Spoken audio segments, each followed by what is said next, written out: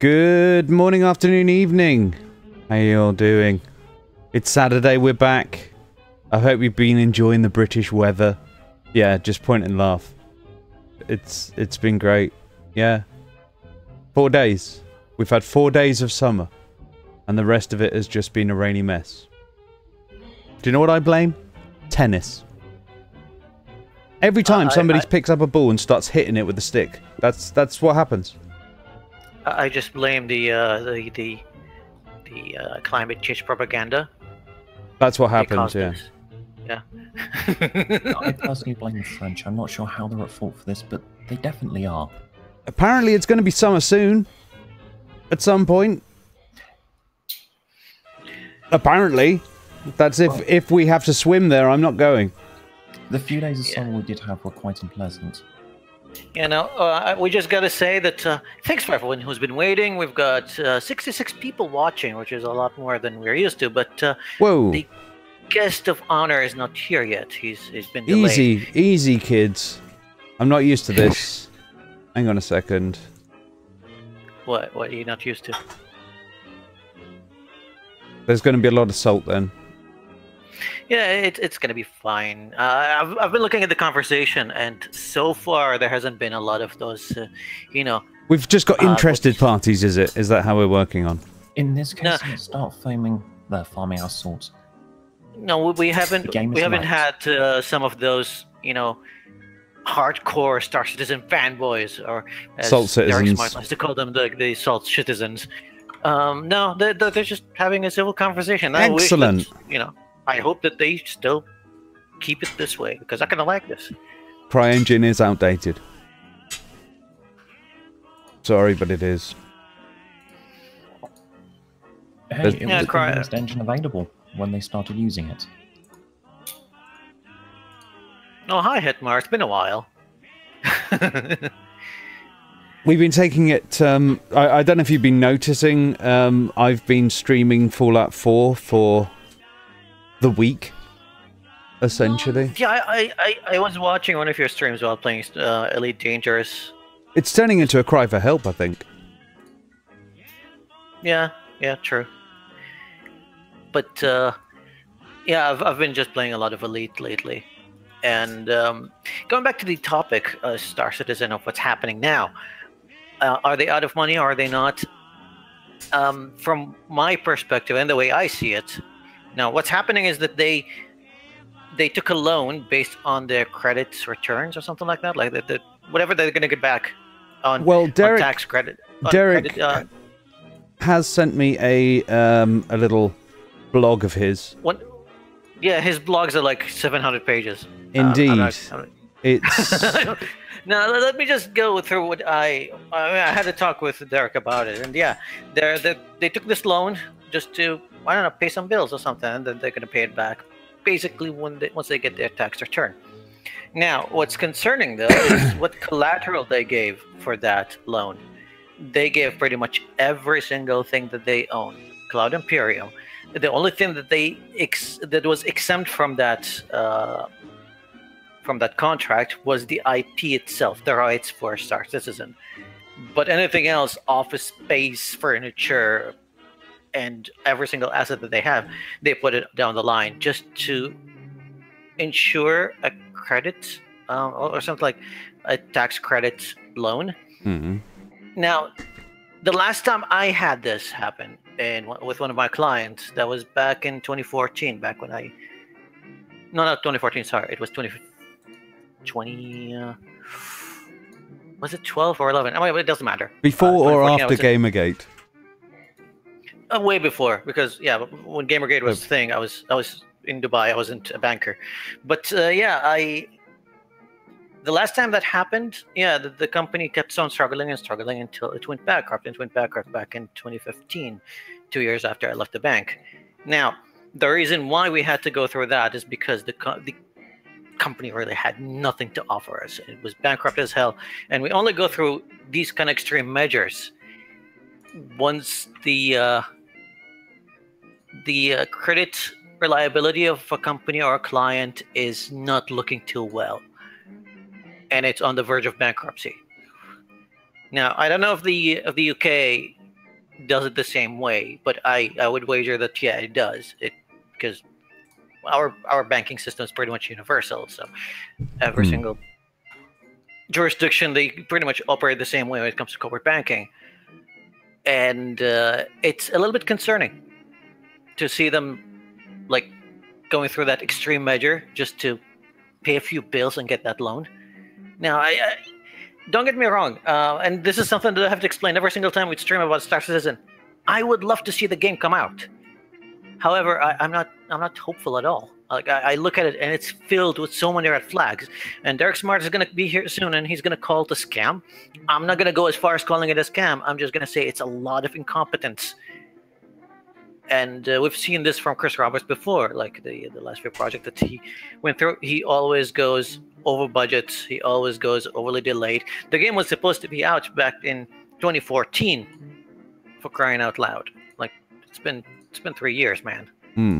I mean, it's been just adding more and more stuff into their goal list, but we don't even have a coherent economy. We don't have an actual game. And if they don't release Squadron 42 soon and start gaining some revenue, then this is bad news. Because right now they're living out of just people buying DLC and microtransaction stuff. Well, it's not really microtransaction when you pay hundreds of dollars for ships that are not even in the game yet. It's not really microtransaction, but it's pretty much donations at this point. I believe. And you can't sustain a project like that. Well, yeah, I mean, for how long can it? You know, that's the thing. I think it's all based on belief at this point. I think it's the true believers are the ones that are going to keep putting in that money, because they know that if they don't, then it's going to fall on its arse. And they're just hoping for everybody else to start turning up, and everybody else is still waiting for it to turn up. And there's this...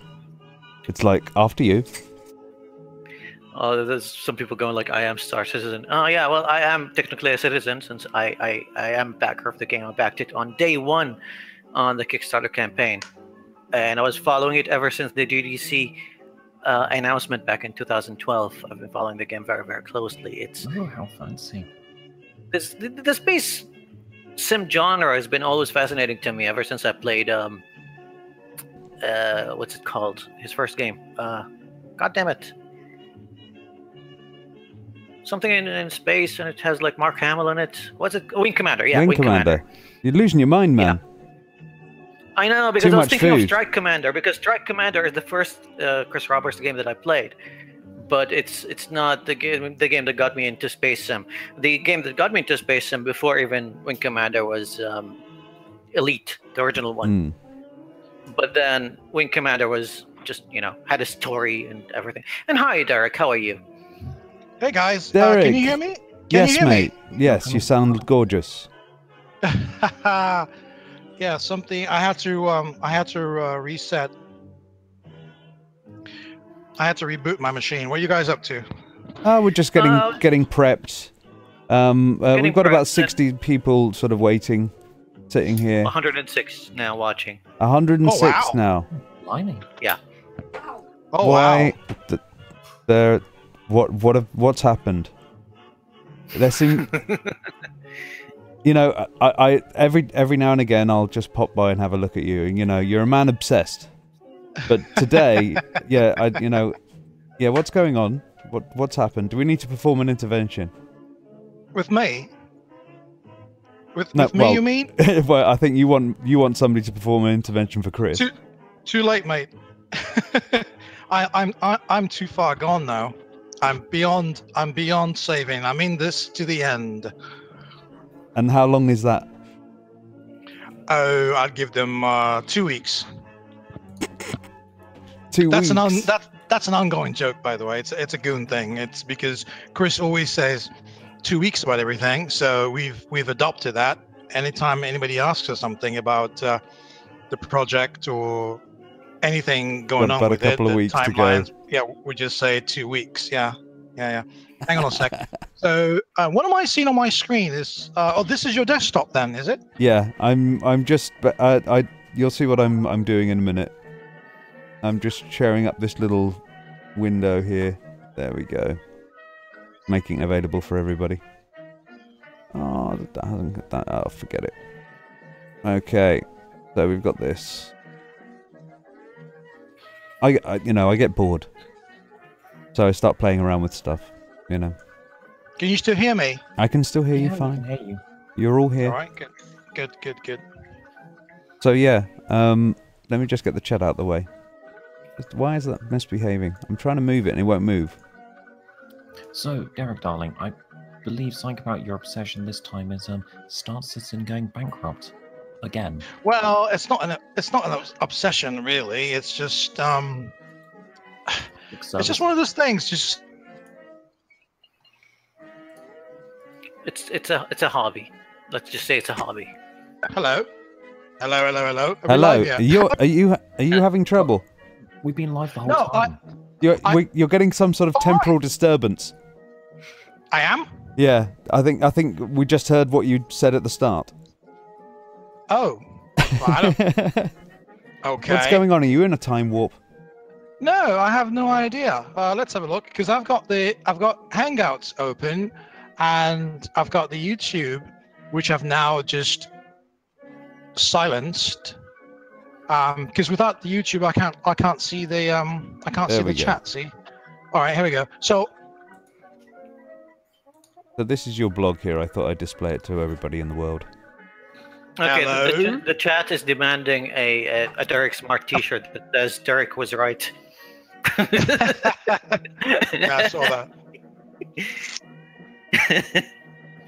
So there's Oh, there's dear all God, this we to have a read. time traveler. So are we live yet or not?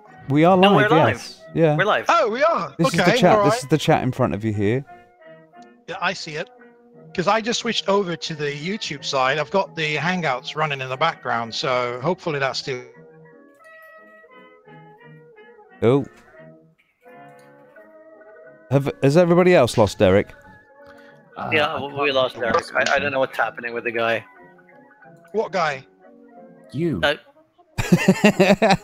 You keep cutting off, mate. Everything's happening. Well, I don't know what's going on because I can hear. I can hear you guys. Right. Is there? I see what it is. He's having mic problems. Okay, let's this get is this not a good fixed. start. Did- You keep I sort of. don't think it's on my end because I can hear you guys just fine. We're hearing you in sort of drips and drabs. You kind of go you like this now and again. Oh. It's very odd. It could be Alright, just hang your microphone. Well, let me have a look.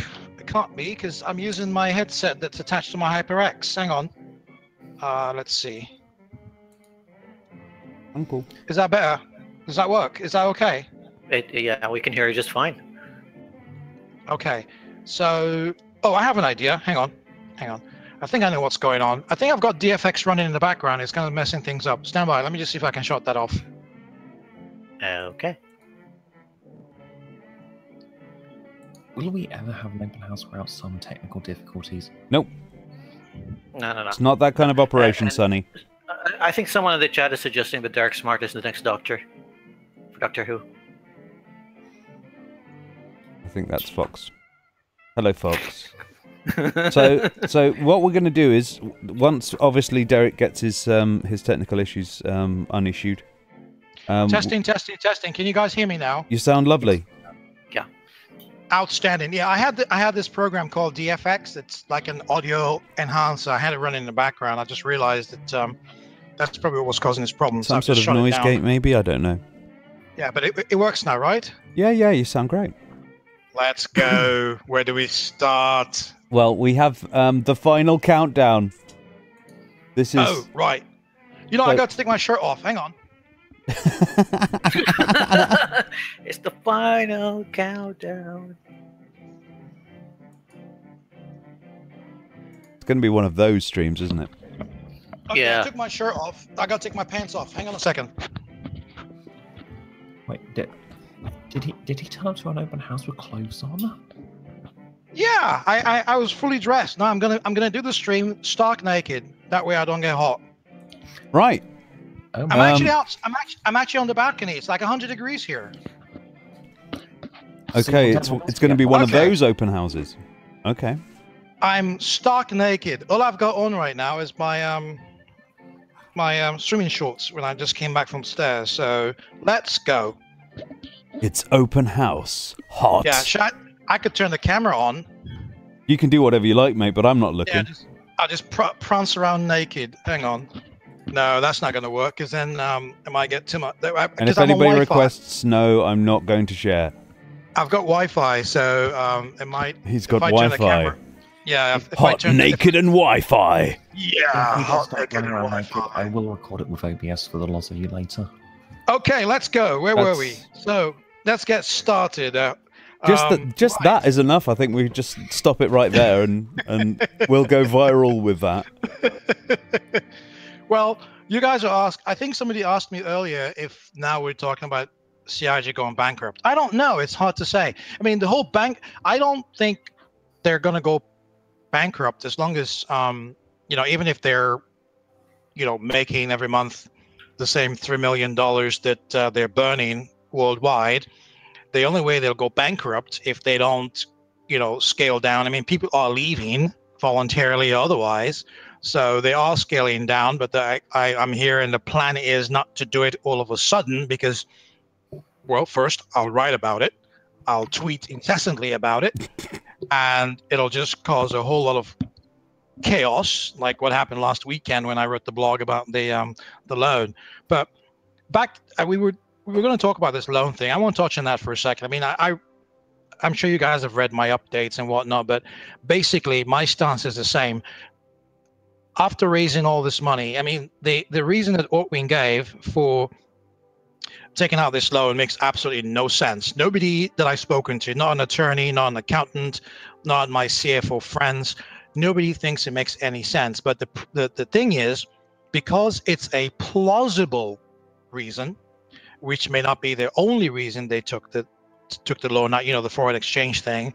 It's one of those things where you tell a half truth and you rely on plausible deniability for the rest of it. Because, for instance, what happens if in 3 months it comes out that they've been scaling down because they haven't got money, or they're going out of business or something, and then somebody says, hey, well, Ortwin said this 3 months ago when they took the loan out, and he said that the loan was about foreign exchange, so how is it 3 months later they haven't got any money? So the whole foreign exchange thing, Ortwin is an ass. I mean, he always puts his foot in his mouth. I mean, he's had tussles with my attorneys, he's had tussles with the escapists and their attorneys.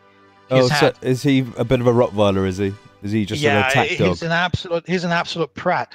And the thing about it is, he's an entertainment attorney who hasn't practiced law in like decades, and he's always putting his foot in it. So this public statement that he issued, and note that Chris never issued it, he issued it over the weekend, on a Sunday no less, last weekend, and it's mental. We still don't know why they did it on a Sunday. I mean, think about this. I mean, when I wrote that blog, I mean, a lot of people say, oh, nobody pays attention to what Derek Smart's writing or what he's saying. Of course, they know that's not true.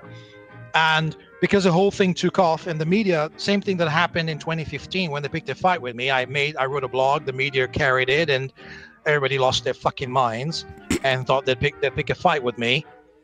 So it's the same thing that just happened here again, where I wrote a blog and the media catches it, and Ortwin comes out on a Sunday, when he should be out getting his tan, and and giving a bullshit excuse that he knows is not true, but it does have some truth to it, I'll admit, but it simply doesn't make sense. I mean, I wrote an update to my blog, which somebody was saying, it makes absolutely no sense, and I explained this I did an interview the other day, 2 days ago. I did 2 interviews about this whole thing, and I was explaining to one of the people, and I said that, think about it this way.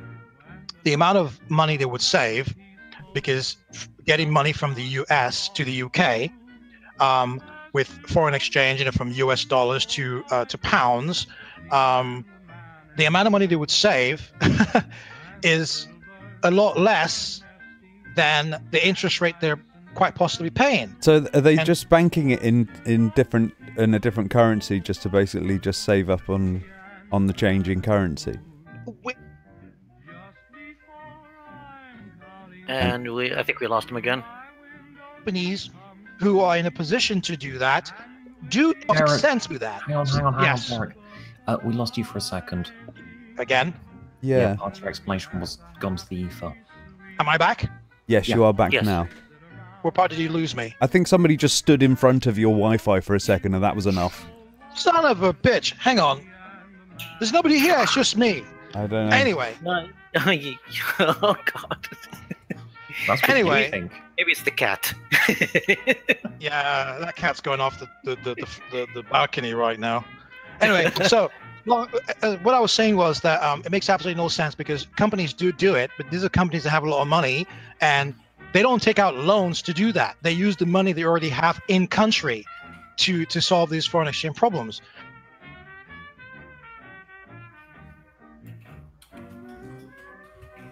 No idea how this works.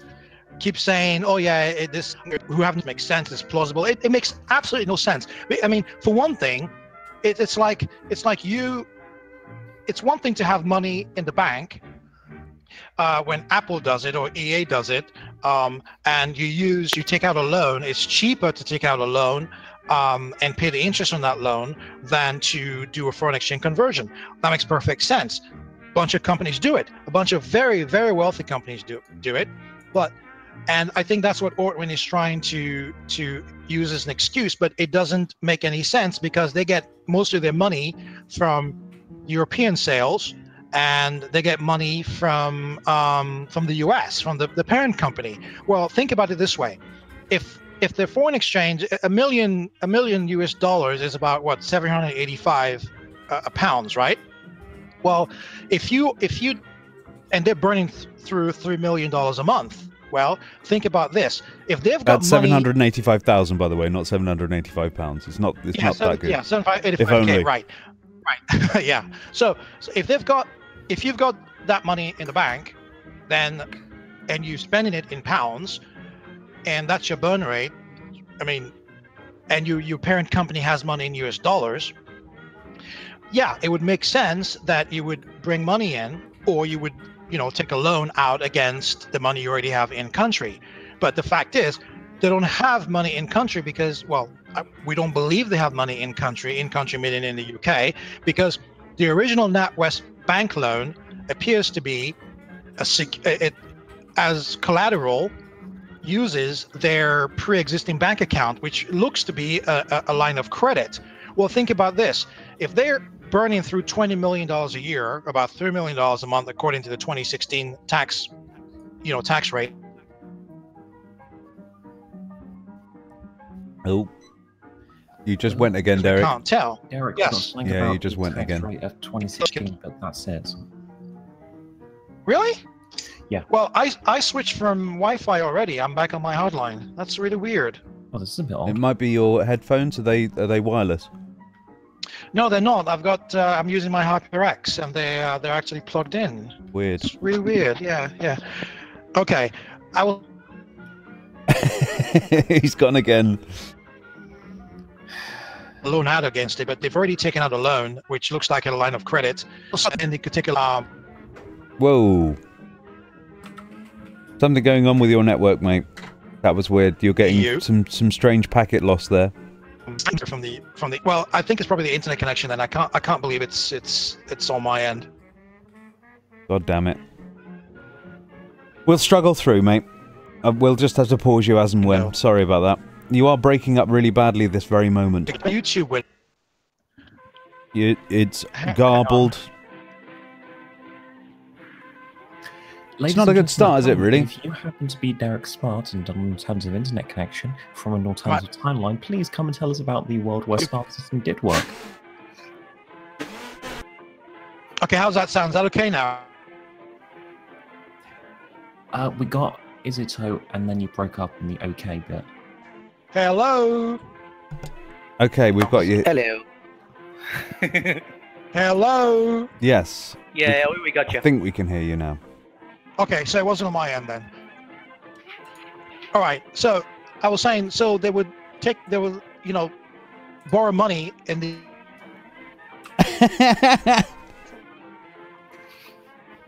filings.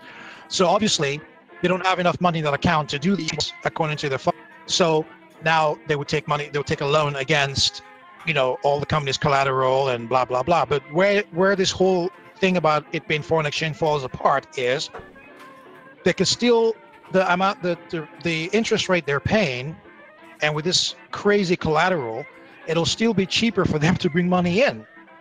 Because, and the other thing people keep missing, which I mentioned in my update, is they've had this tax credit since 2015. They never took it out. They never took a loan against it. They never took a loan against it in 2016. Now they've taken a loan against it. And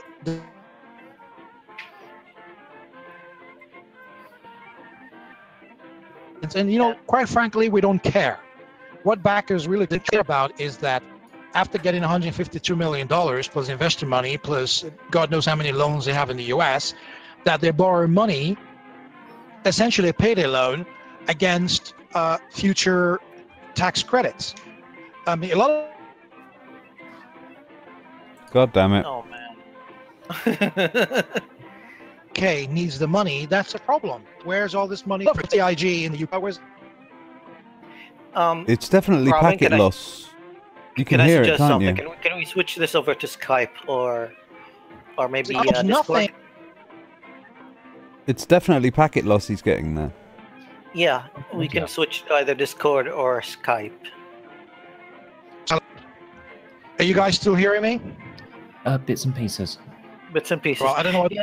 Yeah, I'm suggesting that we can switch to Discord maybe. Like we streamed through Discord before, so Everything just sounds fine. And Yeah, the problem is your upload, because we're losing about half of what you say, and you could be speaking right now. We just couldn't tell. maybe because I have both the Hangouts open, and I've got Both the Hangouts? so it's got to be on your end, guys, because I can hear you just fine.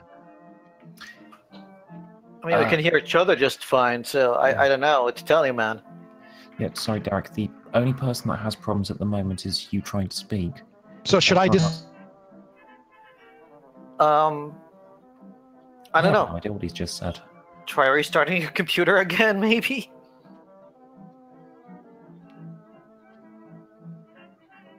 Derek, you can hear us okay, yes?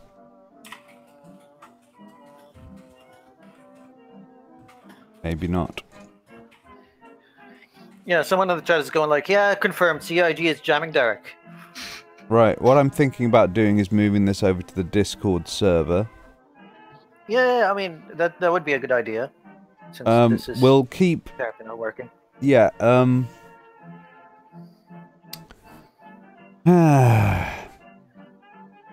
that's a pain. We'll keep this open. Oh yeah. Keep this hangout open, yeah?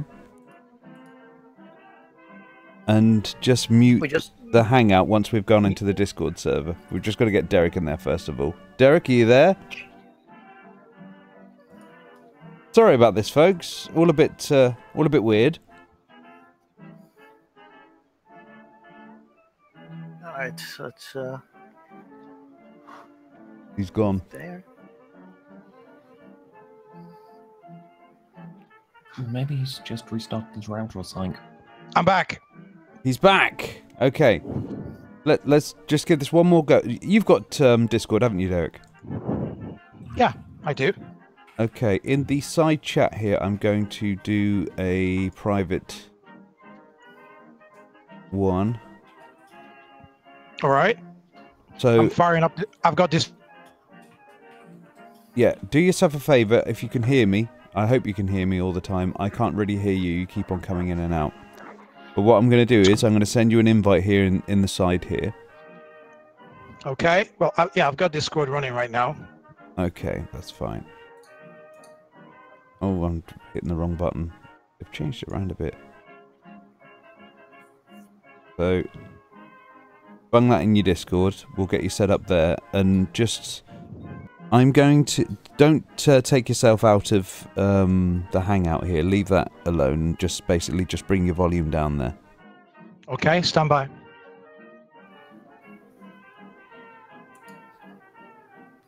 So we're going to do it a slightly different way here, folks, but it'll all make sense. If it'll work, yeah. So, I got Habib in here.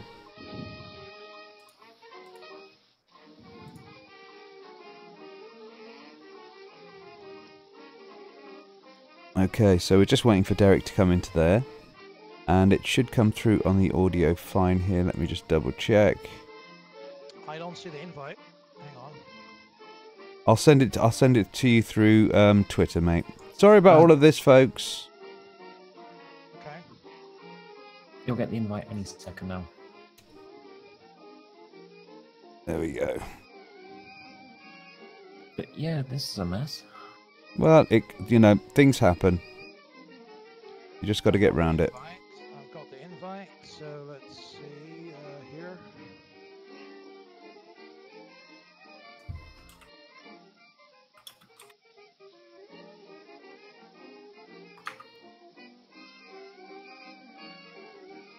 Hello, hello, hello.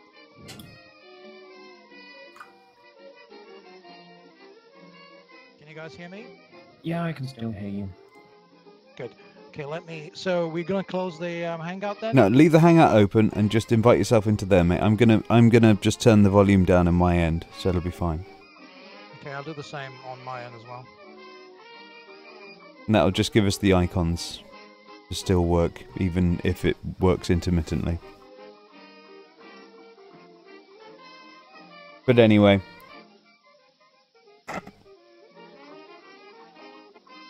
For any of you lot looking to come in and have a chat about this, that's fine. But what we're going to do is we're just going to basically... We don't have a lot of time. Derek is going to go out for a meal later. So he's only got a small amount of time, so I'm just going to let him rant. And then it'll just be easier later on down the line. Just waiting for Derek to get into Discord. I'm not quite sure what's going on here.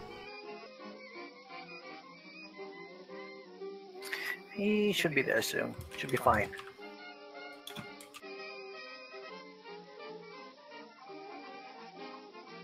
So, are you getting the audio right now from Discord or from the Hangout? I'm getting the audio from Discord, and I'm getting the audio from the Hangout, but I'm favouring Discord right now. Okay. Well, I pretty much muted the Hangout. I can't hear anything from it, so that's fine. I don't hear echoes. But yeah, you'll still have my icon there, just popping up in the the thing. This is one convoluted setup right now. The only way to get it to work. Yeah, I know, and shit happens, I guess. We have Derek, who has no audio coming through. Oh my god. What a fucking pain. He's not server muted. I guess we could Skype. No, I think he's got his audio. He needs to figure out his audio. That's all. He's definitely talking. I can see his icon doing the thing. No, it's not. It was a second ago. What the hell, Derek?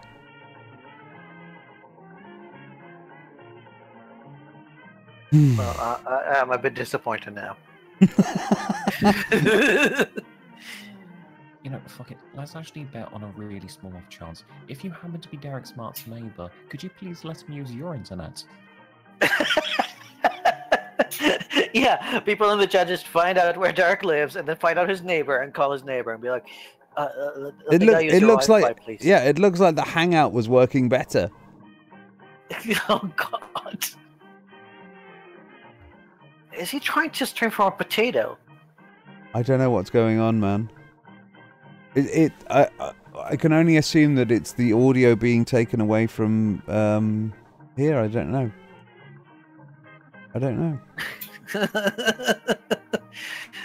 Oh yeah. I mean, the plan is like, yeah, fuck it, we'll do it live, and this is what happens.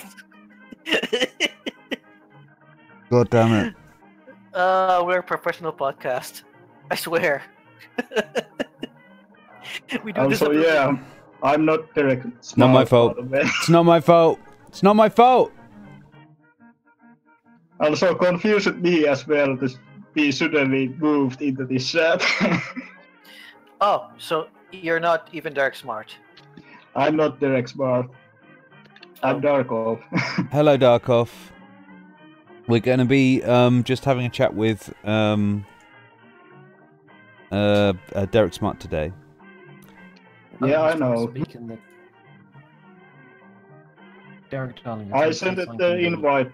Hangouts. I sent it the invite to Derek Smart, so he should know. Who's Nelly? Let's have a chat with Nelly. Hello, Nelly. Hello, Nelly Stos. Oh, okay, Derek, what you need to do is you need to join one of the voice chat rooms, then we can drag you down. Because it's an invite-only room in Discord, so we don't have people join randomly. But instead, Robin's just dragging them all in randomly. What is it saying to him? Any of the ones on the side, such as reception or such. Well, just tell me one. Don't tell me any which one. Just tell me Just join click this on fucking reception channel. if you can get in it. Okay. No, I cannot. Yeah, I can get click into on reception. Yeah, he's there in reception. Just drag him in. Okay, we'll drag you down. There, you're in. Fuck it. I mean, how hard is this? This is not rocket science, guys. Evidently it is. Okay, we're done. We're good. We're hanging out. Well, that's brilliant because now I've got echoes. Just mute the What you're echoing yourself, or No, you're echoing. so just basically just turn down Google Hangouts. I've already got it turned down, and I've got both the camera and the microphone on mute. Weird. But why do we even need Hangout? Oh, because you need to record. Just to have your icon there, mate. That's all. I'm just gonna change the input and the output, and that'll do that. It seems to be working fine now. Yeah. Yeah, that's because I changed all the outputs. Sweet. Anyway, so back to it. You can All obviously right. you can obviously still see my screen share. Yes, I can. You know, so I'm just going down through your blog here. Let's see if we can Alright. get this done. So, basically, walk me through this here. Imagine I'm an idiot. What the hell happened? With what exactly? So, I mean, you've been following this from the word go. So we've had how many years now? Well, I got involved in July 2015, so it'll be 2 years this month, actually, in a week, since I wrote that first blog. The first blog that started it all. I remember sharing it. I didn't think it was that. I thought it was quite innocuous at the time. Yeah, we all did. And everybody thought, imagine then, everybody thought I was crazy. Remember I was saying they will never get the fucking game done, and people kept telling me, oh, give them some time. It takes time. AAA games take a long time to do. It will take 2. And I kept saying, no, that's rubbish. They're never going to get it done because they can't build that game. Nobody thought we'll be here 2 years later talking about money and a game that's not even 20% completed. To be fair, you said that they needed $150 million to complete the game back then. Yes, and? Yeah. See what happened. Oh, yeah. Right, yeah, well, yeah, exactly, because that's a good point, because back then I did say that if they had the manpower, well, the experienced team to build these large games, and if they had the right engine, and it'll be a minimum $150 million. Well, 2 years later, they've switched engines, they've blown through $150 million, so obviously I was being very conservative, and with all the rubbish that's going on with the development right now, clearly they don't have the right people who know how to build these large games. So I think I'm still batting 3 for 3. Because they would have released a game by now. To be fair to even both points, I think back in 2015 the scope of the game was way different than what we have now. That's not true. That is not true. Stop. That's not true. Because they in October, the original Kickstarter game had a specific design, had specific elements in it, had a specific scope. They started scoping it, and at the point where they had $65 million, when they stopped doing the stretch goals, was the month they were supposed to be delivering the fucking game, which was November 2014. So November 2014, they had $65 million with all the stretch goals paid for. Nothing came after that. They haven't increased any new stretch goals. Chris has made a whole bunch of promises since then, but none of those have been added to the stretch goals. So the stretch goals stopped at 65 million in 2014. My first blog when I said they couldn't build the game, they overscoped because they've overscoped it. They don't have the money, they don't have the engine, was in July 2015. So at that point in time, the horse already left the barn, and they were well on their way to disaster. All right.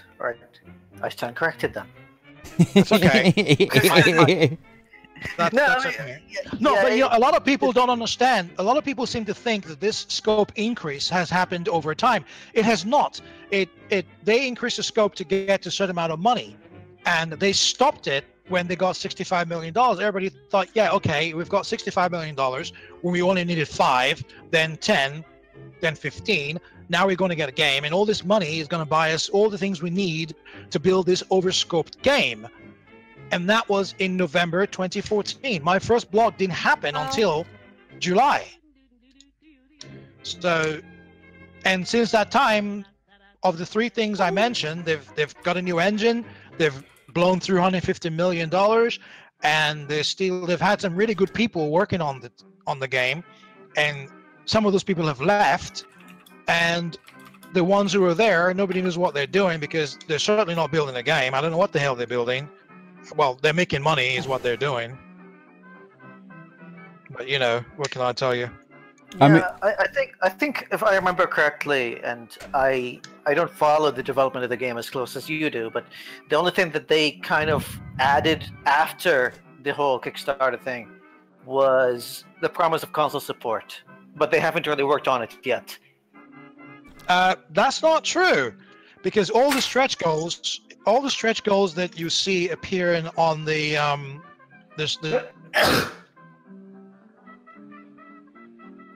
Oh dear, we lost Derek Smart again. See? Told you it wasn't me.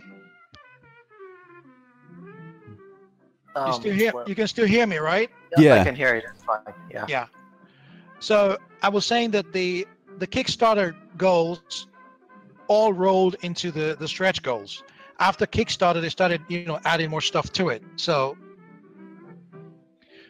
it had nothing to do with console. And I don't believe they've said anything about going to consoles. I don't think they're even talking about that right now. They were talking about Linux support. They were talking about VR, but never about console. Console was something a bunch of people started speculating, and I shot that one down when I wrote an article saying they can't do it with the engine they've got. But now they switch to Lumberyard. If they want to switch to console, at least for Squadron 42, they have a good shot of doing it. But Lumberyard doesn't have any. They're having to basically really work Lumberyard, aren't they? I don't understand. Well, they're going to have to rework it a bit, aren't they? Because there's a lot of stuff that they developed under the Crytek engine that they were going to have to rework with Lumberyard, isn't it? That's what they're doing now for the PC game, because they're still doing their Lumberyard merge and having problems with it, which is shocking.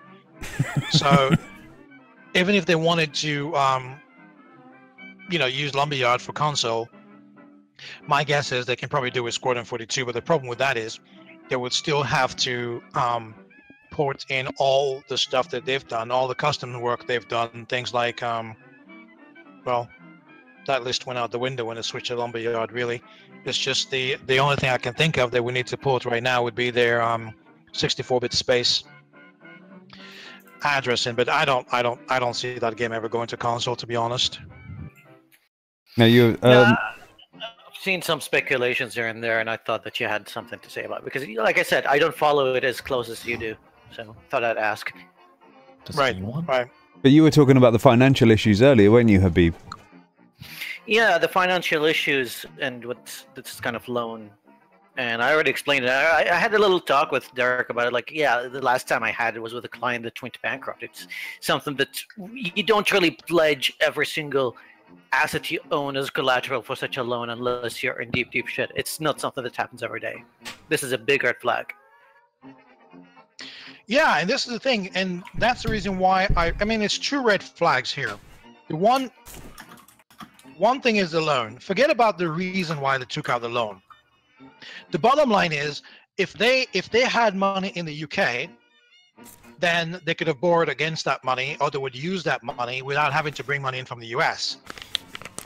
Even so, bringing money in from the US still implies a foreign exchange loss to some degree, but they're not. When you do the math right now, and a guy did some projections which I posted in my blog.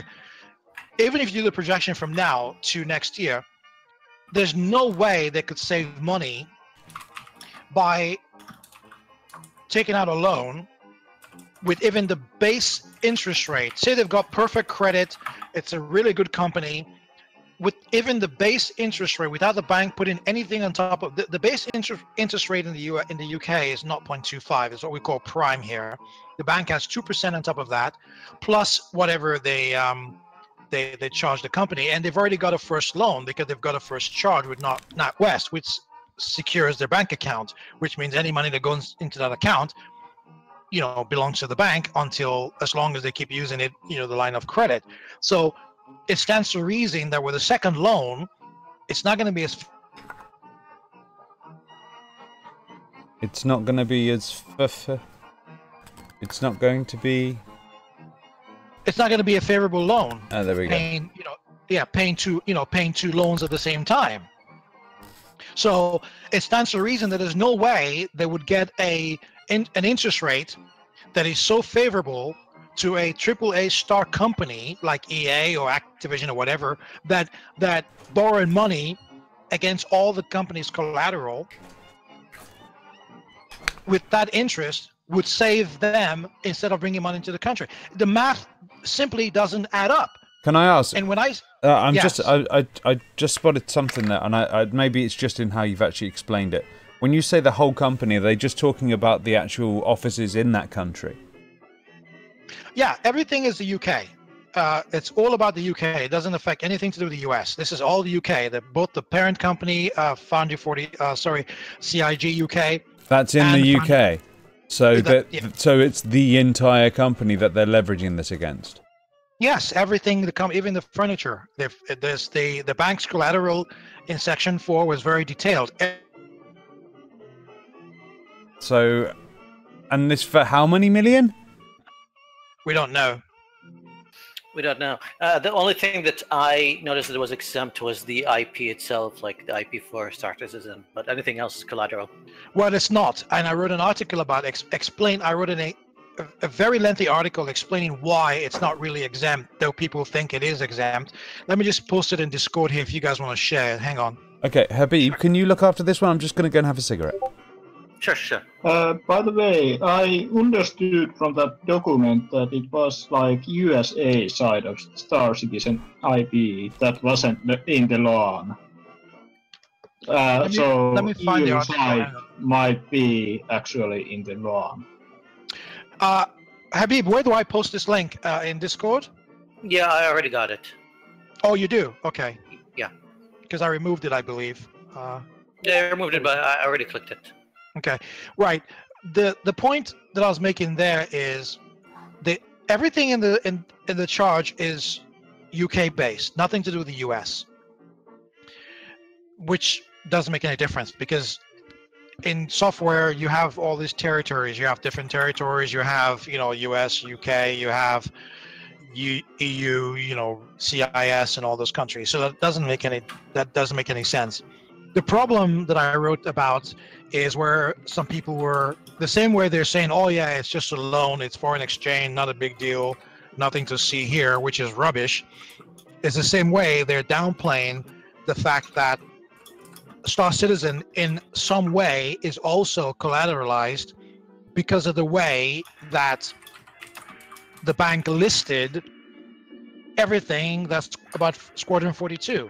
So by listing those items, as I mentioned in that article I wrote yesterday, by listing those items and by virtue of the fact that Squadron 42 relies on a whole bunch of things from Star Citizen, it stands to reason that if the loan defaults, which we don't know if it will, if it defaults, then and the bank decides to secure it, to license it and then sell it to a third party, the third party is going to want the source code to build a game, Squadron 42, so they can release it. Well, they can't do that because it uses the same engine as Star Citizen. So what you're going to have is they can't just tell the bank, here's the audio, here are the movies, here's all the mocap. That's Squadron 42. That's not going to happen. They'll have to produce the source code for it. And that source code is Star Citizen, because for all intents and purposes, Squadron 42 can be regarded as DLC because of its dependence on Star Citizen. Does that make sense? It makes even more sense because I know how corporate lawyers and even banking lawyers operate. If this goes to court, it doesn't matter what is exempt. They're going to liquidate the entire thing. There you go. Once you open the door for pledging your own company and assets as collateral, expect it all to be a collateral. You're married to the mob.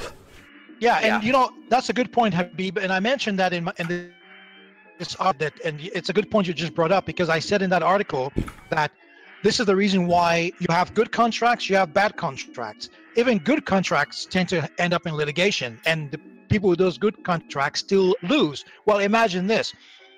If the good contracts will list every single thing that relates to an IP. They're not going to think that the word intellectual property automatically encapsulates and includes every single thing. They would itemize it. This is why the bank in section 4 itemized every single thing about Squadron 42.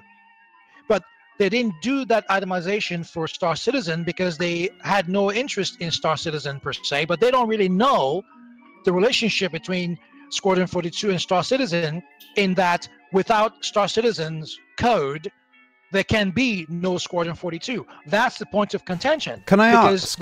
Yes, just for my own, just to sort of back up this, exactly where did the source come from, with all this information? What do you mean? So it's in the charge. It's in the charge. Can you just explain this? If you imagine, I'd like everybody to understand these esoteric terms. Okay, they file in this country, when you take out a loan, it's a private loan, nobody knows about it. But if a company wants to make sure that you don't take out additional loans, or they want to know that you have a loan against your company, blah, blah, blah, whether it's a credit line or it's just an equipment loan, they will file something called a UCC1. In this country, a UCC1 is not very detailed. It just says, by the way, we have an interest in this company by this loan. So if a company has, let's say, $1 million in the bank, they've taken out a loan for $250,000, a company in the US could file something called a UCC1 to let people know they've got a loan at this company. It usually doesn't say what it is for. It just says we have an interest in this company. If there's litigation, or the company goes bankrupt or is being sold, that UCC1 is proof that this lender has an interest in the company worth $250,000, and they would need to be paid. So the UK version is called a charge. So, but in the UK, it's because of the UK law, because of the financial law, it has to be very, very detailed. It has to mirror exactly what's in the loan docs. So the same way you file a financial in the UK for a public company, or sorry, for private, well, all companies do it, for a private company, which is how we see their financials. Anytime a company takes out a loan or a charge like this, it's also filed accordingly. So when they filed it on June 13th and it went live and we saw it and I wrote the blog, that charge says this company has taken out a loan. They don't say how much it's for, because that loan is in the loan docs, which is private. And in exchange for this loan they've taken out, this is our collateral. What it's saying is I'll give you an example. We have the collateral for Squadron 42 in the UK, which means CIG or Foundry 42 cannot sell or reassign the license for Squadron 42 in the UK to anyone without paying the bank loan because the bank already has that security. It's like you having, you know, 2 pieces of furniture in your apartment. You've got the TV, you've got a computer, okay? Right. You take out a loan against the TV, and now somebody has a claim on that TV. You can't take out a loan against the same TV because somebody else has it. You would now have to take out a loan against your computer, which is what happened here. They already had a loan with National Westminster, NatWest, against their bank account, which is where we assume most of their money goes. So they use that maybe like a line of credit, which we have here in the US as well. So since that wasn't enough to secure the loan they wanted, they decided to take out another loan, whether it's for tax rebates or not, we don't know. We only have Ortwin, who's a lying son of a bitch. We only have his word that the loan is for the tax credit. But the bank did not just secure the tax credit. And this is where the argument falls apart, right? People keep saying, well, you know, this is every time a company takes out a loan, they have to give collateral. Yes, of course. But oh, there he goes. But for the company as a collateral was the thing he's probably gonna say. Am I back? Yes. Yes. Okay.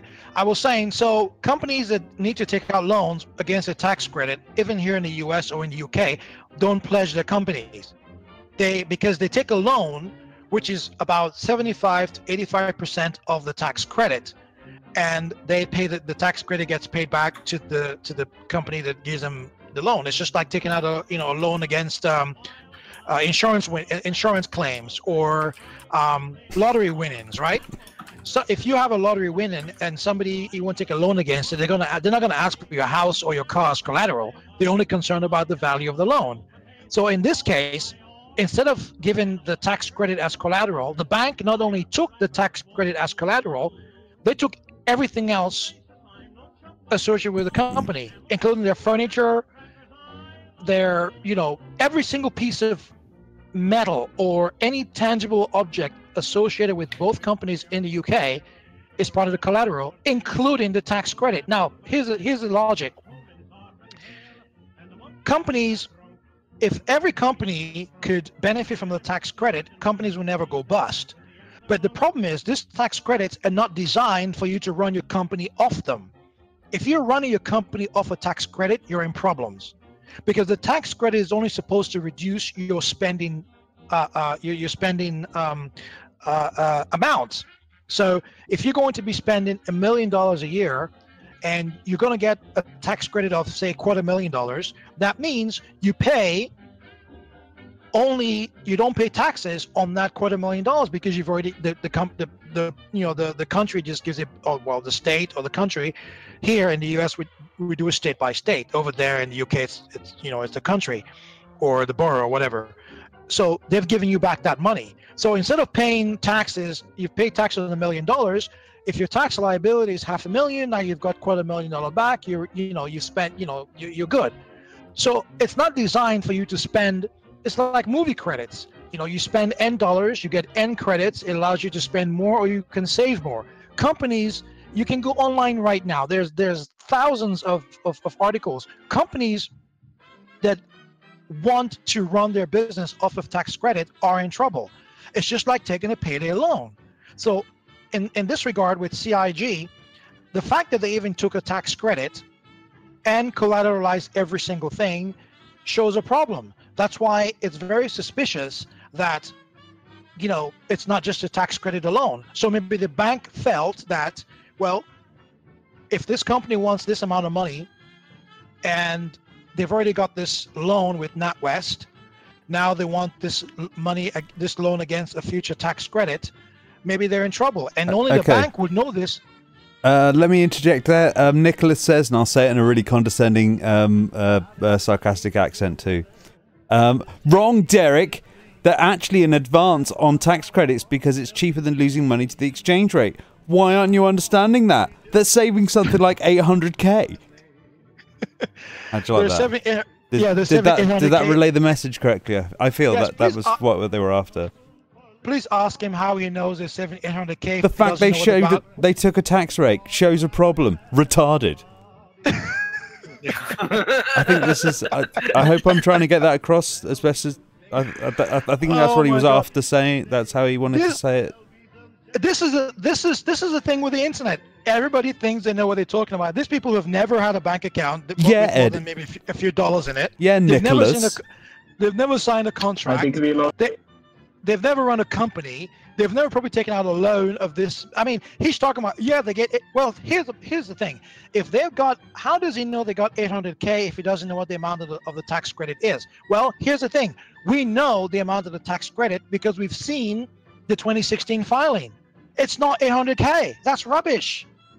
So, and we don't know what the tax credit is going to be for 2017 because until they do their financials end of the year, which shows what they've spent in 2017, there's no way to know what the tax credit is. Question to Derek, and I'm going to try and relay this as well as best as I can. When will Derek worry about his own stuff and not a company who doesn't care what a Gamergate feminist thinks? Next. A Gamergate feminist? What the fuck? Let's. No. That's actually a serious allegation against you, Derek. You seriously have so little to do in the year 2014 and 15 that you spent most of your time on Twitter basically taking the piss out of people online for having opinions on video games and video game journalism. Anyway. Well, here's. I'm taking a few. Everyone has better things to do. Okay, than so that. I'm just taking some questions from the audience here. And beautifully done by Rangman, who says, please ask Derek, this loan thing is shady since why didn't CIG take these loans previous years? Because they didn't need it. That's the crux of the matter. They didn't take it because they didn't need it. And they didn't need. Oh. They didn't need it. I think that's the answer that you're getting there, yeah. Yeah, they didn't need it. They didn't take it in 2015. They didn't take a loan in 2016. I mean, they've already got a loan with NatWest. We know this because it's in their filing. But we don't know what the amount of that loan is. And because it's secured against a bank account, we can only assume it's a line of credit. And we all know how a line of credit works. And we know it's a bank account because if you look at the NatWest charge, it lists the bank account number. So we know it's a bank account. And the only way you can get a loan against a bank account is A, if there's money in the account, like it's a savings account, or if it's an insurance policy account, or if it's what do we call it here in the US? We call it money market account, or an account or a 401k, blah, blah, blah. Or if it's a bank account, it's probably a line of credit. We don't know. What we do know is that loan was not enough, and they had to take out a second loan. So if they're taking out, if we assume they're going to take out, let's say like they did in 2016, let's say the tax credit for argument's sake, if they're going to burn through $20 million in 2017, then they're going to probably get another $4 million in tax credit. Well, here's the thing. That obviously means they don't have a $4 million in the original NatWest loan to use. Otherwise, they wouldn't be taking out a second loan. Like, I have a question here. What if the loan defaults? What happens then? Well, if the loan defaults, they've got 60 days. According to the charge, they've got 60 days to. Well, here's the thing: the way the loan is written, it doesn't default automatically.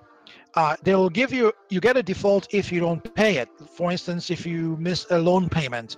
If it's a balloon loan, which we don't know, this is another thing. We don't even know if it's a loan that you pay monthly or if it's a balloon loan. A balloon loan is one where it has a fixed date and a fixed amount. So somebody lends you $4 million. I want it back on January 1st.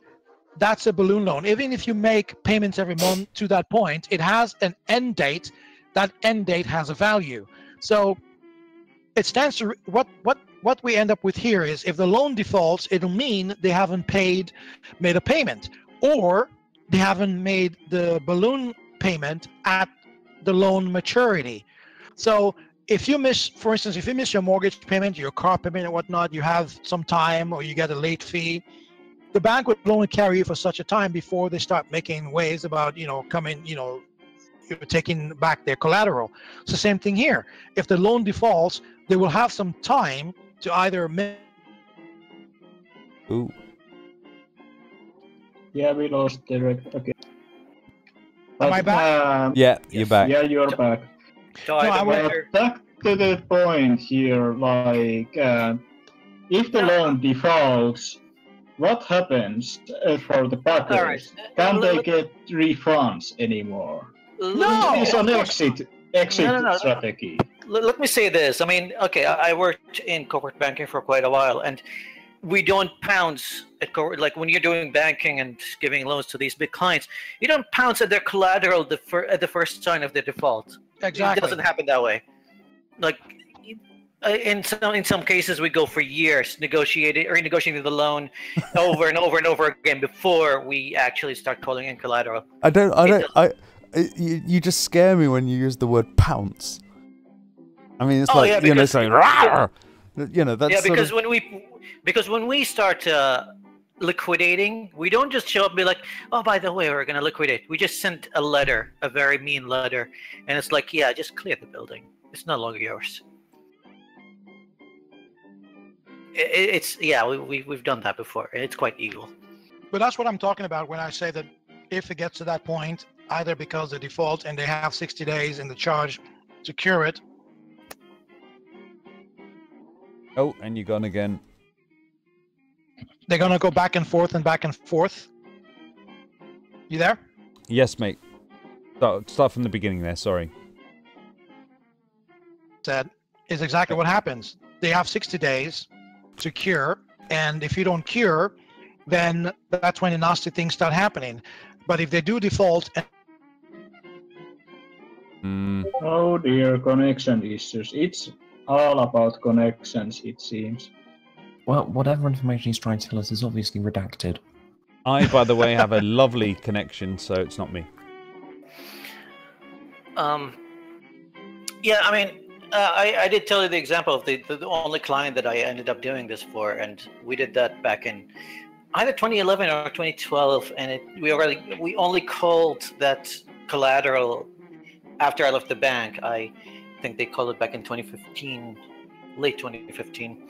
And when I was informed, I was quite, I wasn't happy because it was a hospital, and what we pledged was any hospital equipment that was over $1 million, and that was to cover.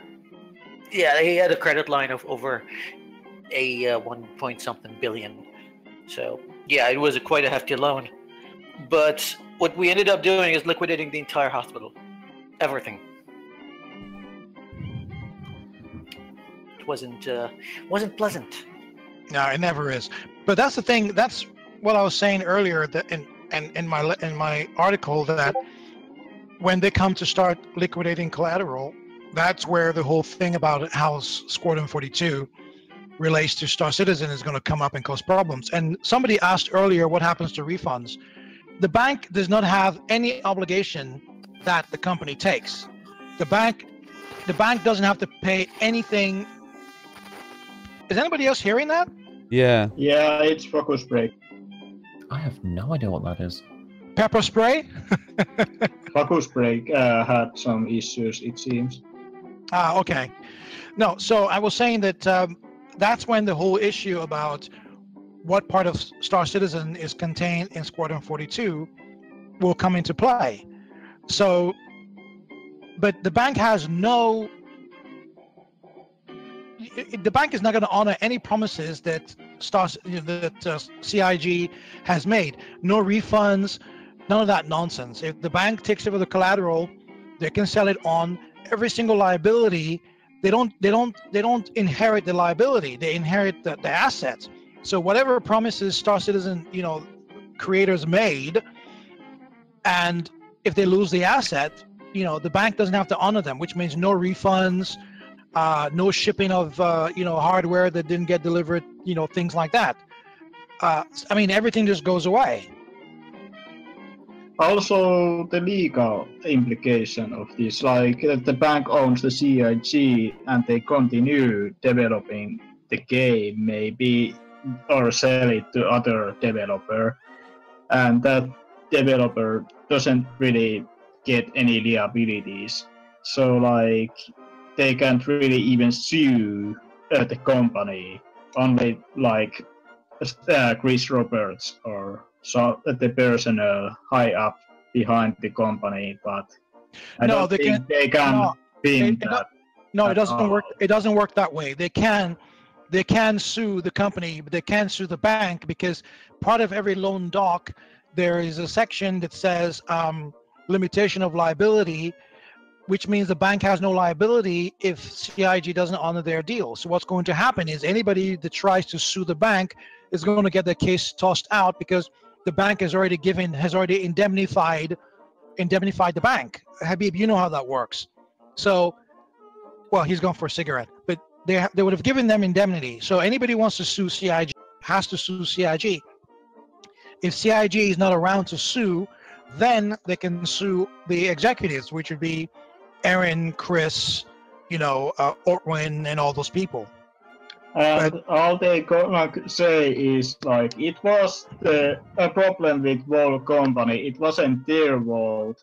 It was some lower rank employee screwing things up or something like that. That's irrelevant. That's irrelevant. That never works in law. Nobody is going to.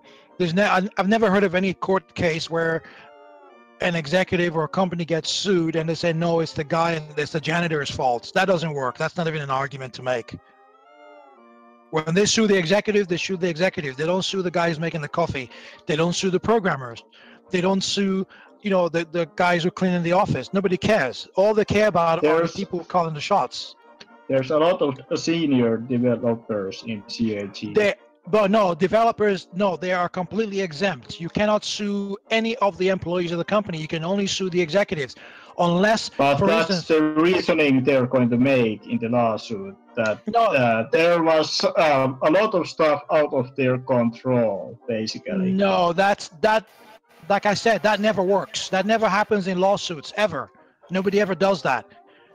Because if they try, let's say they try to sue, let's say Brian Chambers or Sean Tracy, the minute they file a lawsuit, the first thing that either of those two guys' attorneys will have to file is a motion to dismiss.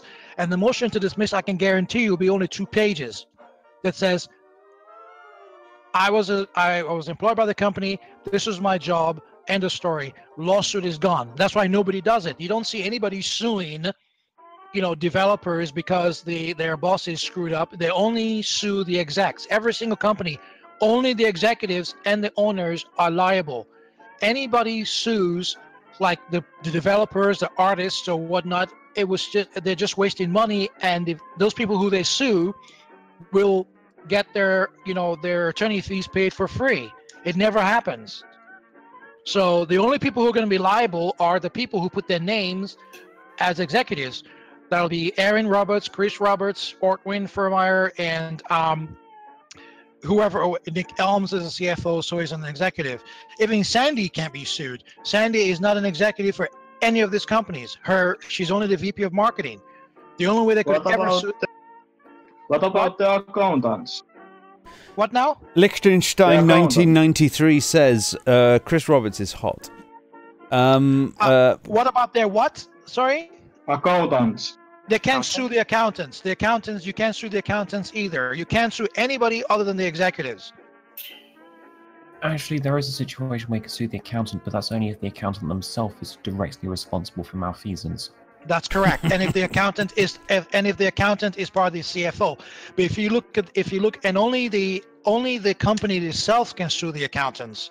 For instance, if they feel that the accountants were responsible for, financials, you can sue your third-party accountant, but you cannot sue your in-house accountant unless it's a criminal case that they've committed a crime or they've done something to put the company at risk. But he's talking about backers or investors or the bank. Who will they sue if the company goes under? And I'm saying executives are first in line. That's where the buck stops. Yeah, and I kind of doubt that the executives, based on the laws that are in right now, would get into any trouble, even if that happens. I kind of doubt it. Well, they will have to they will have to pierce the corporate veil, as you know, and hold them personally liable. If they're able to do that, for instance, That'll be Chris, Sandy, Ortwin, blah, blah, blah. If they're able to do that, and they say that there's some fishy thing going on, whether it's bank wire or exorbitant pay, there's lots of ways you can pierce the corporate veil, and it happens quite often.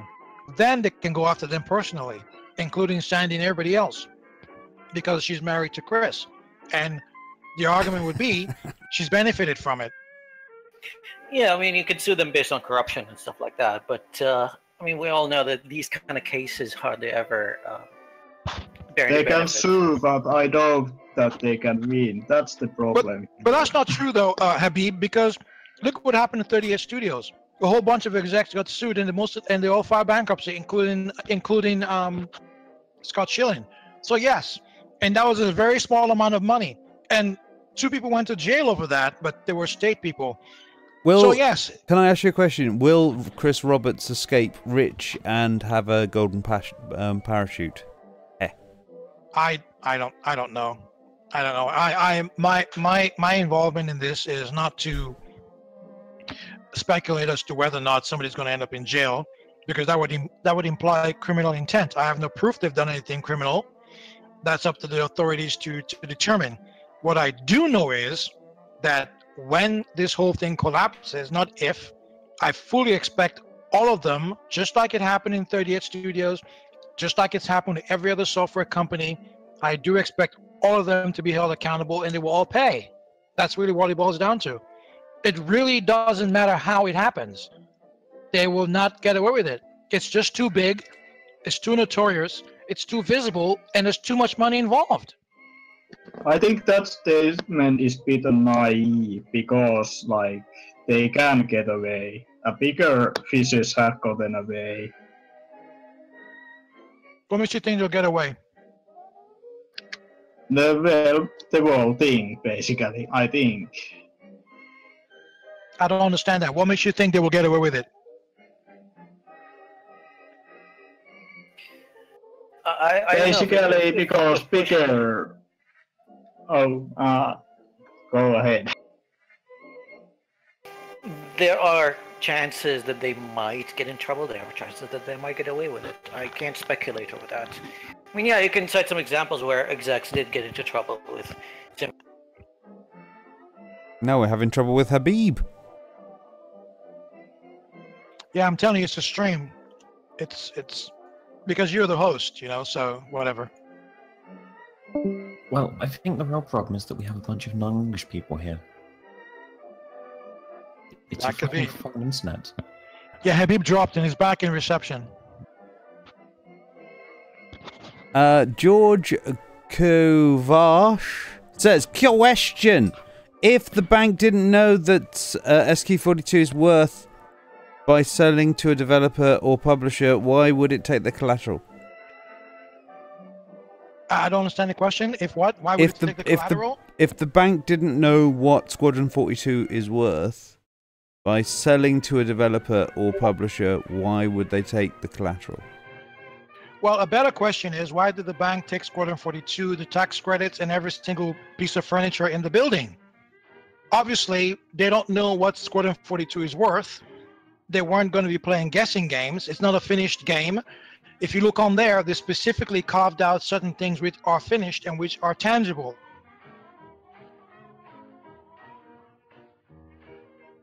Those are all specifically detailed.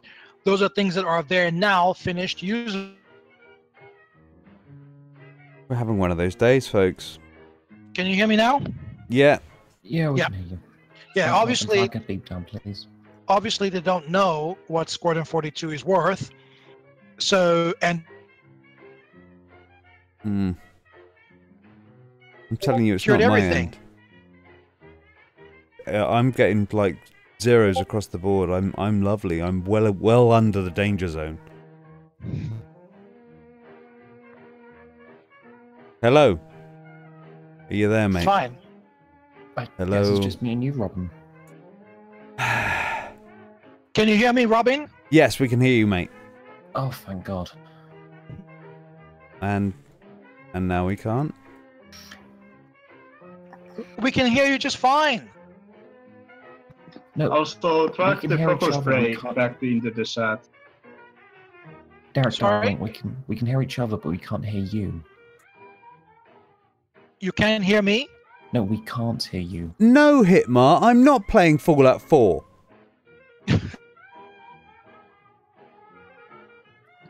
Also, track focus rate. And I resent the 30%. question. Well, Habib is still in reception. Habib's still in reception, 1 second.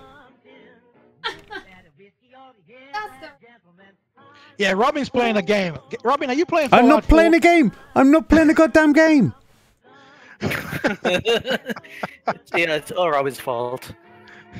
You can see what I'm not playing. It's a professional podcast, everybody. So it's fine. It's fine. Wait, I we even get forgot what I paid was for saying this? before. Shut your mouths. If No, this is I was- professional, do we get paid?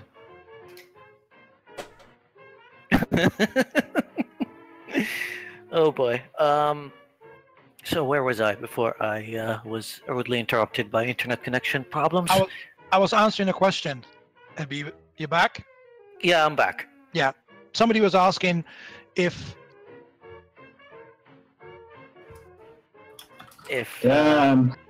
why would they secure it? And I was saying that makes no difference because the bank clearly.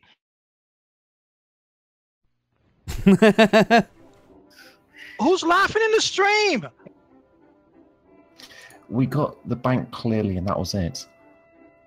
Yeah, like connection issues. This is I'm not playing anything. I'm not playing anything. I'm not playing any Robin, games. I swear. Robin, you're the host, so I don't know what to tell you, but I can hear you guys just fine. It's just that I don't know what it is, mate. You just suddenly just don't work. I can hear everybody just fine. I just heard what you just said. I heard Yeah. Habib when he came back. I'm wondering if Yeah. it's your microphone in some way. And there's with some weird packet loss going on. It sort of like just either cuts out or it sort of like just has little broken bits now and again. Very odd. But anyway, It says you're connected to UE West 476, and my ping is 109. sweet. we shouldn't have any But problems. yeah, getting back into the track, I think the history of ChrisW is interesting. The Ascendant movies part and what happened with Germany's film fund. That basically was investor-run company that funded movies, and they basically gave loan for movie companies to make movies and then get the profit of that movie. And yes, some shady stuff was going on there. Let me just link it to the chat. Anyway, Yeah, I think we already know about that. So Yeah. You know what I think is going to happen with CIG? I think in 2019 or 2020 they're going to go completely bankrupt, and then Gearbox is going to buy them, and Randy Pitchford will just release Star Citizen as is, just like he did with Duke Nukem Forever, and we're all going to hate it. That's like really good guess.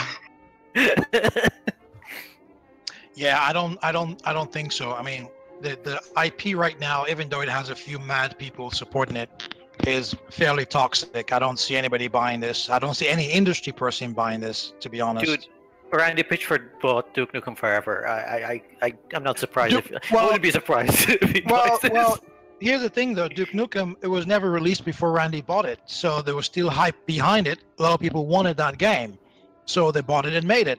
Star Citizen has way more stigma, way more bad press and PR, and $153 million liability already. I mean, there's not a single mad company on the planet that would buy that IP at all. I think like the IP will remain unsolved, but what about the assets? I think Lumberyard could like buy the graphical assets in Star Citizen because they are, quite frankly, pretty somewhat. Yeah, it doesn't work that way. Yeah, I mean, what are you going to do with the assets, really? You can't just implement them to your game. And be Look, like, never in our history do we have a situation where a software company goes under and they go and sell the assets. No, the only way you buy third-party assets is if you're making plugins or assets for, you know, engines like, you know, Unreal or Unity. There be no reason for Amazon to buy Star Citizen assets. That's not even logical. But, you know, completing my answer to the question I was asked earlier, I mean, the bank didn't just secure Squadron 42. They secured everything about Squadron 42 and the building, everything in the building, because they don't own the building, it's a lease, and the tax credits. So if the bank really thought that the tax credits were worth it and the company was going to be around to get the tax credit, they would have secured just the tax credit. If they thought Squadron 42 was worth so much money, they would secure only Squadron 42. They wouldn't secure every single asset the company has. So I hope that answers your question. Any more questions for Derek, folks? Yeah, I'm here till 6:45 and I've got to run. Exactly. 15 minutes. So someone is suggesting that we start a Kickstarter to buy Star Citizen. Save the game, Derek. Yeah, not interested. For one thing, as a gamer, even though I still have my account, there's absolutely no circumstance under which I want to play a game with any of those assholes right now. And I don't have any friends who are dumb enough to put money into Star Citizen, and I don't like playing multiplayer games alone. So the good thing about Star Citizen is you never know who you're going to be playing with, because of course the matchmaking sucks and it's very hard to get a game going. But with these toxic ass clowns who permeate the game, if it ends up being a game that's you can play, you're probably not going to want to play with those guys. So no, I have absolutely no intentions of buying the game or helping them do anything. My goal simply is to document their complete and utter dive into disaster. That's one hell of a slow dive, though. It's been going for years. It does. Well, it's been going on for 2 years. The dive started when they missed the shipping time in November 2014, but backers kept giving them money. They kept taking out loans so they can have one more month. It's now 2 years later since that time, and backer patience is running out. 3.0 is an absolute disaster, according to what I'm hearing, which explains all the delays. Now it's coming middle of August, and we know they're not going to make that. So all I'm going to do right now is, I don't wish them evil. I don't wish them ill. I don't want to see the game, fail. But, to wish a game fail, there has to be a game. So now there really is no game for me to wish for it to fail. I don't want it to fail. I'm a space combat vet. I want to play that game if they make it. But for me, my part right now is just vindication and documenting it, because there's so much confusion. There's so much nonsense. The streamers, paid or unpaid, or those who are making money off Star Citizen, are spreading misinformation. They're doing a whole disinformation campaign. The guys who are laundering money through the game, or who are making money from the game, are doing the same thing, because, spreading all this. I mean, these idiots, before Ortwin even made his announcement, these idiots were going live and saying, "Oh yeah, the loan is for it's for to buy a building. Oh, it's not a loan, or it's to get it's for Sandy to go and get a boob job or something." I mean, they were coming with all kinds of bullshit excuses until Ortwin issued a statement, and even then, there are people like Board Gamer UK, that clown, was going online and saying, "Oh yeah, the loan is 0.25%. The guy, they're just throwing everything out there without having any knowledge of anything, and then they're arguing about, "Oh yeah, the bank doesn't own Squadron 42, the bank doesn't own, Star Citizen," even though everybody can go online, load up the PDF, look at the security document in an entire set. And we are losing Derek again. How about now? Yeah, Yes. it's good.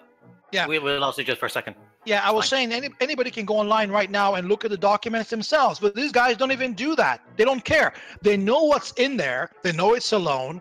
They don't know what the amount of the loan is. They don't know what the interest rate is. They do know Squadron 42 UK is secured. They know they know that Star Citizen UK is not secured, but they're still ignoring the fact that without Star Citizen, there's no Squadron 42. So they're spreading all this nonsense, all these lies, and all these things, and you know, all they're doing is confusing the whole issue. That's why I tried. There he goes again. And we lost. That's why He's I write back. all my blogs and all my articles so that one day.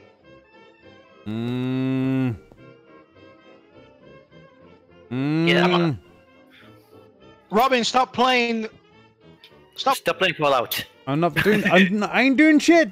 I'm just sitting here waiting. No, I'm attentive. No, I was just saying that it's the reason why I write all my blogs and my articles, because the same way the media goes there, people go there for reference. God damn it. Not Robin, me. no, Robin, I really think it's because you're recording this. That's why we're getting these problems. You're I recording have the got stream zeros here. across the board. I've got about twice as much bandwidth just sitting there doing nothing.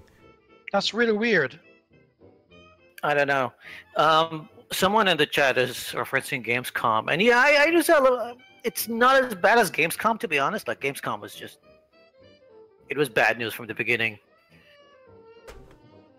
What were they saying about Gamescom? I missed that. No, they're like Gamescom there, Gamescom, and I'm like, no, it's a whole different case. Yeah, it was shady as fuck, but it's. Oh, not he's the talking same about. way. They're talking about the upcoming Gamescom, because Gamescom starts on August 22nd. The 3.0 patch, which was due out in December 2016, is now and was due in June.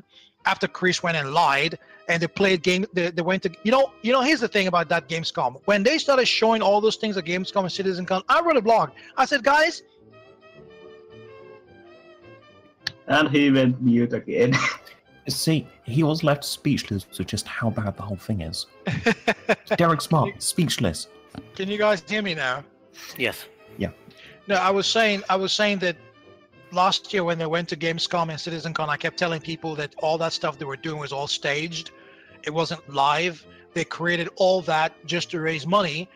And here we are, 8 months later. There's no 3.0. None of the tech they were showing at Gamescom and CitizenCon is materialized. And another Gamescom is coming up again that's going to hit up against the 3.0. It's going to be the same shit show all over again. Correction, 10 months from Gamescom. Sorry, say it again? 10 months from Gamescom. Like, that's how long it has been. And you have to remember, in early December, they already teased the planetary landing. I mean, last year, well, 2 years ago, basically. Yeah, I wrote and said it was all staged. People were writing entire articles on Reddit, how I was making shit up, I was jealous, blah, blah, blah. Yeah, here we are, 9 months later, nothing. Because I was right. They were making up all that shit to show gamers, to build confidence and get money, and they got $8 million. And he keeps doing it. Yeah. I mean, it's a repeating pattern at this point. Like, I can't really believe anything that they say anymore. I just see the tech demos and I'm like, yeah, right. This is not going to happen. It never does. There's this beauty in Star Citizen, and that beauty is gray market. Basically, gray market is like free advertisement for game company that produces also money. That's like really ridiculous concept. I still think that this is a good marketing opportunity for us to start selling that shirt that says, Derek was right. I want to buy a baseball cap, not a shirt. That just creates reactions. the real sad thing is that, every single time I make these proclamations, everybody accuses me of being jealous and blah, blah, blah, blah. And then it comes true. Then everybody forgets until the next time. Like this thing with Gamescom and CitizenCon. I told everyone, I said, look, guys, this is bullshit. This does not look like a build. This is something they put together. And guess what? They had to own up to it. They did an entire, Road to Citizen-Con bullshit. I said, hey, Squadron 42 is nowhere near complete, nowhere near release. It's not coming in 2016. And again, CIG issued a statement saying that basically, I'm full of shit and the game is not delayed. Guess what? And they left it right to the last minute to tell the backers that Derek Smart was right. Squadron 42 wasn't coming out in 2016. And here we are. We still don't have any trailers for Squadron 42. No gameplay trailers. And it's supposed to come out 2017. Answer the call. 2017. Yeah, exactly. And this is the thing. And they forget all these things. And again, this thing with the loan. I've written a blog. I've written an article. I've documented it. Now the whole fiasco is over. But guess what? As with everything with CIG, the real truth is going to come out in a few months. Then I'm just going to go, hey, you know what? I wrote about this a few months ago, and here we are. This is what has happened since July 2015, time and time again. Once I see something that I firmly believe looks off. I mean, businesses take loans all the time. It's not a big deal. My company's taking out loans. I know friends who have companies take out loans. It's not a big deal. Taking out a loan is not a big deal. We've always known they had the NatWest loan in the UK. I wrote about it briefly when I did the financials analysis last year. Not a big secret.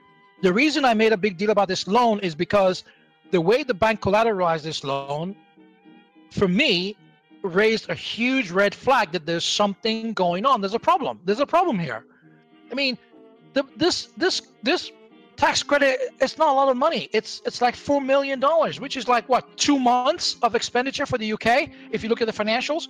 So there's no way the bank is going to lend them, give them money for tax credit for multi-years because they don't know if the company is going to be around. So we can only assume that they only took a loan against the 2018 tax credit. And by the way, they don't even know what that amount is going to be because 2017 isn't over yet.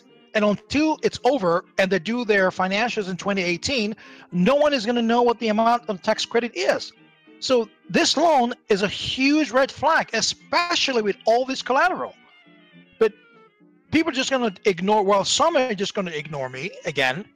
And those who know that I have a consistency when I believe in something, I keep going at it and keep going at it.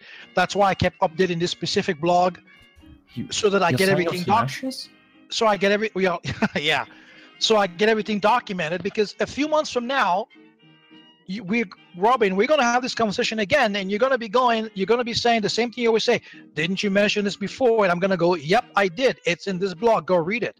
This loan is a very, very bad sign, but we just don't know how bad yet. But yeah, like there's no pro Star Citizen argument. Like Star Citizen as a game is all about collecting those spaceships. It's like those model train enthusiasts.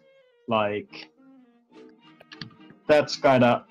I think that's on the point. Really. How complete are those ships now, anyway? I'm just gonna ask another question. I think we only have 5 minutes with Derek Smart before he leaves, and it's concerning a bigger picture, like the Kickstarter scene at large and the way it's been affected. And have you followed any of the big name games right now? Like we've got another Castlevania clone that is being developed by the original developers, and there's another game, Shenmue 3, that's going into a lot of trouble with Kickstarter as well. Do you think we're going to see more and more of this? Because at first Star Citizen was the big failure, but now I'm seeing it prop up everywhere. So what's going on? Well, I think what's happening is there's another game, Ashes of something, that raised $2 million. Ashes of Creation. Yeah, that one.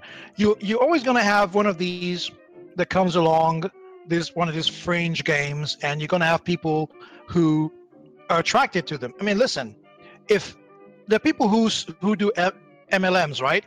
They do Avon and all this nonsense because they make money. Some people turn up their nose at it, You know, even the KKK have their supporters. You know, you will always find a group of people who believe in something. Nothing wrong with that. So like the Ashes of Creation, I have no idea how or why that game raised $2 million. We won't know for a few more years.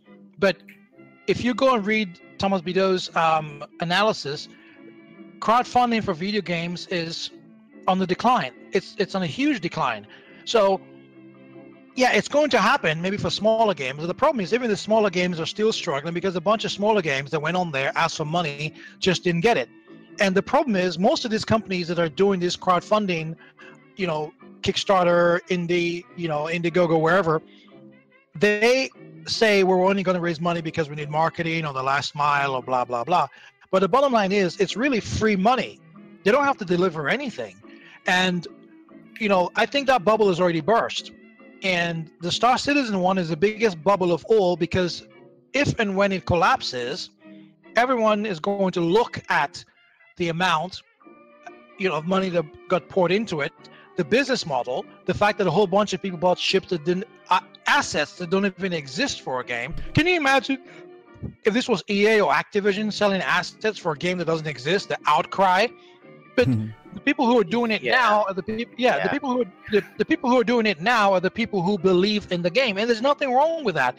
They are essentially putting their money where their mouth is, which is perfectly fine. People have the right to do what they want with their money, but the problem is, it's not an isolated case. Star Citizen is an industry. Oh.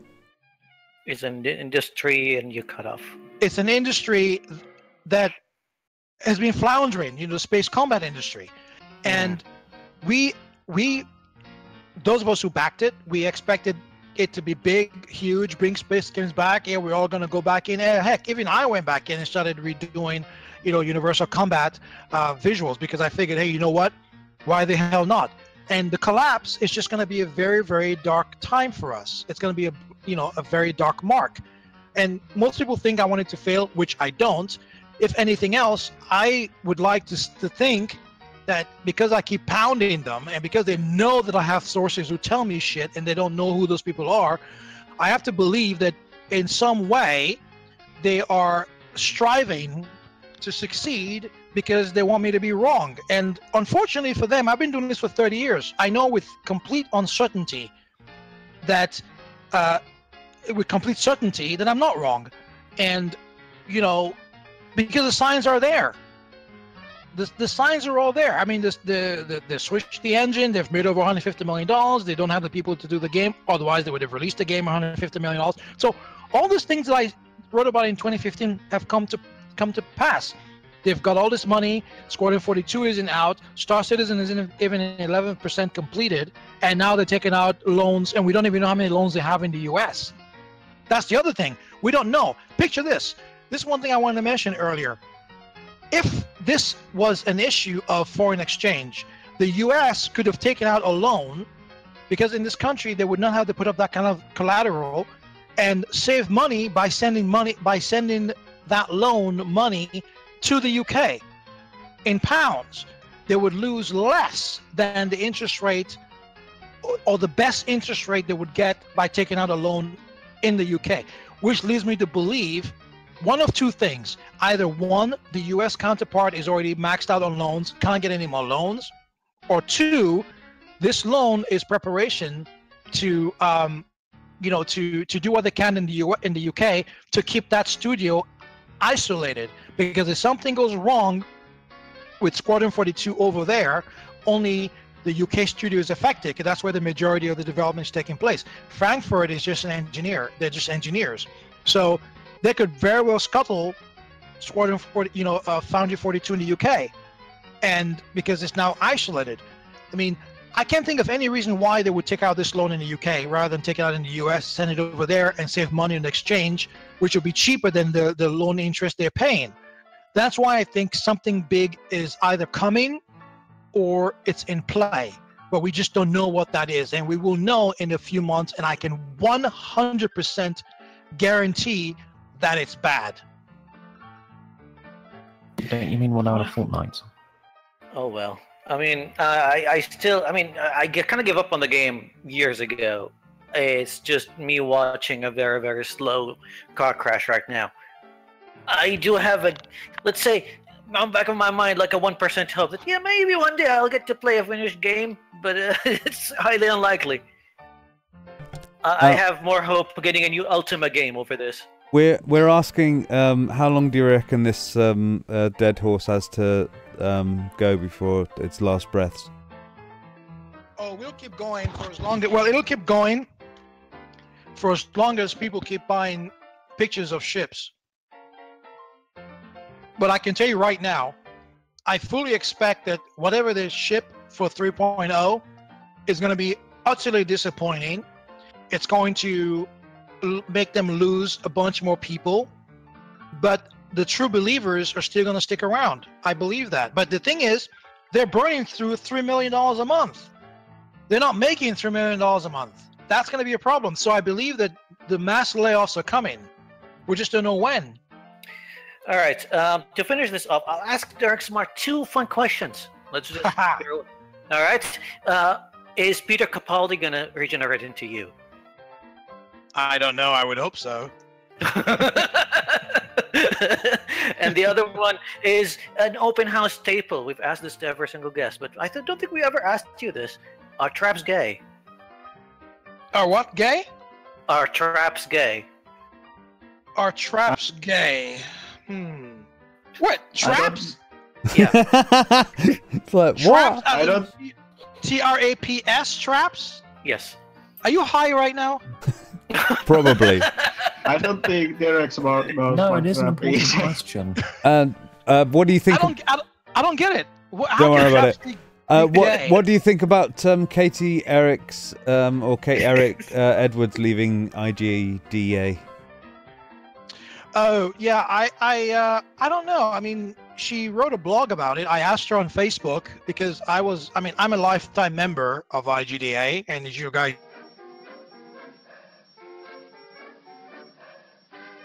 going on with them, but it came. I didn't see it coming, but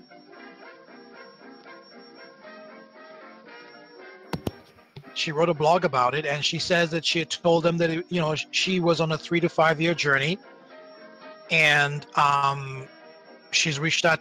She went past the 3 years, and now she's approaching the 5 years, and she felt that now was the time to go. I found it perfectly reasonable. So I mean, if you haven't seen her blog, I can link it to you. But she made some very good points there, and I just wished her well, because her explanation, made perfect sense. So I thought nothing of it. I mean, she's great. Quick synopsis of her opinion. It's a great loss, but let me. Okay, here's the blog. Let me just give you the link before I leave. Where do I post it? No, I was just thinking if you could boil it down for us. No, she just said she was on a 3 to 5 year journey, and her time is up. End of story. Okay. But here, I just pasted it for That's you pretty in vague. This week's. Yeah, she wasn't really. But well, you have to read it. If you read it, you'll see why it makes sense. Okay, so, we might explore that later. Yeah, I don't know why people are making it more than it is. There's no politics going on. I can tell you that for a fact. There's no ousting going on, because that's why we have elections. There's really nothing going on other than she felt it was time to move on, and I accept her explanation. But people know me. If I find out otherwise, I'll be blogging about it, or I'll be bitching about it, and a lot of people will start asking what the fuck I'm going on about, because that's what I do. But right now, I trust her implicitly, and I trust what she said, that it was time to move on, and she made a very good case for it. And bear in mind, she doesn't owe anybody an explanation. I mean, people leave jobs all the time. It's not rocket science. I mean, we wish Donald Trump would leave his job, but that's never going to happen unless he impeaches us. So, but she took the time out to write a blog explaining why she felt it was time, and I accept it. Fair enough. I'm just getting a load of people invited into the open house now, well, so I know you got to go.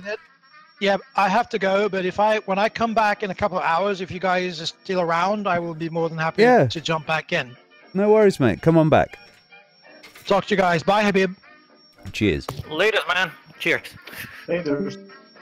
So we're just adding Okay. people in now. So if we go, just get rid of your Back Discord. into- Yeah, Back to the hangout. Bye. So yeah. close this. All right. Okay. Just sharing everything on the open house so we can get our usual suspects in.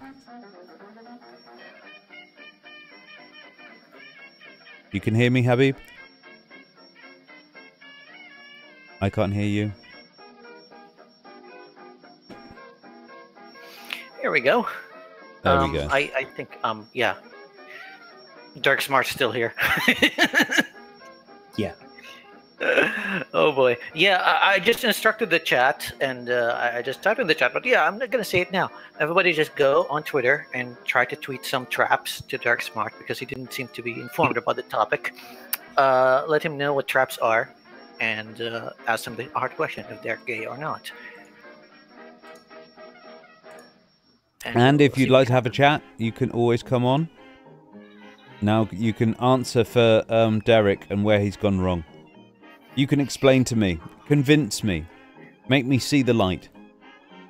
No, here's the thing. Like I've seen a lot of Star Citizen detractors, like people that like to jump into the bandwagon, like yeah, Star Citizen is gonna crash and fall because of this. I don't really see it as a huge freaking deal. And even if it is, like yeah, having a collateral like this is kind of concerning, but we don't really know how much the loan is. We don't really know the details. We know all the details once we have the audited financial you know what the statement. collateral is. Yeah, I know what it is, but here's the thing. Even if, let's say, this is gonna go like belly up, we're not gonna see the effects until like 2 or maybe 3 years, because that's how long these banking negotiations go before before the banks would liquidate the collateral. And by that time, if they can manage to release Quadrant 42, then maybe they'll be able to repay the loan. So, no, this is not going to be the straw that breaks the camel's back. I think Star Citizen as a project has a lot wrong going with it than just this loan. And this is, yeah, it's bad, but it's not as bad as people go, yeah, it's doomed because of this. No, I don't think so. So it's got a little further to go. Yeah. Hi guys. More incoming. Hey, man. With Star Citizen, I think people are going to forget about it that actually were interested in the game long before it dies. I think most people that were excited about it either switched to Elite Dangerous or they just went back to Eve. Yeah, that's what I mean. Most of the people that have shown interest to the point where the space genre has sort of revived because of Star Citizen. But Well, I mean, there's a enough, Star revival Citizen to a certain extent. Oh, sorry, go ahead. depressingly enough, Star Citizen is the one that people really wanted because it's the one we've really been missing the style of. But Well, I Yeah, mean, we've they kind can't of claim in the had market to that. itself and didn't really exist any. Well, if No, you remember, sort of like we had Jumpgate Evolution as sort of like the sort of Wing Commander multiplayer kind of thing leading up. I think that was like what 8 years ago, and like Jumpgate Evolution, Net Devil, those guys just completely fell through the floor. Nothing ever happened, and yeah, so the missing that's step true and was all, maybe- but I think with Star Citizen, once it was announced back in GDC 2012, it didn't capture people's imagination by just going like, yeah, this is going to be an MMO in space. It wasn't that. I think what got us interested is because at the time, Battlestar Galactica was at the peak of its popularity. And they were showing the ship mechanics and how if you lose one of your thrusters, then you can just control the ship with the other thruster and you're going to have a problem with the maneuverability. And it can just turn off the flight assist at any time and just fly it all manual. And I'm like, yeah, this is unlike anything that I've done before in any flight simulator. That's what It's captured cool. my imagination. I was going to say it's very cool in a very short-term arcade situation. Over a long-term kind of thing, it's just sort of like as, how long am I going to have to deal with this shit of, a broken thing or whatnot. It's fun. No.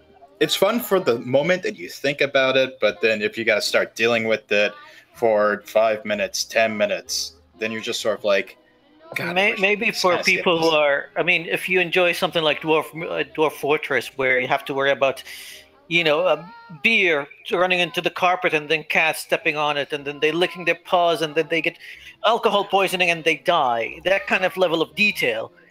Well, Yeah, you're going gonna back enjoy to something like this. okay, I mean, sort of going to a point that you made earlier. No. Yeah, but like going to a point earlier, you're saying sort of like, if they can sell Squadron 42, sort of like make up the money and stuff like that. But sort of, the people who are into those kind of mechanics have pretty much already bought into this, right? Yeah. So, I mean, sort of like they already own Squadron 42, and the likelihood of somebody buying into Squadron 42 after the fact is about as likely as somebody's giving Infinite Warfare a shot, which unfortunately they did not do very good on the consoles, and they didn't do very good on the PC either. That kind of turned into a dead duck and fell into the lake, so to speak. Yep. Fancy Cat asks, did anyone see the Kekistani news report on MSNBC? No. Oh God, what happened? I don't even want to know. I'll check it later. I'm sure there's going to be people tweeting at me about it. Yeah. Have they made a good pizza yet? I think the word cringe. I think the word cringe is really sort of coming across video there. games. I'm having fun talking about games and fun stuff. In that case, if any of you guys want to talk about video games and you want to play whatever game that they're making for the shooter for Star Citizen, guys, have any of you tried the game Shattered Horizon? Not yet. No. It is on my bucket list, though. Is it good? It came out in 2009, so it's quite old now, and it's exactly what Squadron 42 promises to be. Shattered Horizon, is that the you're an astronaut going through the broken base? Yep. Okay, I think I know that one, yeah. Yeah, it's exactly what the shooter part Star Citizen promised to be.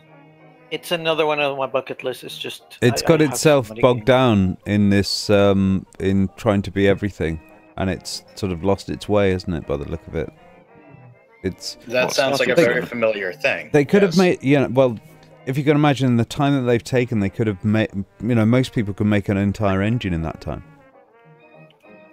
Well, yeah, I mean, look what else happened in that time. Elite Dangerous started up, made quite a small game that was quite limited in its scope originally, expanded its game to be a bit more bigger, did its second major expansion, did its third major expansion, and is now looking at doing a fourth major expansion.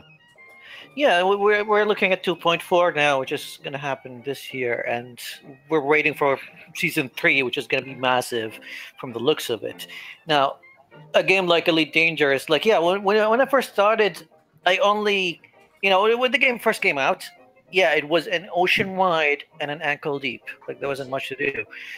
But slowly it started getting more and more things to do. Right now, I'm at almost 1,300 hours into the game.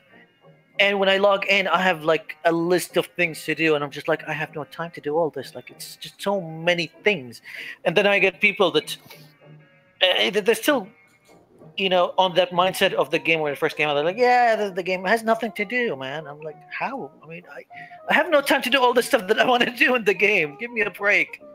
Oh yeah, no, it's like it's sort of in Elite. It sort of depends on the scope of bullshittery that you want to do, either with or against other people.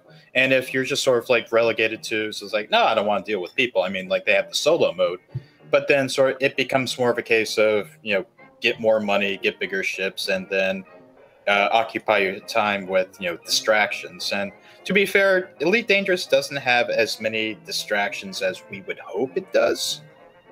We're talking about getting more every month. Well, I mean, like, yes. All right. I mean, if you're thinking like traditional gaming distractions, like, oh, this major event that happened. Yeah, the story in Elite Dangerous moves in a snail pace. Yes. That's why whenever there's a major event, like right now, we're exploring the new alien bases. I think right now we've discovered around.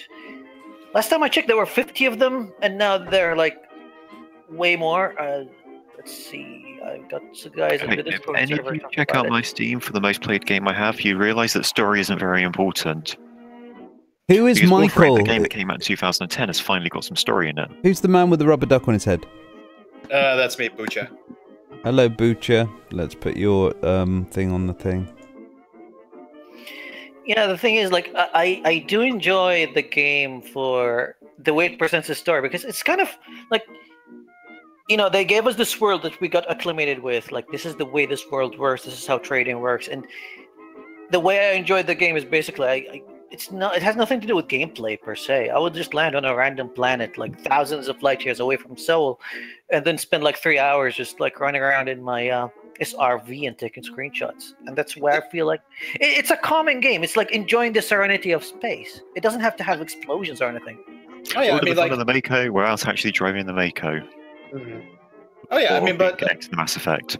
I'm trying to figure out, is it just like the rigid structure that Elite has that just feels like that I can't screw with the mechanics. I can't, I can't game the system in such a way that I feel like I'm getting ahead so much, because Elite is pretty structured. It's very rigid and like you do it this way kind of thing, right? That's what you call a well-balanced game. I mean, yes, it is called a well-balanced Poorly game. balanced games allow you to fuck with the mechanics. Like I've been playing Motorsport Manager today, and I've already maxed out my money because I found an exploit. I mean, there are some exploits here and there when it comes to making money pretty fast. And Yes. Fights anyone around who's asteroids, guys. That's what it's about. Fights around asteroids. No. Right now in Elite, go to Quince. Quince is the money-making system now. Just go to Quince. What's So going go on to there? Quince and rob Habib. I go to Quinn's, pick up a bunch of planetary scanning missions, and you go there and the cheapest ship you can get, like get just like yourself a small sidewinder with just in this RV.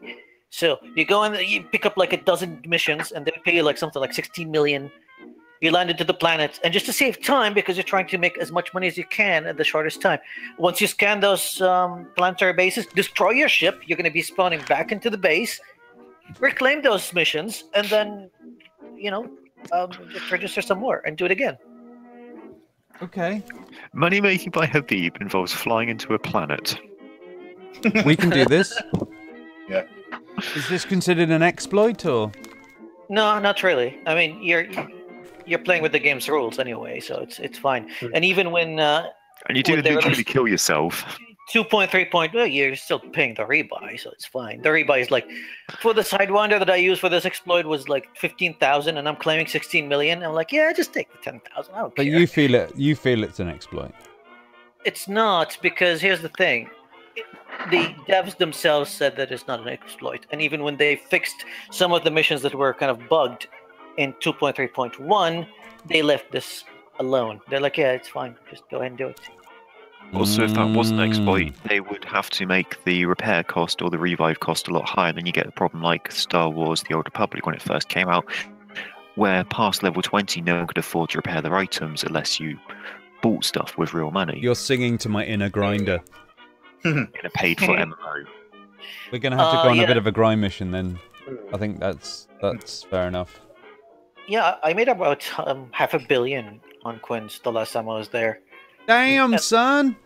And then I buggered off. Like I got my beluga and I loaded it with like VIP passengers and took them all the way to Sagittarius A, which is like the center of the galaxy. And when I came back, I made about 450 million, and I bought a Corvette, and I'm happy with it.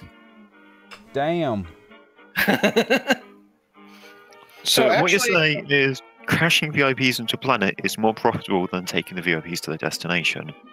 Well, you're not crashing them into planets in that other mission. Hello, Melody. Hello. Are you Sorry. here to shill your new cartoon? I'm here.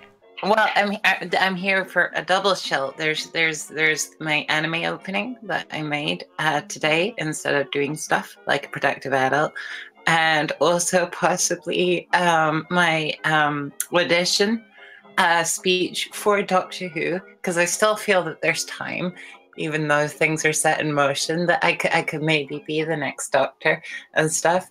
And that might raise a couple of questions, is like, is she really the first sort of woman doctor and stuff? But I don't care about that, because I'd just like to be Doctor Who, please. So There you go. okay, I think I sent over the anime intro and the DMs to you, Robin. Okay. I don't know if you can. I'm not going share to play it. screen or- No, no, Aw, come on. no. That's- We're not that kind of show. You have to go to Okay. her. You have It to would go be to funny her. What? if Capaldi regenerated into some like Pakistani dude. And Look, everybody's like, we all know who he's going to regenerate into. He's going to become Derek Smart.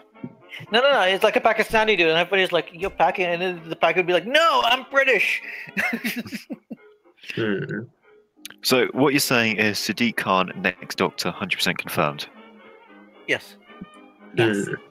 Or Mel. Or Derek Smart's Is there a alter queue for ego, this or Idris something? Elba. Now, Derek Smart's going to be the companion. I thought Habib was going to be the companion for Derek Smart. Nah. When they travelled to the far off land of 44 trillion AD, Okay, I've sent a and link to the Star Citizen is next. finally released. I've sent the link to the next random stranger. Dude, Here if it I ever comes. if I ever get into the TARDIS, I'm stealing that. It's mine. Are you gonna fix the chameleon drive? And if so, what form are you gonna have the TARDIS take? I would go Well, with the first do a one, the throwback. first one. I like the classic. Okay, police box. That's cool. That's cool.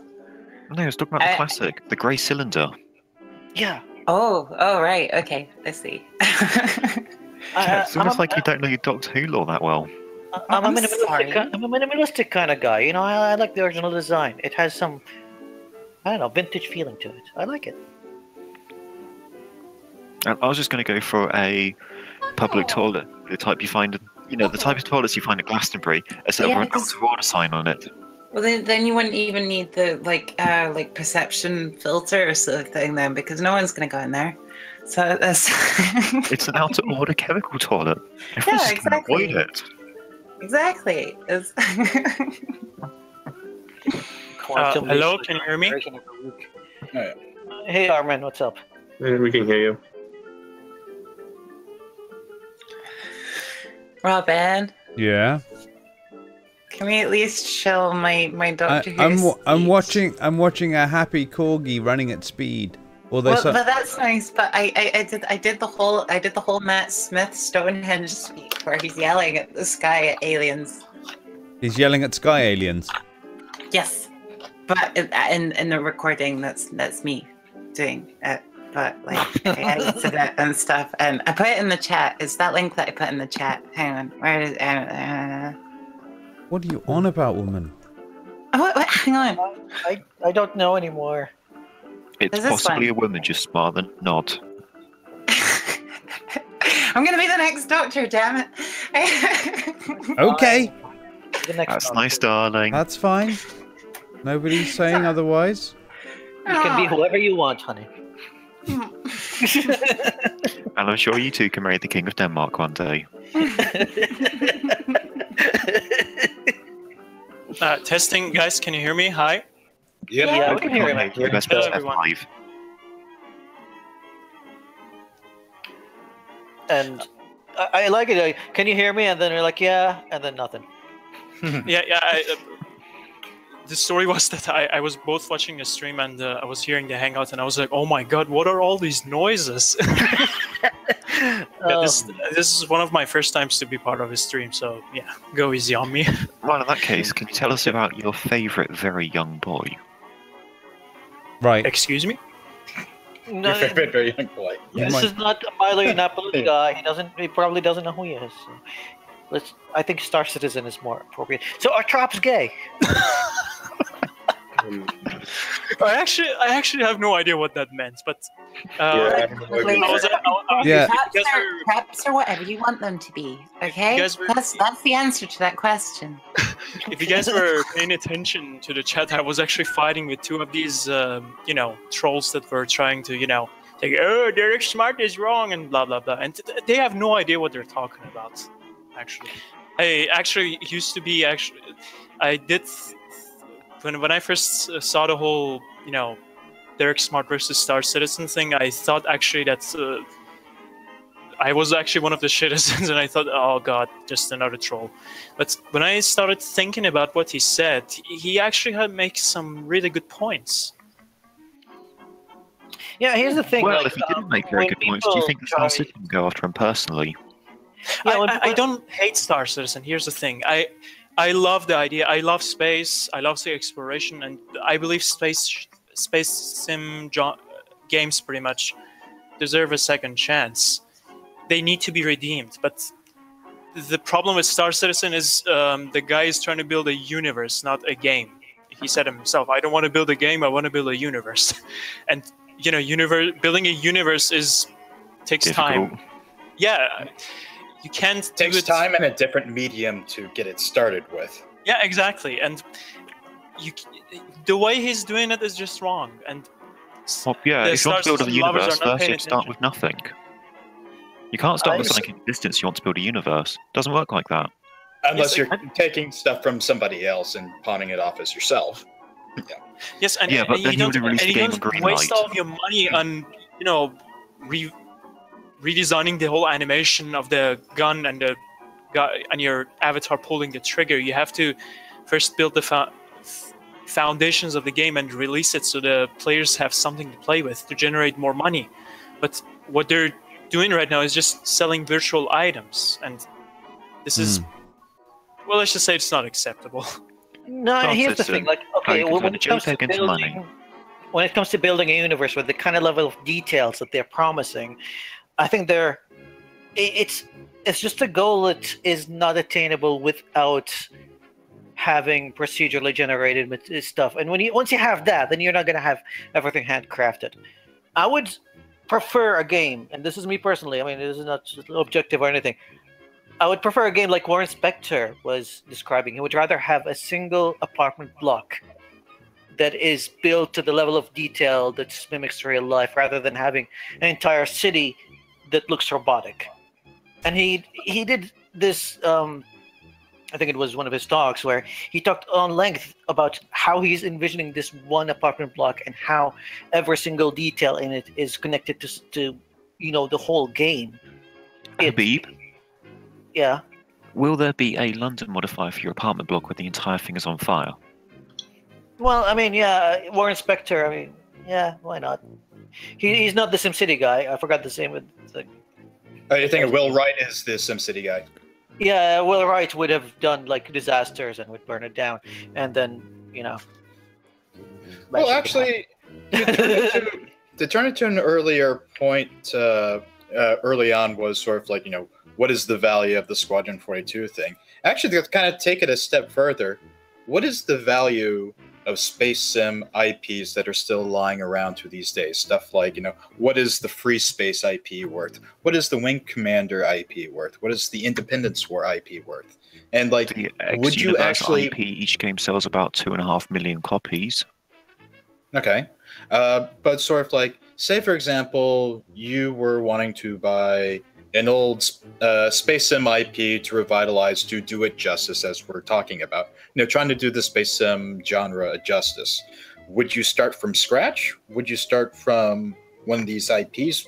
Because, say, for example, you sat down with EA and said, I want to buy the Wing Commander intellectual property, full bread and bucket. What's that worth to me? What's that worth to the product?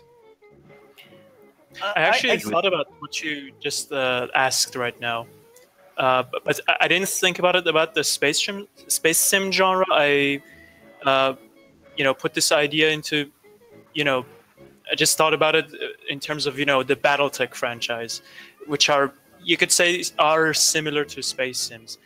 Okay. It's pretty much a double-edged robots, sword, yeah. I would say. It is a double-edged sword, because here's the thing: when you take Elite Dangerous, for example, right. You say we're going to do an Elite game. It's going to have 400 billion star systems, and you're going to have to. You can explore every single one of these, star systems. But here's the thing: can you make the game exciting? Can you make exploration valuable? More and more, you see people complaining that exploration needs a little love in Elite, and one of my personal problems with Elite is the engineers and the fact that you have to grind the hell out of the game to get anything. People are complaining that there's lack of. I'm not saying it's a bad game. I'm absolutely I absolutely believe that Elite Dangerous is one of the best space sims out there. But the problem is, they need to figure a way out to make this game less grindy and less random, because they also advertised that this game is scientifically accurate. And So- you know, luck is something that I personally do not believe that exists in science, except the quantum realms and that kind of stuff. We don't want to talk about it. Well, I mean, in the broader sense of the question, what are space sims worth? I think they're not worth as much as a lot of mainstream games. Let's face it, space sims are a niche. Whether you like it or not, it's a niche kind of genre. Not everybody likes them. Yeah, I mean, Certain let's be people fair. like them. Yeah. Yes, and chances are we kind of know that scope. You talk to a space sim fan, he kind of knows already the scope. He already knows sort of like Elite, Free Space, Independence War, Wing Commander, Tacking on the Fringe, maybe stuff like that. But then you sort of get into wider fringes of sort of like, oh, I went to the simulation route, oh, I went to the arcadey route, and stuff like that. But I mean, for example, sort of like with Elite Dangerous, the way it plays right now, can you separate the Elite franchise from that game? And does either of them suffer from not being associated with them? Sort of like we're talking about the IP itself. I forgot what was the name of the third game that didn't really play as a space sim per se. The game where you pretty much gave the Thargoids the antidote of the virus that. I think it was Frontier Elite, wasn't it?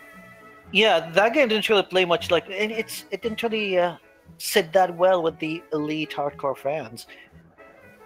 So I think it was Frontier Elite. Yeah, you had to make an antidote to help the Thargoids, and they would give you a Thargoid chip. Apparently, the hardcore Elite guys told me that. Yeah, I to be honest, I haven't played it. I only played the first and second one. To be honest with you, mate, I had no idea even Elite existed until I saw Elite Dangerous in a YouTube footage. Dude, at first when I saw it, I was like, okay, this is a new game. And then, because here's the thing, I played it when I was a kid, and language barrier was a thing because I didn't understand a word in English. So you can imagine, I played the game for hours and hours. I didn't even know its name. But then when I first saw the stations, the orbiting stations, and I was like, this rings a bell. Oh, this can't be that old game. I have exactly the same thing about, like I said, I have the same experience with the BattleTech franchise. The first game I ever played when I was a kid, I remember it was MechWarrior 2. You can't count those games as space sims because you basically explore planets and have to kill other guys. And I also didn't know any English. How far the lasers go, pretty much. Yeah. And the only thing I remember was the girl we called bitching Betty, and she used to say, "Enemy mech detected." That's all I remember from that franchise. But if you're going to compare BattleTech Space Sims, I'm going to say you're wrong and compare it closer to the Mountain Blade series because it's about forming a mercenary company and taking over the world, pretty much. I never played Mountain Blade, so I cannot. No, I have to actually. I played it a little bit. I cheated through it. Yeah, I think when I first played it, MechWarrior 2, I kind of cheated because I had no idea what I was doing. It was like, why am I getting destroyed by people that I can't even see? What is this? I was constantly. Me and my friend, we used to constantly overheat our mech, and we would like, why the hell is our mech shutting down? For God's sake, we didn't do anything. Yeah, then I learned the game, and I'm like, oh, this is actually fun. And I watched it no years ago, and I was like, so you have a heating mechanic. You're supposed to wait for your freaking mech to cool down. You know what it means when you're overheating your mech when using ballistic weapons? You have enough Darker. Okay, how many people here don't have English as their first language? Obviously, me and you.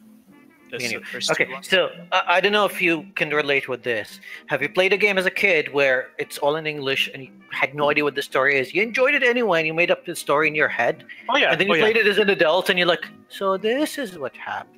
Yeah, exactly. MechWarrior is exactly. It matches exactly with what you said, Habib.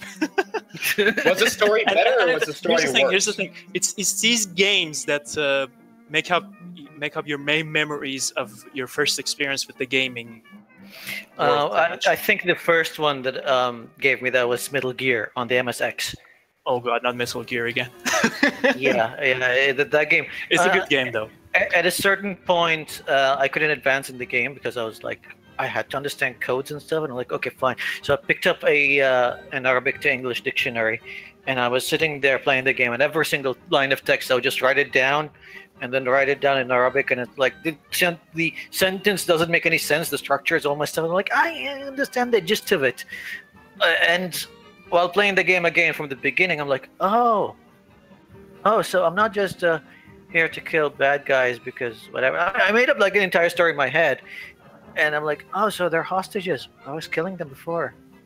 I remember. I was going to ask, was the story that you made up in your head for those kind of games better than the one that actually it turned out to be? For Metal Gear, probably. It kind of depends. It kind of depends. For Metal Gear, it was like the actual story. I enjoyed it better. But for some of the early Final Fantasy games, dude, I wish I couldn't read that story because it's just bullshit. Wait, they had stories? The first one didn't have a story, but from They had a lot of as a native from the second English one, speaker, as a child playing those games from the second one I didn't onwards, understand they the didn't Final have a Fantasy story. games, and the Metal Gear, it was just like, no clue what's going on, but this is fucking awesome. Just a question: when did the first Metal Gear come out, if I may ask? What, the NES one? Yeah, I like I said, I have no idea. The how NES one is not the first one. The NES one is. Are we one of the talking about worst. like? Are we talking about MSX. like big cinematic Metal Gear ones? No, I'm talking about the MSX. I think you guys didn't really get the MSX as the home computer over there. It was more popular in Japan. Now, Metal Gear, I think you can play it on the Metal Gear collections, like the last one that came out on the PS3 that has all the previous games. So, MSX, I think it came out in the 80s, but when exactly? 1987. I mean, I still have no idea what the. Apparently, it's a stealth game. Correct me if I'm wrong. But like I said, I never played the Metal Gear franchise, and I'm actually looking forward to playing the Phantom Pain. I bought it from the summer sale, so I'm really looking forward to it. It's not I really don't know. a Metal Gear game. It's the worst stealth game. You have to sneak around, but they know that you're there already. What in It- Metal? Yeah. Yeah, I mean, Phantom Pain kind of disappointed me, to be honest. But yeah, I mean, there's some fun elements in it. There's always Sniper Elite 4. I didn't pick that one up yet. See, I It's was also just the Ghost thinking, Warrior series. Sniper Elite, I have a backlog of about 300 games, so yeah, I have 300. that's on Sorry. Steam alone. How Go ahead. much is your heart space, if I may ask? A lot. You were saying something, Melody? Just that I didn't really have an excuse because obviously, you know, in England our first speaking language is well, yeah, but Sarcasm. We are well aware of that being English. yes. And our only language, even though we're meant to learn French, but everybody forgets by the time that we're adults. Anyway, yeah, I remember. learn French. I hate those guys. Well, yeah, but everyone else, all the other countries are learning second languages. They're making us look bad. They're If you think French, yeah, if you think that's French is bad, mate, I have to speak German because I am studying in Germany right now, so it's a hard language, believe me. French is no, but I'm just. a lot more better. I'm just saying, I'm jealous of you guys that you can speak another language. They were so lazy in England. We just assume that wherever we go, like they're going to speak our language. So why bother learning a second? That's the mentality here. Isn't it great? It's not great. It makes us look like English lazy great again. assholes. But that's how it really happens. mentality of I America. found my life. Somebody's got to win. Fuck yeah. But Oh my god, I love that song. but I remember. Here's the Oh, thing. Here's the sorry. thing. Imagine if Star Citizen would literally come out and people would make a clip of America with this spaceship. I would. Oh god, it's gonna be epic. I can film that on Elite Dangerous. Good I luck have with all the that. fighting ships. I have all the combat ships. But you have to, you cannot get off of your ship and show the Marines and you have to wait till the FPS comes out, I guess. Yeah, they're promising space legs. I don't know what's gonna happen. So But I bet the legs will have instancing issues. Is Elite Dangerous going to make a shooter now? No. Space legs is basically you can just get out of your chair and walk around your ship and walk around the stations. Sort of the way that EVE Online kind of did that. So Elite Dangerous is going to end up by making Star Citizen the long way. Yeah. Yep, exactly. Except they're gonna do it the right way, not the wrong way. I said the long way. But first-person shooter, as far as I know, is just like walking around and just looking at stuff. Looking at stuff, blank stares, chat Everything box. is a shooter if you try hard enough. It's like everything is a sex toy if you're brave enough. Complain about the textures and all that. Sweet. Why you not fix the bug? So what you said about sort of making up your own story to the game and stuff, I remember actually playing the first Pokemon game when it came out, and I must have been about 5 at the time. So like, I don't know, I wasn't really paying attention at the beginning.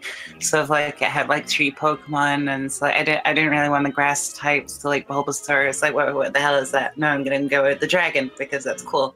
But anyway, so I went with Charmander. I remember I got to Viridian City, I think, and it's got that path to the Pokemon League, but you get stopped at each stage on that way. So like asking for different badges, and the first one it said that you needed like a boulder badge, and I was like, what the hell was the name of that Pokemon at the beginning? So like I had to choose from and stuff, and I had no concept of like Pokemon at the time, so I figured I'd picked the wrong Pokemon, so I just restarted the entire game. Okay, another story here. My youngest brother played Final Fantasy VII when he was pretty young, and again, he had the same problem. He didn't understand English at all. And do you remember there's a scene where you find a huge monster in the middle of the desert, and you can't find that monster until you go and find like a flying ship of some sort. I'm butchering the whole thing. I think I'm vaguely aware. Yeah, and you can't beat that. Like you just can't. Now, they give you a tip in the game that like that guy with the machine gun for a hand goes like, yeah, you got to go and find a ship. Now, my brother didn't know that. So, over the weekend, he glued himself to the TV and grinded his level all the way up until he could defeat him. Why do I get the? Why did that remind me of the Dark Souls franchise? Ironically, I finished Dark Souls 2 or 3 days ago. And yeah, what you just said is exactly the same feeling I had when I was trying to defeat the final boss in Dark Souls 3. Well, you can grind your way up and get good, or you can get good and restart the game, and then go to New Game +++, defeating the boss every single time, soul level 1 with a ladle. But you forgot to praise the sun. Look, when you're that good, the sun praises you. It reminds me of Chuck Norris. Chuck Norris doesn't throw his foes into the sun, he brings the sun and smashes his foes with it. Well, if you've ever seen anyone do a no damage soul level 1 ladle run of Dark Souls 1, 2 and 3 in order, you understand what good players are. Oh god, I'm not even thinking about doing it. All I want is just all I wanted was the Sunlight Sphere, to be honest with you, and I got it and I'm done. I'm thinking about doing a miracle run, hopefully. Just Sunlight Spheres and that kind of stuff. All right, since we're talking about like difficulty in games, I do have a bunch of friends that we talk about games all the time. Like it's a WhatsApp group of my friends back in Saudi. Some of them are in the US now. Anyway, so we had this discussion about game difficulties and the way we sort of gravitate towards different kinds of difficulty. Because for me, I don't enjoy Dark Souls that much. I mean, yeah, I understand the appeal of it. I understand that, yeah, you try this boss again and again and you get better, and then you start examining their patterns, and after you defeat them, you get that euphoric feeling like, yeah, I'm the winner. I just get pissed and bored. Here's the thing. These games, I totally understand what you mean. These games are designed to be hard. You have to keep that in mind before you. No, I get that. But however, the kind of difficulty that I enjoy is playing something like the Total War games, playing it at the highest difficulty, and then staring at like the Empire's map like 200 hours into the campaign, and you have like 3 or 4 different war fronts. Your army is spread very thin. You're getting attacked from like all over the place, and then you're spending an entire hour, just contemplating your next move. Oh yeah, And I then mean, you- like, and then you come out on was top. fantastic for that. yeah. Well, which And- one?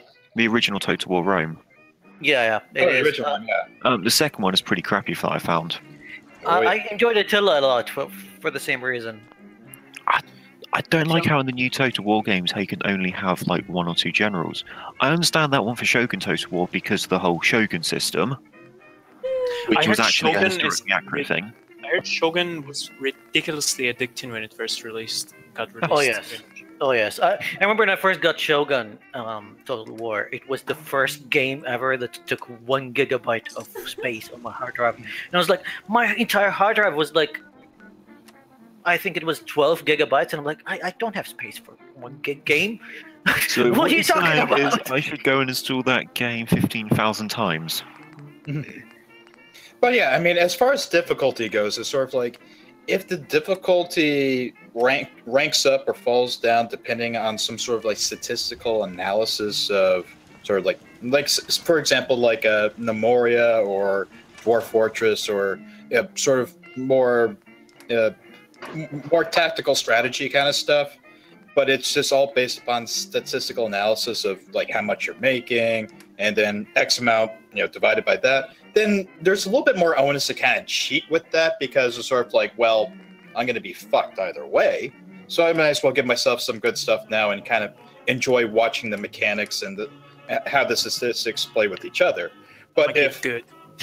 yeah, no, but I mean, like if your difficulty is pretty much sort of more like along the lines of like Twitch stuff, sort of like Counter Strike, sort of like. Go ahead. Have any of you ever played the classic Anno games? Actually, speaking about that, I was thinking about buying Anno 2070 or whatever. I play latest Anno one. Online. The one that takes place in the future. And I was actually going to ask you, what do you think about that game? I don't know. Robin plays it a lot. I haven't played that. Online. I've only played Anno Online.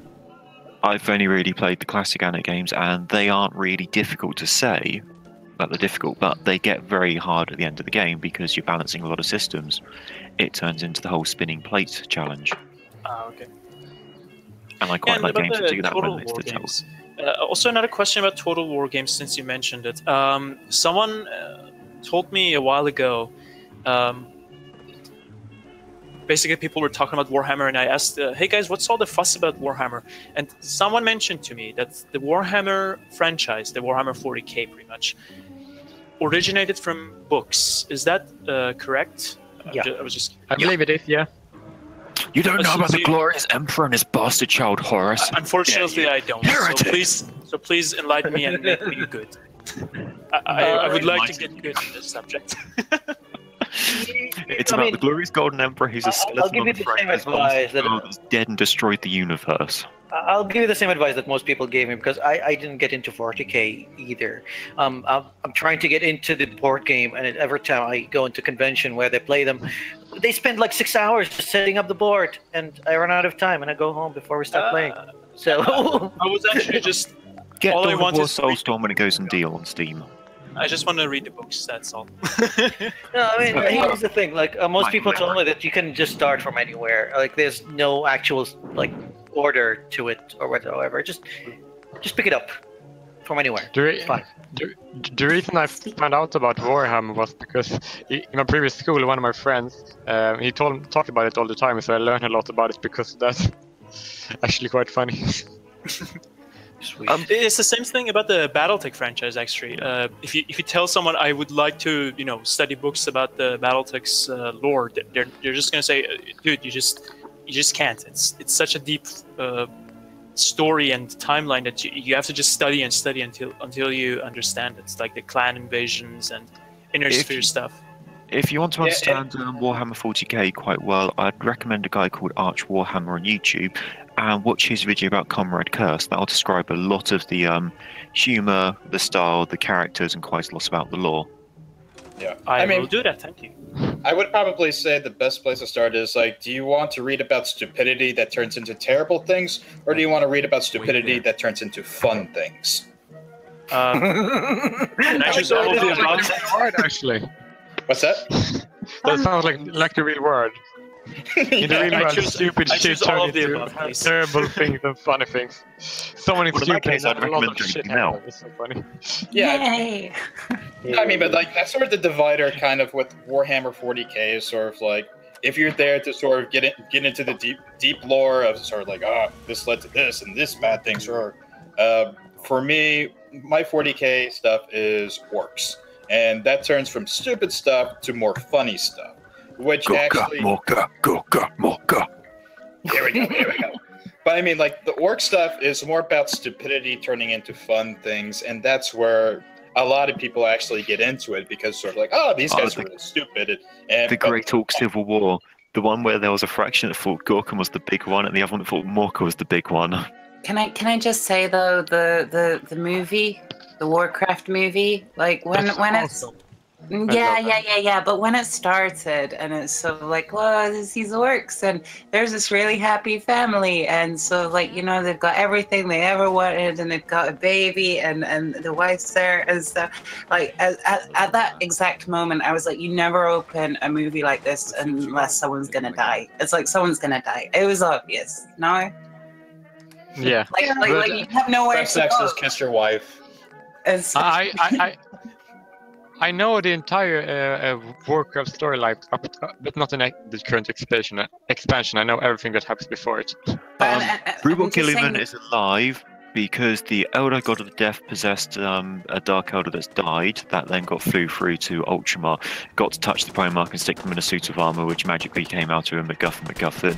And then a tech priest approached Rubel Gilliman straight away and said, "I've made Space Marines, and I've been waiting for a Primarch to give them to." Okay. But that's Warhammer. That's 40k. You know, we switched to Warcraft. And to be honest, I haven't really played any Warcraft game after Warcraft 2. I tried 3, and I hated it. But speaking of games and books and stuff, I'm just kind of a little nerd moment because I'm not really as clued into a lot of games and stuff. But so like, you know, I am kind of like, I don't know, I like artists and stuff. And the Pokemon games, there was a manga that was shortly released before the anime was released, and it follows like the games exactly. So instead of Ash or Gary or whatever, it's Red.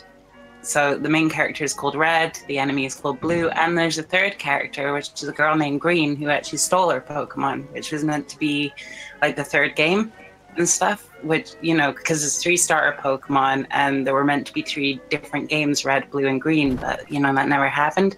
But the manga is like really, really good because all of the Pokemon are drawn by this female manga artist called Meito. I can't even find a picture of her. She's really secretive. But basically all she had was the game sprite art to work from. And the fact like that, I don't know, like she was just so imaginative and was able to bring them to life and stuff. And that was kind of like her goal. I don't know, I've always found it really admirable. But They have actually created an anime for that called Pokemon Origins. Yes, I've seen that, but the manga's so much better, just like everything that it goes into, and just how closely it follows the games, and then they also throw in a little bit of originality at the end. Yeah, mangas are often better because of the way the storytelling's done compared to an anime. Unless, of course, we're talking about Hellsing. Just Speaking because of- English dub all the way on that one because of a la carte. Robin, Hello. Stop messing with your colony here. Take back your stream. I'm going for a cigarette. Apparently we're doing Weebish. Yeah. So actually, speaking of, This I is was actually fine. gonna say, like, People want to talk about what they want to talk about. You Well, carry on, guys.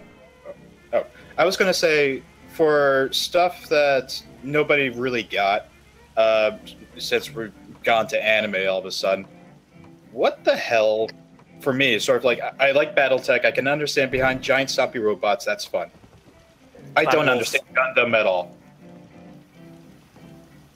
I actually linked a playlist in the side chat explaining the entire Warcraft lore. If anybody Wow. wants to. One of the Gundams are actually quite cool because they have the world's most metal control system. We have to become a quadriplegic, essentially. Jeez. Okay, so you have to become a quadriplegic to do a Gundam. Gundam was okay, but my favorite mech thing will always be Megas XLR. And they're wanting to bring it back, but there's not enough interest for it. And I really like that. It's like the perfect mix of like a Japanese idea of like fighting mechs, but then you've got like a fat guy and his friends like in an American muscle car that's just been jammed into the head unit. That was a really cool idea. You know what they're bringing back that nobody ever asked for, which they can't bring back, and they've already confirmed that the character that died in the ending of it's already coming back. Code Geass. What? Yeah, they're bringing back Code Geass. I don't know what Code Geass is. It's an anime, and it's a mech fight. It's a mech one, which had a good political story, and ended on a ending which is incredibly definitive, where the protagonist got killed right at the end. Oh, okay. And they're bringing them back for the sequel. Yes, God forbid an anime story ends. I know the only Japanese mech game or franchise pretty much I know of is the Armored Core franchise, which is one of my favorite games actually, because the amount of customizations you can do to your mech is just unbelievable. And I will be right back. Oh, Armored Core is weird. No, Armored Core is weird. It is weird. I know what you mean. It's just, yeah, weird is pretty much the only word you can describe Armored Core with.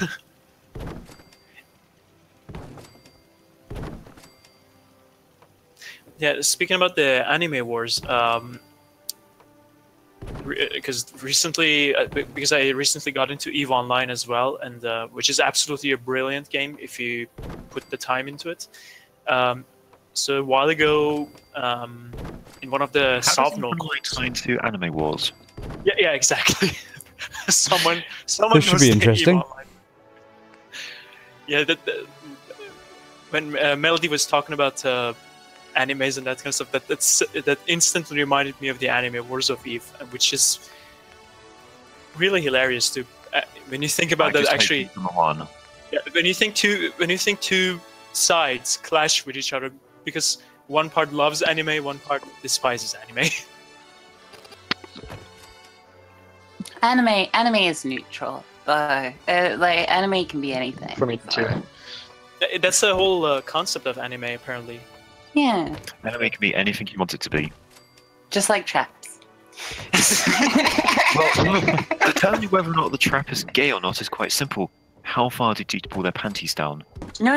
We've already established this on the open house stream already. I posed the question: would you rather have a harem of traps or no harem at all? And everyone said, well, a harem of traps, obviously. So there you go. That was straight guys. So like saying that they I wasn't invited to this. Who was everybody?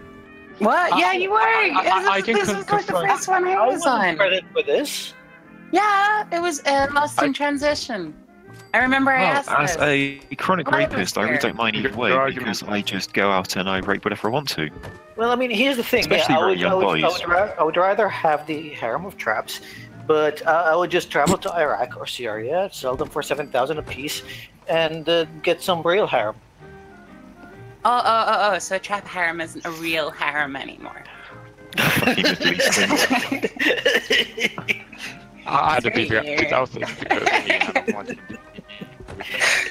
If anyone can explain to me what's going on, come on the open house. Hey, I was labeled a shit lord so many times, so I have to keep up the transphobia quota. So I think. Gotta check that off. Well, Habib is proving his Islamic credit right now. Robin, show my anime opening. No, I mean here's the thing. It's the free market. The free market. I'm not your monkey. What? I'm not your monkey. No, I'll be your monkey if you I'm sorry? Oh, I don't know. okay. I don't know what I'm saying. Show my anime opening. So what you're saying is you're going to throw your. I don't paper want Robin. anyone to be my monkey. Wow. I wasn't asked. Are you sure? You can be his JPEG. You can be his JPEG. Yeah. Since this is about Star Citizen. A JPEG monkey. Yeah, have No, you been I think we listening, should- Melody? Do you understand what's Yeah. going on? Do I? Have you been paying attention to this? No, Yeah. I don't think You're anyone. building, knows. you're building stuff like a person playing with Lego.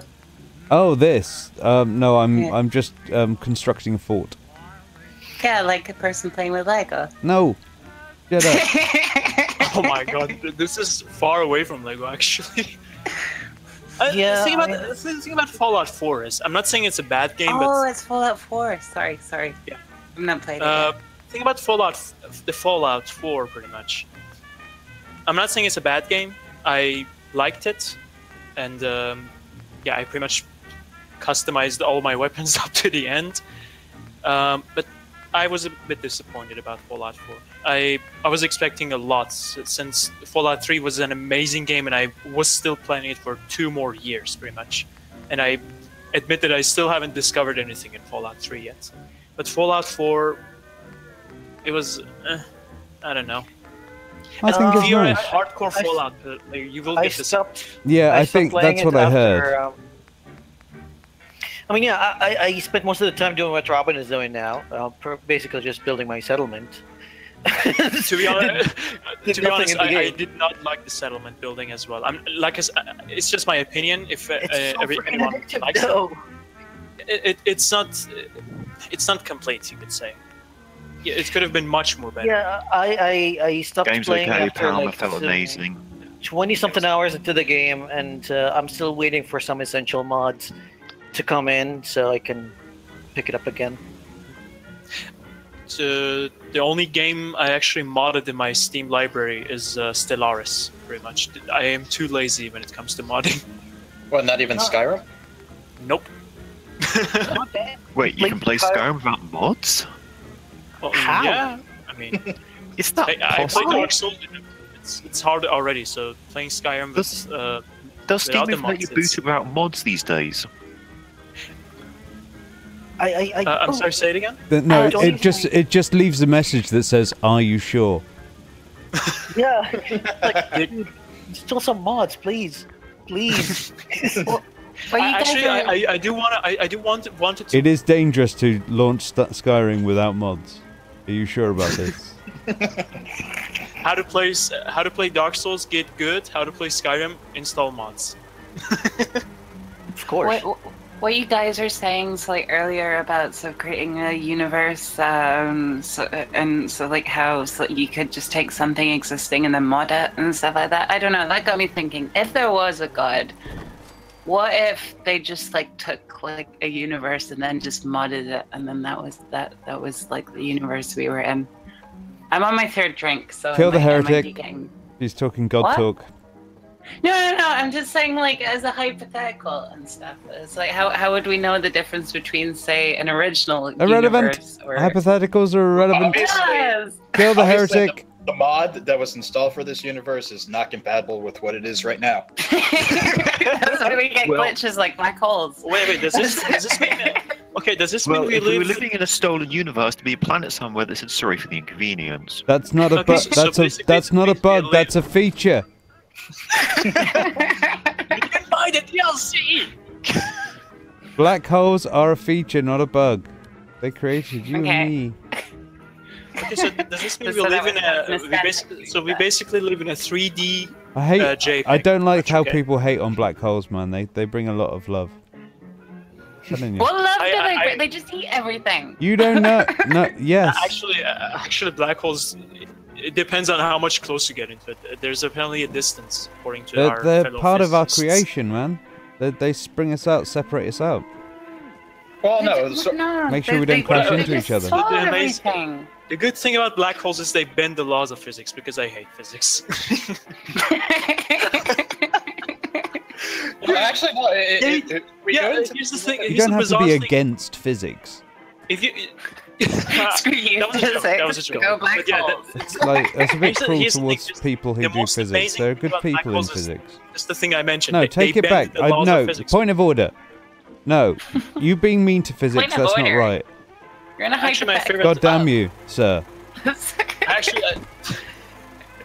Of all the molehills you choose to die on, you choose to die in a black hole. actually, I would prefer Pulsar. Please. Okay, Hitmar is asking what mods. I think he means what mods I use with Skyrim, All of or them. what mods am I waiting for What, Fallout Stellaris 4? or Fallout 4? I guess with Fallout, maybe he's asking like what mods I'm waiting for Fallout 4. I don't know. Fallout 4, I want to get rid of the UI and just have something revamped. Right now, I haven't seen anything that strikes my fancy so far. And I would like to get a mod kind of like Essential NPC for Skyrim, where it adds a whole bunch of NPCs with actual stories rather than the lackluster of like what's it say the mediocrity that we got with NPCs in Fallout 4 just turned me off. So We've got NPCs in that. yeah, I mean there's a mod for Skyrim called Essential NPC, not Essential.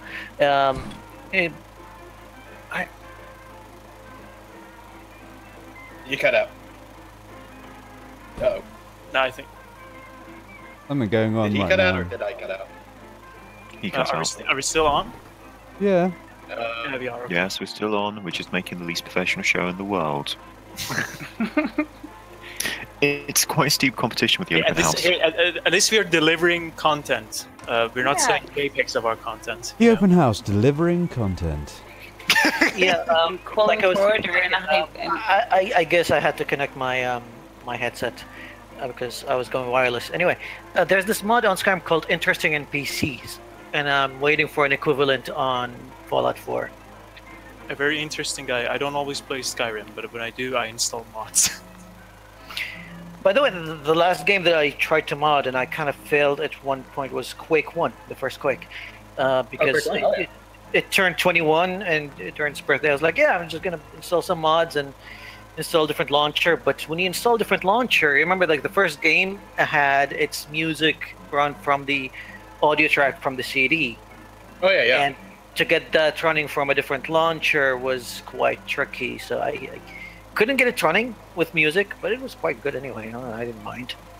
Actually, the weirdest thing about Quake 1 was like you didn't need the CD after you installed it, so you could just throw in any old audio CD. And like back in my youth, like I used to put jazz CDs in there and sort of like guy running around with a grenade launcher during the opening demos is just like it's nice little lounge jazz going on. I'm just sort of like just getting into it. It's sort of like I guess that's like the first mod, and then so like for mods like you were doing like Quake World or some of the GL launchers and stuff like that. Yeah. Okay, Michael, okay. your voice is a little bit has a little bit static. Can you Static? check your mic, please? Yeah. A little bit of static. Yeah, you're breaking up now. Oh, since I asked a hypothetical and stuff, I just browsed some hypotheticals on Reddit, and there's kind of one that's like related to gaming and stuff. I'm trying my best to remain relevant in a gaming stream when I'm not really much of a gamer. But okay, Kill the heretic. Just talk about Japanese novel games. Yeah, if I mean, all into the the game. if all the games companies in the world formed their own countries and had their own militaries and whatnot, which game company would win and why? CIG. Ubisoft, because they would release chemical weapons But and Valve- biological weapons that destroy No, but the Valve entirety of would the be planet. creative though. Valve would come up with like cool stuff. No, Valve they'd be would- Switzerland. They would rig their Valve entire would- country with nuclear bombs and gold The mines.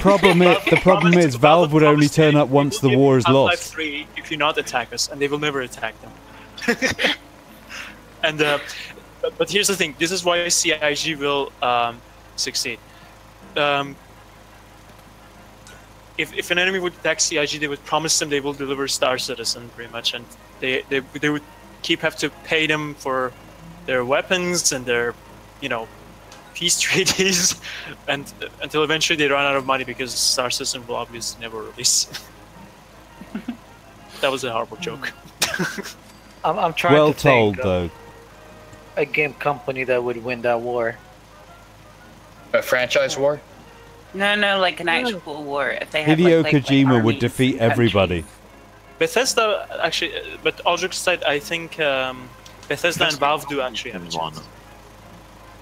I'd say it was a toss-up between Bethesda and Valve. Valve would Because definitely Bethesda, because obviously, Valve- they've got the research into military stuff, whereas Valve would just sell everybody Yeah. else's stuff for them. So that's why Valve is not releasing Half-Life 3. They're waiting for the war. Oh man, Well, I would tell don't know who about you guys, but survived the I'm. war. Nintendo sat in the corner somewhere doing their own thing. Oh yeah, just the silent victors, just waiting out, just while the other companies are fighting amongst themselves, and then just dominate. And everyone get annoyed that they keep sending the same Italian diplomat to their stuff, despite the fact they're not Italian. But it's so lovable. They've They'd been win sending the them war for the last through 200 years. That's through strategic marketing. That's so we're agreed Nintendo would win the war. Like it'd be a big fight between the other ones, but then eventually Nintendo. I think Sega would win the war. No. Explain yourself. Okay, here's my Sega would need Nintendo to help them. Here's my argument, though. You guys haven't mentioned. I mean, Sega did pretty much leave the console war, and now they're infiltrating every single other console and platform out there, releasing their poison into it. Oh, they're doing the Hydra route. Pretty much. What game again? Say. They're taking over from like without even noticing. Like You guys are breaking up now. You're not even noticing them taking over. Like they're all over PC games. They're all over Nintendo. They're all over Microsoft and Sony.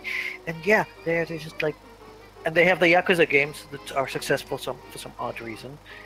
So there's that. And they have So they have Yeah, the Yakuza games were good as well. I heard. Yeah.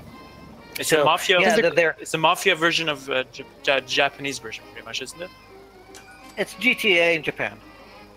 Yeah, exactly. Yeah. Oh Even gosh, the console turned wars- out to be robotic. Isn't the console wars like?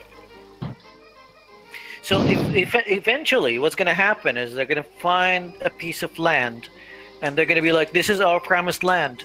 And anyone who opposes us in taking that land from whoever is the indigenous people is going to be anti-Semitic or something. And yeah, they're going to go all apartheid and yeah. What if Nintendo's already there? We don't condone any anti-Sigametic language on the open house. So you're condemning. Condoning or condemning? Can we get this straight? Because I think I that's don't know important. if you're condoning or I condemning, think it needs to be an important difference there. Why No, is I think it's commending and condemning spelt so similarly? That always annoyed me. Because fuck you, that's why. Okay. It's just wholeheartedly supporting the idea of ethnically cleansing Nintendo. We'll have none of that. I still think Nintendo would win though. I don't know. It wouldn't win, but Sorry. Wait. Sorry. it wouldn't to win, go but it now. will indoctrinate the kids for the future. It was nice talking, Jay. Take it easy. Wait, who's gonna leave again? Somebody. Jay. Jay will. Oh, okay. Later, Goodbye. Jay. It doesn't matter who leaves. It matters who stays. Oh, because I was about to bring But up I might that. side with you on the Nintendo thing because Nintendo does have the most console peripherals that can be used as a weapon, especially the Wii controller. So what you're saying is Nintendo is literally Hitler, in desperate need of standardizing their ammo. They're more like Hitler adjacent.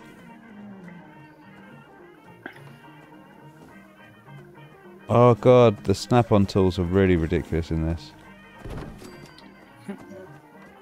The Wii U or Fallout? What are you building, by the way, Robin? Stuff. Stuff. That's how Sounds it goes like with Minecraft. Fallout. You just start building stuff, and then after like 6 hours, you just like, what Yeah, the here's fuck the have I thing. built? Yeah, that's what I'm saying. I never got into the settlement building in Fallout. I just kept exploring to, find parts to upgrade my Gauss rifle or, whatever weapon I was using by that time. And I was trying to level up my character pretty much. Like I said, the settlement builder in Fallout 4 needs a little bit of, polishing, in my opinion. You can mod the hell out of it. Yep, that's why I said it needs polishing. I've not played Fallout 4, but the only game that I've played is Fallout New Vegas, and I love that game because by the end of it, that game is awesome. Yes. Well, by the end of it, I got to be Robot Queen of the Desert, where everyone lives in a kind of scary dictatorship, but everyone's happy because we've got robots looking out for everyone, and they keep us safe, and that's good. Oh, Melody, have you seen the best mod for Fallout New Vegas? No. Well, the mod answers the question of what happened before you came to Carrier. Oh. In the beginning, you were born in the vault, where your father turned out to be running some little crazy projects where the Enclave wanted to steal it just so they could say that they created the clean water. At the end of that, you followed some giant robots around the place, and then you ran away to the east, where you swiftly get shot in the head. Wait, yes, so what? Fallout 3 inside New Vegas. So what did everyone else choose at the end of New Vegas? Because I mean, for me, it was obvious. Spoiler alert! Spoiler alert! Yeah. Okay. Spoilers. If you want to run away now, give them a moment. Wait. Let them go. Do we really need spoilers alerts? That game is quite old now. Yeah, it is kind of old. And okay, go.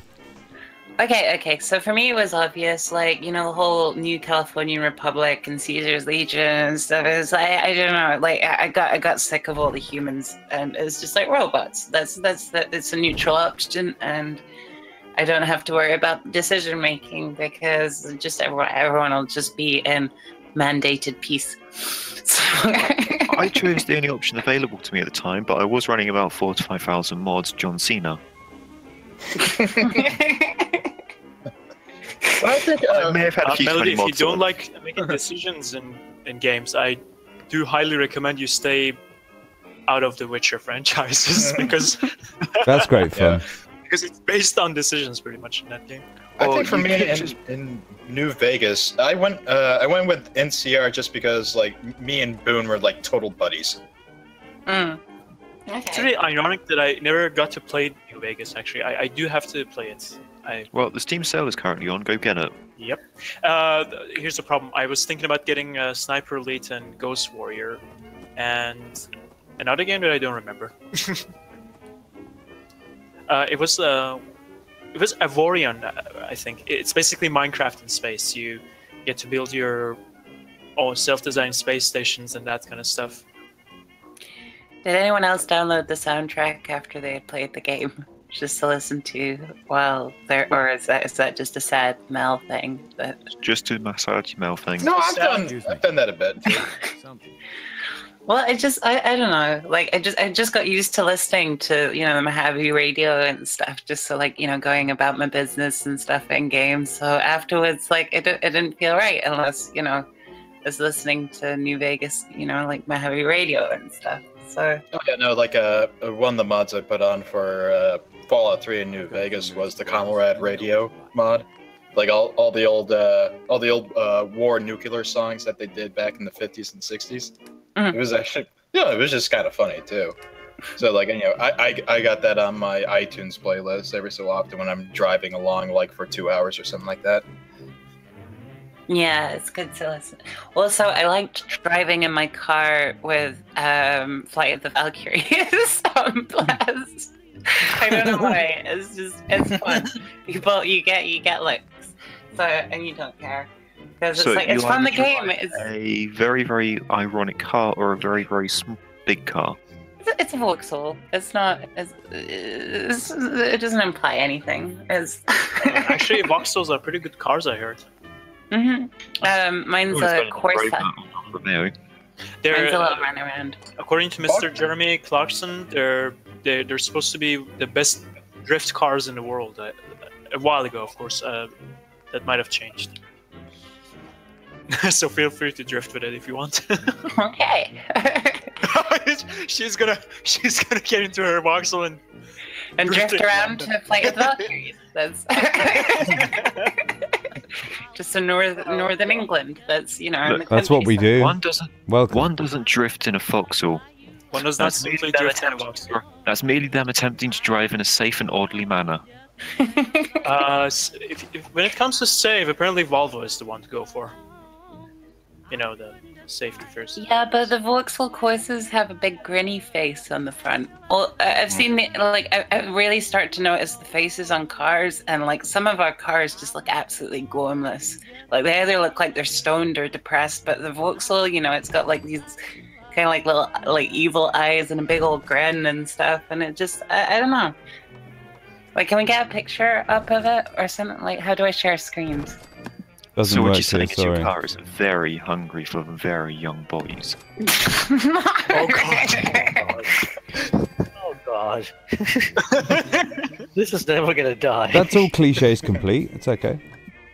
You got to fill your We're just quota. waiting for someone in the chat to go is this still going on? It will never end. Still, yeah. It'll happen soon. And then Still, we can... why the fuck are you here? You best not be trying to talk about your forced meme. No, what meme? We don't have memes here. He has a forced meme. No, we're going to ban memes. It's like Hexstar, except for not quite as bad. Okay, just look at as that forced. car. Look, it's smiling. And it's got little evil eyes. I was like, It is a good car, in fact. yeah, and it's a decent face to a car, I think. Although I personally do not like hatchbacks. I have no idea why. I just don't like them. That's But, it. I mean, Isn't that like an evil Totoro or whatever? It's I a JPEG! but it's It's confirmed! Totoro banishes you to the land of horsepower. That's nice Amish. Chill the fuck out. Hello. Oh my god, have you heard of NRX people? Is that a Anorexic thing? people? They're Oh, neo-reactionaries or something, but they're freaking crazy. I've had a couple of them they just quote everything NRX and stuff. I didn't know what they were at first, but I've come to understand they're militant Amish. So Militant Amish. yeah. Wow, Imagine Robin, you broke really badly at last one. Imagine if you took the most insane sort of hardcore alt-right person and fused that with an Amish person with a disdain for democracy, they like the monarchy, and they're actually pro-patriarchy, not ironically, literally pro-patriarchy and stuff, and they're just Well, the other Wait, stuff I could wait. agree with, but You mean there's a literal opposite to the militant feminist vegans. yeah, kind of. They're I don't know. I was reading one of their articles and stuff, and it was just oh wait, let me see if I can remember. It was from an article called "How to Catch a Wife," and it said, "Do not be afraid to be the man in the relationship and just take control of the relationship despite her objections." So, it's wait, what do you mean despite her objections? It's well, you ladies, you never know what you want. Exactly. It was describing borderline rape and stuff, and then it said, "For this is the basis of the patriarchy, which is the basis of a civilized marriage." And I was like, "What the fuck did I just read?" It's For example, Melanie, you know that you don't know when you want sex and you need a husband to tell you about when you want it. Yes, I do know when I want sex. This is the whole issue I had with my ex-boyfriend, because we were talking about this, and so I said, sometimes I'm in the mood, sometimes I'm not in the mood and stuff, and we were talking about cues and stuff, and I was like, I don't really know, so I know how to signal to you that maybe I'm in the mood, but I never know when you're in the mood. And then my ex-boyfriend turned to me and said, "Mel, I'm a guy, I'm always in the mood." So A lot of mood swing. Look, Mel, as a I'm man, in the mood when you're in the mood. That's how it works, isn't it? as a man speaking about your boyfriend, we'll know when he's in the mood when he bends you over. I think someone is so in the mood that he's drinking Ah. drink. I just had to Well, finish it. Robin has had a straw installed into his penis before. Yeah, but like it can't be like all the time, surely. Like, okay, don't answer that. That's No, it depends if you have whiskey dick or gangrene. Let's just say just guys are just a little bit easier turned. That's all. okay. But like, don't you just want to cuddle sometimes, or? No. Yeah. No. See how The answer is no, yes. Get all feminist on me, love. Cuddle. That's womany stuff. Nah, we don't do that. You know what we should? Hit you over the head with a club and drag you off to cave.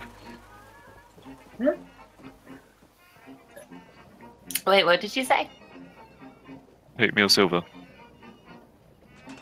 I said, what we generally do up north is hit you over head with club and drag you off to cave. Jesus. Put her in your wheelbarrow. No.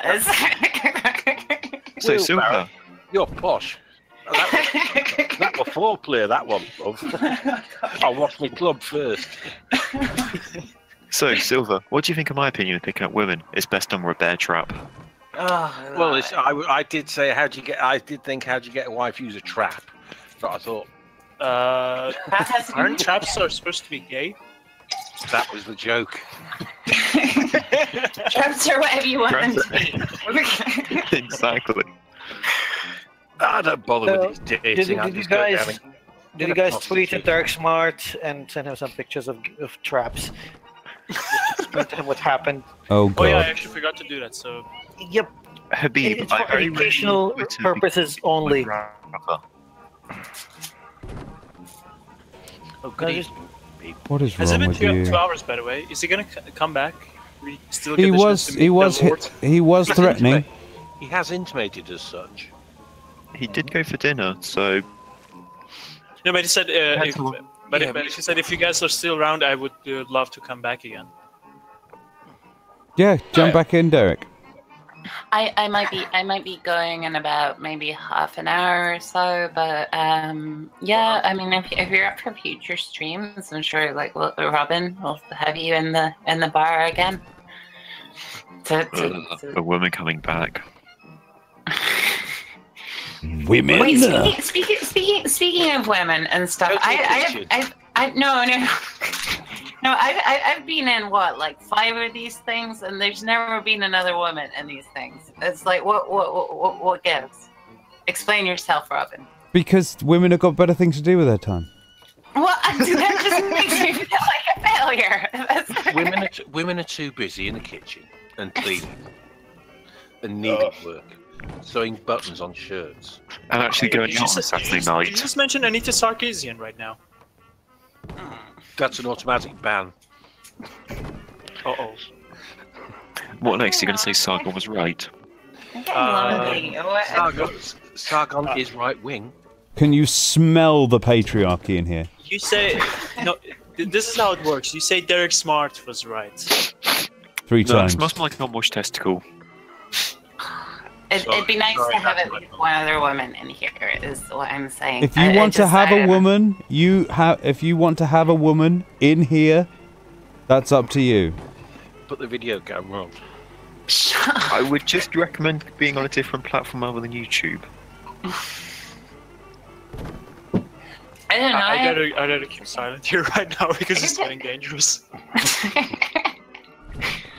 I don't know. I'll get Jess on or something next time. Do you feel? Or Do you feel a little? Do you feel? That girl was on. Is there a little bit too much sausage in here for you? Is that what you're saying? It's okay, they're just small. I don't know. It's just something I realized this evening. That I Guys suck. That's what we are. We're terrible human beings. No, I'm not. I saying get the it. guys No, are bad. it's all right. No, I'm not saying that. No, yes, no. Perhaps. No, yes, no. I'm just saying that Of course, you're just saying that men suck. That's what you're just saying. It'd just we be get nice it. to have another woman in here, is all I'm saying. Why, so 2 out of 10 people could not enjoy the gang rape. Rape. Sexist. That's what it is. I'm not sexist. Sounded pretty sexist to me. Yeah, it really did Pretty sound much quite about sexist. sex in that particular thing. Mm-hmm. There we go. The next Sister? war in EVE Online is confirmed. Sexist wars. Speaking of, have any of you guys heard of a game from back in the 90s called Gender Wars? Oh god. Yes, it was fucking horrific. I dare you, Habib. We'd to already send been that- through this. I dare you to send this information, Habib, about Gender Wars to Anita Sarkeesian. It's a game And not to me. that looks... It plays a lot like Syndicate Wars, which is not a bad game at all. It doesn't make it a good game. Syndicate Wars rings a bell, actually, but I don't know what it is exactly. So, No, just look it up. Gender Wars. It's basically all the gender stereotypes from back in the 90s. Well, they're still here, you know, and it's just stupid. Like, yeah, like girls would get superpowers by reading fashion magazines and shit like that. What? Yeah, but I don't know. I feel like that would be ironically popular nowadays, though. So So we're getting into like redneck rampage mixed with Theme Hospital kind of stuff, are we? I have Yeah. no idea No, what it's not redneck means. Can as someone famous here too. please enlighten me? What a redneck is, please? It's the Somebody with American a- country bumpkin. Somebody Yeah, with a they're- very, very badly tanned back of the neck. Imagine, So An white American guys Polish in guy. hot parts of the world. alright, if you're European, imagine Polish people, but American. That's fucking insulting to the Polish. seriously, Yeah, that's Romania. well rude, man. is that how the Polish was like? I don't know. That's not how you we can see tell the Polish in Magnus the not UK. around. can't you? Or at least Well, how the some people Polish do are the Polish. savvy over here. That's Gosh, America is so complicated. also on the Polish, like known for like their prowess with computers and stuff. I can't imagine a Never known for their redneck has bricklaying ever skills. Very good plumbers. They made Witcher for Christ's sake. That's Actually, yes, I do agree with this. The Witcher games are fantastic games. So, nope. yeah, and they never had they didn't have consoles as popular as other countries. They just always had PC as like their main platform, from what I understand from my Polish friends. So Yeah, but that's because Poland was deemed so poor by the big by the big console companies that never bothered to sell them there. They had yes, good that's workload true. pipelines. But they got really good at computers though. So I don't know. That's Things the that happy roundabouts. byproduct. The only Well, it's two also things the- I know, about the Polish is, the Witcher franchise pretty much, and their main battle tank, the PL-01. That's And- pretty much all I know about them. Don't mention the war! And vodka. It's not a war. It's What about- defense. What about vodka. Lech Wałęsa and General Jaruzelski? Didn't I just say not to mention the war? That wasn't part of the war. Are we mentioning? Solidarity movement, Gdansk shipyard riots. Oh, fuck. You started it. No, you started it when you invaded Poland. No, it's... Sorry. Oh, Faulty Towers is so long ago now. Yeah. I'm kind of amazed. Could you imagine them making those jokes these days? How old is John Cleese now? Ooh, late Um, 70s. Ancient. I think he's in his 80s, isn't he? He's born I somewhere in think the he's 40s. most definitely mummified by now. He's still going. He's fine. I think he Don't only worry about does old voice John. acting these days, though. Does he? Yeah, he Well, still does he voice acting. He was in that Absolutely 77. Everything, wasn't he? Oh, Was that the last movie he was in? Or you know, the last Robin Williams film? Absolutely Everything? I don't know. I if thought that was not in the Simon museum. Pegg. What I do Well, know it's is not. always look on the bright side of life. That was Eric Idle. Eric Idle I wrote have- most of the songs, I have along a. with not Robin. I always remember him from like the Monty Python series and movies, when he's like, "What did the Romans ever do to us?" Do for us. Did you know I can recite the entire Galaxy song? God. Go ahead. Whenever you're feeling down, Mrs. Brown, and things seem hard or tough, and people are stupid, obnoxious, or daft, and you feel that you've had quite enough, just remember that you're standing on a planet that's evolving and revolving at 900 miles an hour, that's orbiting at 90 miles a second, so it's reckoned the sun that is the source of all our power. The sun, you and me, and all the stars that we can see are moving at 1,000,000 miles a day in an outward spiral arm at 40,000 miles an hour in a galaxy we call the Milky Way. The galaxy itself contains 100 million stars, 100,000 light years side to side. It bulges in the middle, 16,000 light years by us, it's just 3,000 light years wide. With 30,000 light years from galactic central point, we go around every 200 million years, and our universe and our galaxy is only one of millions of billions in this amazing and expanding universe. The universe itself keeps on expanding and expanding in all of the directions it can whiz, as fast as it can go, the speed of light, 12 million miles a minute, and that's the fastest speed there is. So, remember when you're feeling very small and insecure, how amazingly unlikely is your birth, and pray that there's intelligent life somewhere up in space, because it's bugger all down here on Earth. I think I've seen that Animaniacs show. And that is That's not Animaniacs. That's from. That is my justification for being a very young boy. Just a coincidence. Can you also do the elemental? Elementals.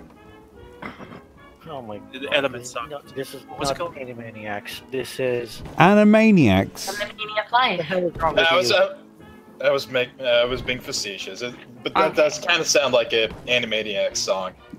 Yeah, the countries one where they I do all will the. stab you. Stab I am him. going to stab you now. Yes. And I condone that behaviour. So, Robin, how's the stuff going on? The stuff building. Shit.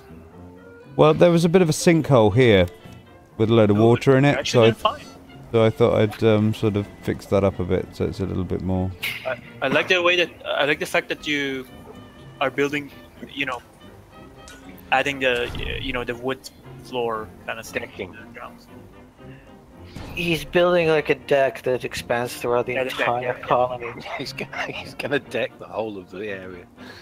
What? What's wrong with that? Robin, I dare you to deck the whole map of Fallout 4. The deck Fallout 4, yeah.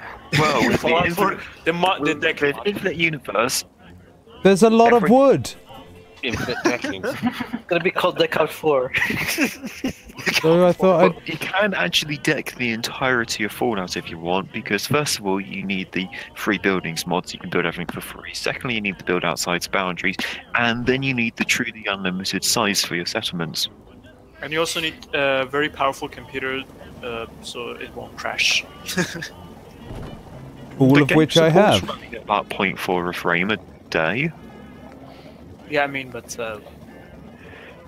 you still need a good computer, so. It's a bit sad that the water in Fallout 4 is less contaminated than the water in, say, Flint, Michigan.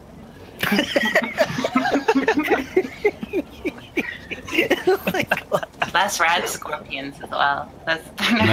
Oh my god. Radaways don't work anymore, huh? That's just sad.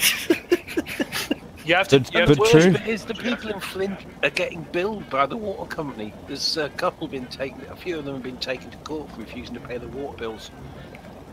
You have to use God mode. You have to pay for the poison we're giving you, you bastard. You have to put God mode in your commands. So, is the US government trying to genetically engineer a superhuman? I like the fact it's super. Yeah, it's going to have orange face and small hands and weird coloured hair. So pretty much the super mutant story, except it's orange. And done through negligence. And has gone bankrupt umpteen million times. Goes around groping people. Said a hip, a hop, a hippie, hippie to the hip, hip hoppy. Don't stop the rock and do the bang bang beat. Sit up, jump the boogie to the rhythm of the boogity beat. Now what you hear is not a test. I'm rapping to the beat, and me, the groove, and the crew gonna try to move your feet. See, I am Wonder Mike, and I'd like to say hello to the black, to the blue, the red, and the brown, the purple, and yellow. But first, gotta bang bang the boogie to the boogie. Sit up, jump the boogie to the bang bang boogie. Sit rock. You don't stop. You rock to the rhythm that just don't stop. Sorry, that's another party trick. That Still a better song than Justin Bieber. I thought you were going to do the every sperm is sacred, every sperm is great, every sperm is if the sperm gets wasted, God gets quite irate. If you're going to talk about sperm media, panties and stockings, they literally do Saving Private Ryan with sperm. That's the plot to an entire episode. Of Saving Private Ryan. Michael Bay. Hello, Pascal. Good evening. Somebody said Oh, Pascal. Sorry, you just missed me. You just missed me doing the Galaxy song and also the Sugar Hill Gang. Still, I repeat, still a better song than Justin Bieber. And also, don't forget the Pokemon Go song. Don't forget that. Bieber song. Oh, Wait, God. people still play that? Yeah, apparently yes. Me and my relatives were going to an amusement park to ride some roller coasters together, and believe it or not, 2 of my cousins were still playing Pokemon Go, and we had to drag them all the way so they wouldn't hit a column or something like that. I think I don't want to sound heartless, but I think your cousins might be mentally deficient. Not really. It's the nature of Pokemon Go, pretty much. I have no idea why it makes people addicted, but it's just Pokemon Go. You have to get used to it. Yeah, I mean, no one could get addicted to, say, Fallout 4, could they, Robin? I personally never got addicted to Pokemon Go. I played it a few times, but I was like, Pokemon Go requires exercise and RNG. That's like 2 of the worst things a gamer can experience. I totally agree with you. And that is why actually I don't play Elite Dangerous right now, because the engineers are pissing me off due to their RNG nature, pretty much. The only game I ever got addicted to was Portal. And like I don't know, when Portal 2 came out, I remember literally playing it all day until like 3 o'clock in the morning, and then the next day when I'd finished it and there was no more Portal, I was like outside, so like thinking, well, you know, if you put a portal so like in the road and then another portal so like at wall, and you drove into that wall, then maybe you could like figure out space travel somehow. Hello, this is the part where I kill you. No, it'd be better to put a portal on the moon than to put a portal inside an airlock and to drive your car into the airlock and then drive your car through the portal onto the moon. Boring. It wouldn't work anyway. It's a much better idea than using the whole bullshit of, I'll just drive over the wall at 60 miles per hour, put the portal on the ground, I and we wouldn't be get up at driving. 60. Obviously, And now I'll be going straight up at 60 miles per hour, failing to understand that the escape velocity of the Earth is 15,000 meters a second. in you know, Aperture tradition, I would get some future war heroes and Olympians to test the car space idea. All of them should realise the escape velocity is significantly higher than 60 miles per hour. Now you guys made me miss Wheatley. I miss him so much. So he's one of the best characters I've ever seen in any pretty much science fiction game or any. Yes, and like NPC as like a sort of companion NPC as well. Like blows all other NPCs out of the water, and the fact that he turns on you and stuff. Like I don't know, has that been done in a game before? Where Yes. like literally the person that took you through the tutorial. No, it's the script and the quality of the character, and also Stephen Merchant made that thing 10 times better. And the stupidity of that thing. Oh god, I loved Wheatley so much that in EVE Online I named one of my capital ships Wheatley. I literally named my ship Wheatley. It was hilarious. Did anyone I love- shut up Will halfway through it? I love that they installed him into GLaDOS just to make her dumber as well. That's like his purpose. Best thing Wheatley has ever spoken. Pull me out! Pull me out! Pull me out! Pull me out! Leave me in! Leave me in! Leave me in! No, actually, my favorite one was it's like, I'm talking in an accent that is below her register of hearing. I actually take it back. That is the best part. The voice Wasn't he the one that was supposed to be looking after all the like cryostasis things as well, and like right at the beginning Yeah, and you're looking, and so like everything's been destroyed and stuff, and it's like you had one job. It's quite possible, guys, that you may have a very minor case of serious brain damage. The voice actress for GLaDOS is actually like an operatic singer. Yes. Huh. Oh, actually, never. Wait, so is that her actually singing at the end? Yeah. Oh, that's cool. Well, at the end of both of them, yeah. Here's the thing. We all say Whitley is awesome and his character is awesome, but GLaDOS had actually a good character as well. Yeah, definitely.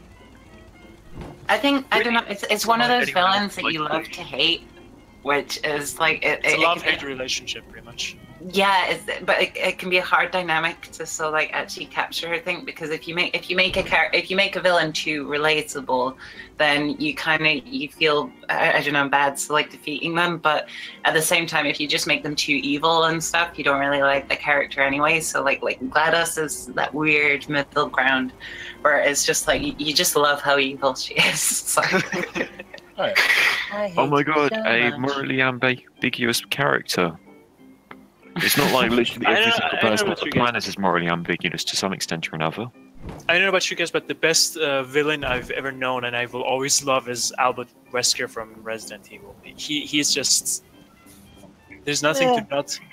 Kind of too cliche for me, to be honest. Yeah, it has to be Stephen Hawking. I mean, I do have a list of villains that I kind of enjoyed in video games. Like you have Shodan from System Shock. Don't know that one. Okay. I've seen it in some top 10 videos. I've seen Shodan in some top 10 videos. Also, there's Kane from the Command & Conquer series. Just stop at Kane's reference. Don't go any further. Hang on, I'll be right back. That's the point of the Command & Conquer series. It's the C-movie cheese. Yeah, they're not even B-movie level, intentionally. Yeah, it's stupid and it's fun and I love it. Then you should pick the villain from Sewer Shark, if anything.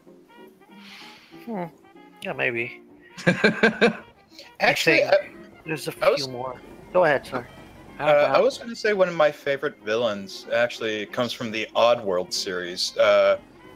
Sort of like a Secto from Stranger's Wrath was a fun villain, at least just as far as overall story arc. Maybe not as far as like the gameplay and whatnot.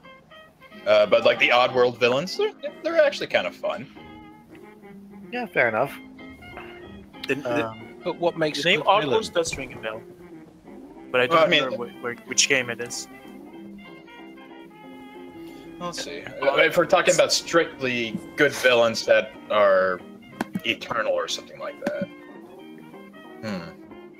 No, just villains that you pretty much enjoyed interacting with in games. Like when it comes to, let's say, charismatic villains, I fucking loved Ender Orion in the first Bioshock game. I mean, even though his devotion to Ayn Rand to the point where even his name is kind of like, you know, twisted, pretty much version of Ayn Rand, but still, you can't deny that he's charismatic as all fuck. Like you listen to his speeches and you're like, I can't help but kind of agree with the guy, but then you walk around for a couple of steps and you're like, no, this is actually bullshit. You can't deny that he's charismatic, but you could but then you'd probably just be wrong. There was I really love the Bioshock games. Sorry, because I know because I know that System Shock was like the precursor or like the spiritual precursor to Bioshock. Is that right? Bioshock is a spiritual sequel to System Shock. Yes. Well, see, the thing is, like, I really love the games and stuff, and they would always it would go into like the whole moral degeneracy of just like absolute freedom and so, like where that would lead and stuff. But I remember there was this one part that really pissed me off. That it was in like the movie theater, and it was called like if you look on the wall, it says something like gender bender at 4,000 leagues under the sea or something. I was like, what the fuck? Oh wait, and it's just Go ahead. Oh, no. That's pretty much all I had to say. And I don't know. It just pissed me off a little. It's just like, what are you trying to say? I was enjoying this game up till now, and then you're like, with your whole sort of narrative and focus. No. So I heard the first betrayal though. Yeah. But the second game was fantastic. Second game, yes. I think the best games in terms of an antagonist is one where it's not clearly defined. Like you just had like some sort of an organization that you were fighting or something like that. I mean, the only one I'd say I really enjoyed was the BioShock Infinite Comstock. I thought was fucking. Oh, I loved that one. Although I will say, so like some of it was a bit on the nose, like the prejudice and stuff. I understand that they had to fit like a lot into a small game, so like some of that had to be rushed a little bit. But but like the whole sort of like you know, where you're throwing like you're sent. What is it you're throwing at the? Are you throwing stones or something? Baseball. At, like baseball, yeah. Baseballs. Yeah, like. Kitchen in then. but like with the whole I don't know. I think that could have been done in a more sinister kind of like thought out way rather than just being as blatant as that. But I don't think that part itself. I think it's fine, just because it kind of thrusts you into a quick decision. And like the culture. It throws you in. It doesn't give you time. Why do I have to 17 people? Consider it. It made my stomach sink. Like being faced with that choice. I was like, well, the choice is kind of obvious, but geez. They're not happy, Robert. You know, the moment in BioShock Infinite that got to me was not really that, because that was just like, you know, it's too scripted for me to get into it that much, but later in the game, when you're just exploring houses and you see this, pretty much a house Negro just cleaning out the house, a little area in the house, and he's like, "Oh yes, Masa, I didn't notice you, Masa," and he just like kept ignoring you and kept cleaning, and he's just like, "Can I do anything for you?" And he's just like, just treating you as like he's giving you that slave to master treatment, and you're supposed to just walk past him without doing anything.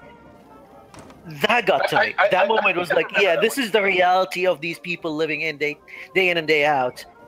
I think I remember the part you're talking about. Look away and walk. Yeah, no, I think the part that I saw over here, I'm not sure if like there was a localization thing, since I think you played it in English or Arabic. English. Okay. But in that case, I think I remember that part. Sort of like you're walking along the back halls, and the servant on the floor is, you know, he's saying it's like, you shouldn't be back here. You should probably move on. You know, this isn't a place for you. You should be up front, kind of thing. But I think for me, like the BioShock Infinite part that really got to me was actually the Hall of Heroes, the one where they had the Boxer Rebellion and Native American purges. I mean, sort of like those were like shock houses, and those were pretty. If you want to talk about sort of like, you know, the stoning as a pretty hard on the nose thing, sort of that for like say like an army or war veteran, sort of like that is a haunted house. Ooh, yeah, I guess with that part, I only understood the gravity of it afterwards because I started reading of the history behind it. Before that, I was quite ignorant of it. Like I didn't know exactly all the details that they presented in the game, so maybe that's why I just like I was like, yeah, okay, they're just doing stuff. I don't know if it's real or not. There was two things that bugged me about the game, though. You know, there's that scene where Elizabeth offers an apple to that little kid who's like hiding, or like the little kid drops the apple or something and is hiding, and like obviously they were stealing it, and then like okay, Booker just picks up a guitar. It's never been referenced that he knows how to play a guitar or has played a guitar before, and then magically starts playing the exact chords to Will the Circle Be Unbroken while Elizabeth sings in harmony. It's a lovely scene, but it doesn't make any sense. I don't know. It was that, and also. I think they were getting into the Disney kind of themes that were going on. Did you get that impression? Like it felt kind of like a Disney movie a little bit. Yeah. I think there was an attempt to do kind of a Disney thing in there. Yeah. Just the design of Elizabeth specifically. Like she reminded me of like a Snow White-ish kind of a Disney character. The way she was animated, she was fluid in that sense. Very much like Belle from Beauty and the Beast for me. Yeah. Yeah. And you were saying the second part, Melody? Oh yeah, well, I mean, it's more of just like a little irk that I had that, like, I think it was an idea that wasn't really explored. But when you're in the Lutece, house and stuff, you see 3 bell jars, and they're marked Transposer 1, Transposer 2, and Transposer 3. And basically, you see objects from parallel universes switching with one another. Oh, is that the one with the Menage? I can't remember, but in the last bell jar, you see a diary, and it switches between just like, your standard diary and then a blood-stained one. And that always, like, that just messed with my mind, because I wanted to know what is the story behind the blood-stained diary, but maybe, like, I don't know, they didn't have enough time, or... Shaving accident. Well, maybe, but we'll never know. You can't just leave like bloodstained diary there and then not explain it. That's just. Sure you can.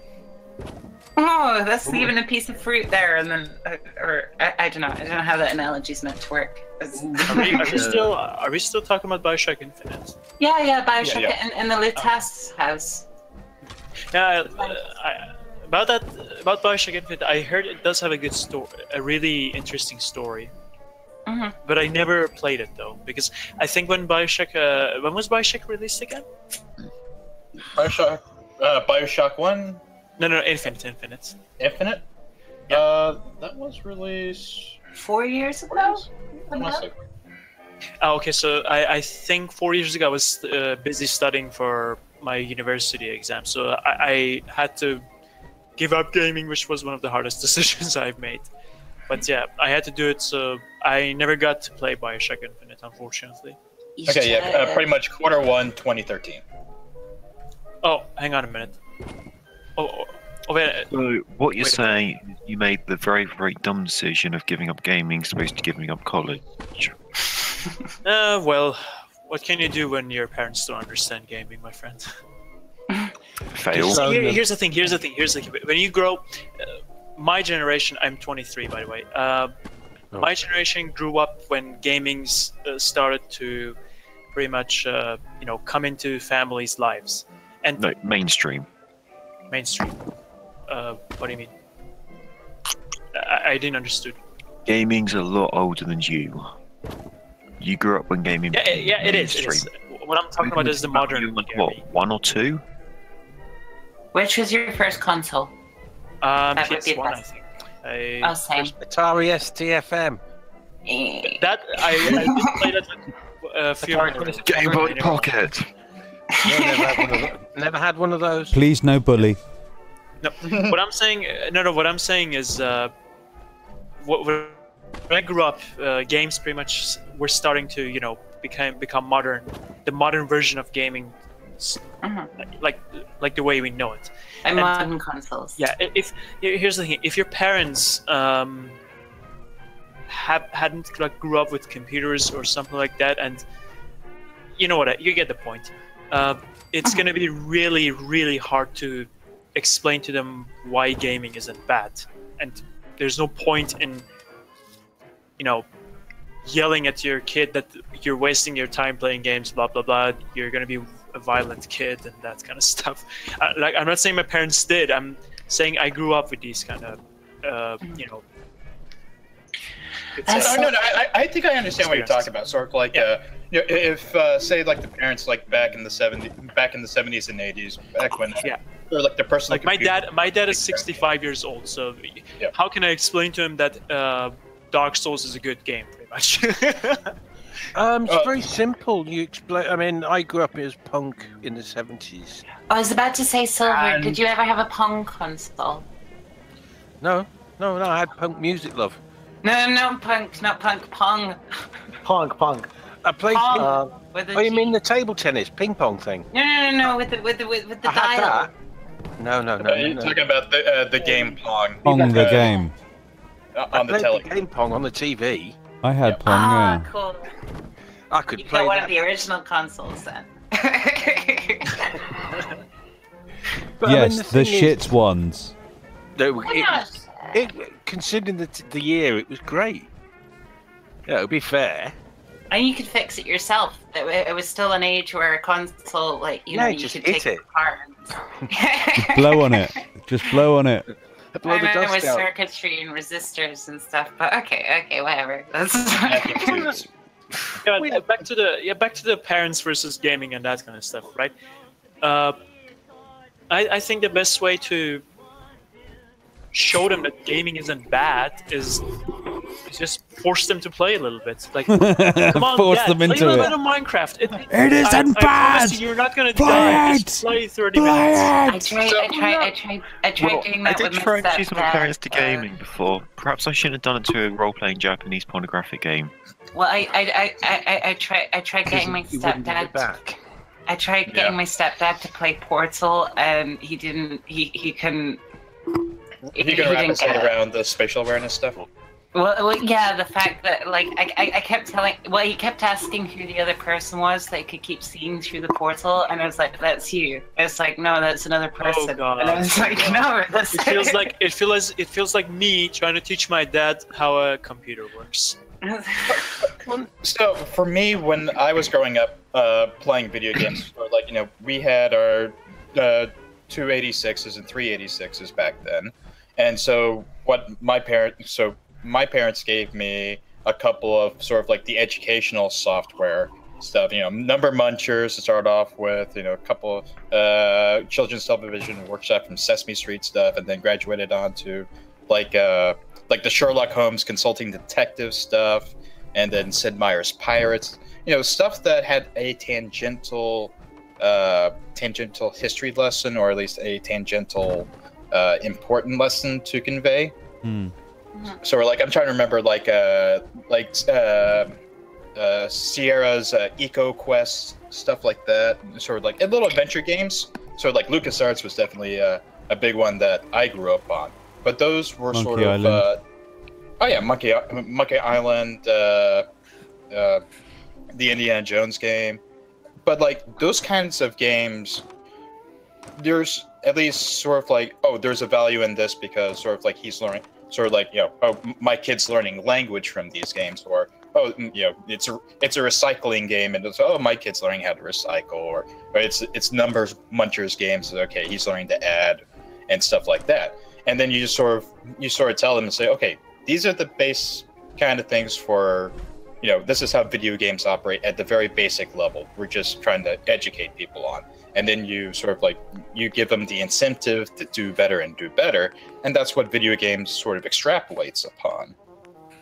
But yeah, my parents were like the entire opposite. They just like gave me Doom, and they gave me Hellraiser, the movie. Oh, homework. I watched that shit when I was young. Your chores. You bastard, you had the good parents then.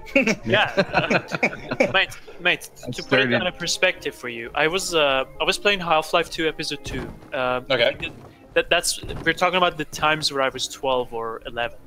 Okay. One day I was passing through one of the levels, and accidentally there was so much blood in the ground. I have no idea why this happened, by the way. It was a total incident.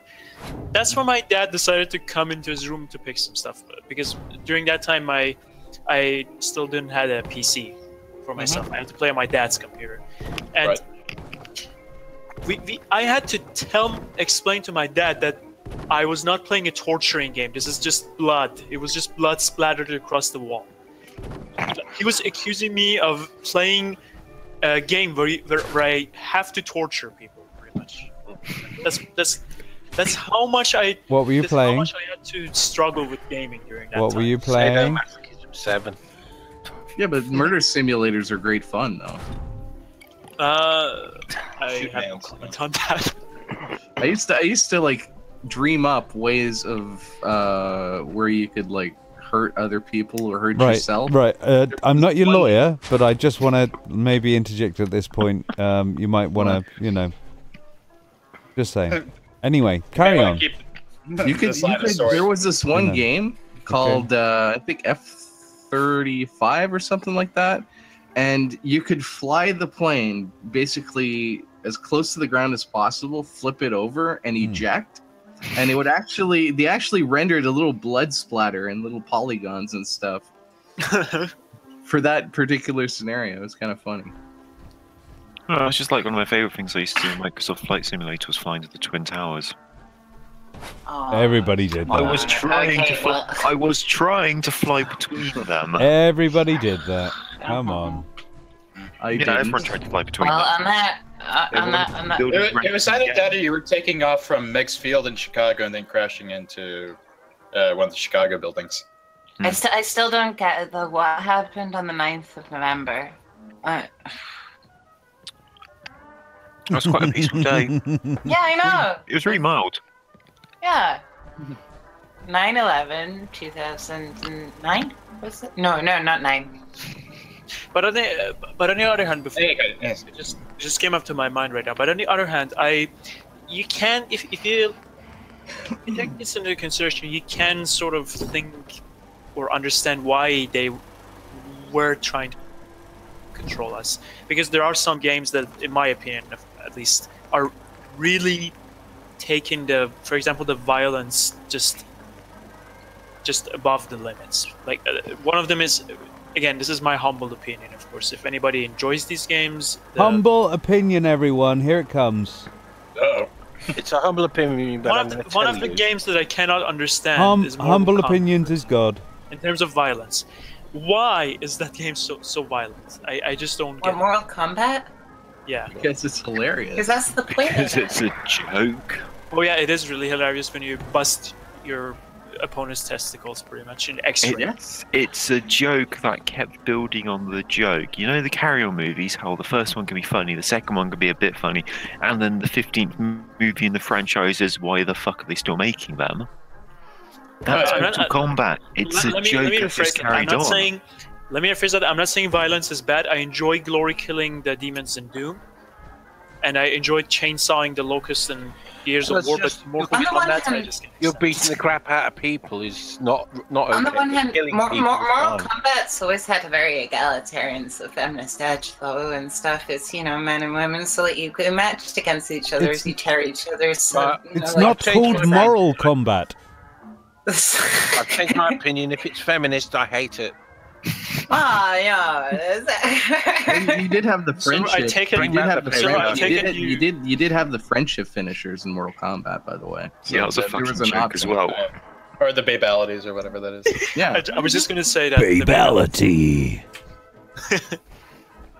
But to be fair, I do have a favorite fatality in Mortal Kombat. I think it was fatality. Exactly. Which one was fatality? I think it was the one from Kratos, as far as I remember, where he gets the sword of Olympus and shreds the guy in half. It's really satisfying. Wolverine.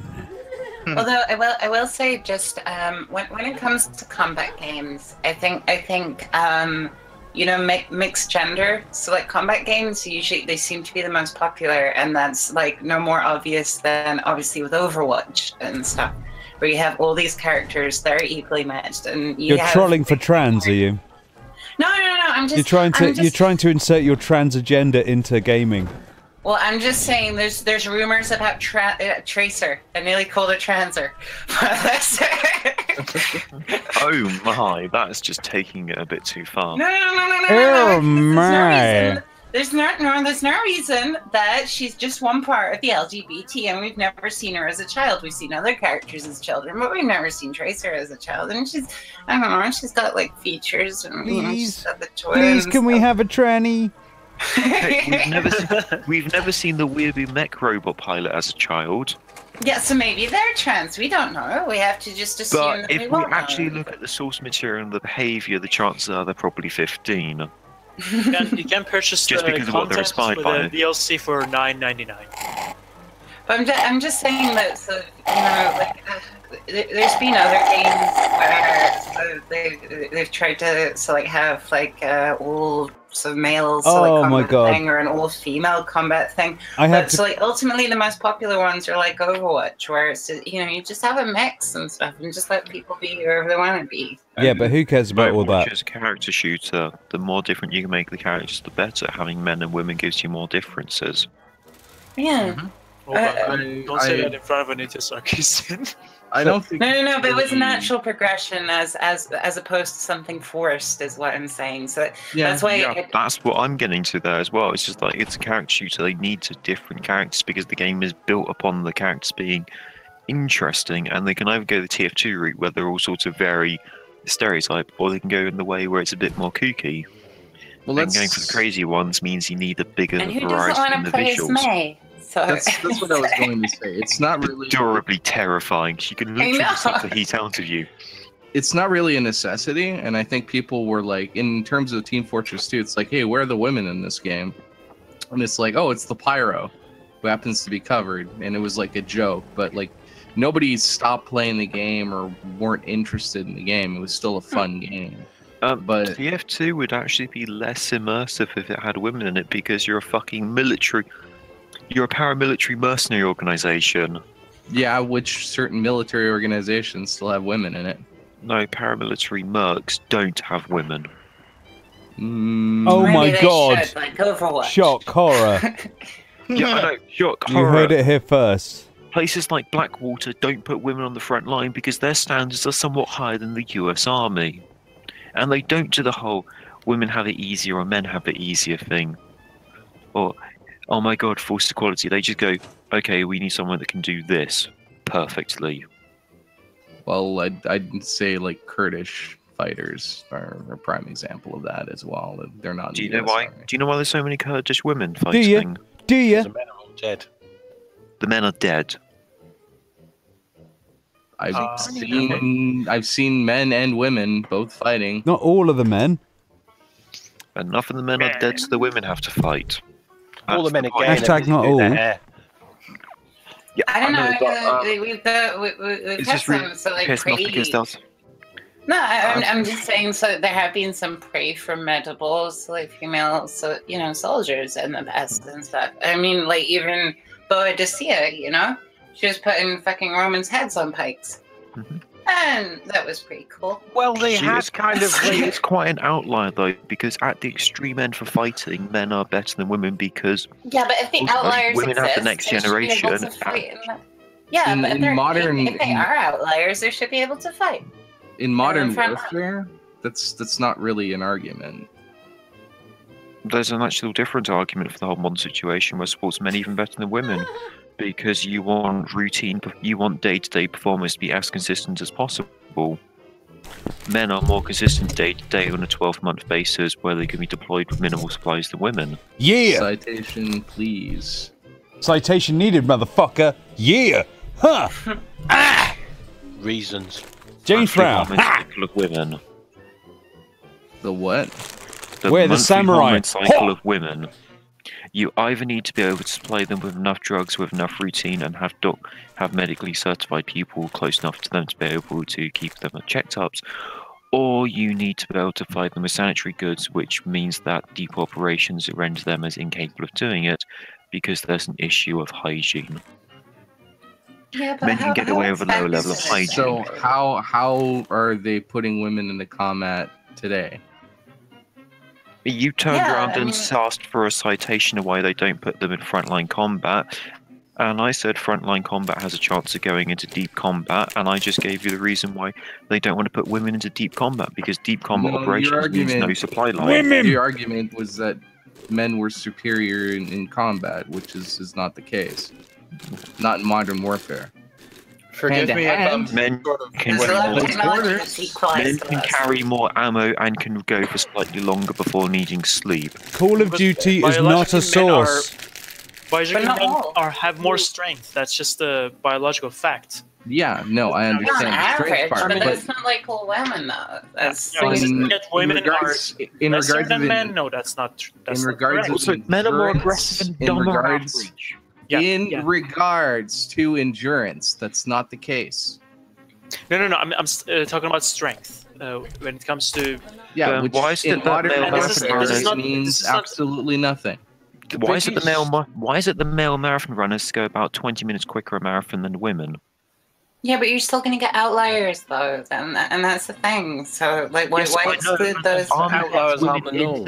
And the army lets women in because they want to catch the outliers as well. Well, okay, so then there should be women on the front lines. I don't get the citation. They shouldn't. The biggest problem with women on the front lines is with the vehicles.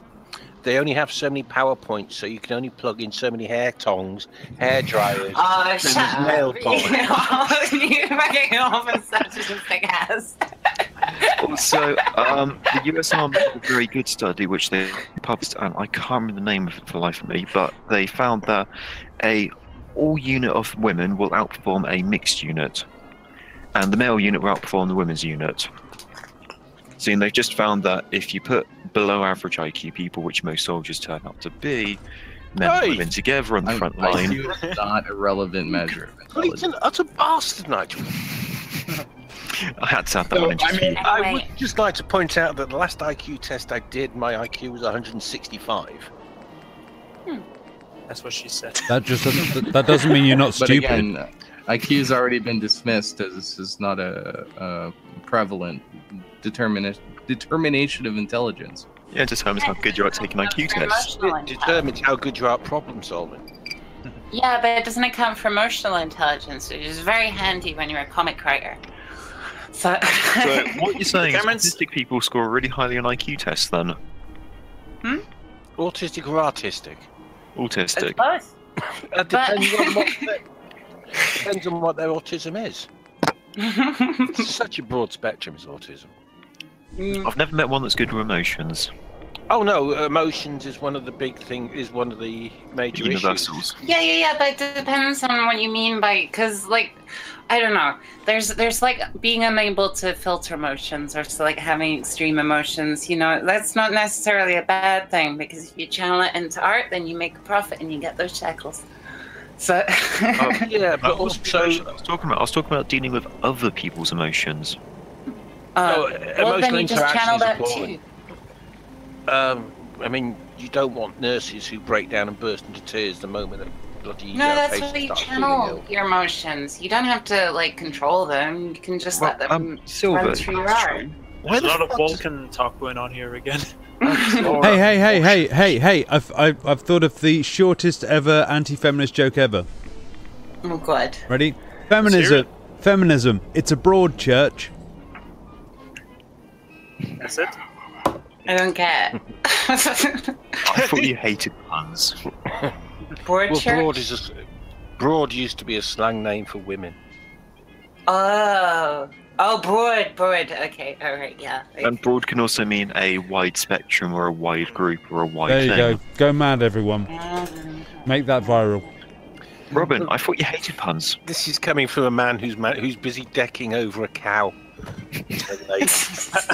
Ethering's not here at the moment, so I'm having to cover for him.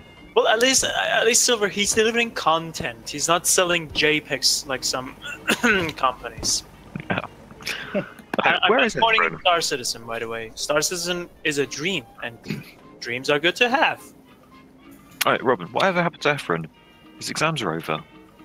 Robin upset him. He'll come back when he's hungry. For an autistic rant about economics for 2 hours. Flan, yeah. IQ has been verified by various individuals, and it is not an accurate measure of intelligence. Period. It doesn't do anything in regards to inform us of like who's smart and who's not. I'd just like to put Because your argument fell apart when you misspelled intelligence. It's a double L. Also, IQ proves one thing and one thing only: how good you are at problem solving in a corporate environment.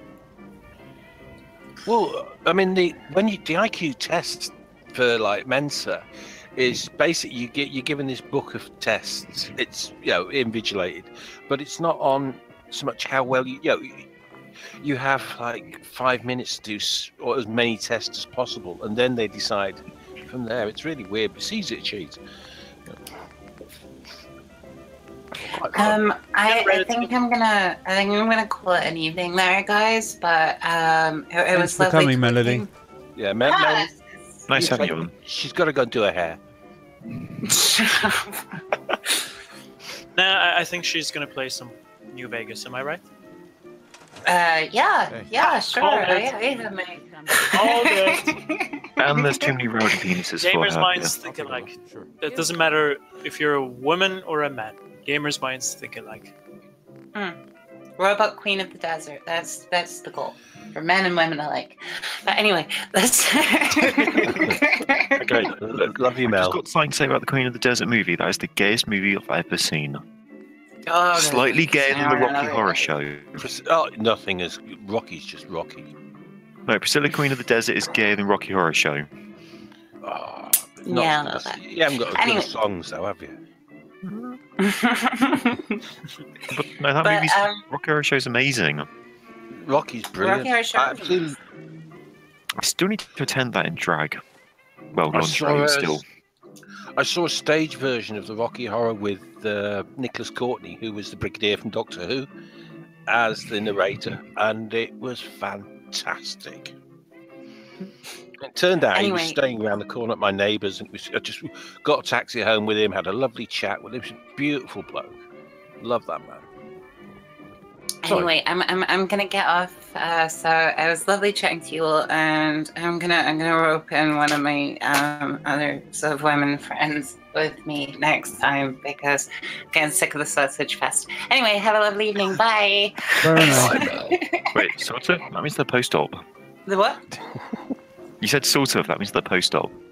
No, she said sausage. Sausage fest. Wait, sort of women friend. Sort of women friends. No, that could mean that they're sort of women or they're sort of my friends. So I'm going to leave that ambiguous. Anyway, I'll speak to you. Take care, love. Bye. Well, it is Melanie, so they're probably a trap. It's a trap! They're probably very Bye, guys. young. No. Traps. No, they're not. Okay, goodbye, guys. You better go before they mock you anymore. Yeah, I know. Bye. Bye. But we love her dearly. Very dearly loved. Yeah, so back Now you to the talk most about- contentious subject the open house has had. Women being able to lift more weight than men and pen deadlifts. Get them angry, they'll lift anything. Some women can lift more than some men. Some women are taller than some men.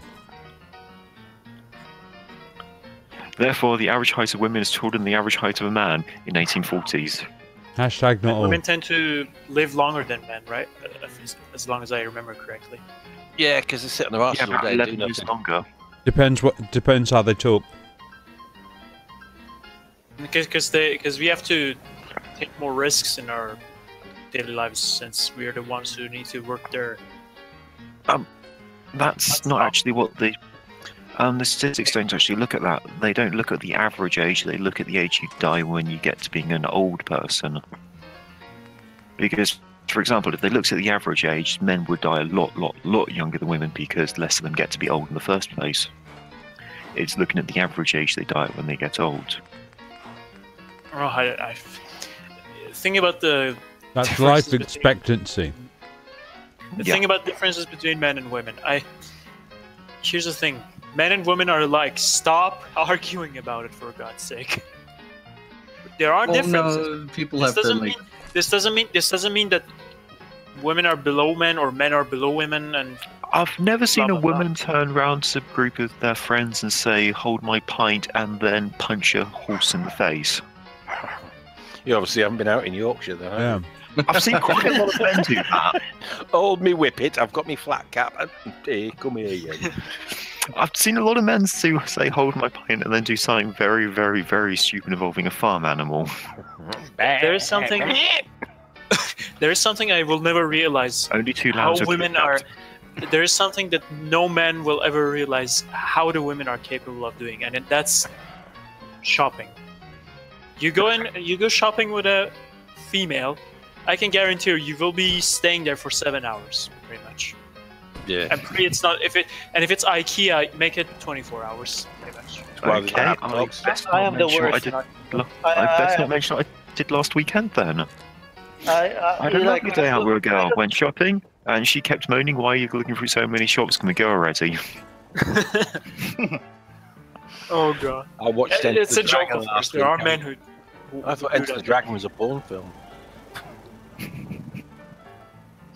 It depends on what shops you go into. If it's a what's it called? If it's a boutique, oh God have mercy on your soul. If we go, she was complaining I went through 4 boutiques. If we end up in one of those, I go to a hardware store and just look at screwdrivers. Here's the thing about IKEA. The last time I was there, I just wanted to buy a side table. One side table that would cost me like $10. And then you ended up buying a whole $300 later. I knew it. I called it. That's the nature of IKEA, mate. That's the nature of it. There's nothing. The fucking maze that they make you walk through, it just pisses me off. Well, it's all part of the disorientation process. It's why there's no windows in there. Yeah, it's like you get out and you feel like, man, where's my block of cheese? Yeah, there's like, what year is this? By the way, I was just gifted Tekken 7, so I'm installing it now. Yeah, nice. Yay. Sweet. So how many games are on your bank list now? It's like what, 600? I haven't played Tekken nice. since like Tekken 3. Tekken 3 is still the best one. Really? Okay. Tekken 3 is still the best one. I mean, I played all the way till 6. 6 was the least favorite Tekken that I played. Tekken 3 was really good. Yeah, that was the peak of their series. Yeah, the third one was the best one, right? It was funny because I was getting into this conversation. There was like the group that I told you guys about, like where we talk about games all the time, and I posted this comment because they were talking about Evo and how the numbers of Street Fighter are going down. And I'm like, haven't you noticed that Tekken is becoming like the Call of Duty of fighting games? And they're like, no, and I'm like, no, it's just too mainstream, too tacky. And they're like, I'm gonna prove you wrong. And all of a sudden, something popped up on my Steam, and I'm like, oh. Okay. Well, if you don't want it, mate, I'll take it. No, it's done. Damn you. If you want, you can send the money from your I side really to buy like Sniper. Tekken. I think Tekken's always been good. I mean, I just think it never got better than 3. It's no, I mean, I didn't say it's Just the Call got of Duty beautiful, of you know. First person shoot. I didn't say that. Like, I didn't compare it to Call of Duty in a bad connotation. It's just, it's the same game over and over again. Minor improvements, and sometimes not really improvements. It comes out every year, sells well. A lot of tacky add-ons that no one asked for, just like Call of Duty.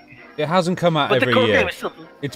It has been dragged out of people. People just want to play it but prettier. That's really what people are after. They're just after that but prettier. It's like, you know, FIFA. No, I wasn't going after the yearly thing. It's never a yearly thing, and I mean, at least they didn't fall into that trap. They could have easily. Oh yeah. I'm surprised you mentioned Tekken being like the Call of Duty of the fighting franchise, because I always thought it was Mortal Kombat. Mortal Kombat is. I mean, here's the thing. I wouldn't put it in the same category as games like, I would say, Tekken, or even more serious games like Street Fighter, Blaze Blue, and all that. Mortal Kombat was never even designed with competitions and serious gaming or pro gaming in mind. The Mortal Kombat engine really has become the Call of Duty, though. Oh, it is, yeah. See, we have Mortal Kombat, we have Injustice, we have the Transformers one. I'm pretty sure there's another one. It got to the point where I think it was 2014, 3 games came out in the same engine in 1 year. All fighting games very similar. Like, I never took Mortal Kombat that seriously, but I enjoy the game. Don't get me wrong; it's a very, very nice game, but it's not the same category as those fighting games. It's almost like comparing KKND, one of the silliest RTS games I've ever played, with I don't know, Dune 2. No, it's a different thing. Or not Dune 2. Let's say StarCraft. Or comparing Nobody Lives Forever to Hitman Blood Money. Yeah, there you go. I think that game came out when I was like 9 or 10 years old. Correct me if I'm wrong, of course. Yeah, but, it was a really famous game, though. I think a better comparison is comparing CS:GO with Duke Nukem 3D. They're both first-person shooters. They're literally the same game. I remember. I think the first first-person shooter game I played was a Star Trek game. Ironically, it was called Star Trek Elite Force 2. Yep, I remember that one. Really fantastic game. It's just like how the 88. It's just like how the 88 Panzer and the 88 Howitzer are literally the same gun. Yeah, one's an aircraft gun, or one's the anti-aircraft variant and the other's stuck in a vehicle, but it's exactly the same gun. We're talking about the Tiger guns. Artillery gun. The 88mm was the 88 Howitzer, not flak. Oh, because the 88 was still the same gun. Basically, the 88 flak was an aircraft gun. 88 flak, that's partly a flak bit. No, the Howitzer was had a 3 or 4 centimeter longer projectile. Got me on that one. Sure. Well, I'll take your word for it. I could have sworn they were the same gun. I do know that they did. I mean, it was a fantastic gun, piece of equipment wise. Accurate, reliable, blew the shit out of anything it attacked. Can it shoot through a book? And in every Call of Duty game. No, it can't shoot through literally every single Call of Duty game. It can. If you line them all up one behind the other, no problem. No, they make about 15 of those games a year. Yeah, but you use an armoured-piercing composite rigid shell. But what if you have the collector's editions? I'm working with the assumption You get to shoot the heat round. Heat round might do it, or you could use a APCR shells. No, I've already used the APCR. We'd have to use the irradiated tip. Ooh, an irradiated tip. Uranium one? Ooh, matron. Yep. Oh, matron. Here's a bad idea. Cheat. Just walk up and stamp on the fuckers. Knife the guy. only if you're a man, though, because women, unless they're wearing their heels, their combat 9-inch heels. Right, stilettos can go for anything. Get him, boy. Get him. I've got my combat stilettos on. Well, combat stiletto does share a striking similarity to a Rommel dagger.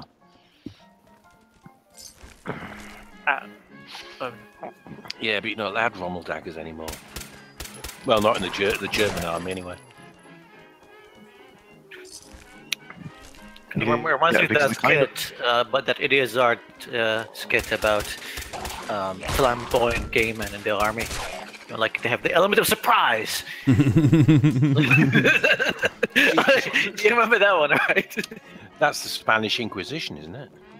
No. I'm talking about No respect to the Spanish Inquisition. Element of surprise, surprise and fear. 2 elements of surprise, fear, and no, that's what Monty Python, they were there first, always. Man. Well, guys, it's 3:20 a.m. in the morning, so I really need to get some shut-eye. It's been amazing chatting with you guys. Thanks again for allowing me to be with you.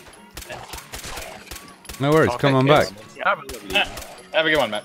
If you'd really like to come on, all you got to do is add RSOL GCP, and get one of the guys to actually tell me to look at my DMs. Awesome. And also share the hashtag Derek Smart was right? We're gonna make T-shirts, man. Gonna make T-shirts. Not baseball hats. Unfortunately, I'm gonna have to ignore the T-shirts because I'm looking forward to read Derek's book. So there's that. But literally, I really want to see what Derek writes in his book. I'm looking forward to reading. It's going to be a long read, whatever it is. Oh yeah. Lots of it. Well, considering that guy does a tweet longer for an entire book series. Yeah, I'm still wondering why he's game developing. He should be a lawyer or something like that. He's going to roast the entire U.S. court, pretty much. No, that guy should be an author. If his book's anything like his streaming, it's going to have a lot of breaks in it. Well, he's a little heavy on the punctuation, I give him that. And then he's gonna blame the readers, like the problem was in your end. It's not me. Bloody you, Something wrong mate. with your eyes, you can't read properly. Everybody else except Habib was fine. He's sitting there now going, I don't think I'm going to come back on that stream now. I mean, Yeah, the one thing I like about this game is the art direction. I think the art direction is really nice. Yeah, it's absolutely gorgeous. It's really especially consistent. when you're transitioning from one area to another. Like it doesn't just all looks like a bunch of gray. I didn't realise it was a trans game. I'm not playing it then. Yeah, do you know what? It reminds me a bit of what Rage should have been. Anyway, guys, have a good one. I Yeah, need okay, to mate. go to bed. Have a good night.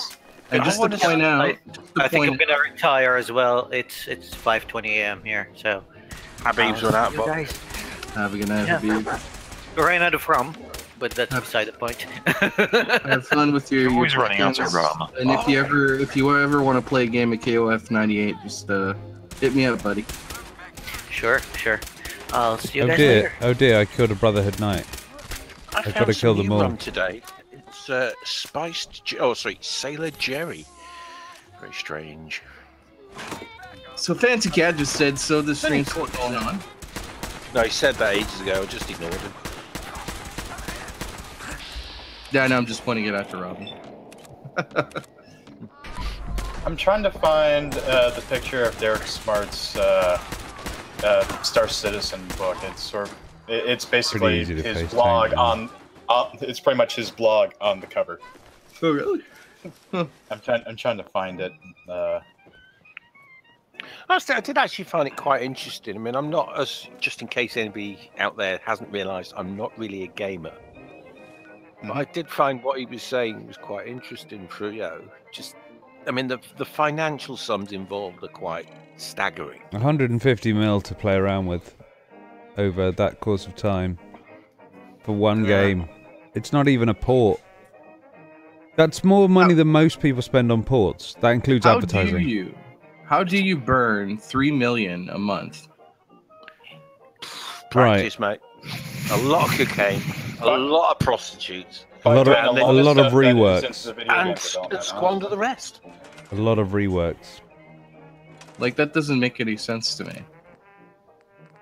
Like how somebody like Concerned Ape, just one person, creates a game in 4 years, which has the music, which he created, the programming, which he created, the art, which he created, everything, which he created, and releases it on time with little to no bugs.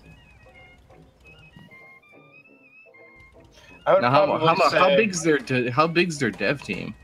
300 people. About 300. 300 fucking people? Holy shit! But it is a universe they're creating. No. Got to create the universe first, Still, right? 300 people, that is fuck a lot of people to make build an engine. You can't even have that many programmers working together if they're all experts. And it's not even that. It's sort of like they did like the A-list talent mocaps as well, and they've had to go back and do that over and over again because sort of like what mocap have they really showed, and they've also already had to transition from their old mocap to their old in-studio mocap to a US-based mocap to the Imaginarium mocap, and now that they got to translate that between the old CryEngine and to Lumberyard, and sort of like how much do you expect to spend on Mark Hamill for 90, 100 days of mocap? You've been on a sweetheart deal. Or how much do you expect to pay Gary Oldman for 30 days of mocap work? Well, they've already got it, haven't they? Oh. Are they happy with it? Are they going to go back and do it? No, they don't need Do to. it again. Yeah. It's sort of like how much money you're going to dump into. No, once you've got that mocap data, you can translate that to other things. There's raw data and needs to be translated into a system. So if you have a bad system, that data. Yeah, but you'll have broken. The thing is, you'll have broken that down to its underlying sort of things anyway. You would hope so, yes. Yeah, you would have. You would assume so. Yes, but is it how it works right? How they are doing it right now? Well, yeah. I mean, if you look at mocap data and then you have a look at where you start from, yeah. I was thinking more along. Yeah, to actually accumulate mocap data and translating it between different sort of formats, that's not too much of a difficult. To run it through a program.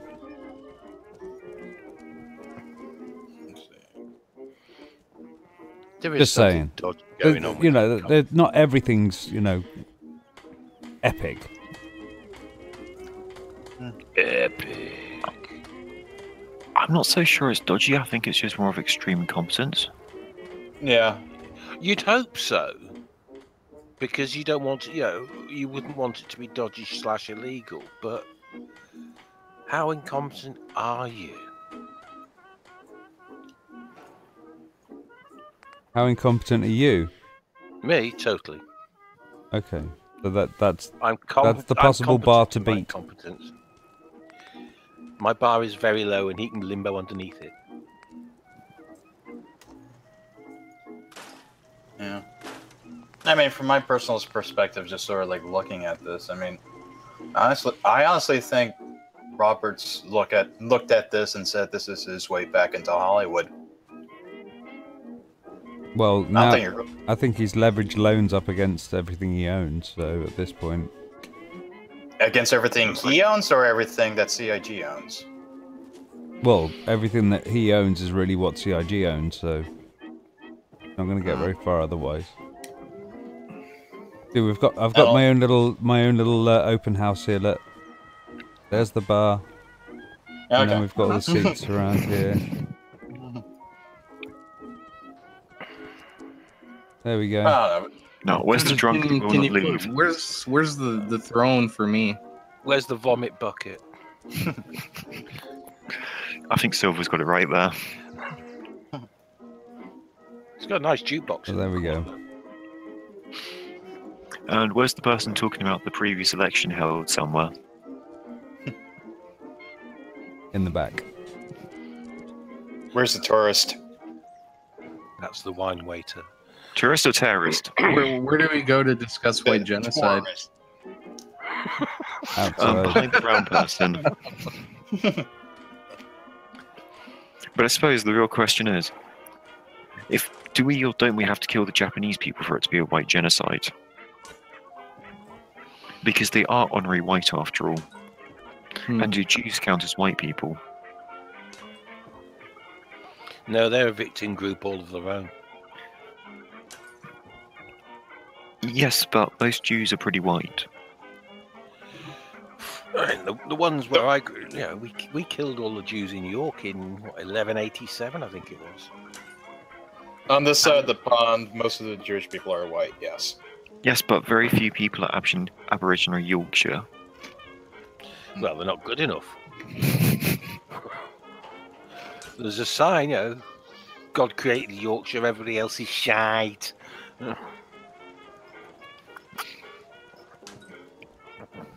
That's nice. Now go back and talk about rhubarb or we ignore you. You can't pick on that stuff. Yes, we can pick on rhubarb. I can't answer it though. I'm not allowed to. I'm banned from talking about a substance that cannot be named. You fucking deserve it. You tried to turn into a false meme. It is very lovely to eat though. Let's see. It's late on my end, guys, so I'm gonna call it a night. No worries, mate. Take it easy. See you around. I'm just waiting Very for nice. Robin to take it. He said this morning, I'm off to the castle. And it's now like getting on for 20 hours I late, lied. and he hasn't made it there yet. In fact, Yeah. the last... He actually said, oh yeah, I forgot about that 4 hours later. Well, it's like the world record, speedrunner record for the guy that has the world runs. It's like the person that has the world record of speedrunning Fallout New Vegas. They did a 1 hour stream of the game, where the first 50 minutes they were farting about trying to balance cans.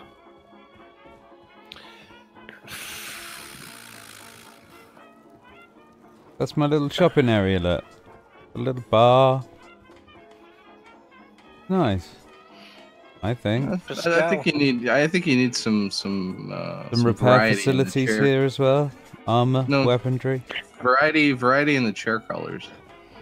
No, we don't want any All guns in green. there.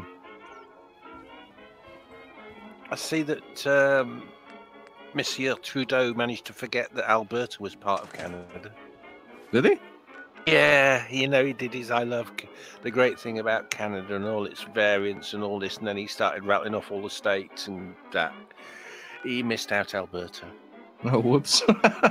Oops. It's okay, nobody cares about Alberta. I've actually been to Alberta. It's one of the few parts of Canada I have seen. It's lovely. More people are usually worried about making the Quebecians shut up.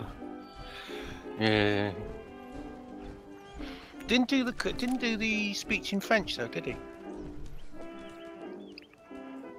He's Canadian. I don't know. I didn't. Yeah, He's but- not uncivilized. Look, just because he's Canadian doesn't mean he's uncivilized and knows French. No, but a lot of Canadian things they have to do it in French and English. He is French Canadian. I would have thought so with a name like Trudeau. I mean, his father was called Pierre.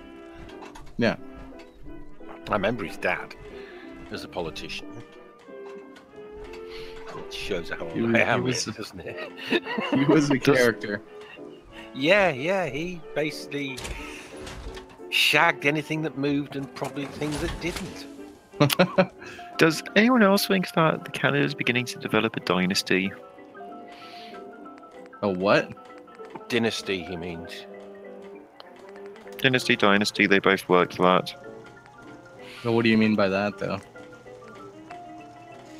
As in, you had... You're faking Bush your royal dynasty. family. You have the Bush, you have the Clintons, you have the fucking Queen of England, and Canada's following suit with the Trudeaus. It's like 2 generations at best. I mean, I can't remember. No, but they're in quite rapid succession. To be fair, I mean, Pierre Trudeau was the 70s. Yes, Possibly I the know, 80s, but I but do remember in the 70s, so you're talking about 40 odd years. yes, I know. But for a political family, that's actually quite sort of like bang one after the other, because that's his maximum term done, then his son getting ready and dying his term after living a little. Actually, you did forget probably the biggest American political dynasty, the Kennedys. Yeah. Oh, that ended thanks to a bullet. No, they've got what's his name now? Wait, there's more Kennedys? There isn't. Yeah, there's another Kennedy on the way up now. Ah, Jack looks like another assassin. Billy? Robert Kennedy Jr. Yeah, I don't know. Because I mean, there's still is it Robert? Who was the one who from Chappaquiddick? Who I don't know. basically I think he Robert John JFK RFK KFK. Can't remember either. Basically, I just know he recently spoke and he was rather well spoken. at like some sort of a rally at a school, I believe. And people like were keen to record it, and I think it went viral on Twitter or something like that. But I mean, well, the Kennedys have been political for years. Mm.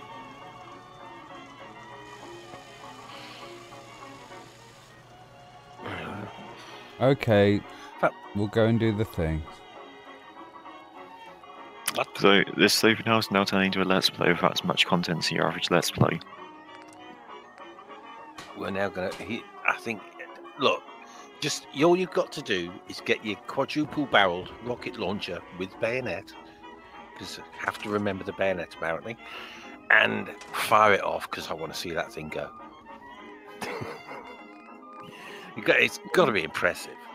You'll see it at about 10 frames per second at the moment. So. Well, no, it's only in the Hangout. If you go onto YouTube, it's much smoother. YouTube, it's smooth, smoother than the silkworm's silk pajamas. Oh, really? Yeah. Yeah. Man. Because that's how I roll. Smash in nicey. Radio smooth. Where's my dog? I can't stand having nothing follow me around all the time. Okay, you're right. Big stupid, purebred idiot. I just wish people. I used to do that, but too many people had injunctions out on me now, so I can't follow anybody. Oh, that's fucking comical. Another story shared about another woman getting a sex toy stuck in her rectum. Coming. What? Oh, it's like the 8th one I've been sent this week. Well, this weekend.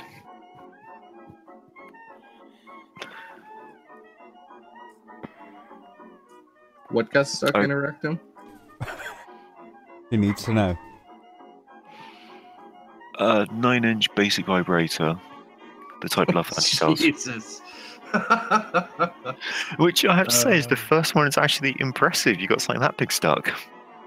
9-inch wide? Long. Oh, thank God. I don't, it's not unusual. What do you mean not unusual?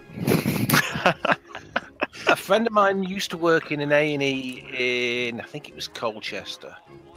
And he said the one thing he hated most of all was the Friday nights when the gay men would turn up with the vibrators that had run up their arse.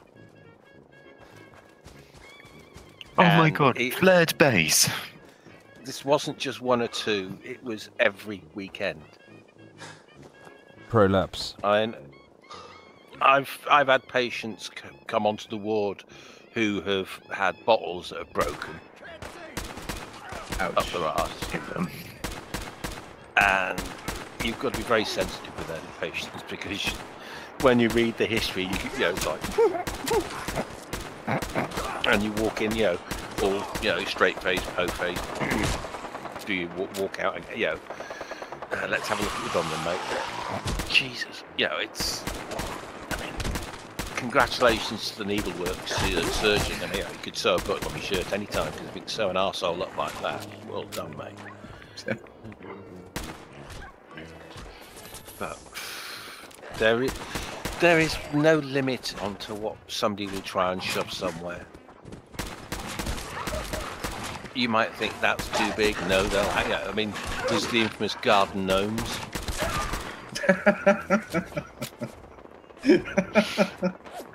Honestly, it's something that you want to, when you read the because obviously you get the history and you read through that beforehand, and it's like, I was out in my garden naked when I slipped and fell backwards onto the garden gnome. And do any question, why was the garden gnome's head lubed? Is the only question I'd ever asked. But there we go. But if you want to talk about the infamous garden gnome, cleaners, buy garden gnome sex toys now.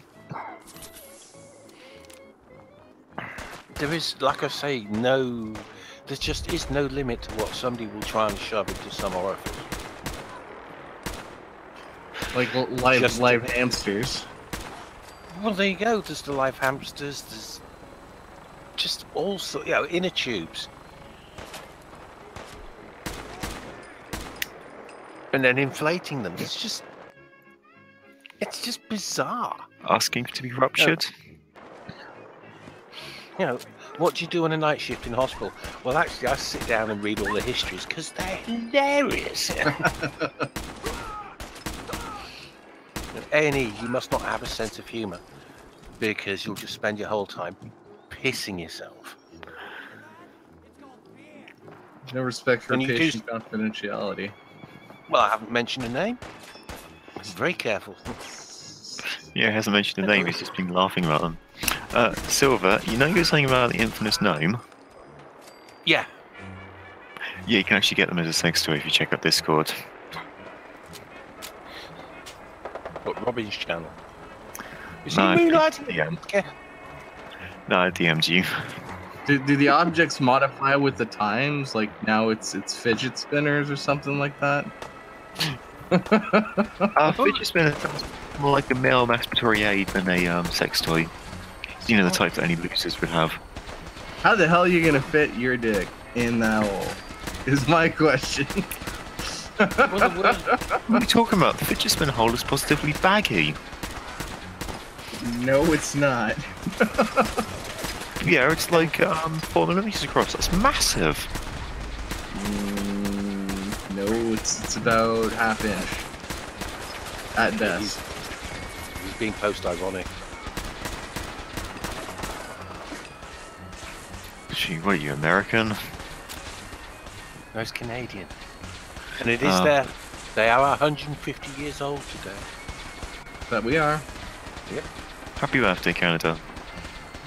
Oh, you know what? In 1970, Did you burn down the White House again? Yeah. Do you know what? In 1971, I sat on the Knavesmire in York to celebrate our 1900th anniversary. Wow. I seem to be fighting the Brotherhood Knights now, suddenly. They started It's okay, they're quite squishy. shooting at me. Did you pinch them? Are you still wearing one of their suits of armour? No. I never robbed any of them. Yeah, because you're not allowed to for some reason. I'm robbing them now. Well, maybe the Brotherhood of Knights are the owners of the castle. Just don't forget because you're now attacking. You're supposed to be attacking the castle. Never got there. Master spoiler: attacking the castle. Yeah, you won't find the Brotherhood. Sorry? Master spoiler: when you're attacking the castle, you won't fight the Brotherhood. You won't fight the Brotherhood. Yeah, you've gone wrong, my friend. I'll be right back. Oh well.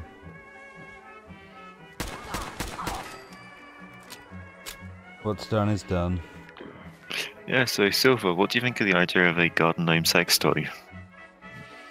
Not my cup of tea, personally.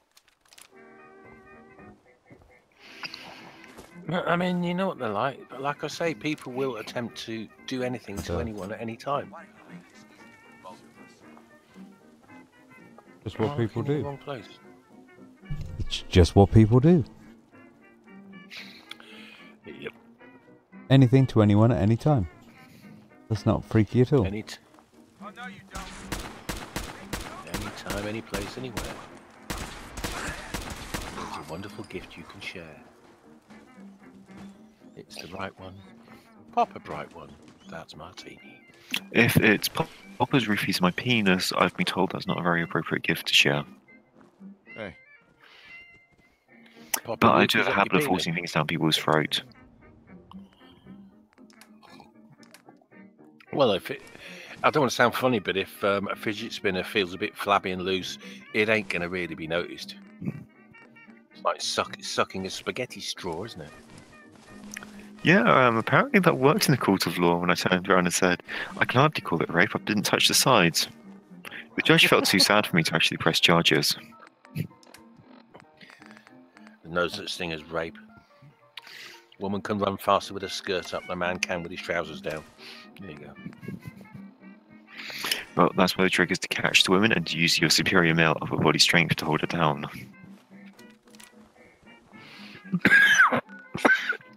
You know, that thing which I just totally invented because there's outliers.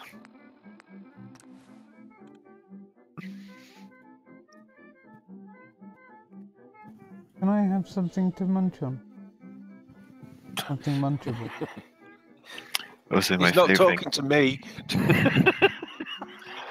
Silver is the next quote you must know is one. When people say women are better at killing than men. I'm expecting you to know. Because they have the whole hormone cycle that makes them more violent when they get to certain times. Oh, yeah, I did actually understand your argument from that point of view. It did make sense. That biologically, women are evolved to care and men are evolved to die. Kill. Die.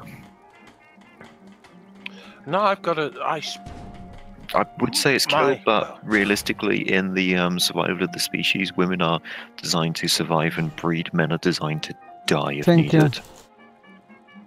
My ex did stick a knife into my back. And she did mean it. Metaphorically or literally?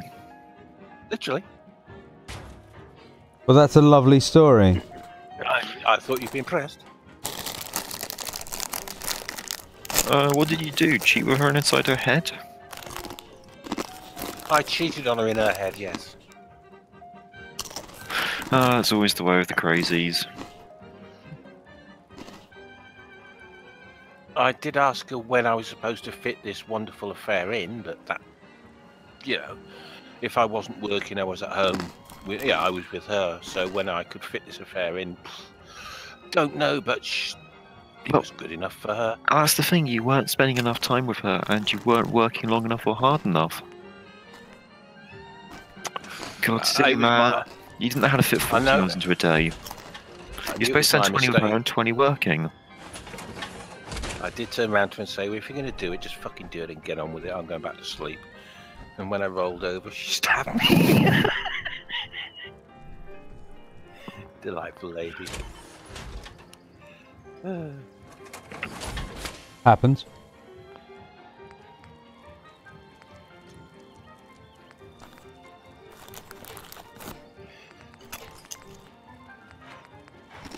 So, when you say you're going to go and do it, do you mean you are going to attack the castle, or you changed your mind again? He will eventually attack the castle. That is most definitely his end goal. I lied. I'm a liar. I'm a bad person. Doing it for the clicks, I'm certain of it. I'm going to invade the castle when I have 30 viewers. Well, it's one of those private streams, and why the fuck are you guys still watching this? Look, there's free porn on the internet, and there's pirate TV. Why are you still here? So watching me play? No, really, why are they here? Go on, go. The content's not going to get much better. We're probably going to end in the next 20 minutes.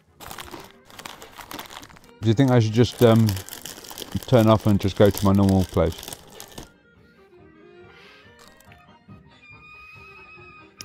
Well, that might be a bit better. I do find this game very hypnotic, I must admit.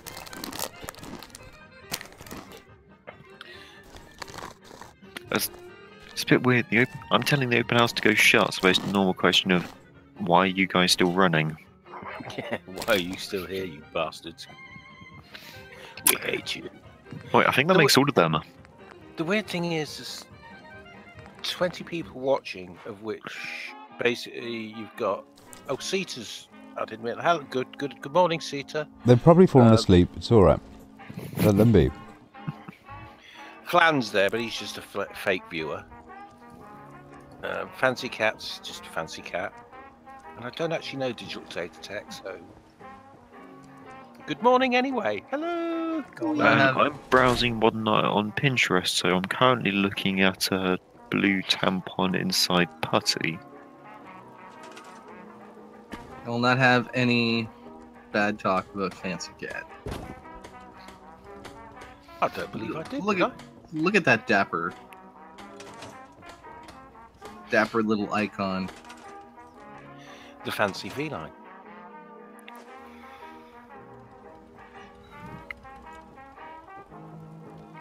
Fancy cats are just regular cats that have been punched in the face one too many times. I do like cats.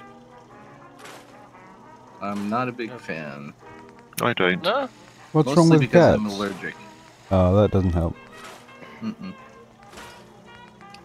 But they don't seem to hate me.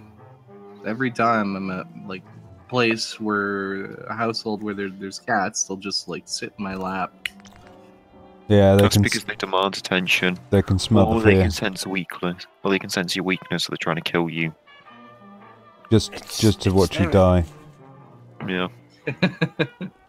Cats are pretty evil. Cats, the relationship is on their terms. This one's about to go. I might get to eat him soon. Might as well sit on his lap and wait.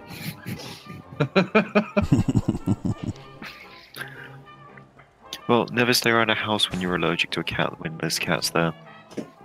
Because the cat will wake you up by sitting on your face, trying to suffocate you, cause your allergic reaction, will then eat you.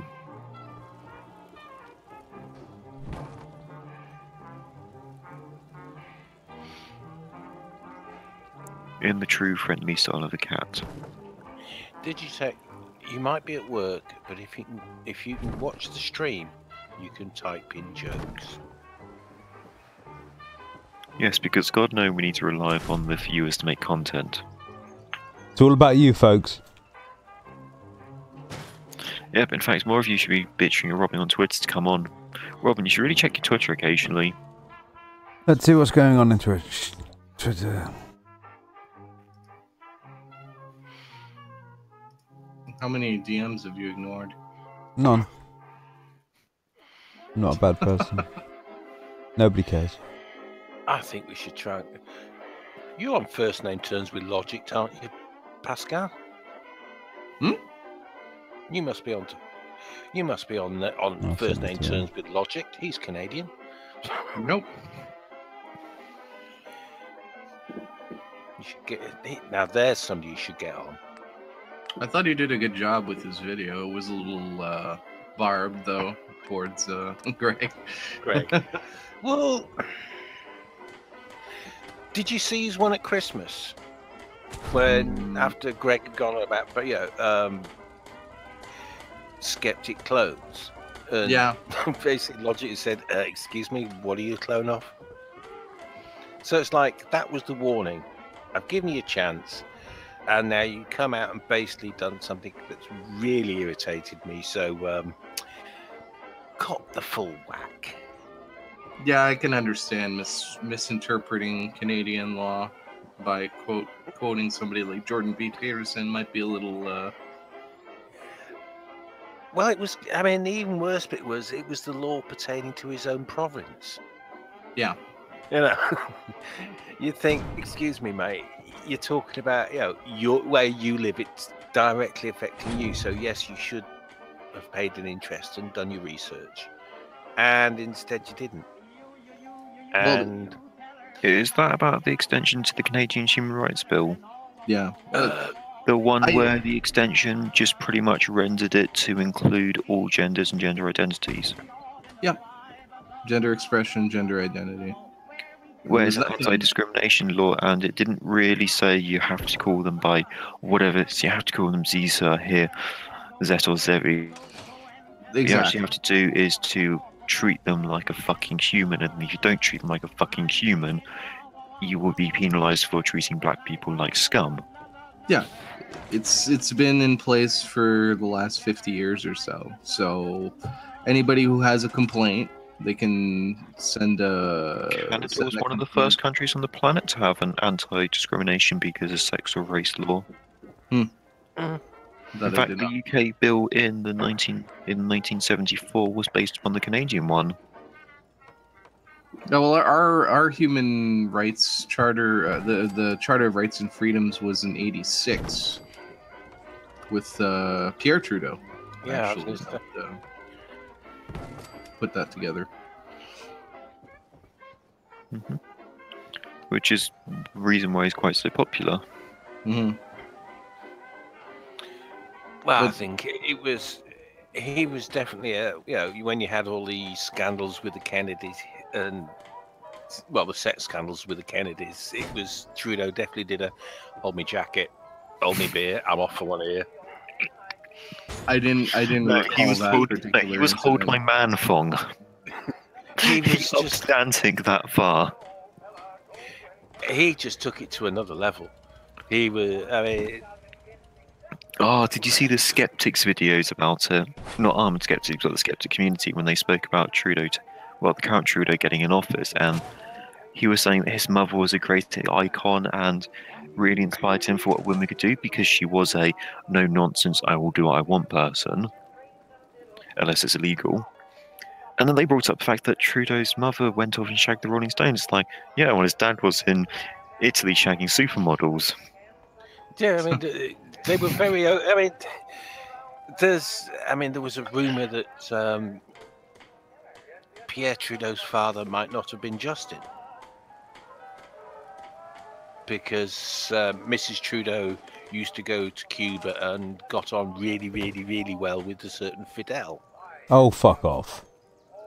He does bear the small resemblance to Fidel, actually. Mm. If you look at both photos, and you squint your eyes and try really hard. No, not even. No, but she did used to go and visit Fidel Castro. It's funny that you mentioned that because, like, I at a certain point in time, I was looking at Justin's photo, I was looking at Fidel's photo, and I was like, man, they kind of look alike. And I never heard that story before, so. I mean, who knows? I'm not. I have, but it's one of those things where, yeah, it's a story. Haha, that'll do. It's not something I hold any credence to.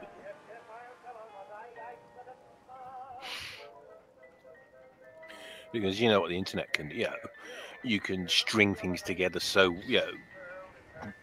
this happened. So therefore, if this was going on, that must have happened. Yeah, well, Googling suspicious correlation is a fantastic one for that. There's a photo of young Fidel Castro with young Trudeau. Let me see if I can. So we're going to entertain that then, fine. Yes, but don't you know, the royal family is German, so therefore we must destroy them. Just look at the side chat and tell me they don't look alike.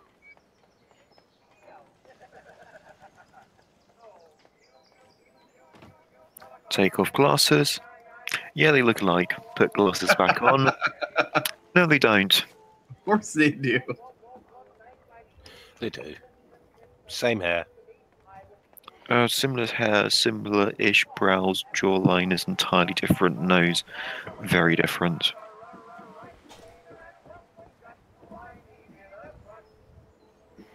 Well, let me try to find a picture of young Pierre Trudeau. With or without a supermodel? No, in or not in a supermodel.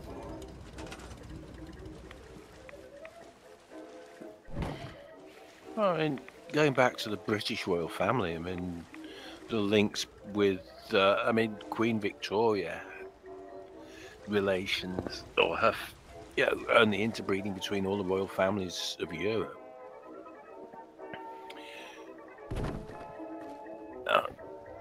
Isn't that what royal families do?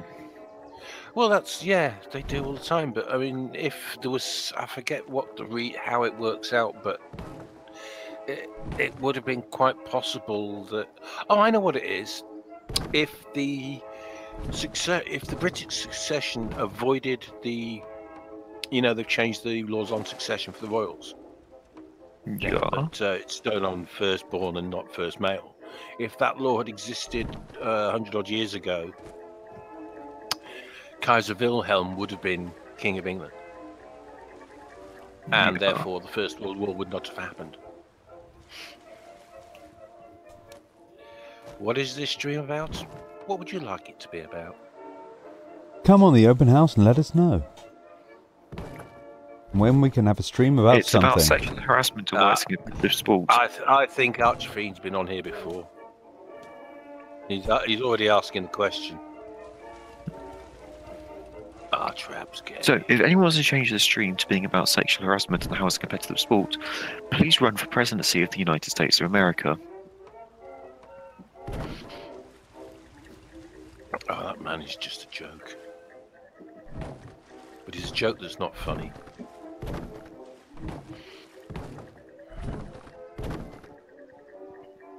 Let's collect all this up. I know America has this great thing, any man can be president. But you is don't that... have to. Yeah. Any man can be elected. Anybody. Yeah. You don't have to elect him, do you? You don't have to prove it. Anybody can be president. A body of water. As long as they're born in the States. A dead body. Seriously, how does America pass up Hillary Clinton, probably the only person on the planet that's actually qualified for the job for Trump? They hate Hillary. She had a sorted past. Well, of course you're going to have a sorted past. She has the exact past which the presidents have had.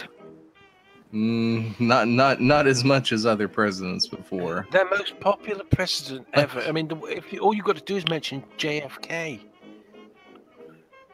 Their most the president they go on about more than anything else. And what was he doing to Marilyn Monroe?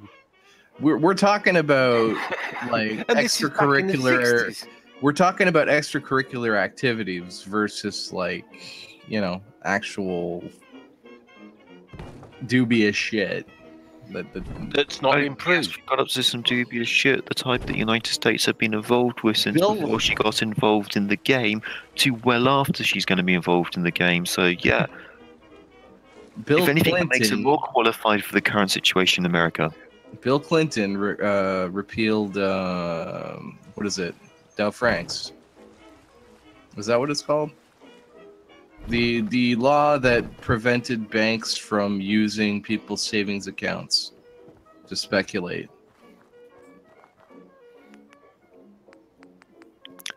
Essentially causing the financial crisis of 2008. So in short, he did the whole thing that the Americans were just fighting for, of less regulations on banks and less regulations on private venture. Nobody asked for that. So he continued on Reaganomics to the logical extent. After the Supreme Court had blocked the, you can't get rid of the regulations on manufacturing. Why? Because 2 American towns died when we didn't have these regulations because of chemical spills. We're talking about something entirely different. Apparently it's called Dodd-Frank. Dodd-Frank, there you go. Actually, that's a logical continuation on it because the whole free market thing is giving private companies as much freedom as possible. No, it's not a logical continuation at all if you're interested in protecting the savings of your people, which is why there was a 2008 financial crisis. If they want their savings protected, they should go to a bank that protects their savings. That's the approach. The deregulation was started by Bill Clinton. This is something that liberals do not like saying or admitting, or because it doesn't fit into their narrative that liberal is the only way to go. What they should have done, they should have not put Hillary Clinton. They should have put Bernie Sanders. I'm not quite sure what you mean by liberal. It is a liberal standpoint to let the markets decide. Deregulation is. Deregulation is a liberal thing. Yeah, it's neoliberal. It's more of a conservative position. No, it's neoliberal. They're all bastards. We're talking about definition liberal. That's not a liberal position. No, definition of liberal is freedom, allowing people to do what they want and so on to some extent.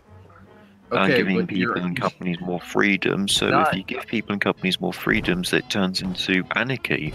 Not when you're usurping the rights of the people to begin with. No, you're just giving everyone freedoms. You're not reserving rights. You're giving freedoms to all.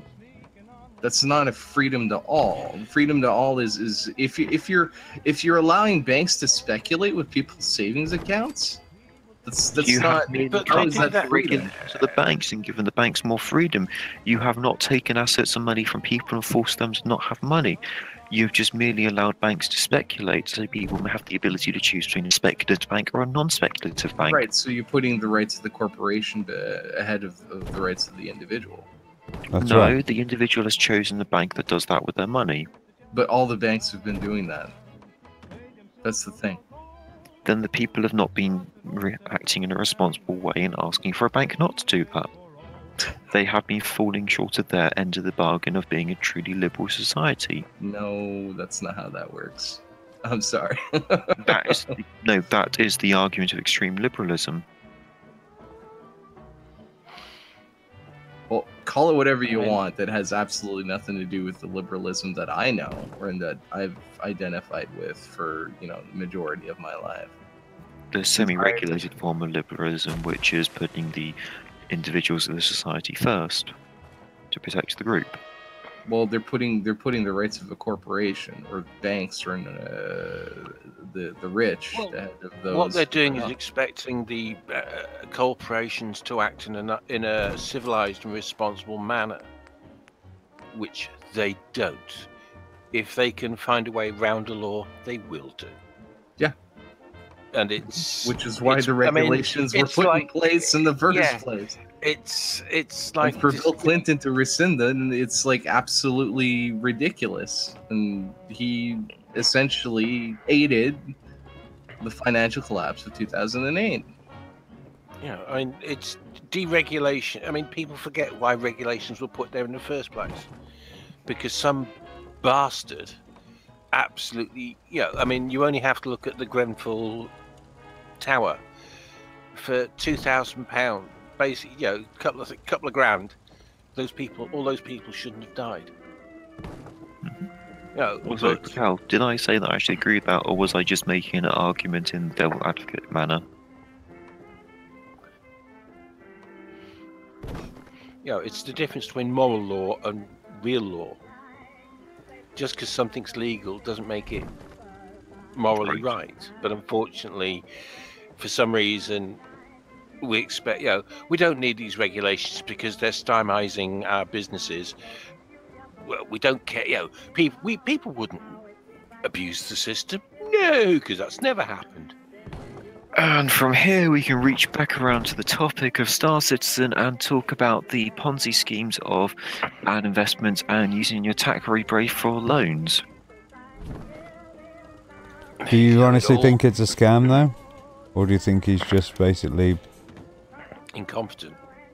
I joked about how it would look like how it'd be an amazing Ponzi scheme, and then turned around and said it's incompetent. Two Star Citizen streams ago. I would like it to be incompetent, much as you don't want it to be incompetent. The management has been burning through money at a pretty consistent rate, and they've been struggling through ups and downs in a pretty consistent manner, so I think it's incompetence. I think they're genuinely trying, but not capable. I mean, look at that bastard who used to own British Home Stores. Oh, there's 500 million of the pension fund gone. Well, not my fault. Are you talking about George Osborne? No, his mate. God, he has so many mates. Who used to own the British Home Stores? Bought a $250 million yacht and couldn't afford to pay back the £500 million shortfall in British Home Stores pension fund. Well, of course he can't. He bought a yacht. Yeah, but he can't be held accountable because he bought it and then transferred the company to his wife. I'm sorry, but just how dodgy is that? I don't need to be conservative. Like I say, legalities and moralities just don't really meet. Mm-hmm. Yeah, well, neither does the position where you have lobbyists that are essentially dictating policy. State mandated and legalized lobbying and bribing of politicians. Welcome to America.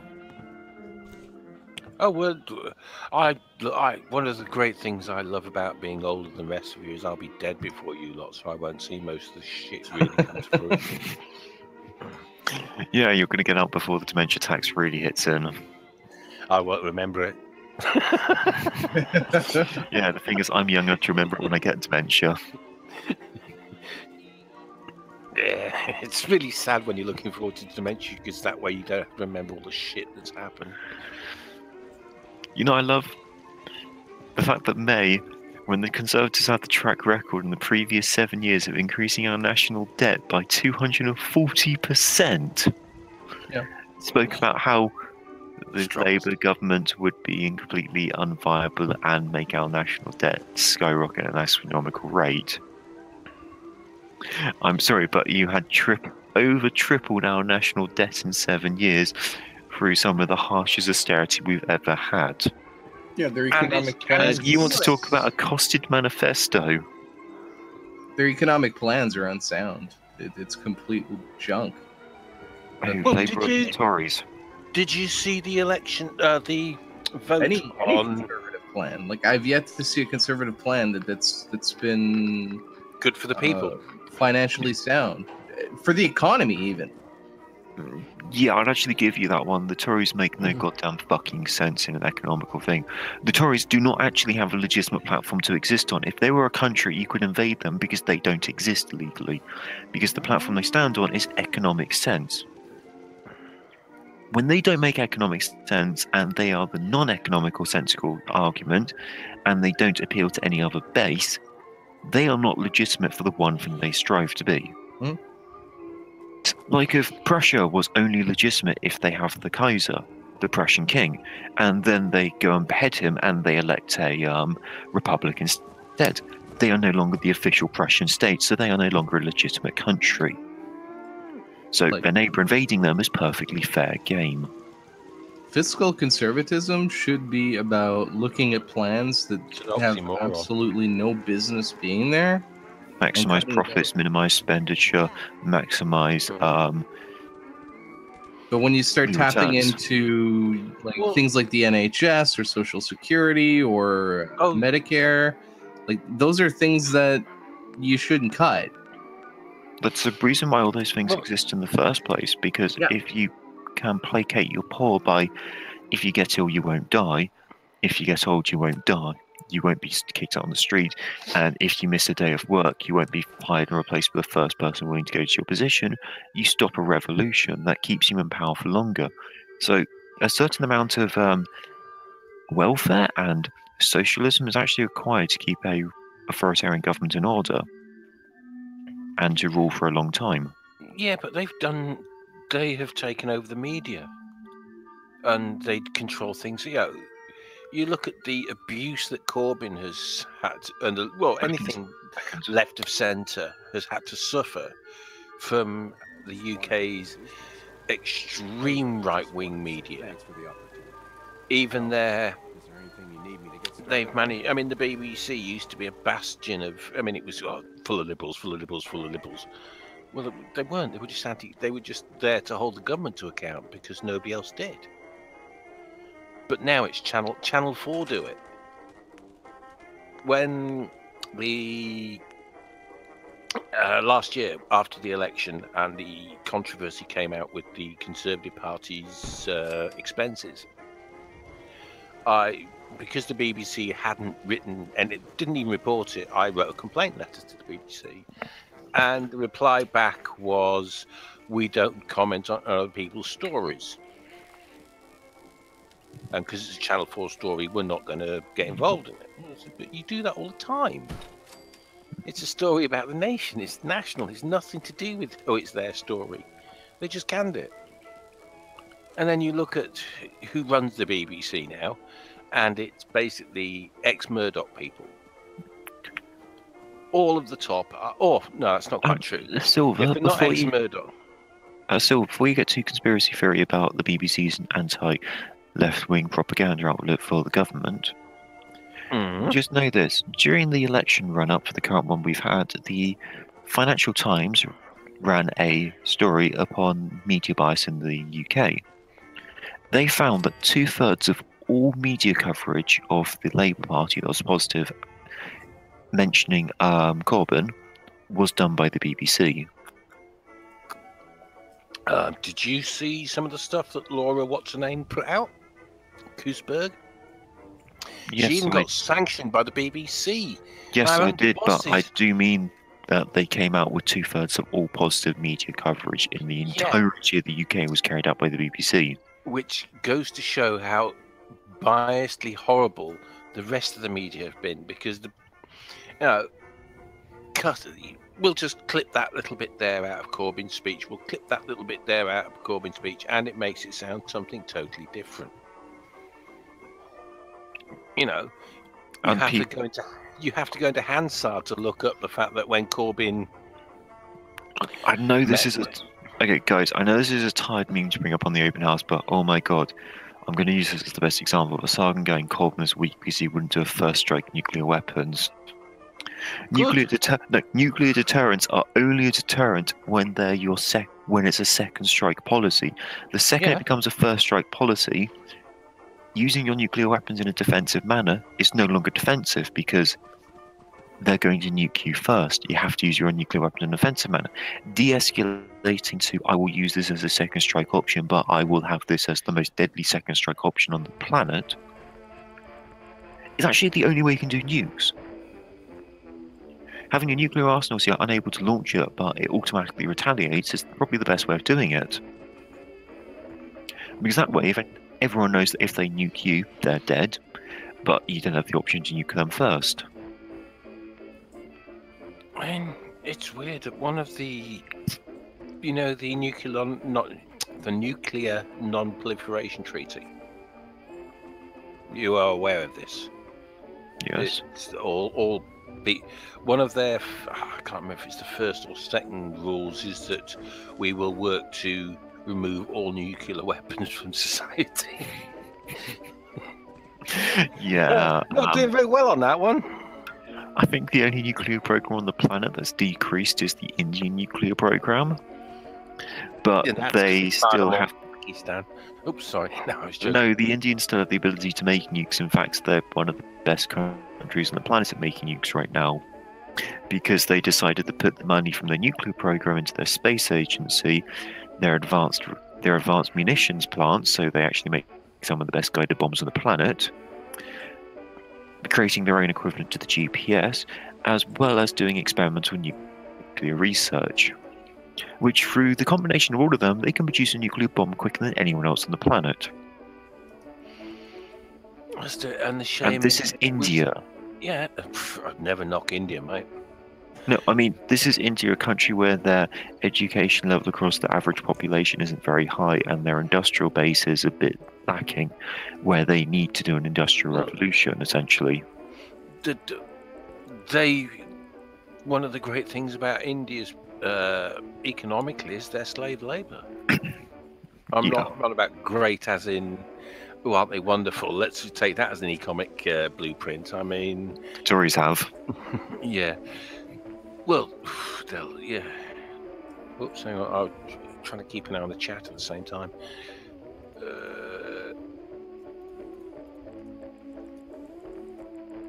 Well, if the chat has a problem with us, they can DM Robin. Yes, I'd like to. Chris, Archfiend, please DM Robin. Follow the links that's scrolling through at the bottom of the page. Come and join. It's great. I think Robin's too busy playing his game, to be honest. Well, no, we can shout at Robin and he'll listen. Robin, you lazy cunt, check your DMs. I'm here. I don't know if they've DM'd him. Are you? Yes, he's I was just getting food. He's holding a bed up in midair. Just proving once again the strength of man. I have no new DMs. No new notifications. The 18 of you are fucking useless. One of you get the balls to come on here and tell us why we're wrong. Why are you wrong? What are you wrong about? Wanting to have sex with little boys. Please. Join us. Well, I was Sit incorrect down and about, have a nice, I was pleasant incorrect chat. about Glass-Steagall being a problem with the 2008 financial crisis. The thing is, with the repeal of Glass-Steagall, it also deregulated. It pushed for other deregulations to follow suit, and if the banks would have failed, people's savings would have been fucked. Well, that's why we had to. Archfiend, it doesn't matter if you've never been on a live stream before. This is your opportunity. There's a Seize the first time for opportunity. everything, or else you'll stay a virgin forever. This is your moment. Yeah, I was never on a live stream before, and then now look at me. I've been here like pretty much every week. He turns up what he wants, he says what he wants. And He gets an absolutely argument nothing for has economics. changed. And he's now the fastest growing YouTuber in YouTube. Wait, you're an ex-Viner? I might be slightly over-egging the pudding there, but... Statistics are accurate to within 1 to 250,000%. in my mind, he's the fastest growing YouTuber in YouTube, and that's enough. That's mostly thanks to other individuals. No, it's thanks to your fantastic content. Sure. Accurate, Fantastic sharp, content. and to the point. What he You are said. going to be the new Armoured Skeptic. Bad news, mate. You are going to be the new Armoured Skeptic. Oh, has anyone created a YouTube account called Literally I'm a Skeptic yet? Not yet, but now I'm going to. Skeptically skeptical.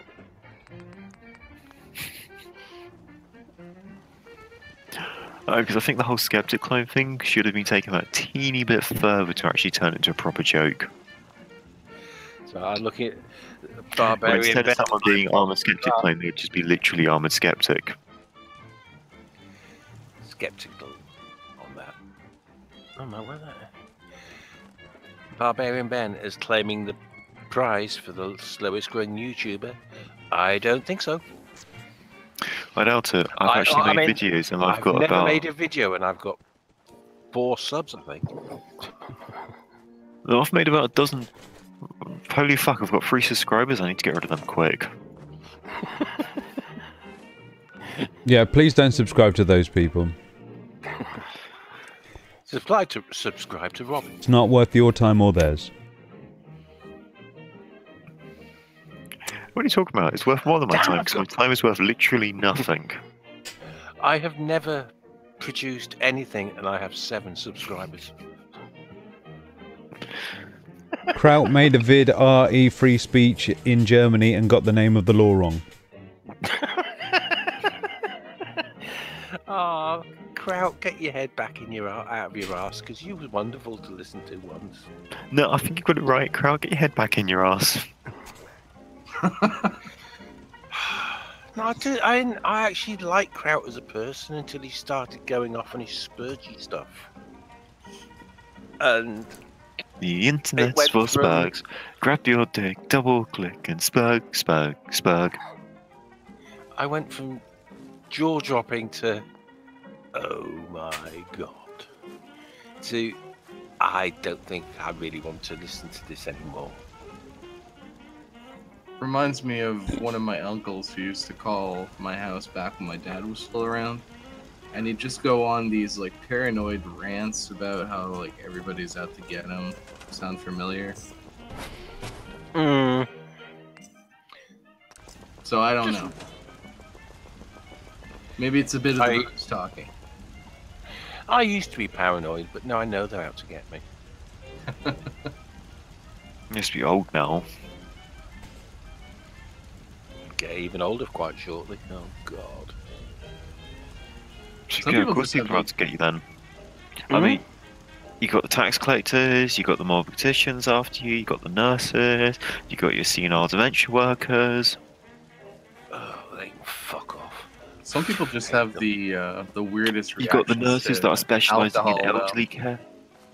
Oh, and Silver, you got the nurses that are specialising in elderly and drug care with bipolar. Or type 2 personality disorders. Oh, I'm not. I hate having blood tests every month. Are you lithium? Yeah, it's lovely. Thank you very much. Fuck off. I'm mental. I accept the fact I'm mental. I know what my mental issues are. I know what now just piss off out my life and give me my drugs and let me fuck off.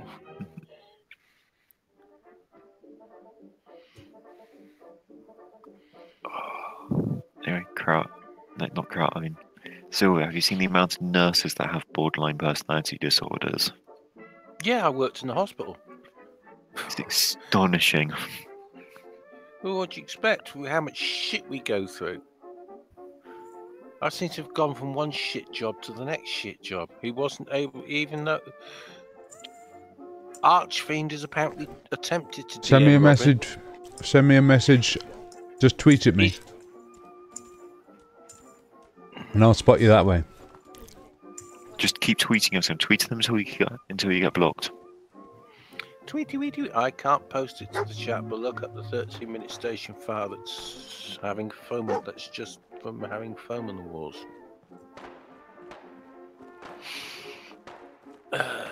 Any chance you didn't expand on that a bit, Chris?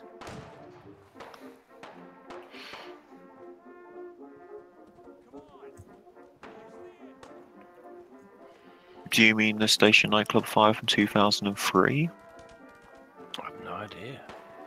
That's literally the first result I got on Googling it.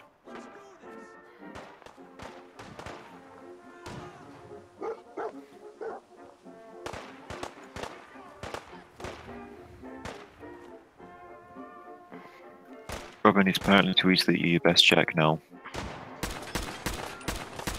Tweet him again, if necessary. Just keep tweeting until he checks. Oh, you might eventually do it. Stop trying to kill mutants.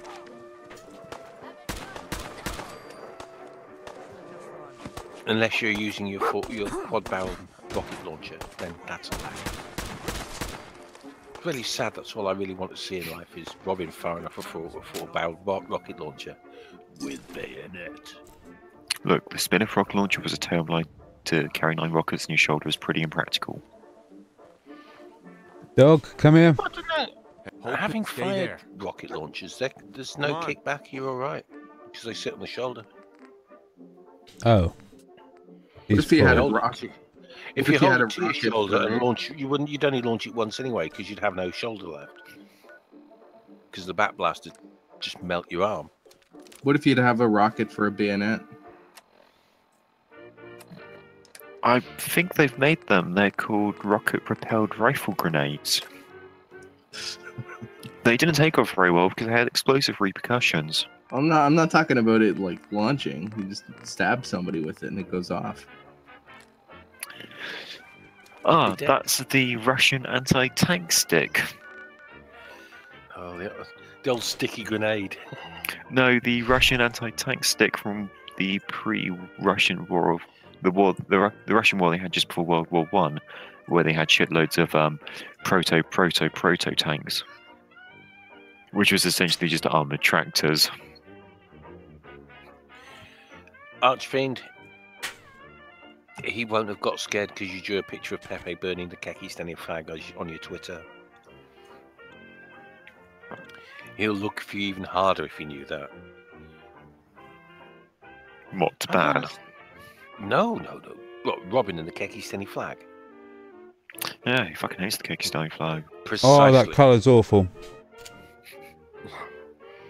So, if you draw a picture of Pepe burning the Kakistani flag on as your Twitter avatar, he's going to give you VIP treatment.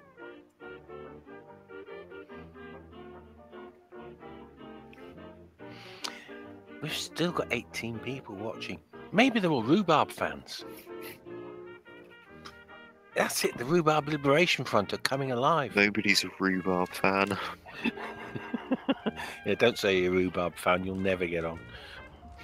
Look, the only Rhubarb fan are in I got away with it.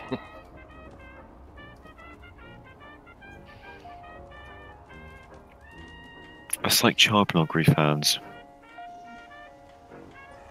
No, wait, that's a Milo stream. Hello. Hello. You joined. Archfiend, good morning. So, Archfiend, what is your opinion on very young boys? I don't want anything to do with them. Nor me. Yeah. They get crap blowjobs. God, you can't even come up with the younger the better. Do you like mudkips? What are mudkips? If you want to talk about Star Citizen, Chris, you may talk about Star Citizen. You can talk about out your lad. Out your lag. You already asked me that.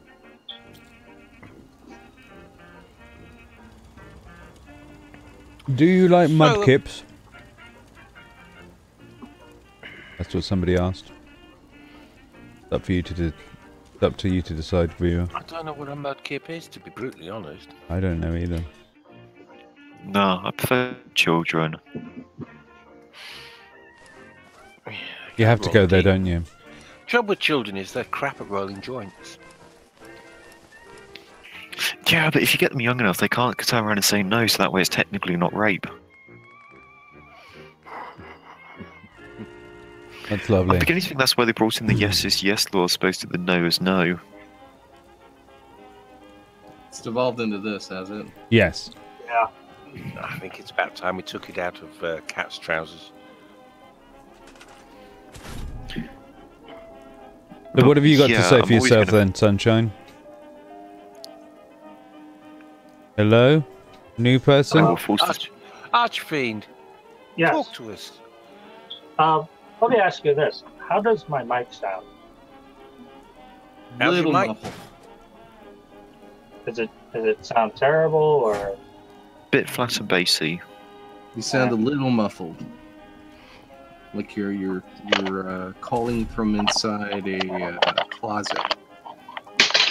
It is a very old microphone. Very. So. Old microphone. Yeah, it's one of those ancient Logitech microphone camera thingies. Might actually be older than my last girlfriend. Well, whatever you did, it made it better. Well, I moved it closer. It's a big square lozenge that the BBC and NBC threw away in the 1920s. Actually, those microphones would probably be a lot better than a lot of microphones we have today. Yeah. My mic, I use a headset mic, and I've got it basically level with my eye socket to take away the heavy breathing. And I'm still not certain if it's working or not, but nobody's had a go at me yet, so it must be. It's a lot better than normal, although normally you do sound a bit like.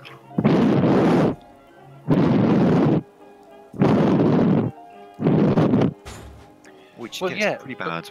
If somebody, It's a mic, not a pacemaker or a heart monitor. Yeah, well, your heart monitor goes on your finger. Blowing into the microphone is definitely the best way to liven up a live stream. I know, right? I mean, we could try talking.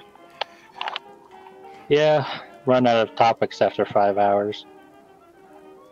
Oh, no. You haven't been on here before, then. We just sort of ran out of steam, and Robin's not really joining in today. Not my fault. You're the 50. guests. You're the people that bring this place to life. It's all about you folks. Oh, it's not. Yeah. We're supposed to give him ad revenue. Yeah, this is... I don't do the ad revenue thing. Oh, well then. I'm a basement dweller that insults the people that come on and talks about very young boys. That's right. That's how it works. It's been a format that I've been working on, and I think it's working out for me, so... So there! Robin doesn't do sport, so that's ruled out as a subject. If you want to talk about sport, you can talk about sport. I just don't know how our guests will feel about that. Well, I don't know anything about sports. So you don't know anything about sports ball? Not. Unlucky. I think baseball is interesting like once a year. Unfortunately, it's more like 2 times a month. So. What is this eyeball sport I hear a lot about? Where they sort of run into a ball and then they hit it with their eye and so on. What? I don't know. Is that basketball gone extreme basketball or something? Sports ball! I don't know, it's sports. Never heard. Oh, there's eyeball.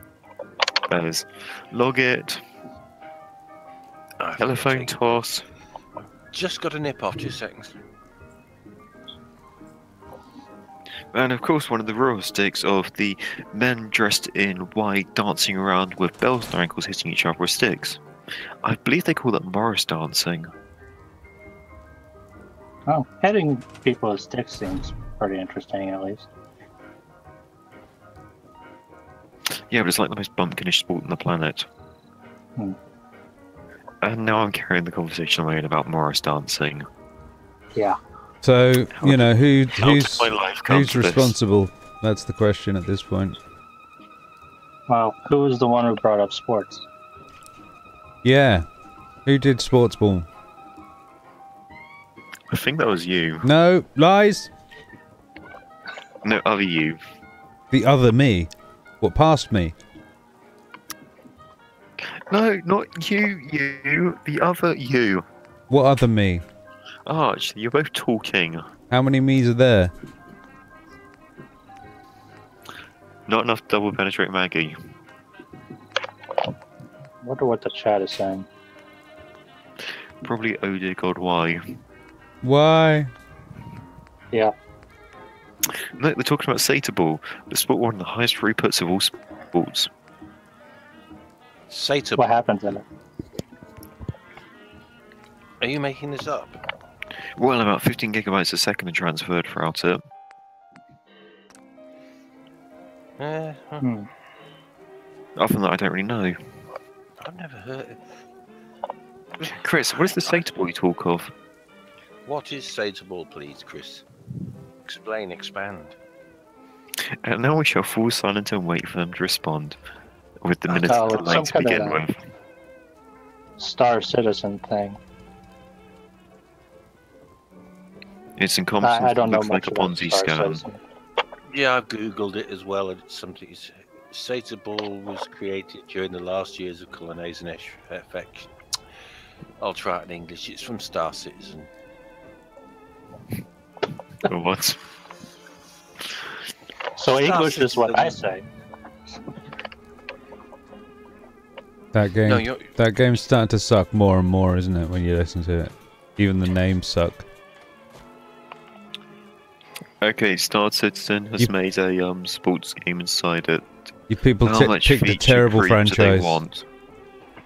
So it's gone the way of Final Fantasy X. No, Final Fantasy X at least provided the game. Oh, it doesn't even do that much. From what I can gather, Star Citizen is going to be the greatest game never created. It sounded really promising at first, and then it kind of fell off my radar, and I'm surprised it's not finished yet, but... Well, I think they're going for the final edit. At the Instead very of end. just making Star Citizen 1 and then building from there. I mean, if they at least do better than No Man's Sky... No, No Man's Sky is most definitely winning right now. They released a game. Oh yeah, they're definitely winning, but, you know, sometimes you can jump ahead pretty far, if that's your standard anyway.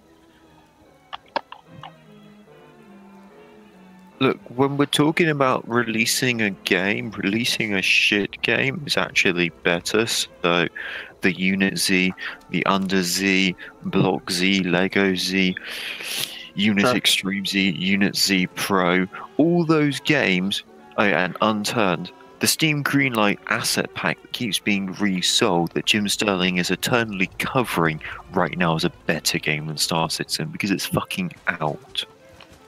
Well, when did they say that Star Citizen would be out? Oh, God. About 3 End of years ago? 2016, wasn't it? The last. From what Mr. Smart said earlier, 2016 was the last date given, wasn't it? Yes, after 3 delays. But, I mean, Breath of the Wild had several delays where they said it would be coming out at some date or another, and then it got pushed back again and again. And that has The some main good reason why the reviews. Breath of the Wild got pushed back to quite so far is because they delayed it because they wasn't up to standards. They delayed it because there was an issue where a disaster actually happened to a couple of the programmers, where they just couldn't work for a couple of months. It's like, ah, shit, these are like our main two or three people, and fuck, this would just. Okay, that's like 2 months of them not being able to work. That is genuinely a tragedy, and that then pushes us back so far. We might as well just wait until the next console comes out because it's that close. Yeah. According to the chat, 2014 with a 12-month leeway. I'm assuming that's Star Citizen. Yeah. All right. And now updated to 18 months via TOS. I mean, I'm definitely not supporting them pushing back a game inevitably, because we've seen how that's gone before in the past. But I'm also not. I'm not going to roast them over a fire for it either. I'm just going to play a little bit in the middle with it. Star Citizen is going to be irrelevant by the time it comes out, because I'm pretty sure Elite Dangerous will have every single feature that Star Citizen promised, and more by the time it comes out. Yeah, that is definitely not good. By the time it's ready for release, it'll be outdated. Because I definitely did hear about it a long time ago, and I stopped hearing about it for a long time until pretty much now. The first GDC it was appeared in, it was in 2013. Yeah. It was like, what, 4 years ago, where they just turned up. It's like, yeah, give us money. And there was, Chris Roberts appeared in one of the small panels, which is pretty much a indie thing that they did in E3 in 2012 to say that he's making a game.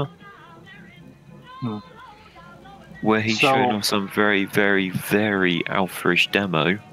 Gonna show a lot of ignorance with this question, but so Star Citizen is a completely indie game, correct? Or is it not?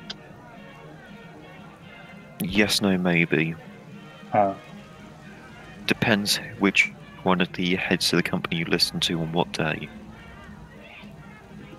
Right. It's crowdfunded, it has a private backer, it has personally funded, and it's a combination, and this is just people buying into the game early.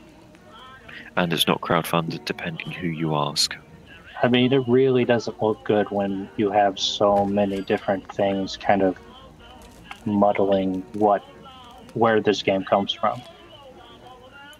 Well, it's destroying itself. Yeah.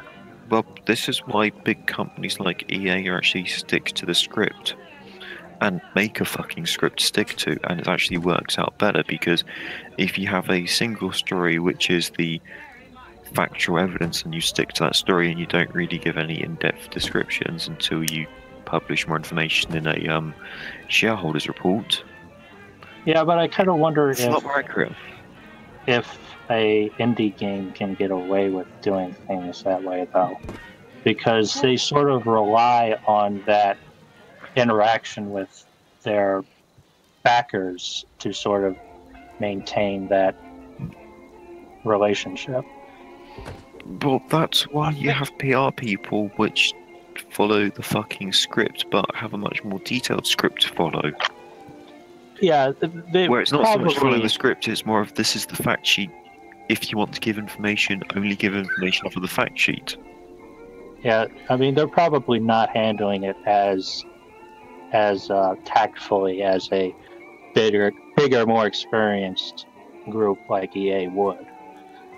Well, it also depends on what exactly the undertaking is. I mean, I heard people talking about this a long time ago, and they were essentially saying, oh, it's going to be great, it's going to be fantastic, going to have all these things, and now, a couple of years later, like, they're not delivering on those things. It's like the No Man's Sky phenomenon. Yeah. No Man's Sky released a game and would have actually kept to being the game they promised originally if the developer shut the fuck up. Did he start making promises, before they realized they couldn't do anything with it? Star Citizen, it's more a feature creep from the original things, and Chris Roberts likes to overpromise. For No Man's Skies, the person just caved to every single interview question with yes, and it'll be better because of. I'd like Chris Cavendish, please come on stream, because I get the feeling from your last few messages you actually know something about what's going on with. Ouch! I just got told that I don't know what I'm talking about. I will admit that I don't know very much about Star Citizen, if that's what we're going to talk about. It's okay. Silver's from Yorkshire. He's an expert on rhubarb, and when people say they know what he's talking about, he expects them to know as much about the said subject as he knows about rhubarb. No, I know. No, if that's how I came across, I totally apologise. It's fine.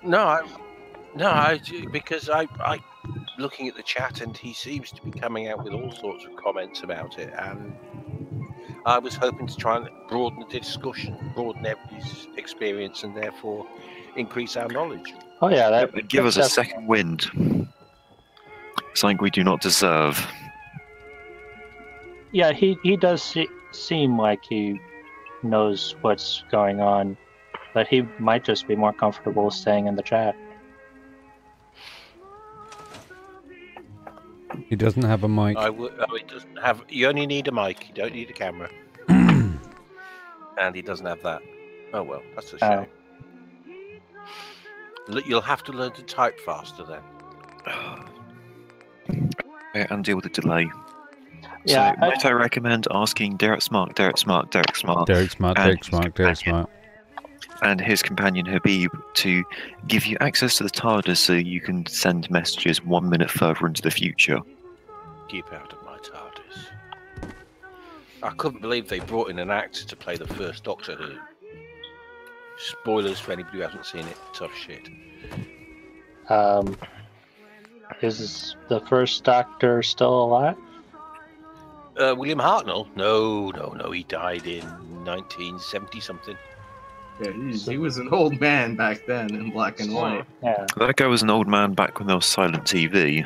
So why wouldn't they bring in an actor to play him? Well, no, it's just they actually brought. I mean, actually, it's if you remember from the Harry Potter films, it's the bloke who played the in the school, the old geezer from in the school. What was his name? He had a cat. Had a cat. Yeah, he had a cat. The old geezer that worked, the old man who worked in the school that had a cat. He So you know Filch. The Muggle person. Yeah, Filch, I think his name was. Yeah. Yeah, Filch. I mean, David's his first name. I forget his Oh yeah, second I remember what he looks Well, like. he played. I mean, as a person who actually remembers the first Doctor Who, it wasn't a bad likeness. I Not don't quite remember the first Doctor. I only started watching after Tom Baker got on. I remember Tom Baker. The scarf. You don't remember Tom Baker, you remember the scarf. No, I remember Tom Baker's Doctor. Yeah, I remember. Would you like a jelly baby? Do you not remember the jelly babies as well? You see, not a lot of people remember that of Tom Baker. If it wasn't the scarf, it was, would you like a jelly baby? Yeah, I remember this that. inane smile and buggy-eyed look on his face. That was just fucking weird, though. He was a weird character. I mean, the Doctor's only. I mean the thing of him offering sweets back when the BBC was doing the first wave of Don't Trust Strange Men when they give you sweets in other shows, and then would you like a jelly baby? The second Doctor Who was fun. The second Doctor? Yeah, he was... The guy who... wasn't he the one practice Venetian karate or... No, that was the third one. Oh, third one. The second Doctor Who, he was... If you imagine the first one was a very grumpy old man. Mm-hmm. The second was a short, pudding bowl style black hair, whimsical, cheery little chappy. Oh. Who played the flute? Oh yeah, the flute. Oh, which was the Doctor which played the Doctor in the TV program, then did it for decades past that in all the radio dramas? Oh, you're on about the one who did the film? No. McCann. No, I don't think it was the one in the film. I think he was the one just before the film. Paul McCann did a lot of radio.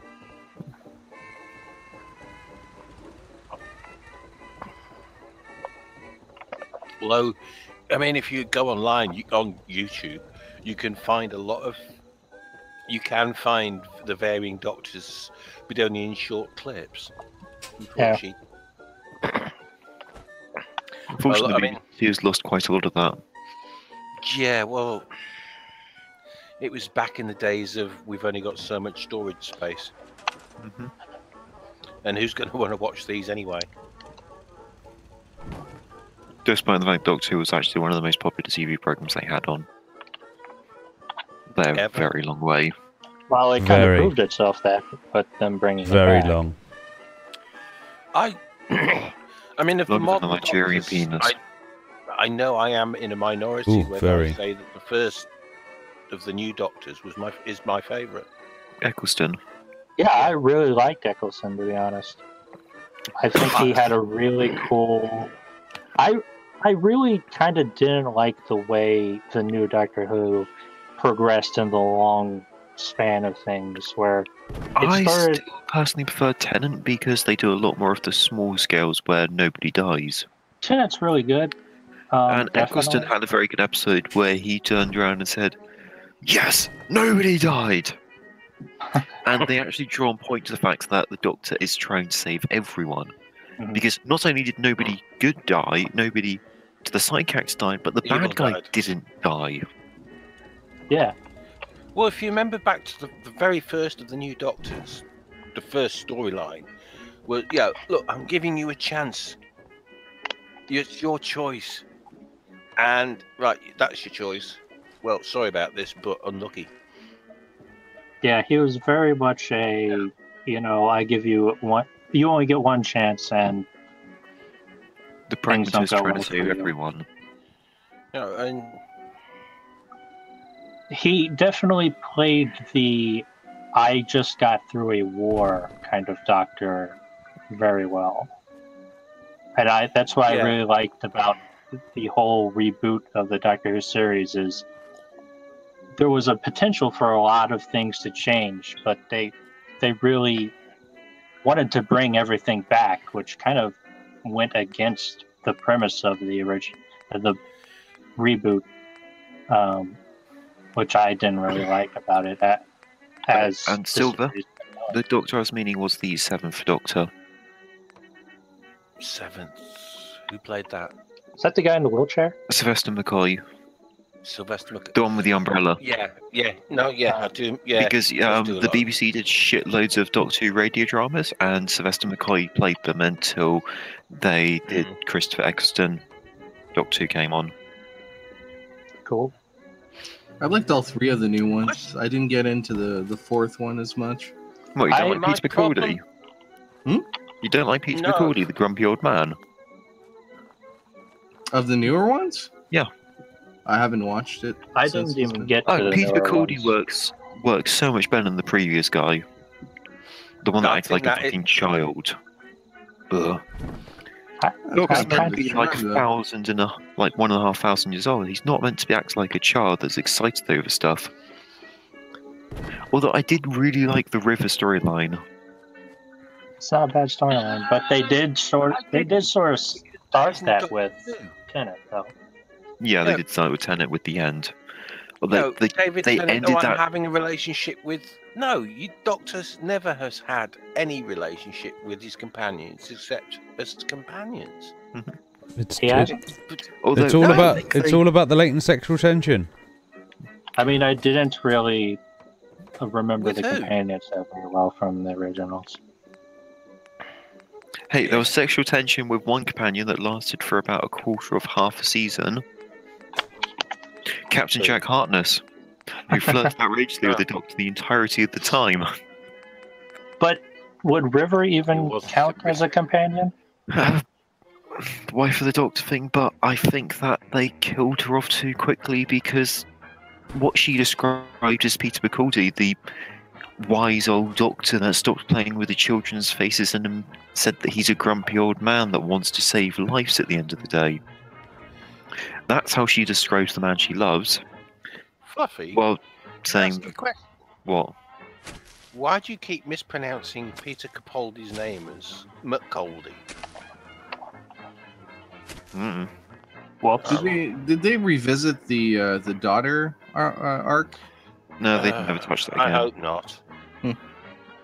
That's. I mean, I was worried it was going to start spurging out into. How can we make more money out of this? How can we make more money out of that? That's one of the things I'm glad they dropped. She's actually married to David Tennant. Yeah.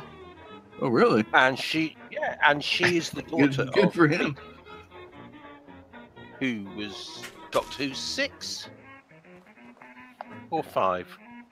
Yep, she was a actual daughter of a doctor. The BBC is really fucking small. Sometimes. No, when you look at the people they get involved with, it's a very, very small incestuous group. Oh, well, if you look at the acting, we were on earlier on about political dynasties. Yeah. The acting dynasties in the UK is exactly the same. There are certain names. Oh, it's even smaller. Yeah. Oh, if anything, our politics in this country are much more spread out than our acting. Well, your writers know how to write, which is, it's something. Yeah, we have good writers. That a lot of people in the States fail to do. I wish Channel 4 would make good comedy shows again, because Green Wing Black Books, amazing. America is really stuck on the traditional dramedy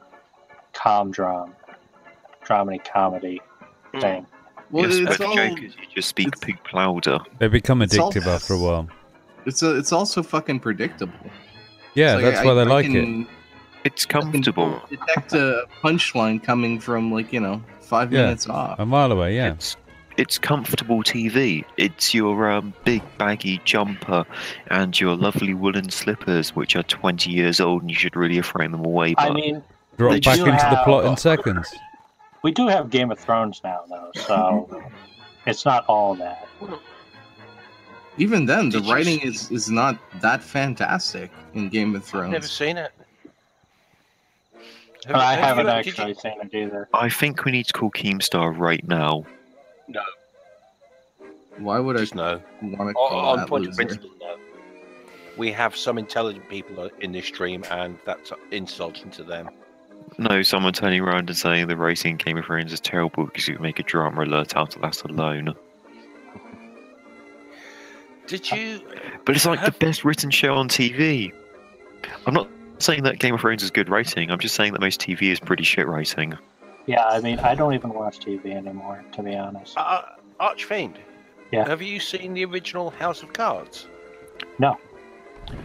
If you can find it on YouTube, I would thoroughly recommend it. It's on Netflix, I think. No, the original, not the American version. I know what you're talking about. The original. The guy who plays Francis Urquhart, which is the name of the main protagonist in House of Cards, whose name is completely forgotten at the moment, is absolutely brilliant. He is your quintessential British baddie, and Americans are just love British baddies, but he takes British baddies to the extreme. Nice. You could say that. I could not. House of Cards trilogy by the BBC is now on That's Netflix. Yeah, apparently, I haven't got Netflix. I do actually have Netflix, so I could actually watch it. I think it's only 3 episodes or 3 series. There's only 3 books, but it's so. How long is it? 3 mini-series divided into 15 episodes each. That wasn't that long. No, wait, there's more. There's If House of Cards, which is... If it's super 4 short, episodes. I'd be more interested There's in Play it. the King, which is 4 episodes, and then there's The Final Cut, that's 4 episodes. It was. So that's 12 episodes in total. Yeah, that sounds more like it. It was very well done, though. Who was playing Fancy Circuit? Seeing as you're on googly YouTube thing. It says the cast pretty indiscriminately.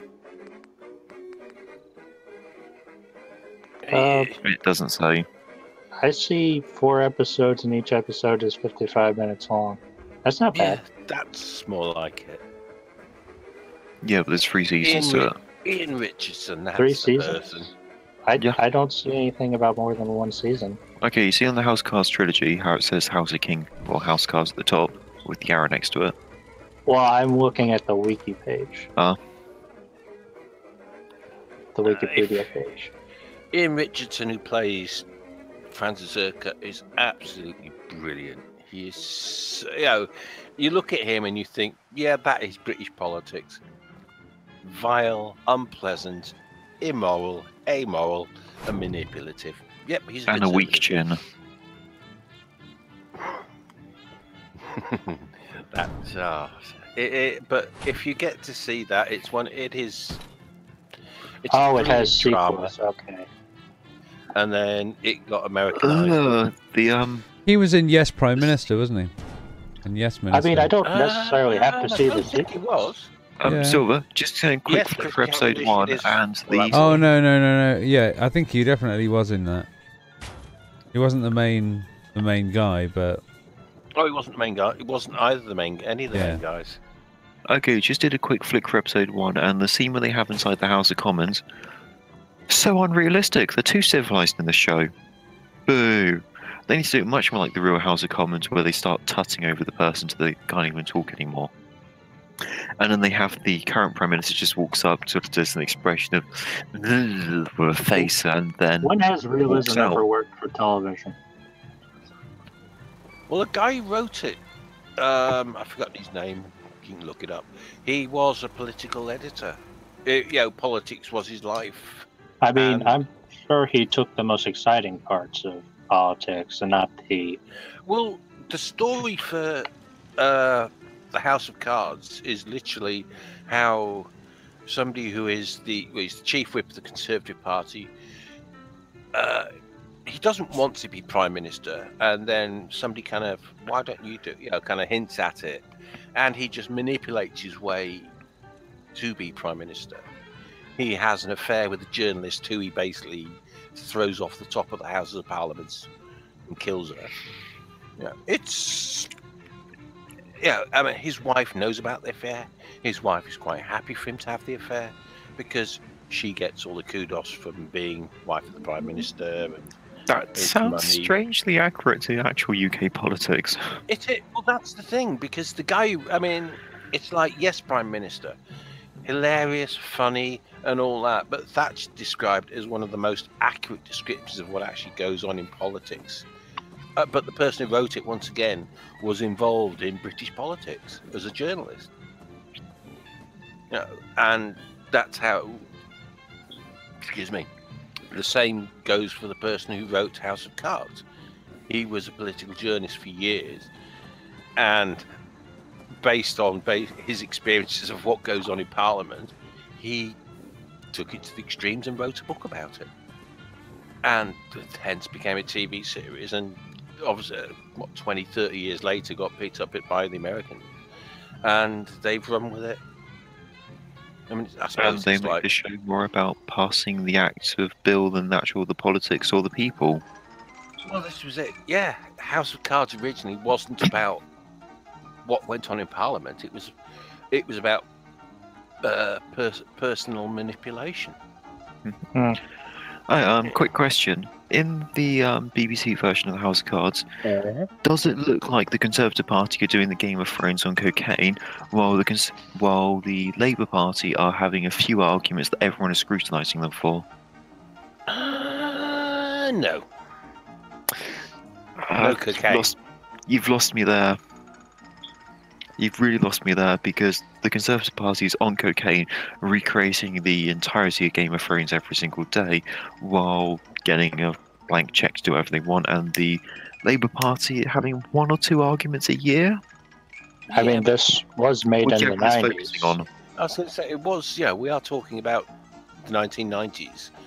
We're talking about the end of Thatcherism and the beginning of New Labour under Blair. We're actually probably talking about earlier than the 90s because it was written by somebody who experienced politics years before he wrote it. They were both carrying on during Thatcher and Blair, though.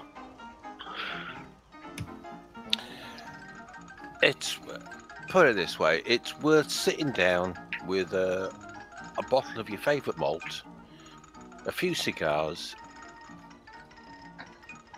God, no, malt cider at this time of year, it's far too hot.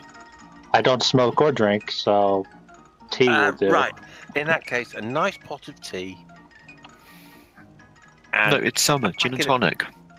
He doesn't drink. Do you not listen? God. Gin isn't drinking. Well, not to you, no. Gin is like the cat's milk for you. Well, yeah. I've finished my 5th one of the night. Fluffy, is your picture from Goebbels? No, that's actually him. Oh. It's from Kerbal Space Program. It reminds me of Goebbels, which is a space thing game. It's my picture of my attempt to make a glider. My glider kind of burns up in re-entry, so I took a picture of it.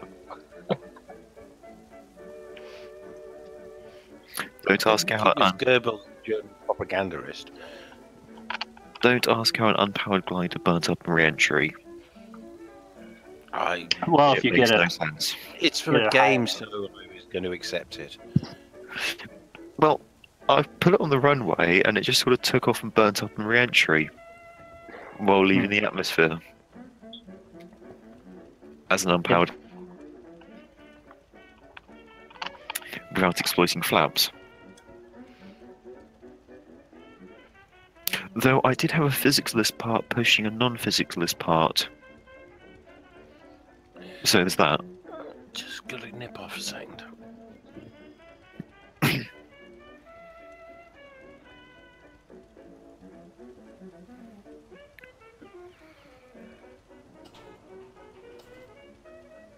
Well, I'm gonna call it a night, guys. Night, man. Good night. Take care. Good night.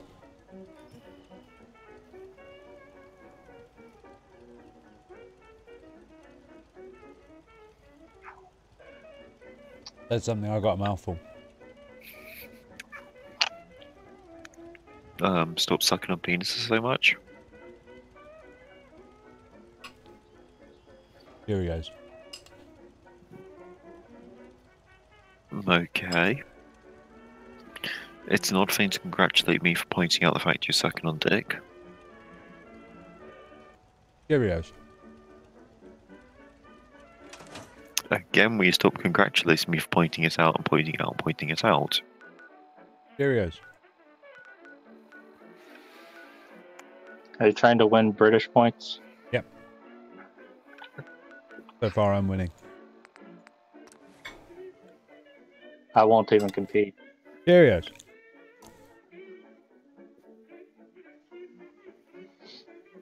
Wait, competing for English points? Doesn't that just involve impressing brown people?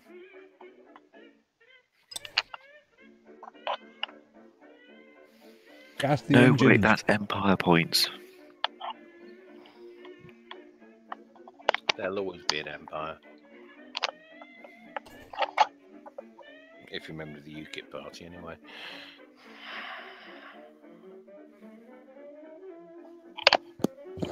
Yes, but the question is, whose empire? Don't know. Has Robin killed the stream? No. Huh. No. Somebody left and you were away and we didn't have anything to talk about. And I was eating. Well, we could talk about rhubarb. I hear it's poisonous. Only if taken in major quantities. My grandfather used to grow it. see, we're expanding all over the world. God, you and your forced meme. I never thought to do it, you did. Is rhubarb a forced meme now? Well, he did try to make it one. I might have had a couple of glasses of something that might be described as alcoholic and may have dropped rhubarb into the conversation a couple of times.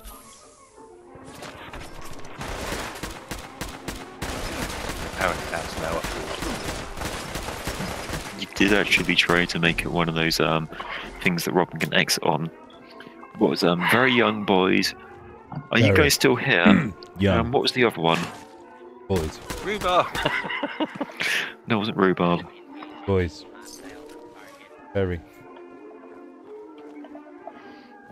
Young. Very pulsating genitals. Young boys. Very.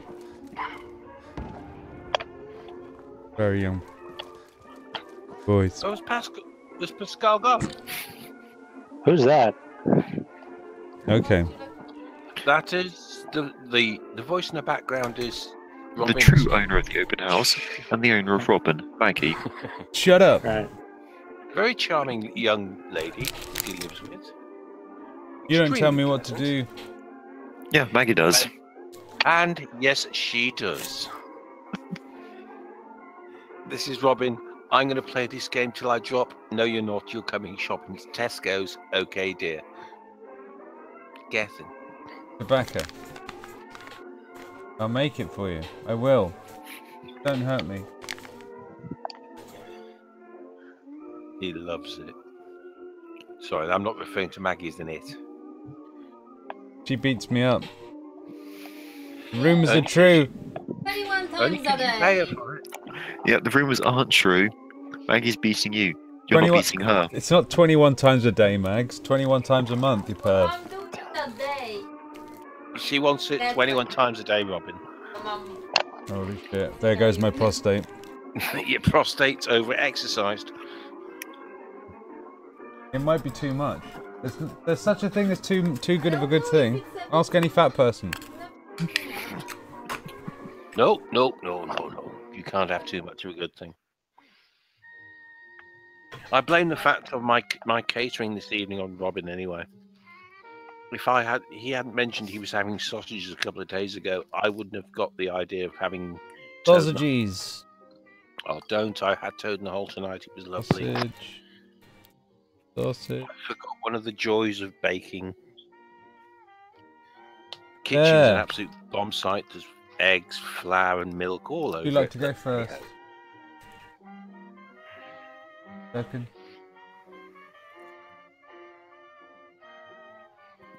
There you go. Let me know.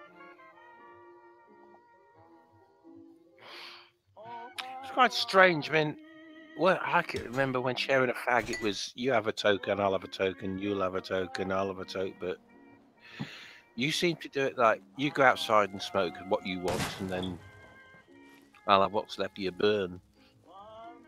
Yeah.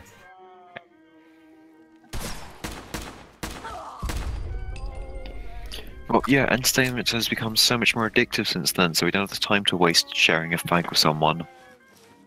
Yeah, why waste time? Yeah, let's optimize our not doing anything. Right. Life is for living. No, it's not. Life is for wasting time. Only for so long. Yeah, It's for living. feeding the worms. Hey, I have exactly 60 years to waste in total, then I need to worry about knocking up as many women as I can for the next 5 before dropping dead. Exactly. That will propagate my genes and mean I'm a failure at the same time. Well, you've got to be a failure as a father. Oh, I've done that. Well, dying before I even get to meet my children would be one way of doing it. You could put money on that whole, and sometime in the future they'll invent a thing that you can live forever idea. No. I've invested in Star Citizen, so I've done enough of the snake oils. No. You want to live forever? I'm in my 50s and I don't want to Star live any longer. Citizen, a lesson in credulity. It's, you know, I came into this world. I came out as an adult, and there was so much I wanted to do. And then I looked at the world and looked at it, and then thought, forget it. I think the world really would be kind of a little bit different if everybody didn't die. Yeah, it'd be overpopulated for one. That would be true. We'd have starved to death instead. Yeah, that would also happen. Well, with the overpopulation. You need to die for mankind to evolve. Plus, the loss of losing someone that you had 100 years worth of a life with would be psychologically very traumatic by comparison. That would be pretty bad. Though I have a theory that at some point you would stop. Your memories would start disappearing after a while, because even if you live forever, if your the brain was healthy the entirety of the time and able to have the full plasticity of a teenager, you can hold about 500 years worth of memories based upon the amount of connections a brain can make. This is with perfect recall, so you can have a rough idea of what you've done for about 2,000 years. I haven't actually cut put that on down research into yet. forgetting people's names, what you had for dinner, that TV program you worked, so you just pretty much focus on the human experiences. You could probably go for about 10,000 years before not remembering. That's not bad. However, this will be 10,000 years worth of footnotes and the last 10 years of actual details. And I thought it would be a lot worse than that, because the way the brain evolves over lifetime is it gets fragile rather quickly. Well, If you yeah, it's all can- downhill from your 20s.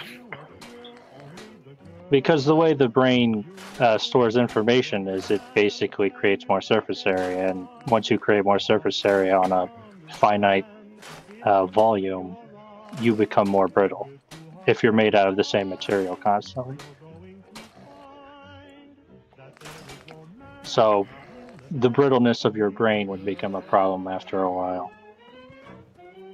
I wouldn't suffer that. Yeah. Well, You take way too many drugs. Yeah. We'll just insert a new chip. yeah, that's pretty much what would probably happen. But I'd get paranoid about brain jacking at that point. No, what? Isn't if we have, if the only information source you have is corrupted anyway, say the media, because they want to sell their own point, isn't that your brain getting jacked? It is, but it's not in a well. It really depends on what brain jacking would really be like. Identity theft, but a bit more invasive. To me, the perfect brain jack is you don't know it's happening. Oh, Like definitely. I said, identity theft, but a bit more invasive. Yeah, it's insidious. It just sneaks up on you. But if you think about it, some pretty bad things can happen to you even if you don't have your brain jacked. So Well, can just pretty get bad things. We live in a world where pretty bad things happen all the time. Give Yeah. a drunk a knife and a bad night can happen for about 40 to 50 people. I think that's a thing that a lot of people who are afraid of technology advancing tend to forget is they think about the things that can go wrong with technology when they don't really think too much about what's already wrong. Give an idiot a car and think about the amount of people that die literally every single fucking day. I'm sure there was a lot of people back when cars were being invented who were thinking, like, this is one of the most dangerous weapons ever invented. Yeah, I bet nobody said that about the hamburger. Because, I mean, there was a time where people were thinking that you couldn't push a train past a certain speed or else everybody would set on fire. 30 miles an hour and your brain implodes. Yeah. And then it became 40 miles per hour unless you're going for a tunnel and 20 miles per hour, so you'll suffocate. Until Brunel drove a train for a tunnel 80 miles per hour just fine. Mm-hmm. It's So, scare Fox, tactics. I'm gonna Yes. do it. I'm gonna do it. No, you're just saying that to keep me on. I'm doing it. I'm doing it. I'm gonna do it. But I just gotta do this perk. No, fear has been one of the greatest controllers of human beings there has been. Yeah. Religion, everything it's built on. If you don't do this, you're going to hell. You're going to burn. You know, Have all that's a religions really been that way, though? powerful thing to say to people. That is. I'll agree with that. I don't think all religions necessarily follow that exactly. I'm sure there are some religions out there that don't have a hell. I think you'll find there I isn't. don't think Buddhism does. Some factions of it might, but I don't think Buddhism, on its face value, does. The only good thing about Buddhism is that it goes on about caring for people. But it still involves God. Buddhists are just as bad as a fanatical Islamist or a fanatical Jainist. Well, I'm agnostic, but I don't really look at religions as this is so bad that if we don't get rid of it, it's going to destroy the world. It could, definitely, but well, no. If we don't moderate it, science will destroy the world. It could. That's an answer to a lot of things. I'm anti-religion. I'm just religion neutral. And I support the Catholic Church as long as they let me fiddle little boys, and they don't let me fiddle little boys anymore, so I don't support them. I'm anti-religions when religions become a problem, but only that. But but the thing is, it's a problem for who? You know, we could say, Muslims. Well, if you're not a Muslim, you're an apostate, and if you're an apostate, you're going to die. Well, yes, that isn't very nice. However, that's the most extreme way of interpreting it. But it's all. It's the extreme way to interpret it. But at least it's fucking honest. Yeah, but that is the most extreme way to interpret it. Yeah, that's why I don't. They're all worshipping the same God, yet because you don't worship God our way, you're going to die. In fact, if you want the most, everybody's going to die. The Christian Church uses, if you don't believe in God, you're going to roast in hell. If you don't believe in God, you'll roast in hell. If you don't believe in Jesus Christ, we will convert you. If you will not be converted, you will die in the name of Jesus Christ. Sure. Because that's the only way we can save your soul, is to slay you in his name. Some of them say. That is the most extreme way of interpreting it. Yeah. If you're going to interpret one religion in the most extreme way, let's go for and interpret them all in the most extreme way. Or else you are literally being a anti-said religion. Like anti-said religion. No, I'm just nasty business. Yeah, when there are problems that are related to religion, I don't usually go and say the religion is what's wrong. It's usually the people who are doing the interpretation of it. Like one of my favourite ones is Jainism, the religion that preaches veganism to the point of fanaticalness. A fanatical Jainist will kill any life which sees it's appropriate to kill other life to survive. Well, that's not good. The average human is a meat eater. Therefore, Jainist preaches the almost near genocidal approach to humanity. Mm-hmm. And is in fact one of the most dangerous religions on the planet. Yeah, because it doesn't just apply to humans. Yeah. But it's worth pointing out the sign that can be pretty peaceful. A religion that says do no harm to anything regardless, let something kill you before you hurt it, and do not need to kill anything to eat it, can be taken to the point where it argues for the genocide of anything that's not a herbivore.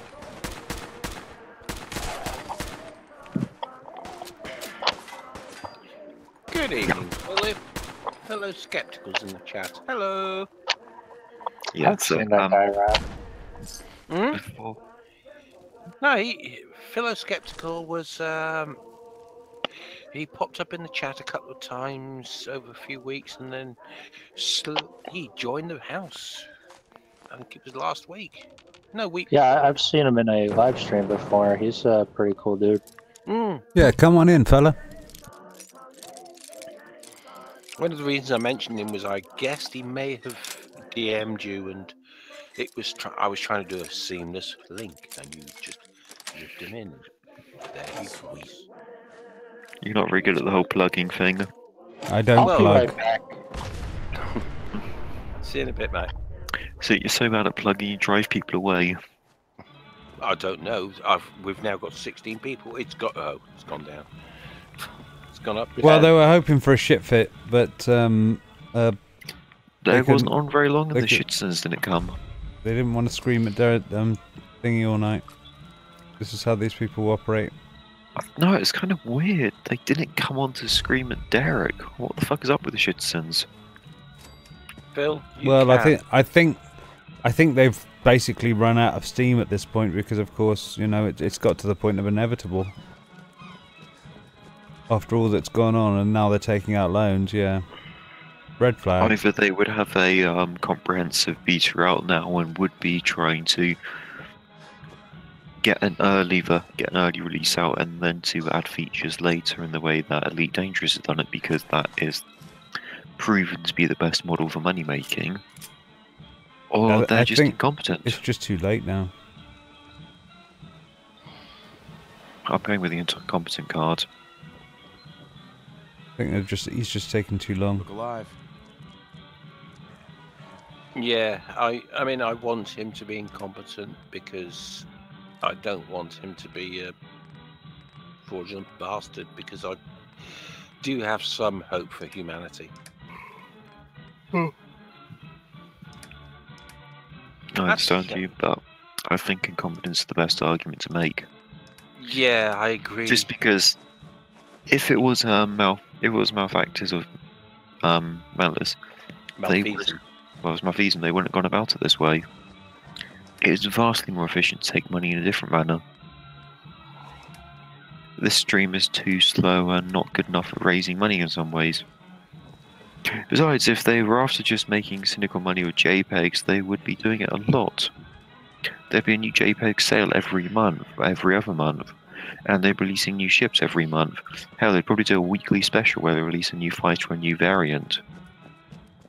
Then they do that already? They don't release a new ship every week. Not every week. I thought you said every month.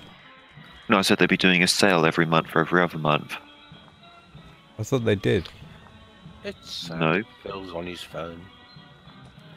Hello, skeptic. They do like 2 or 3 sales a year.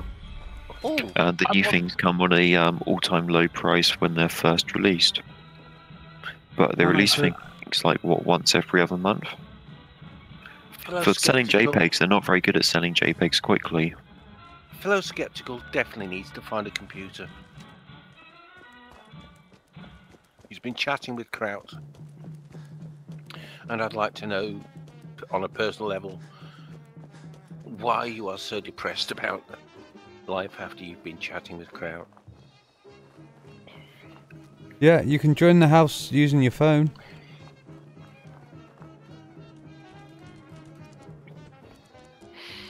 There is such a thing as YouTube Messenger on your phone.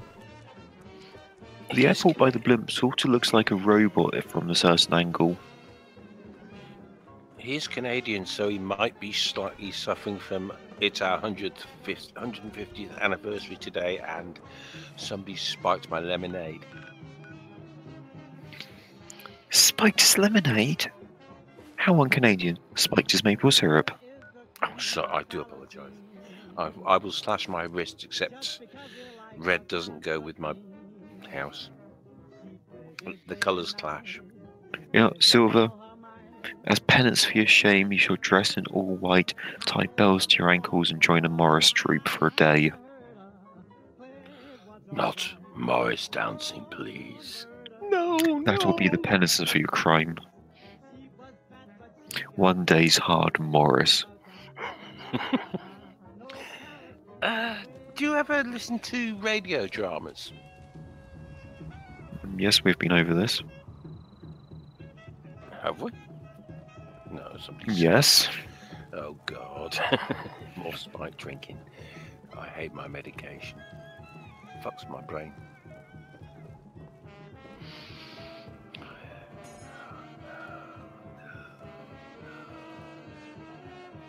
Which one am I thinking of now?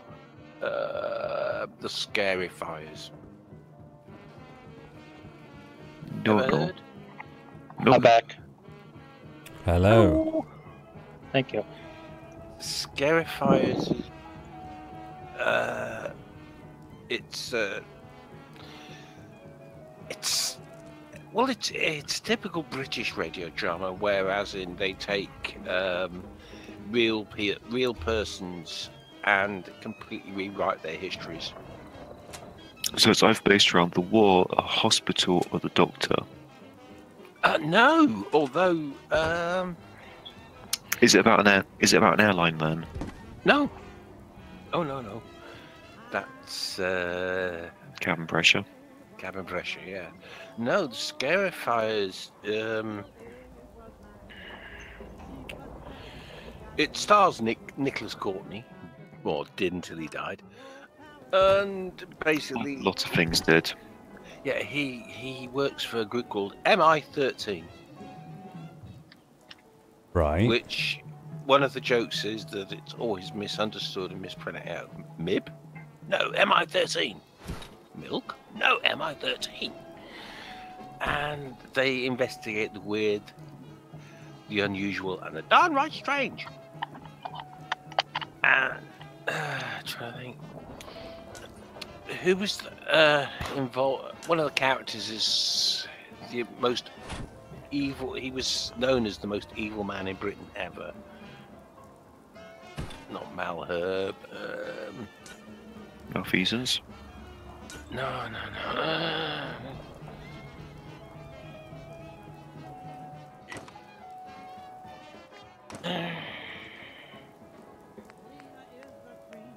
He was a devil worshipper in the 1930s. Oh, Crowley. That's the one. Aleister Crowley. Aleister Crowley. Yes. He's a reoccurring character in it, and he's just weird. Well, actually, they portray him as a weird, perverted, I'll dance around naked and you'll love me. Was he really evil? Or was he just strange and believed in things? No thanks, Silver. I don't really dance around naked. You're about 60 years too old for me. I would never dance around naked. I'm far too old and flabby. I mean, I would scare animals if I was dancing around naked, to be brutally honest. Wait, you didn't even get the whole 60 years too old for me bit. I was ignoring the 60-year-old bit. That's 60 years too old for me. I'm 54, and you would have to be minus 16. Oh yeah, negative age. Charlie in the Chocolate Factory, hottest movie ever because she was -4.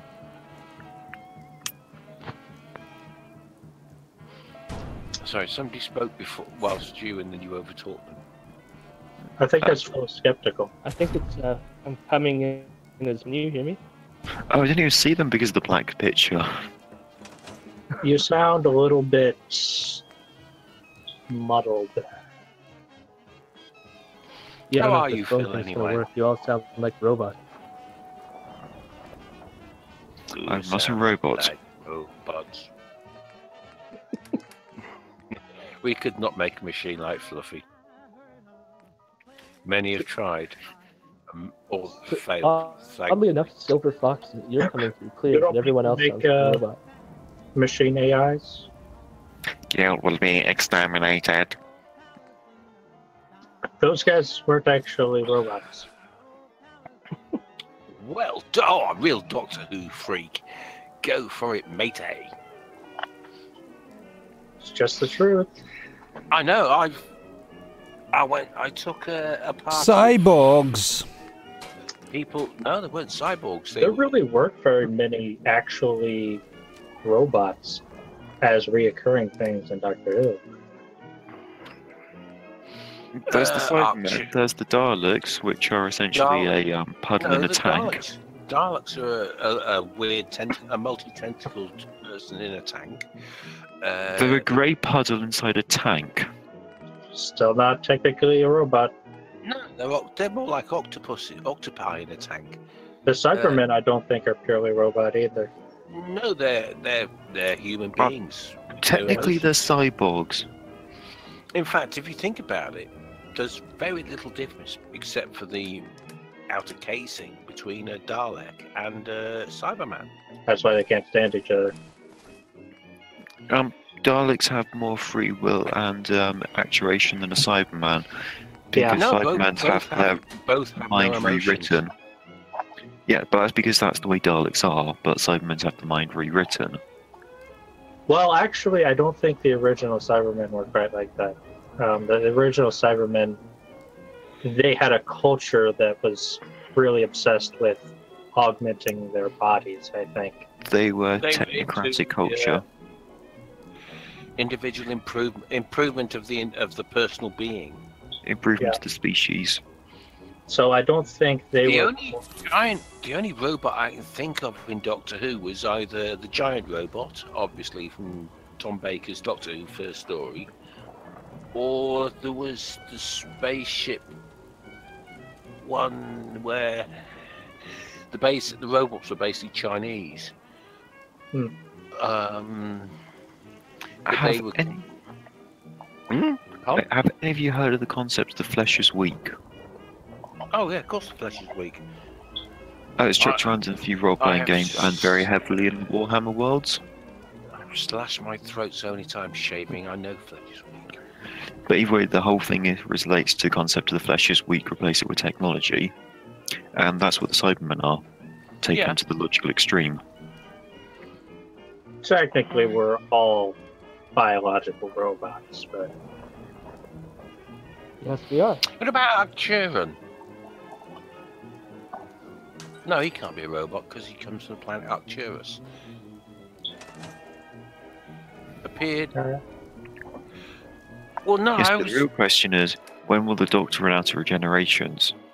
Well, this is it. He should have ran out one Doctor ago, but because he was a nice guy, he was given extra regenerations. The angels from the Titanic episode, those were robots. But I don't think they really ever appeared anywhere else. No, they were a Christmas special one-off. Yep. With Kylie Minogue, and I don't care about the rest of the story because Kylie Minogue was in it, and I think she's lovely. Though it was kind of pretty much a almost point-for-point remake of that ship going down movie from something like in the 60s or 70s. Not Titanic. Well, the Titanic episode of Doctor Who, but it is very similar. There was this American. I don't remember what it was called. Oh, yeah, I'm gonna hop off now because I'm about to pass out. No worries, mate. Take it easy. No. And no more rhubarb. I didn't mention it. You did. You're making it a real meme. I am. Don't you start. Don't pick on me. Okay, I'm using the big guy. Oh no. No, I want. Oh God, you know. Legs damaged. Any excuse not to. So, Phyllis. Am I shut up and can you hear me? Is that something that happened? Yeah, I can. Hey, Phil. I can hear you and can see you. You're looking radiant. Happy 150th birthday. Have you been out celebrating? Have I been what, sorry? Have you been out celebrating the anniversary of 150 years Sort of. of nation? Yeah, I went to a party and then I'm at my parents' house now. So that's why I'm using my phone. Oh, cool. Excellent. Yeah. That was nice, you know. Kid got to run around and swam in a pool, all kinds of stuff. Pretty tired though. Tired or is that tired as in actually physically tired or tired as in the euphemism of by God I've had a few drinks and I'm absolutely tired out of my head? No, sadly I had to drive, so no drinking for me. But No, you've no just not excuse. God's sake. being a parent, I'm not gonna drive drunk with my kid in the car. I remember. I vaguely remember being a parent for a while. Gave that up, Yeah, did you're you? 54 years young, you said? So. Pardon? You're 54 years young, you said? So. Yeah, allegedly. I found out today that I think a lot of people who live around me come from Canada. Because I live in the United States, but there was a lot of fireworks today. No, that was Well, I America. mean, the 4th of July is coming up too, right? Yeah, but it's not the 4th of July today. No, Certainly but sounded like it. Democrats and Republicans are probably having another war. They don't usually use, the guns inside the country. You sure? America's always using its guns. If you're not shooting somebody, you're not a proper American. Well, if they do it, they keep it quiet. That's all I know. Yeah. That would be a nice thing for America, to be quiet. That's never gonna happen. It can get quiet here. Unfortunately, I live next to an airport, so that doesn't happen for me. No, excuse me. Do you not have laws over there that say no flying over certain hours? No, we fly 24/7. That is unpleasant. Yeah, but the economy and all that. Yeah, well, economy's fine, but if your workforce is too shag to work, it kind of screws the economy. Yeah, we have a culture that is. There are a lot of nocturnal people that live around in America. Are you talking about vacation pay? I feel like, or vacation time? I feel like I missed something. Well, from my point of view, I love the fact that I live in a country that still sort of respects that people have a quiet time. Yeah, I would like that, to be honest. I actually really would, but I think that is something that perhaps we have sacrificed for the economy in America. America's sacrificed everything for its economy. I don't think everything. Not quite, but you're working on it. I was gonna say when my wife and I went on our honeymoon, we went to the United States, and I remember it was like crazy because we went to California in the Sierra Nevada mountain range, and it was. You kind of cut out there. Was either German or some other European, right? And we asked them, like, why is everyone German? And they're like, almost no Americans actually visit their national parks because none of them have vacation time to do it. I was like, how terribly depressed. I don't think that's actually too true. I've seen a lot of people going places on YouTube, but they might just be the rare people who actually have time for it. Yeah. It could have been just basically the time of year. I know a lot of people who don't have jobs, I mean, not according to the tourist guide. permanent vacations. But I think there's also a lot of people who just don't go out of the house a lot. I know somebody who doesn't have a job, but they spend most of their time indoors. They're not even on the computer all the time.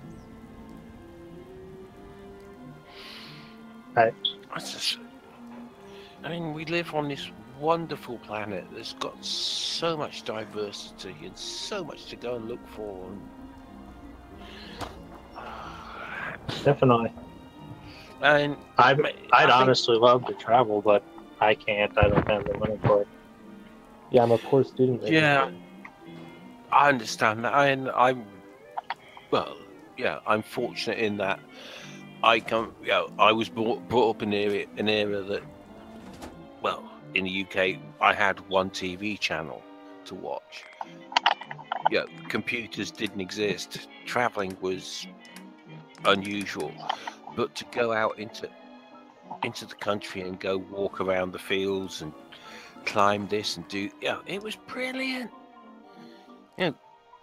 Within where I live now, within 40 miles of where I live, we have so much to go and look at. Old buildings, amazing countryside with huge, great monolithic, weird structures in it. It's fantastic. Yeah, unfortunately, where I live, it doesn't have quite the old stuff that England has. Hey, we're taking advantage of the long weekend tomorrow and going camping, so that's fun. Go for it, mate.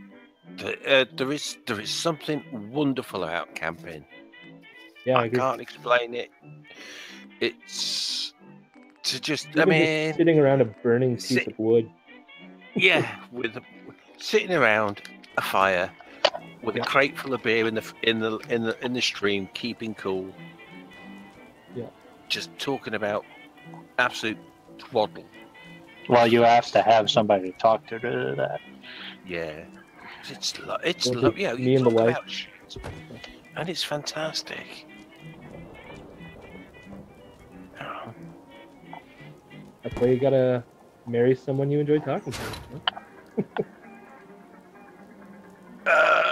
I would do, but I'm not gay. Yeah. And I'm not talking to the woman because she's shut up, woman. God. Take the gag off for 1 hour a week, and she starts to rabbiting on and look. That's why you're wearing the gag. Yeah, but I think I talk more in my relationship than she does. That's not what she said to me.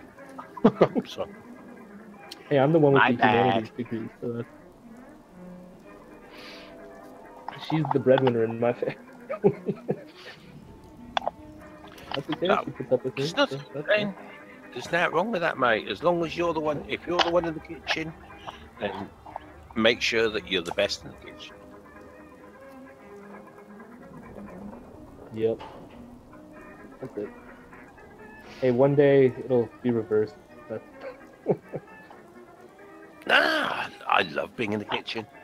No, I'm just staying with the breadwinning. Well, hopefully, spent all this time trying to get an education. Look on the bright side. If you become the person that's the breadwinner, how much money are you raking in then? Because you have her wage and your wage thrown in. Yeah. I mean, I recently, I love telling this, so one of my, I got a research assistant position with a feminist philosopher, so I'm officially a paid feminist now.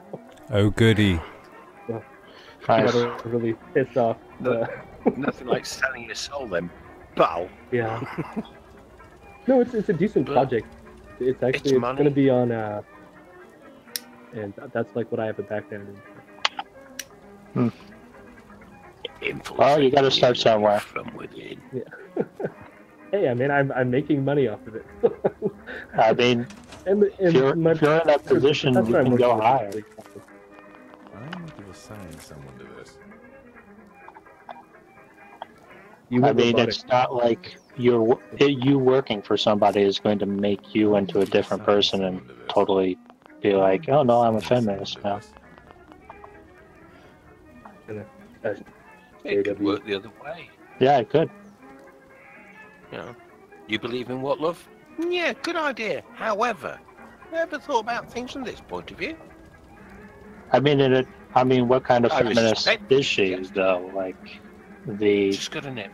Crazy kind of feminist, or the one that actually cares about issues that aren't made up? No, I wouldn't have worked with this person. It was feminism that I didn't think was reasonable.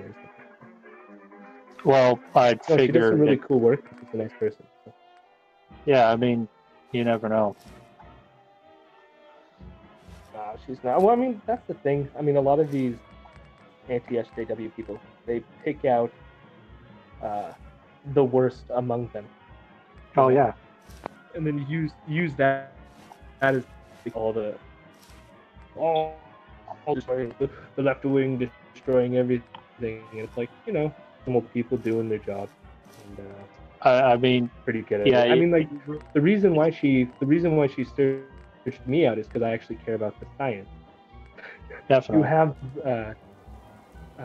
feminists caring about what we want, or everyone should want. No. I mean, if she really cares about the science, that's really more important than what her political ideas are. Exactly. Because at some point, when you're a scientist, you're a scientist.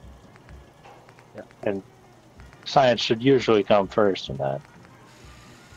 Yeah. And the fact that I can use the money is always nice. Yeah. No, I find it amusing because I engage with the people who are easy to call out. You're a feminist, SJW, and it's like, now I can say, hey, I'm a paid feminist. I really don't care much for the people who just attach a word to whatever they think reality is. Like all feminists are like, they think that men should be exterminated. That's just a crazy. That's pretty much they're pretty much the kettle calling the shoe black. Wait, I said that one backwards.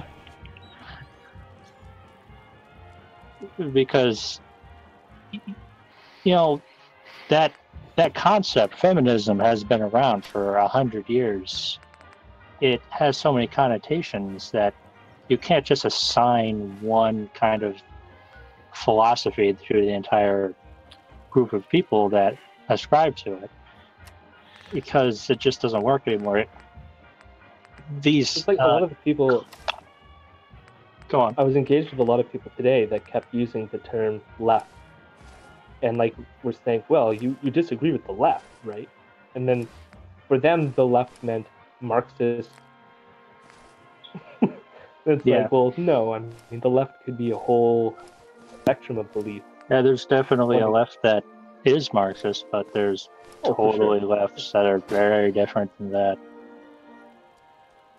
But that's the thing. I think it was Crown T. He scanned through my Twitter, mentioned that I'm a Marxist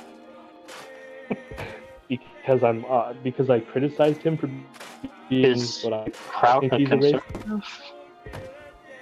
Is Kraut what, sorry? Is Kraut a conservative? I don't know what Kraut is.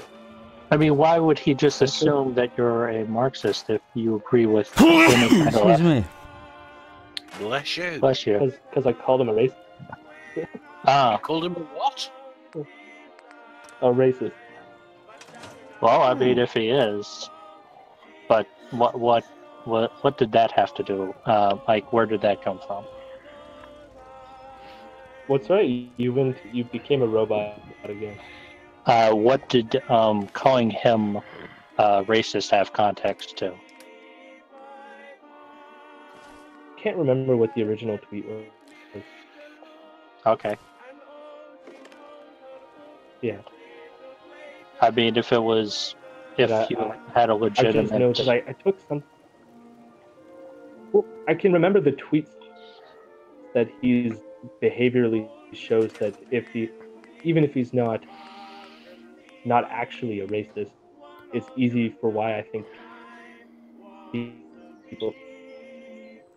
Yeah. For example, what was funny? Well, he did send out a tweet saying "kill all Muslims," that's not necessarily racist. Yeah, that's not cool. But I think Kraut and a lot of people like Kraut do this whole thing where they are both a troll and a serious political commentator, and it actually doesn't work. Can't be both. Yeah, you can't be taken seriously if you... Unless you are going to turn around and say, at the moment, I'm being serious, say your piece. The next time you speak, you then say, I would just like to point out before I say anything, next thing I'm going to say, I'm going to be a troll. I think a lot of people like that. They get this... who is the comedian? He's considered one of the best comedians who ever lived. He died a couple of years ago. George Carlin? George Carlin. I think a lot of people look at George Carlin and they think, you know, he had a lot of political points in a lot of things that he said. But they take that as meaning that they can do political activism while being a comedian. But the thing is, he was a comedian first, not his politics were second, and they augmented his comedy. And I think that's one of the problems a lot of the jokes were clear, though, right? What? If you're on a stage and there's like this atmosphere where you know that this is a comedy routine. Yeah, there is, but you can also make that kind of atmosphere out of YouTube, because that's mostly where these people are at. Well, true. I'm just saying in the context of, like, say you send one tweet, it's a policy recommendation, we need to do this. Just kill on. Yeah, Twitter is definitely not the best place for doing that stuff. Yeah. Because on Twitter, you can't. It's very difficult to get a complete political philosophy across in 140 characters plus memes. It just doesn't work. And if you're being a troll at the same time, you can't also get across tone, which is very important for comedy. Well, yeah, so, comedy's. It's, to me, I find I can't think of anybody that's going to make a comedic career based on Twitter. Yeah, it would be very difficult because comedy is part performance, and performing in 20 characters with no way to express any kind of emotion is very difficult. Emocons can only get you so far. True. Out of curiosity, because I didn't think about this before, but like, so underneath my image, does it say like what my name is or anything like that? Let me look. Say something? We see your image in the chat, in the private chat. It says YMATM. Okay. Sorry? Say that again? Like I see something that's like YMA. If you don't really want that to be shared. Yeah, no, I used to. No. I used to be in a YMATM. band, and then that's the Not wrong with accident for the. Okay. So Yeah, that's all. I just. It doesn't come up as philosophical. No. Yeah. No, because I'm using my phone. Oh, sorry, I mean, skeptical. I do apologize. it might be pretty However, easy to deduct it, but I just. Because I try and look at both screens, and looking at the main screen for the open house screen on YouTube, it comes out. Your visage appears with the name for the skeptical. Oh, cool. Yeah. It's basically like if you were on Google Hangouts, I think. Because it looks about this. this. I've never used it with my phone. Just a quick reply to Telephone Dan, if he's still listening. I'm sure he is. Derek Smart did say he was going to come back in. I think he's stuck in the restaurant, mate. Sure been a while. I think... No, never mind. I was going to think that maybe that Telephone Dan was kind of similar to that Barbarian Ben guy, but I think it just might be the last name being 3 characters. Well, I try to give people the benefit of doubt at all stages because... Yeah. I'm not going to go on a tirade about it. It was just something We'll have no tirading. Stood out. How would you know? You're busy playing a game. Well, I'll hear it. Speechmeister. I'm listening Who as here well. even you know. has any ties? I have ties. Yeah, I used to work in IT. I've got novelty ties. He owns a Donald Trump time that Donald Trump gave him. Nice. No, I don't. How is that Okay, possible? Dad. I don't even think Donald Trump's been in Britain. He has. Has he? He owned. Not since he's become president, but he's oh yeah. Oh yeah, I knew that He owns golf courses in our country. Yeah, I knew that he he'd kicked off a been there. major shitstorm when the Scottish government decided that just where he'd built his golf courses, they decided to build a wind farm. He's not happy about that. Did the wind farm do any kind of damage to the golf course, or? Only from an optical point of view. Yeah. It doesn't look nice. Well, since when have you ever given a shit about how the ecology works, pal? Yeah, wind farms are okay. I kind of don't like what they do to birds. They did more damage to bats, actually. Oh, that's not cool. Bats are. But that's due to the what do you call it?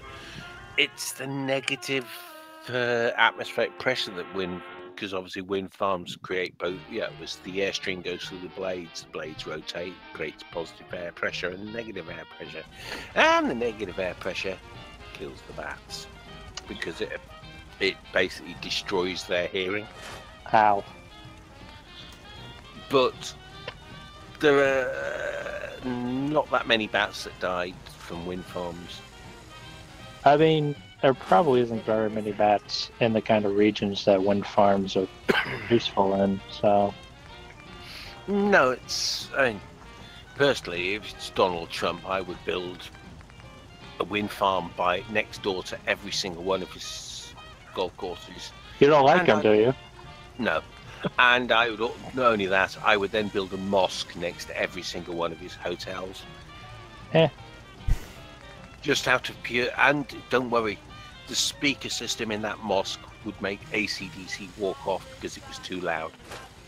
I don't think he actually dislikes Muslims, so. I think he'd find the noise annoying, definitely. I don't think he's very good for America. I don't think he's as bad as the alternative. But I will admit that I'm not an expert at politics. I didn't vote, so... Sorry? I did not vote. No, but you said you liked Trump better than the alternative, and I said, what's the alternative? Hillary. Oh, the alternative was Hillary. I mean, we're not at war yet, so... Well, yeah. I felt like at this point, if Hillary was president, we would be at war with Syria. You robot your answer.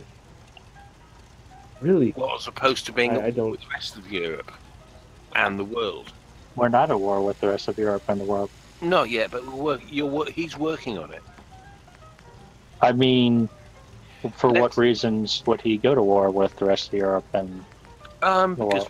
Because we don't like him. Yeah. And he's that emotionally insecure that he will throw a hissy fit over it.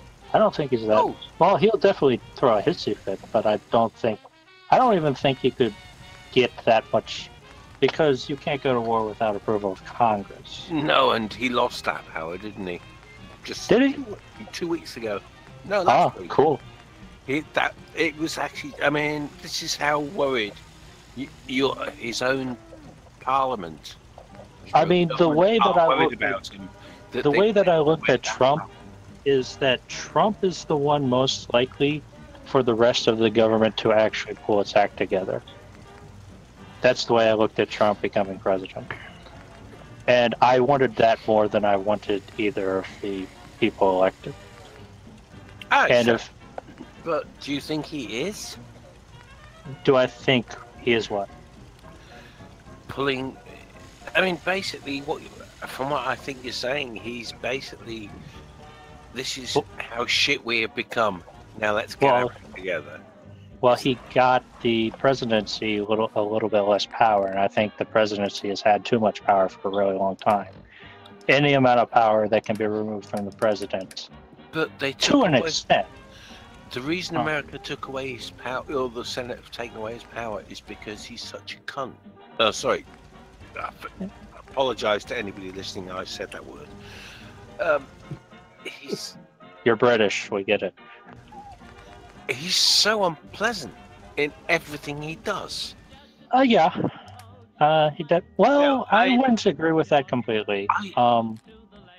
He is really. Think that he's really good at putting on a show. Insulting people on a personal. I'm sorry. You're not here to be show busy. You're here to run a country. Well, what You're I here meant to by respect that is all persons. Well, you were talking about him being unpleasant. If he's good at being pleasant in certain circumstances, then he has that. Yeah. Yes. Who's he been nice to? Let's have a think. Saudi Arabia. Yeah. Kim Jong Un, dictator, admires him. Blue collar America. Putin, another person who's not exactly pleasant. Who? Oh, Putin. Yeah. Putin's not a great guy, but he's insulted. Let's have a think. Who's insulted? Germany, EU. America. Sorry, not America. France, UK. Well, he insulted the entire EU. Yeah. He's insulted. I mean. Though, what did he say that was insulting? What hasn't he said that's insulting? Yeah, I just want an example that we can talk about. For the UK, let's look. I don't care how you do things. He wants Nigel Farage as the British ambassador to America. Fuck off, none of your business. You don't interfere with the country. Yeah, I agree that he shouldn't do that.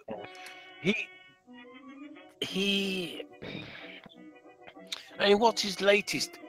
I mean, I'll be honest. If I was in America, as an American representative in the White House, I would walk into his office and take away his mobile phone and get him the fuck off Twitter. I agree with that too. I completely agree with it. I don't think any president should be on Twitter. I don't care if you even went back in time and got another president. I don't think they should be on Twitter. Why not? It's like we've said before. It's not a very good place for discussing complex issues. And what's the president going to talk about? Justin Trudeau's on Twitter, and most of the stuff he posts are like. I mean, it's how he uses it.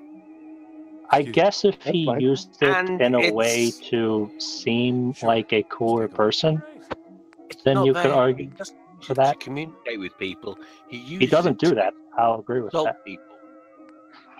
Yeah, and he does use Twitter like a child. You are the president. You're the most powerful man in the world. Without a doubt. In the world, not just the Western world, in the world. And you are calling people names like a 2-year-old child. He is reducing America. So I think I actually heard that the British Prime Minister actually has more power inside of UK than a president in the US does. Yeah, essentially, yeah.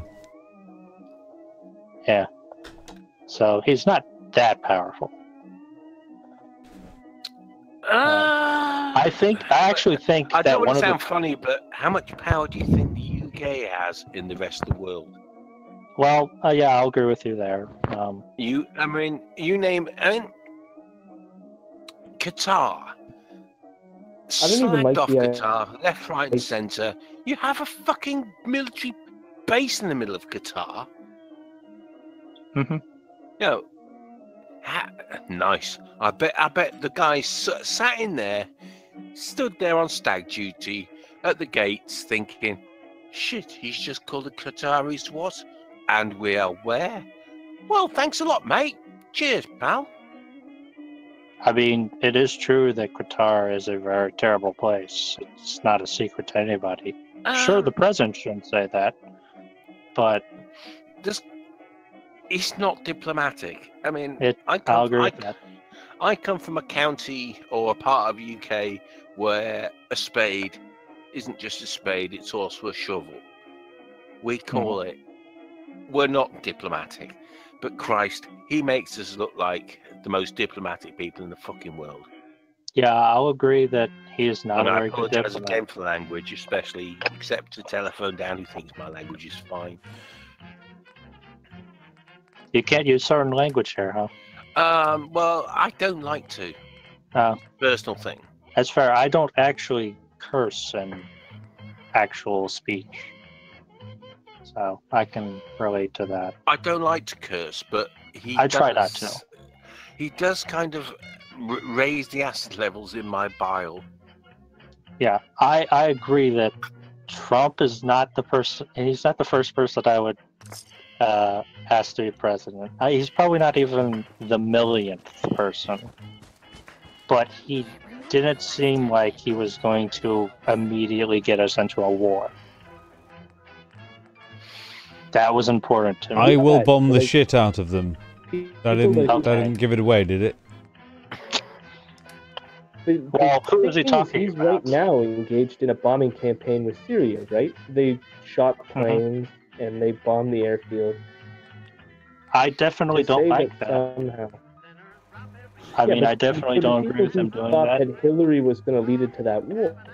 Mhm. When doing everything they thought Hillary would do. But I definitely think that Hillary would have done more than he has done.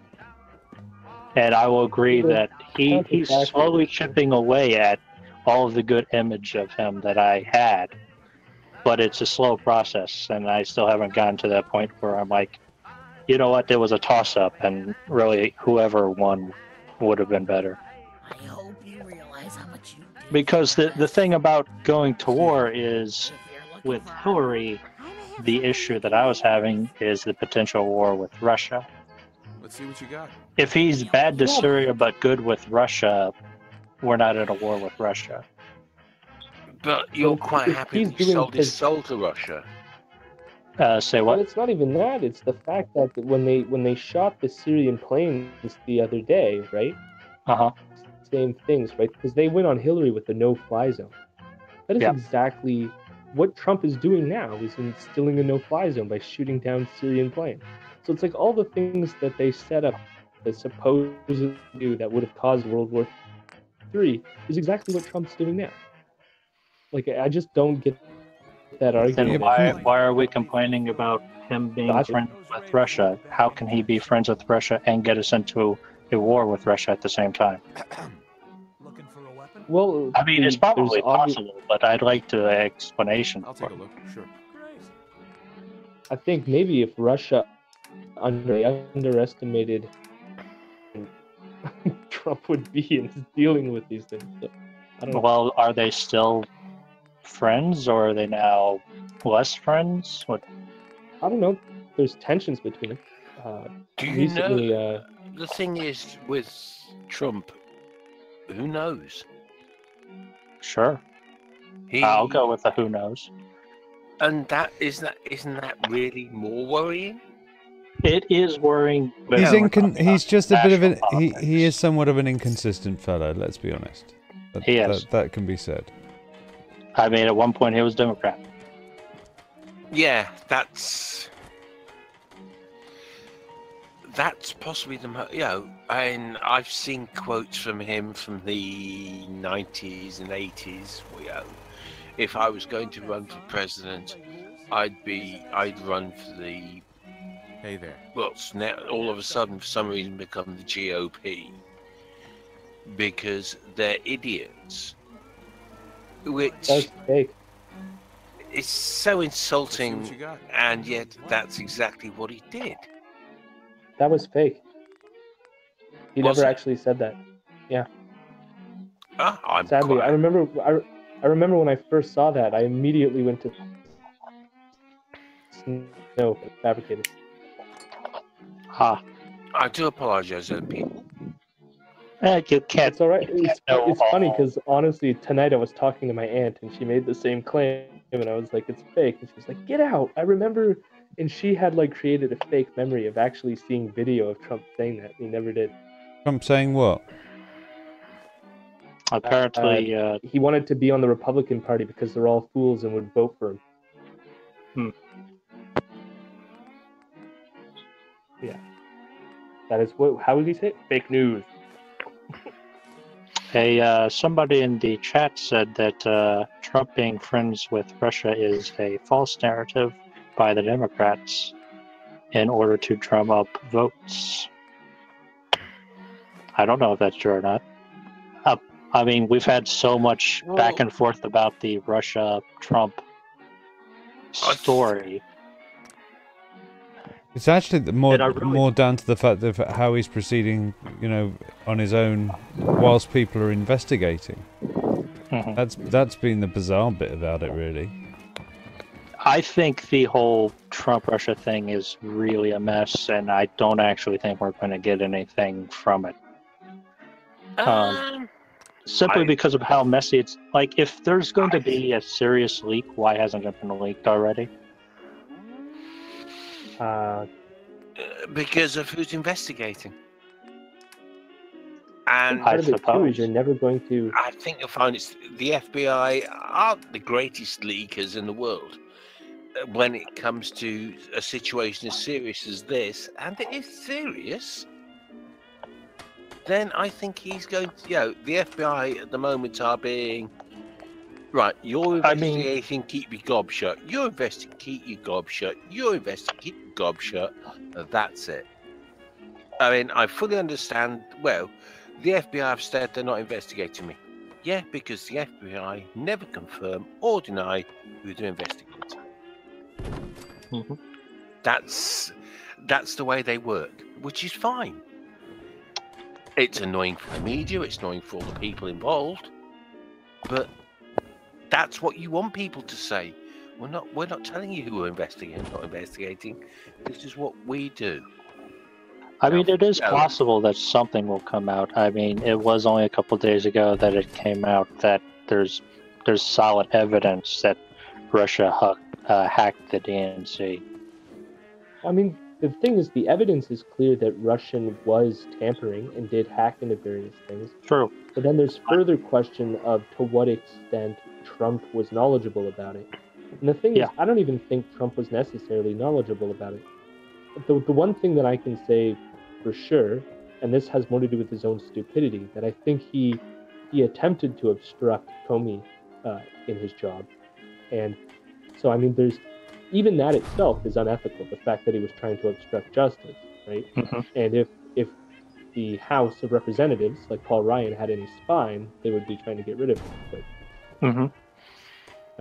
So whether or not he actually has deep ties to Russia or actually intentionally engaged in some sort of, I don't know, coordinated plan with them, I don't think anything's ever going to come out, because they would have been at least decent enough to muddy that water that there won't be a clear case. I think what is more likely is that it will, when the FBI and whomsoever that are investigating concludes their investigation, it will be, the resolution will be very quick and very unpleasant. How do you mean? It's basically going to turn around and say, yes, this happened, you're guilty, now you're going to court. Or, so you think that they'll... I think that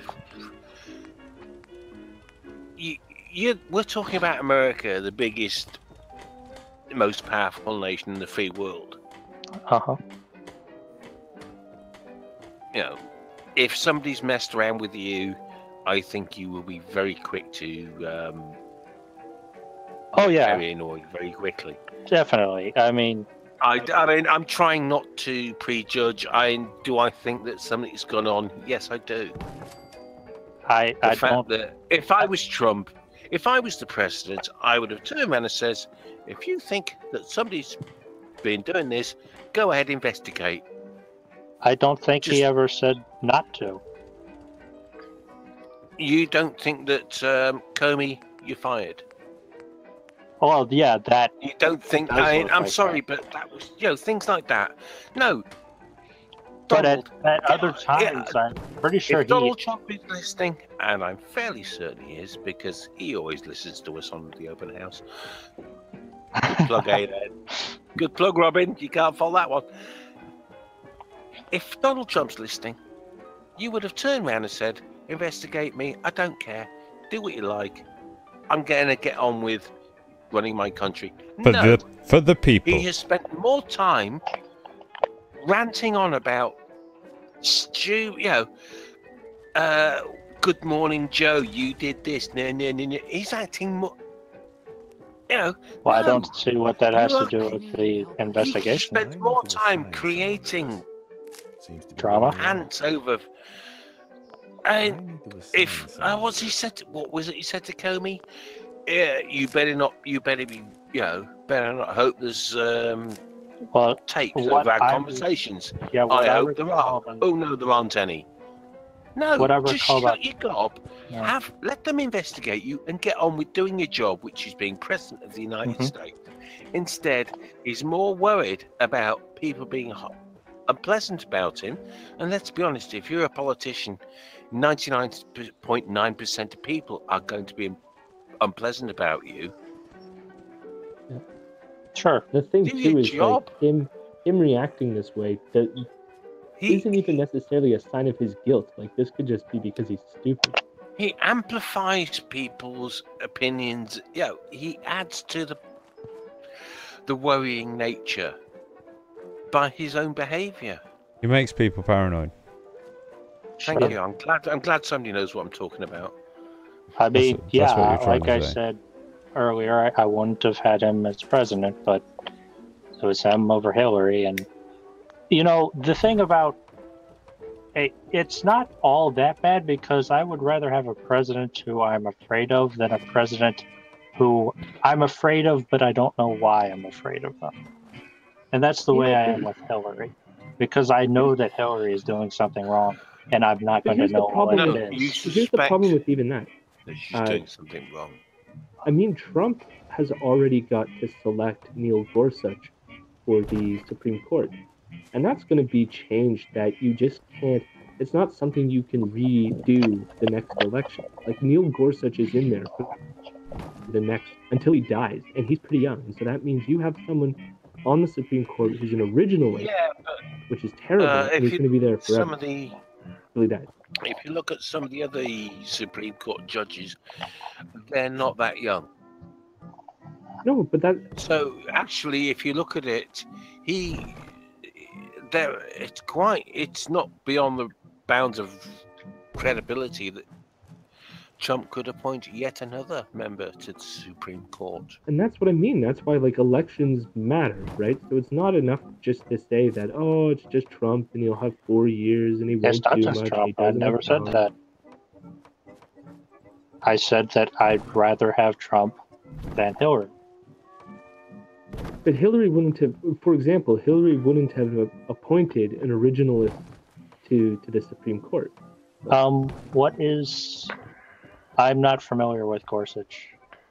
Originalism is the view that somehow the founding fathers predicted all the things that would happen or predicted how the law would be interpreted. So therefore, they're strict originalists, which means what the founding fathers said, that's how we should still run our country. But of course, that doesn't make sense with increasing technology and social change that happens and so forth, right? Do you think you'll appoint more people who are like that, or do you think you'll appoint only one person like that? All the people on his list are like that. And the thing is, it just depends on whether Ruth Bader Ginsburg lives. I don't think that's a terrible way of thinking, but it's not a very good way of thinking.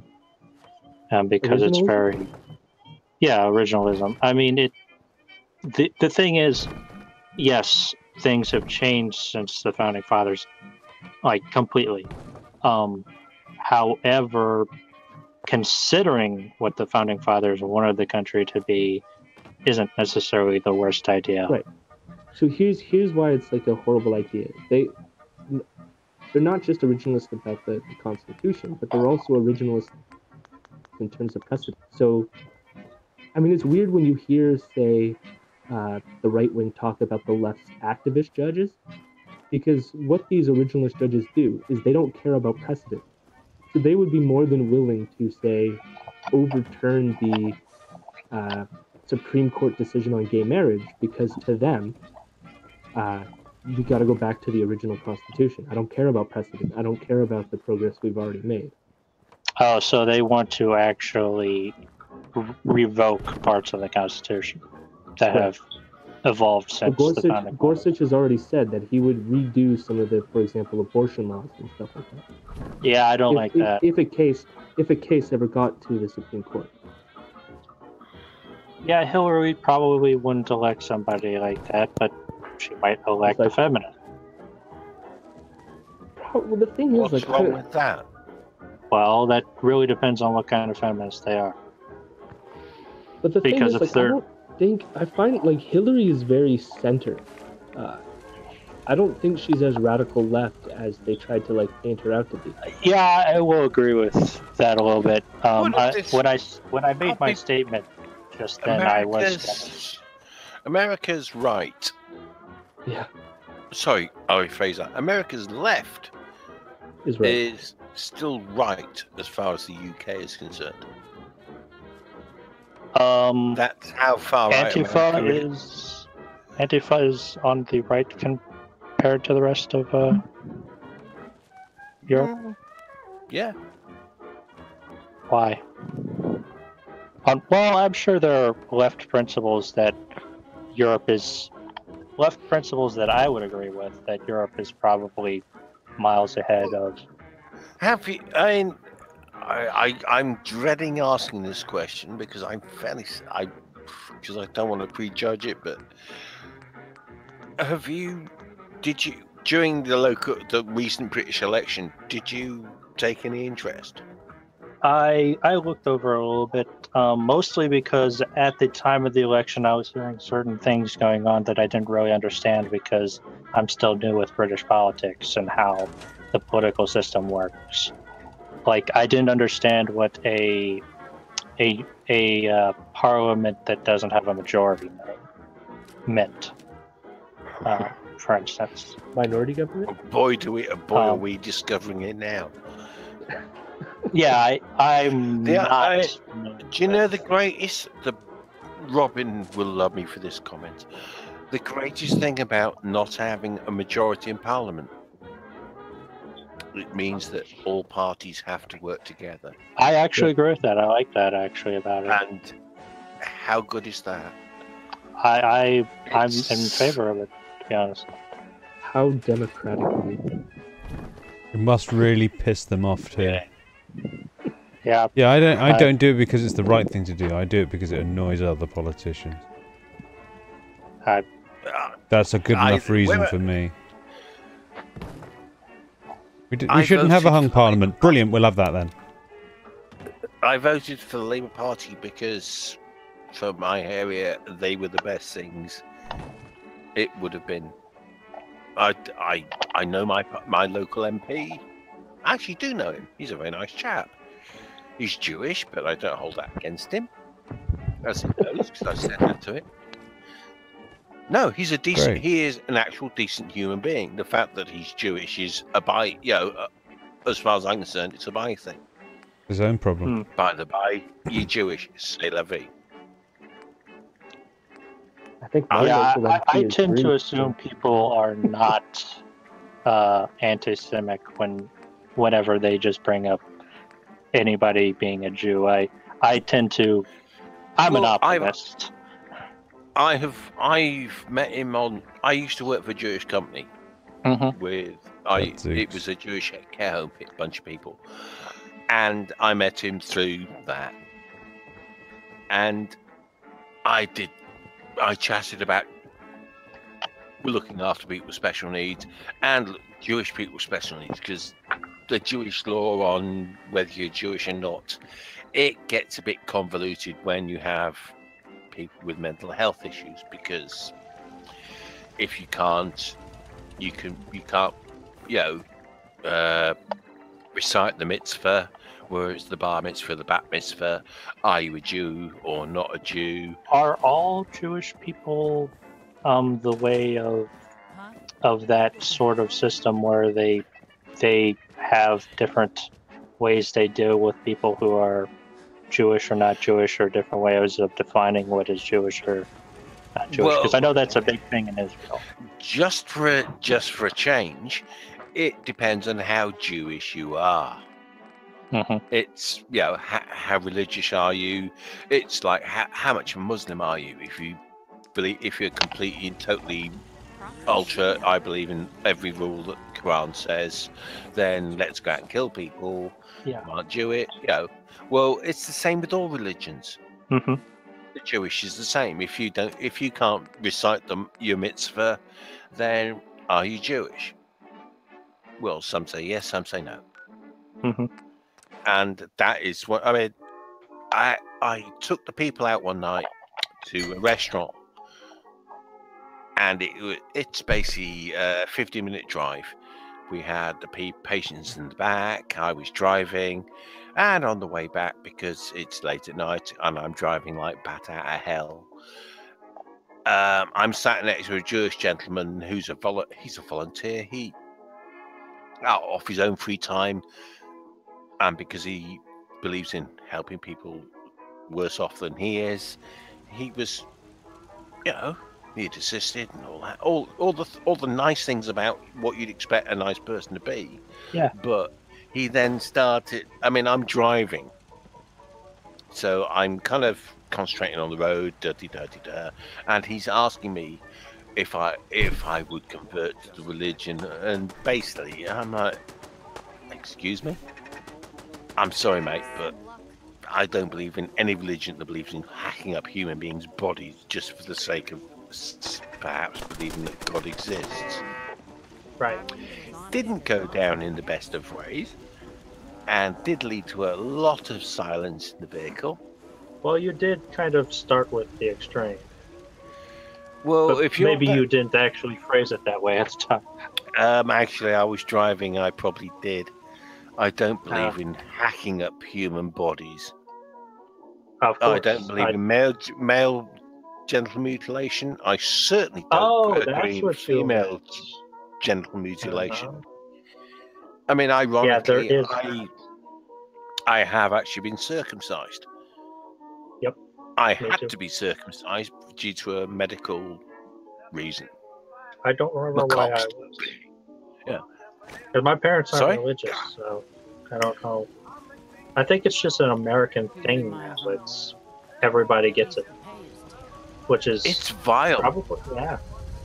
Well, I'll tell you, the reason I say it's vile is I was circumcised. I think I was 50. Okay, I was much younger. I was so young that I didn't know about it. Sexually, it has changed my life. Has it?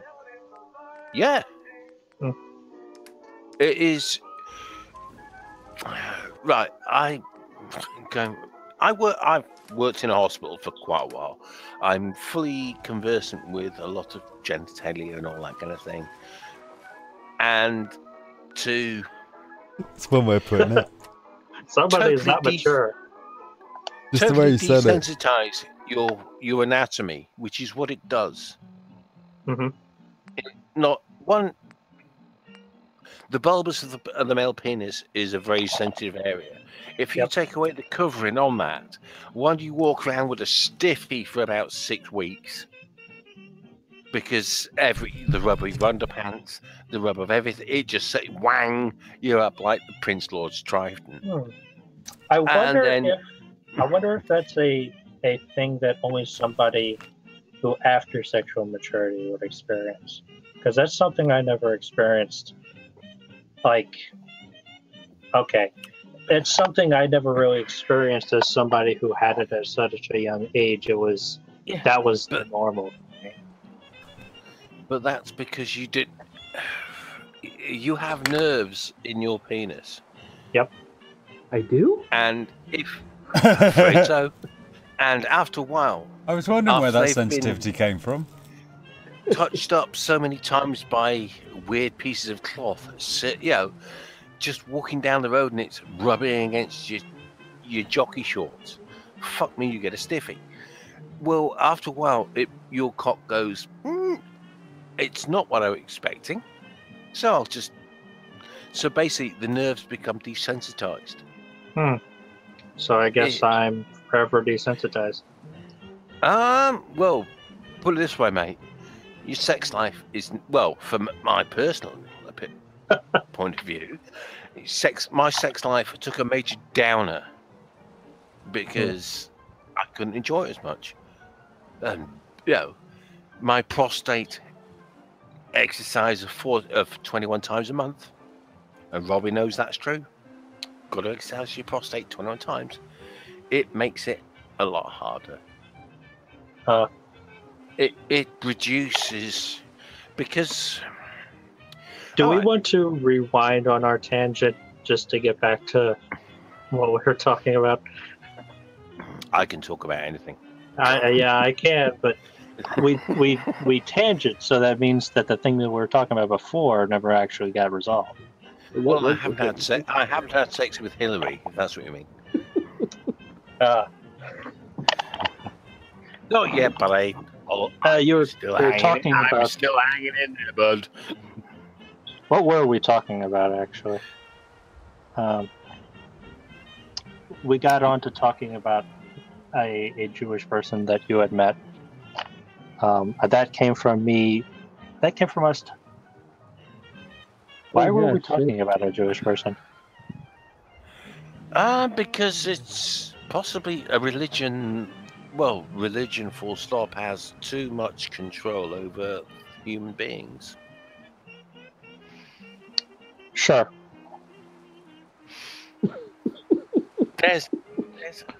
It can, definitely. I would like it if more people thought about things a little bit more instead of just blindly following things, but I'm not going to say, if you have thought about this, unless the way that you're doing religion is a way that is antithetical to other people. But isn't that what religion is? Not all of it. If you properly follow any religion to its, because if you are completely religious, then you have to follow it to its nth extreme. Then you're in deep shit. Why is that? You aren't, but everybody else is. What if you believe in animism? What? Animism. That's what a lot of that's what a lot of archaeologists think is one of the first religions, which is animism is the belief that everything has a spirit. Literally everything. A mountain that has a spirit, a rock that has a spirit in it. Pretty much anything.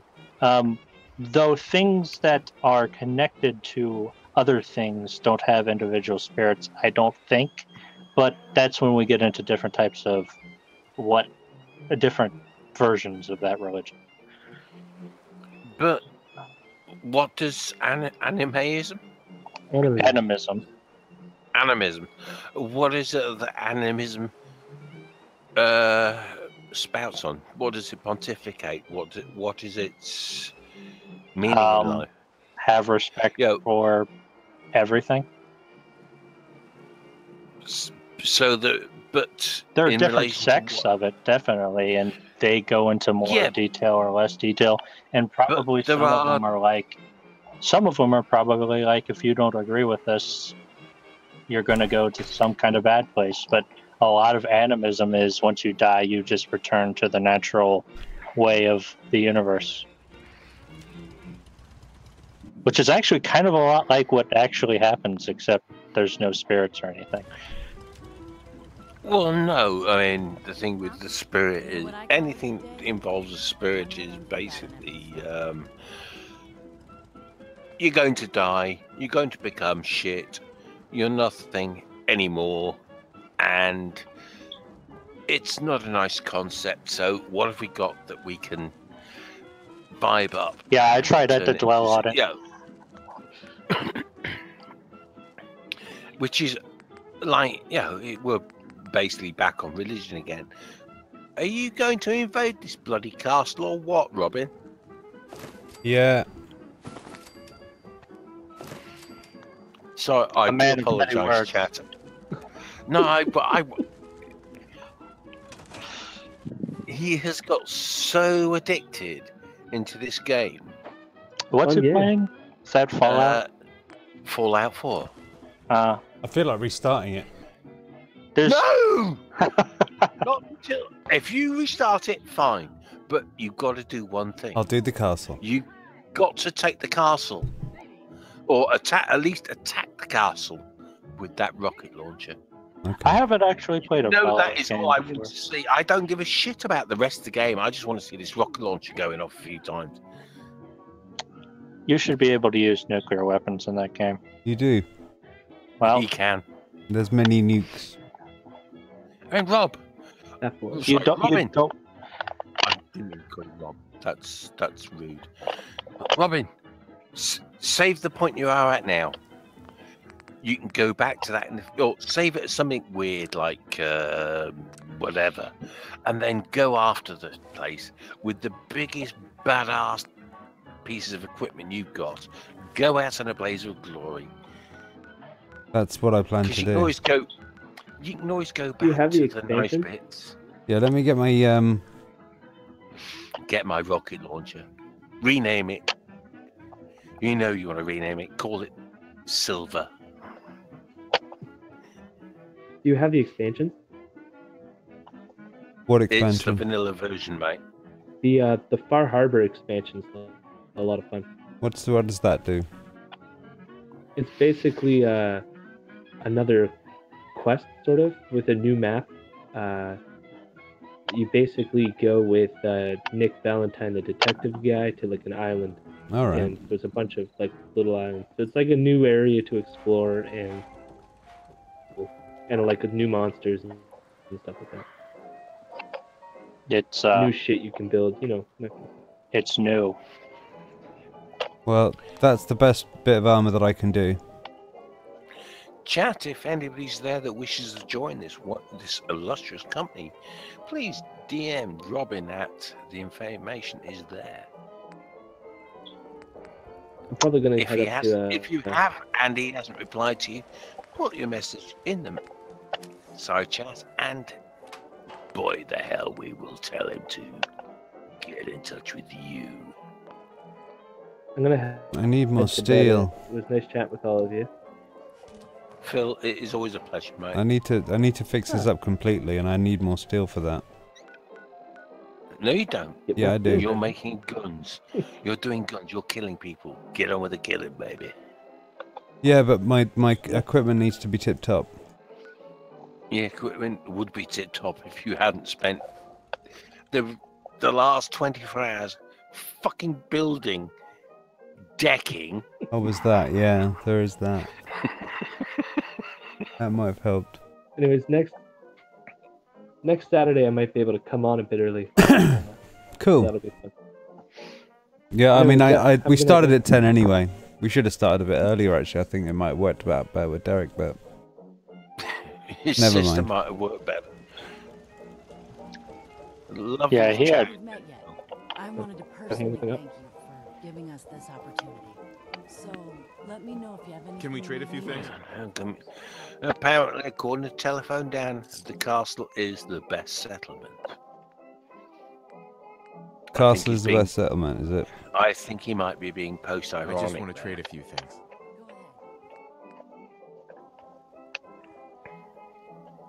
Just looking to trade a little. Sure thing. And how the hell have we still got 14 people watching? Yeah. And I've lost my Thread? no, I've lost my flare gun. Yeah, you lost that yesterday. Yeah, I've been trying to find it. I'll say what I'm surprised about. I didn't think that YouTube streams could actually last longer than 6 hours. It's unadvisable. I think the longest I've seen on the open house is about, what, 15 hours? Well, you gotta have sleep eventually. It was, I can't even remember what Robin was talking about. I was completely gaga. Well, there's a novelty. Would 15 hours be about the longest, Rob? Something like that. Maybe you can't upload anything more than so many hours, but that doesn't sound right either. It's uploaded. That's the scare. I don't think really long videos get many views, though. But if that's not what you're interested in, then that's not a problem. I'm just playing the game, mate. People can come on and talk to me if they want. I appreciate what Robin does for a very good reason. He gives non-entities like myself a platform to say what I think, get destroyed, not get destroyed, depending on whatever the topic is. But not just myself, anybody. Yeah. If you have an opinion, he welcomes that opinion. Don't abuse the opinion. Yeah, it's I'll to come do on a little here bit is of a abuse. privilege. Bit of abuse. It will be a bit. Yeah, you get some abuse, but to be able to come on here and express your views to a wider audience I'll is tell you. a privilege. I'll tell you how I found this place. You know who Purposeful Opinions is? Yeah, he was on here a couple of weeks ago. He did a video. He did several videos where he just took clips of this chat, and it was when Fox from the West was here. Oh shit! Oh. It was hilarious. I need to rename myself. Why? It's The Association name of Foxes. He's not a fox. At least I don't I'm think- silver. I don't think Fox is all that bad. He's just, Says it all. He has certain opinions that could be construed as unwise. I'll be honest, I don't know his opinions too well. Probably shouldn't talk about him while he's not here. Not fair to him. True, but he also abused. When I say coming on here is a privilege, you can come on here and say what you like, and you can. However, if you then abuse that, then you don't get one chance. That was your chance. So and well, basically, what he did was gave out the link to, the the house to everybody he could think of, and that's a little bit not cool. It's unfair on everybody. Yeah. I mean, it doesn't really create a very... Like, I've seen huge chats where there's like 50... Well, not 50. That's exaggerating. But, a lot of people in, and it doesn't create the best environment for conversation. Too few people doesn't create the best either, but there's a balance. And you really, the truth to it is, well, he did something that's not right by the way he did it, so. Well, I think, and I do tend to sort of agree with Robin in this. You abuse me once, fuck off. The rules are very honest. Well, they're simple, too. don't overtalk people. You respect their opinion. Argue as much as you like. More arguments the better, because arguments are great because it allows people to explain each other's opinion.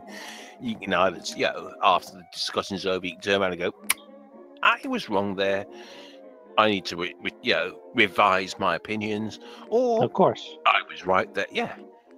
But to have somebody come on and basically abuse people, give out them, and totally destroy the chat for everybody else who was there because you fancied to laugh.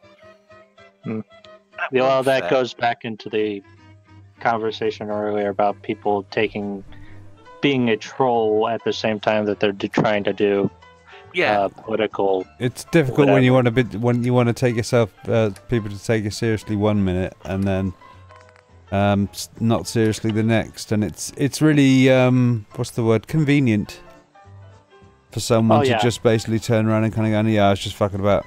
Oh, this time. And then they sneak off, kind of going. Yeah, definitely. And sorry, I don't want to blow Robin's trumpet because that's not my job.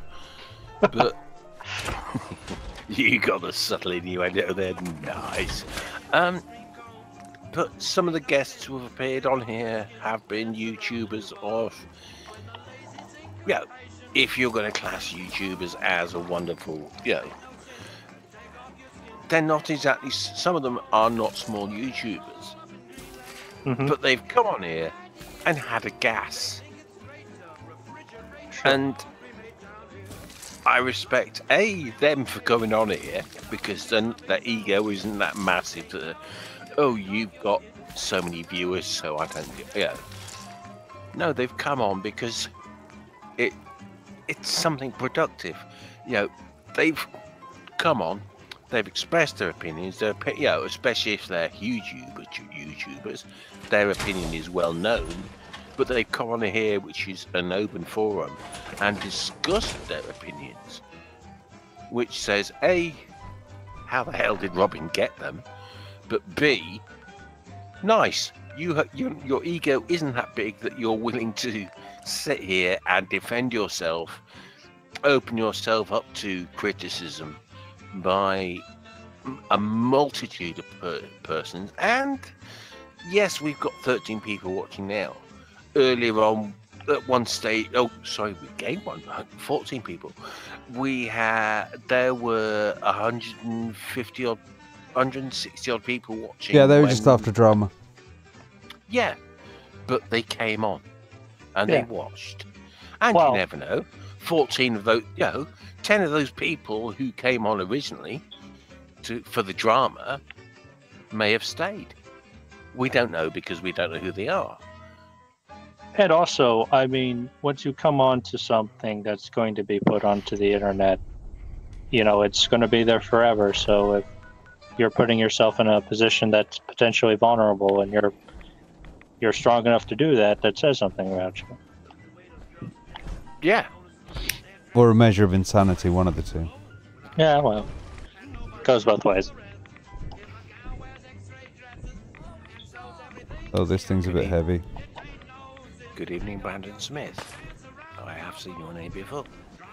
He says yes. Yeah, that Brandon. I wonder what he said yes about. Because I didn't see a question. Maybe it was celebratory, like yes. Maybe he just completed. I think it was when I said I was the best looking person on YouTube ever, and he was agreeing with me. Maybe it was about tooting Robin's trunk. Maybe. Wait. I think you're getting too used to me, bastard. You want through, you gotta pay. 100 caps. I got a message from somewhere. Oh, people, if you're listening and viewing, please, if you wish to join the chat. I think somebody is watching me out there in the world. I hope it's a complimentary compliment. No, what did he say exactly? You have exposed. I mean, coming on an open forum, an open channel, is exposing yourself. Oh no, he was talking about something else I said. Some people want exposure.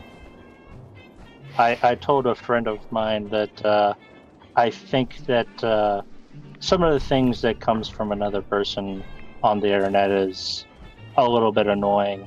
And he said, yeah, it gets a little bit overbearing at a point, doesn't it? I was referring to the person that annoying things comes from is a guy on YouTube called Sargon of Akkad. Don't swear. You're not a fan? Well, I like certain things that he does and says, and other times I think he doesn't really know what he's doing, and kind of he's another person who does the whole I'm a troll and I'm also going to try to change the world with the things that I say. And Robin, I think Telephone Dan needs a special comment from you. Only because of what he said, because he summed up what you are and what this stream is about. What did he say? I'm what you would classify as a shitson, not too high lord, and mostly came on here to listen to Derek make silly statements. I actually stayed after he left and enjoyed what I've heard, and thought this is pretty good stuff. Oh, I'm gonna cry. well, good argument comes from anywhere. But that's what I mean. I'm the biggest nobody from nowhere land, and sure. I appreciate. I mean, boy, do I appreciate the fact that Robin gives me time to talk about bollocks, basically, and rhubarb.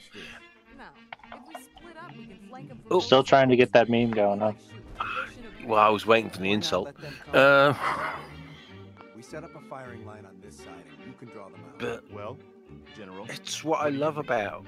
I am so happy to just. I'm quite happy to sit and listen, which I generally do.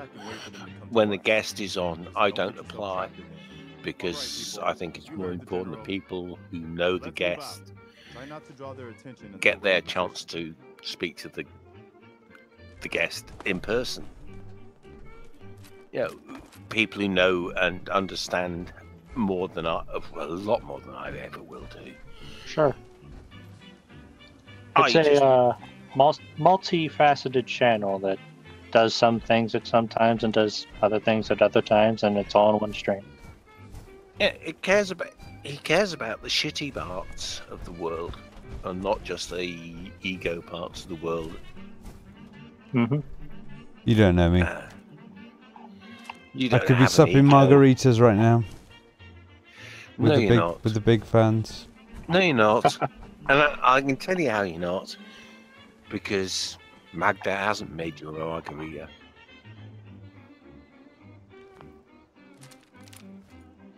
Okay. It's really difficult because I really want to. I've been waiting for you to go for this bit. Yokes. Well, 20 hours. I'm just reading the chat, trying to figure out what they're talking about.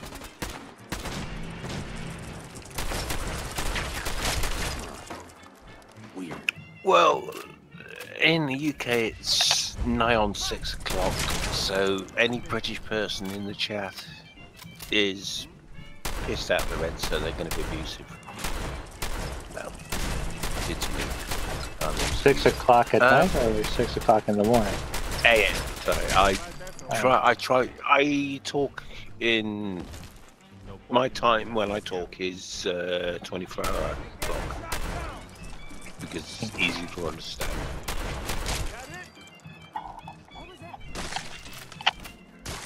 They may or may not be from the UK, though. Never know. Yeah, that's why I prefer to use the 24-hour clock because you can you know, if I'm saying it's 1800 hours, then you know it's, for me, it's evening. If I say it's 6 o'clock, you don't know if it's evening or morning. And so, therefore, you assume from whatever your time zone is, it's whatever more convenient for you. Does that make sense? Yeah, definitely.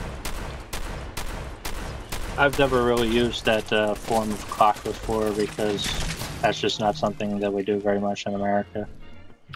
No, but I mean, if you think that in America you will talk about everything, TV, whatever, is EST. Yes. Bullets and guns. Eastern Standard Time. Oh, I actually have. I live under Eastern Standard Time, but I've actually changed an hour ahead. Looks like they've been nesting. Hour ahead or an hour behind? When it's 6 o'clock here, it's actually 5 o'clock for me, because I heard that you've got an hour back. I heard that where I live is right near that edge where the time actually changes over in a different part of the country. Yeah. And because of the exact location of me, using what is standard for the time, it is actually darker where it's not darker, but nights tend to last longer or tend to come sooner under the standard clock. So I've changed my clock a little bit so that I have more daylight. Because I find that to be more preferable.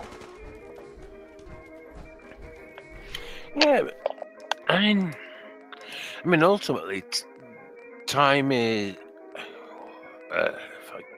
Hitchhiker's Guide quote: "Time is illusion, lunchtime doubly so." Time is basically, well, it is an illusion. It's just something that we all can work by. An illusion, perhaps, but we do measure it with something at least. Well, time is the measurement. Just remember that causality and time are not necessarily interlinked. No, sure. Time is a measurement, and as a measurement, you can it's like converting miles into kilometers, meters into feet. Still the same, but how you measure it. Did everyone see Logic's video response to Armored Skeptic? Yep. Yes, both of them. It was good. He was.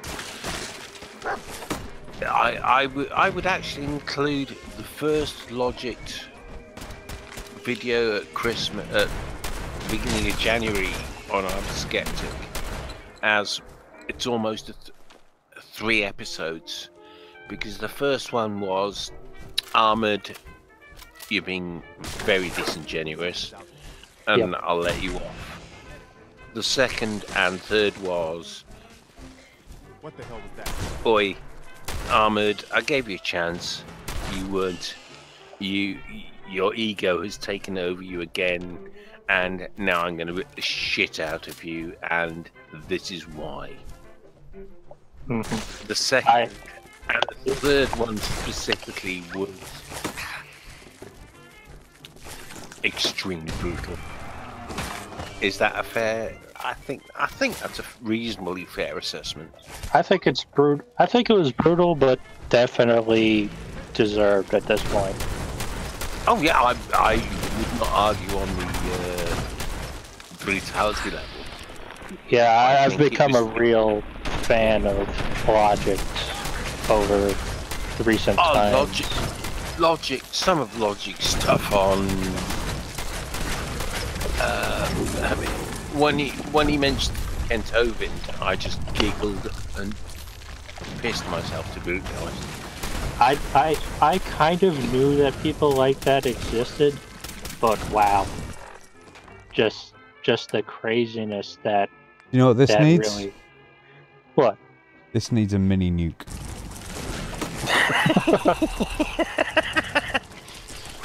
One of those nuclear weapons that can survive a rocket launcher. Here we go. Ready? Ready? Ready? Boy, am I waiting. There it goes. Oh, too late, you got killed. Oh no, you didn't.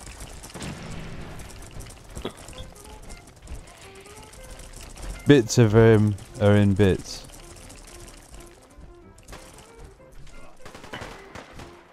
I don't even know where. Oh, there he is. Good evening, Ryan. How the devil are you?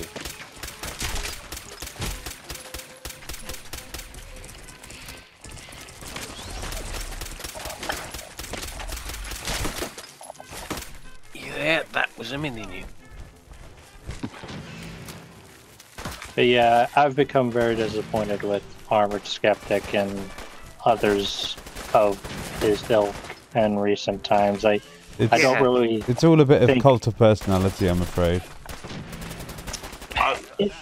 It's not necessarily too much that what they stand for that I'm necessarily against, but they've really lost what the whole idea of what a skeptic is, to be honest.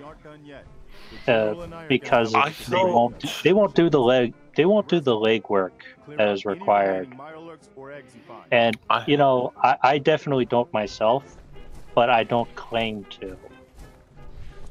That's the thing. I thought Armored Skeptic did some really good stuff.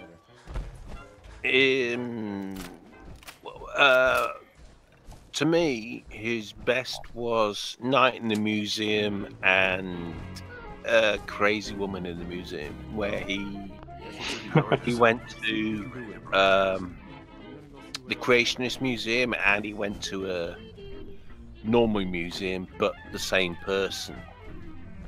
Yeah. And I thought stuff like that he was excellent at.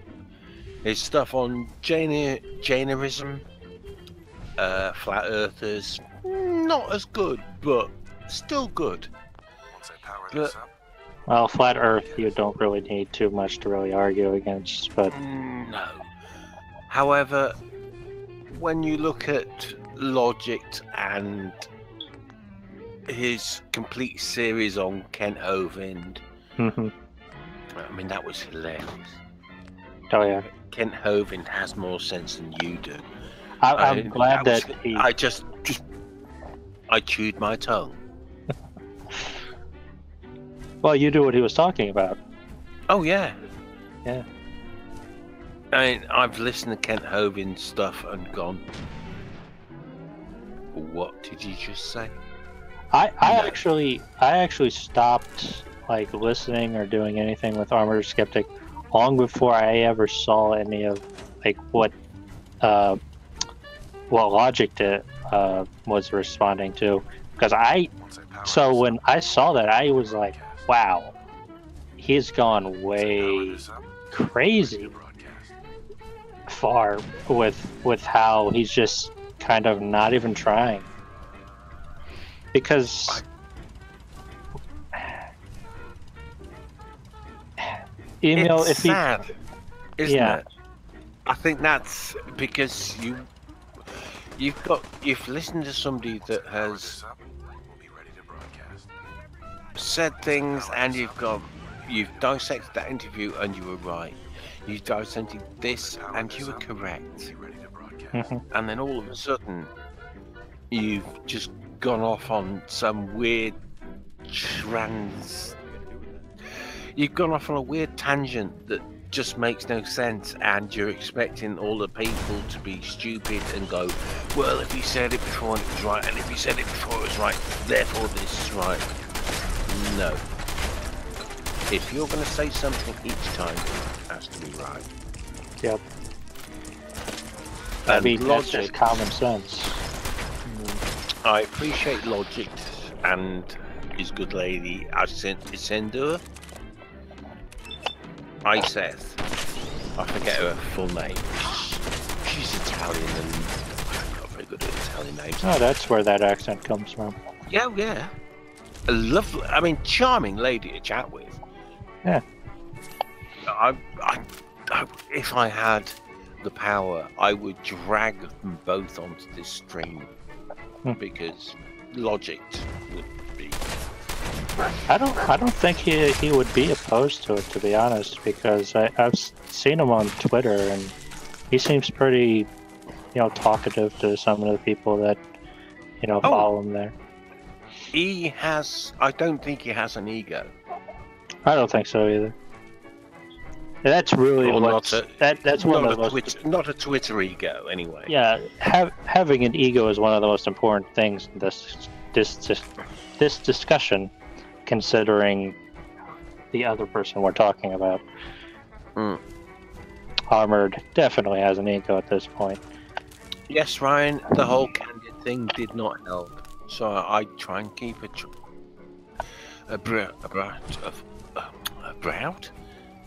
I try and keep up with all forms of contact within this, especially if somebody's gaming, so I'm gonna have to nip off for 2 seconds. You have to excuse me, gentlemen, please. Take your time. So now I try to fill dead air. You can do it. Let's see. The only problem I really have is the stream is not exactly synced up from my end with the Hangout. Yeah, you can watch it live through the Hangout, which I'm displaying, but yeah, that's about as good as we can get. Just wanted to trade a few things. I don't know how that works. Well, if you look on the Hangout, you can set on mine. You can watch my screen. What button is that you press? You just click on my icon. Oh. And make sure your bandwidth is up.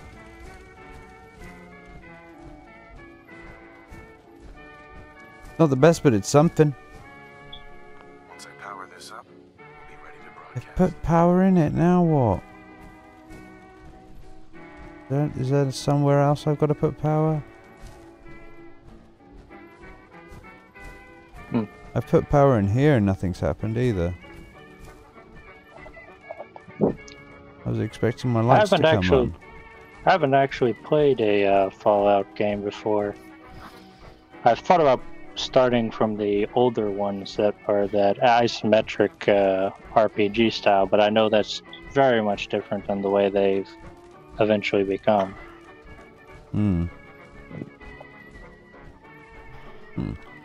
So it kind of interests me a little bit more because I kind of like that RPG stuff a little bit more than just going around and shooting people. Though going around and shooting people is just as interesting as it can possibly be. Which I can't understate. Even though I sound like I've understated.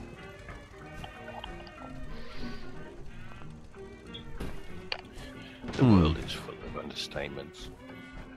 I'm missing something. I'm trying to turn on this transmitter. Requires 10. Ah. I only gave it 5. Robin. I need more steel. Ryan has DM'd you.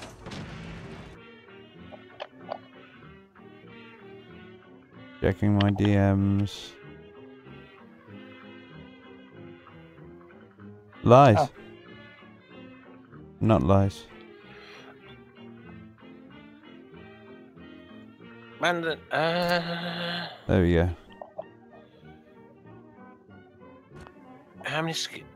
Question from Brandon Smith: How many skeptics criticise the right when rebel media? I think he means interrupted the Julius Caesar play. I know. I'm a skeptic. TJ made a video that talked about the double standards the right has to free speech. Yeah, I have other problems with The Amazing Atheist, but I'm not surprised that he would actually criticize it. I know it sounds really. Am I allowed to say that I don't get on with TJ because my only thing with TJ is he shouts too much. Well, which I know sounds really sad, but I don't like shouty people. He goes with the confident anger voice. Hi. Hey Ryan, how you doing? Doing good. I did a whole day of work, and then after I went to like downtown Vancouver to check out like the 150th Canada Day celebrations. Good time? Yep. Excellent. Actually I had something called a cedar plank salmon. It's basically like, it's a cedar plank, and you put salmon on it, and you put that cedar plank on the grill. And you cook it like that. Ooh. Yeah, I had that at a restaurant once. It was, they kind of burnt it a little bit, though. That's the only problem I had with it. I really like salmon. Yeah, like... I don't... Actually, daft as it sounds, I don't like salmon. However, I do like my fish. And I do like to cook. Salmon is a bit of a strange fish. Yeah, like, you have to, like, cook it right, like... I'm put it this way, I can knock up a meal that you will die.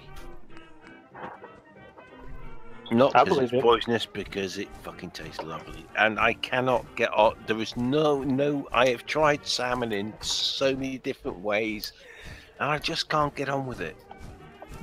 Tuna, trout, yes. That's actually strange, because salmon is very similar to trout, in my opinion, but... No. Yep. No, salmon's more... No, I find salmon too strong. Does that make sense? Yeah, I get that. Say, Fox, are you into sashimi? No, I'm not. I like balance. I mean, tonight I knocked up what colloquially in UK is called toad in the hole. Which is basically sausages cooked in a Yorkshire pudding. That actually sounds pretty good. That's not bad. But have you had not just Yorkshire pudding? I do it where I throw sage in the pudding batter because I like the flavour of sage, and sage enhances sausage meat. And if you cook it in the batter, it draws the flavours out. I'm that kind of cook. Yeah, I know. I'm the kind of cook who just throws any kind of spice or herb that I have around into everything. But that's what herbs are for. Yeah. They enhance. Yeah, it like must be good. Yeah, like viewing figures have gone up. Like, didn't Europe actually discovered America by accident because they want spices from Asia? They just, the rumor is that he went around the world to basically just circumvent, you know. Yeah. And he was expecting to land in India. They were having issues dealing with the Ottoman Empire really taxing heavily on the spice trade when it was going through the Mediterranean, because I had to go through pretty much all of Asia, and the price kept going up and up and up the farther towards Europe it actually got. It was... They were trying to find a way to avoid going around Africa, weren't they? Yeah. Because that's a really long way. What was it called? The Northwest Passage they were trying to find. Well, actually, I think the Northwest Passage was after the discovery of America. Well, yeah. I think that they were just trying to find, because they had the America go around the what's the one down in not Cape of Good Hope, Cape of no, it's the Cape of Good Hope, isn't it? I think it is. Tierra del Fuego. They were trying to avoid that part. I forget the name of the ocean down at Tierra del Fuego. Chat will tell me because they're dead clever like that. And so they tried to find another way around, which was the Northwest Passage, and that's how Canada, Alaska, that bit was more explored. Note I say explored, not discovered. Oh, you were right about Tierra del Fuego. Come on, chat, tell me. But the ocean that you're talking about is the Arctic Ocean. Antarctic Ocean. I'm gonna have to Google it. I hate doing this because I feel Pacific it's Atlantic. that I feel like the Google is like it's an insult. It's an admission of defeat. Well, you can't know everything. Well, Google is kind of like a hit and miss because, well, you have to like to look through a lot of things to actually get the right answer. Like actually do some research. Well, it shouldn't be. Well, all no, that I know Tierra del Fuego, and I know where it is, and I know it exists. Oh, shite. You know, actually, I know like some interesting facts about like Columbus' voyage. Like, did you know like even back then, it was actually known that the Earth was round, and there's actually only like a fringe people there actually believe that the Earth was flat. But however, like the main problem with Columbus is that he actually greatly underestimate the trip it would take, and actually like unprepared, like with so little supplies. Well, he assumed that the ocean was not there. Well, he assumed that the planet was just Asia and Africa and Europe, but he didn't predict that. Oh wait, there's another half of the planet over here. I know because like he thought it I was think he just thought it was all ocean. Yeah. Yeah. They knew. And he also thought it was thinner than it actually was. They knew that the Earth. They knew back in the ancient Greek times the diameter of the Earth. Yeah. They knew that the Earth wasn't flat. Yeah, Aristotle actually measured the curvature of the planet. Are you sure it was Aristotle? I'm pretty sure it was. He was definitely a Greek. I'm trying. Aristides. Aristotle was Greek. Yeah, I know. God. No, I'll accept it was Aristotle mainly because I can't remember the name of the person who did do the experiment. I can't think of anybody else who would have done it. No. God. Aristonides. Oh, damn. No, I'll accept Aristotle. I know it isn't him, but I can't remember the name. Aristonides or something. I mean, but put it this way: he drove a spike into the ground, measured that to the 12 o'clock, had a measured distance away, another spike, hole driven, and Pythagoras. No, it wasn't Pythagoras though. I know what you're thinking of. It was something like Aristonides, and so if chat was working nicely, they would help me out of my major problem here. Theophrastus? Oh, shite. No, it wasn't Archimedes, Ole, we know that. Parmenides? No. I'm looking at Wikipedia, what they say. Well, those are the names that come up. Pythagoras, he's supposedly the first Greek who called the Earth round in 6th century BC.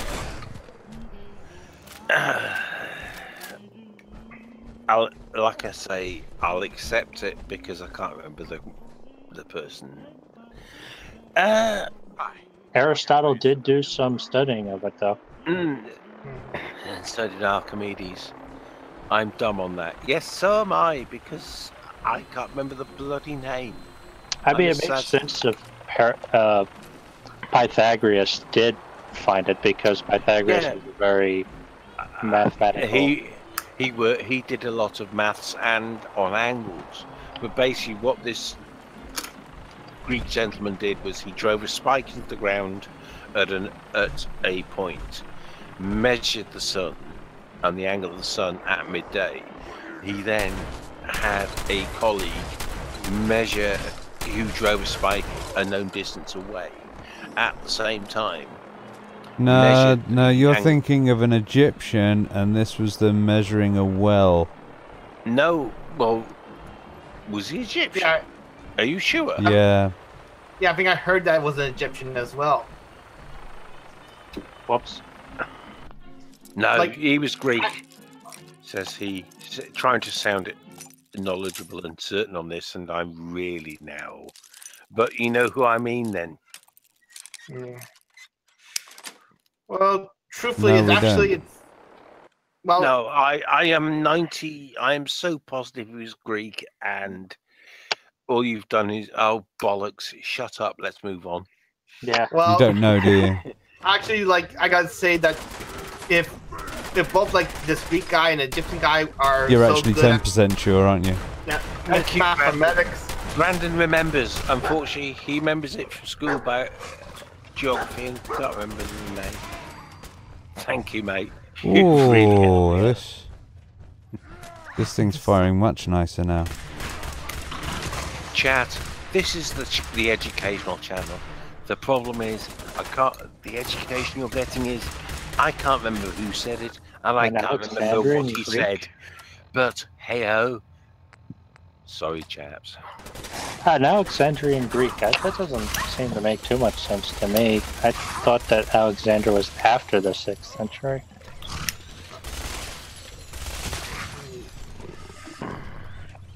I got 1,000 rounds of this. I could be wrong though. Nuclear No, it definitely mini. was. This is a explosive minigun. Ooh. I don't think Aristotle was from Alexandria either, so I don't know what Carl was on about. Sargon, I should say. I was responding to what Brandon said in the chat. Okay, I'm looking up like spherical Earth on Wikipedia. Whoa. So let me see, like Greek philosophy. According to Dionysius Lepsius, Pythagoras was the first Greek who called the Earth round. Yeah. Who Totally. Who proved it? Who proved it? Well, I mean, I don't want to sound funny, but the person I'm thinking of actually stated the size of the planet. He got. I think he That got was the that good. Egyptian dude. Well, Egypt was Greek in those days, didn't you know? well, I don't think it could be an Egyptian person. Chat, if- help me, chat. Or I put me don't- out my misery. Because well, it would have to be an Egyptian person after Pythagoras discovered that the world was round. Because they wouldn't have thought that it was round before then. Or maybe they would. They knew the Earth. That any seafaring They've nation knew always the known Earth that was the Earth round. was round. Well, I They've known the Earth was suppose round some for of them would. years. I mean, I forget the name of the Polish bloke.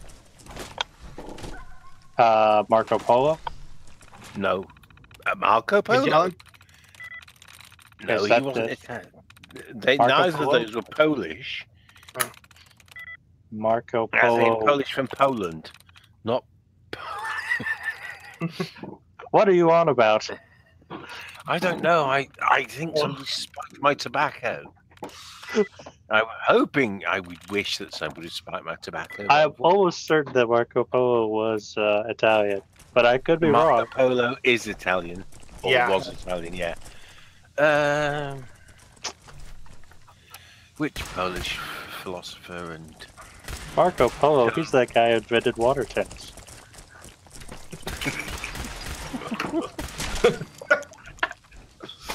no, he went to China. Yep. China, a country where rice is grown. Rice is grown only in countries where potatoes float. Is that true? Well, you name me a country that doesn't have potatoes, and and you will find that there are countries where potatoes float. Oh, potatoes float. I thought you. Wow.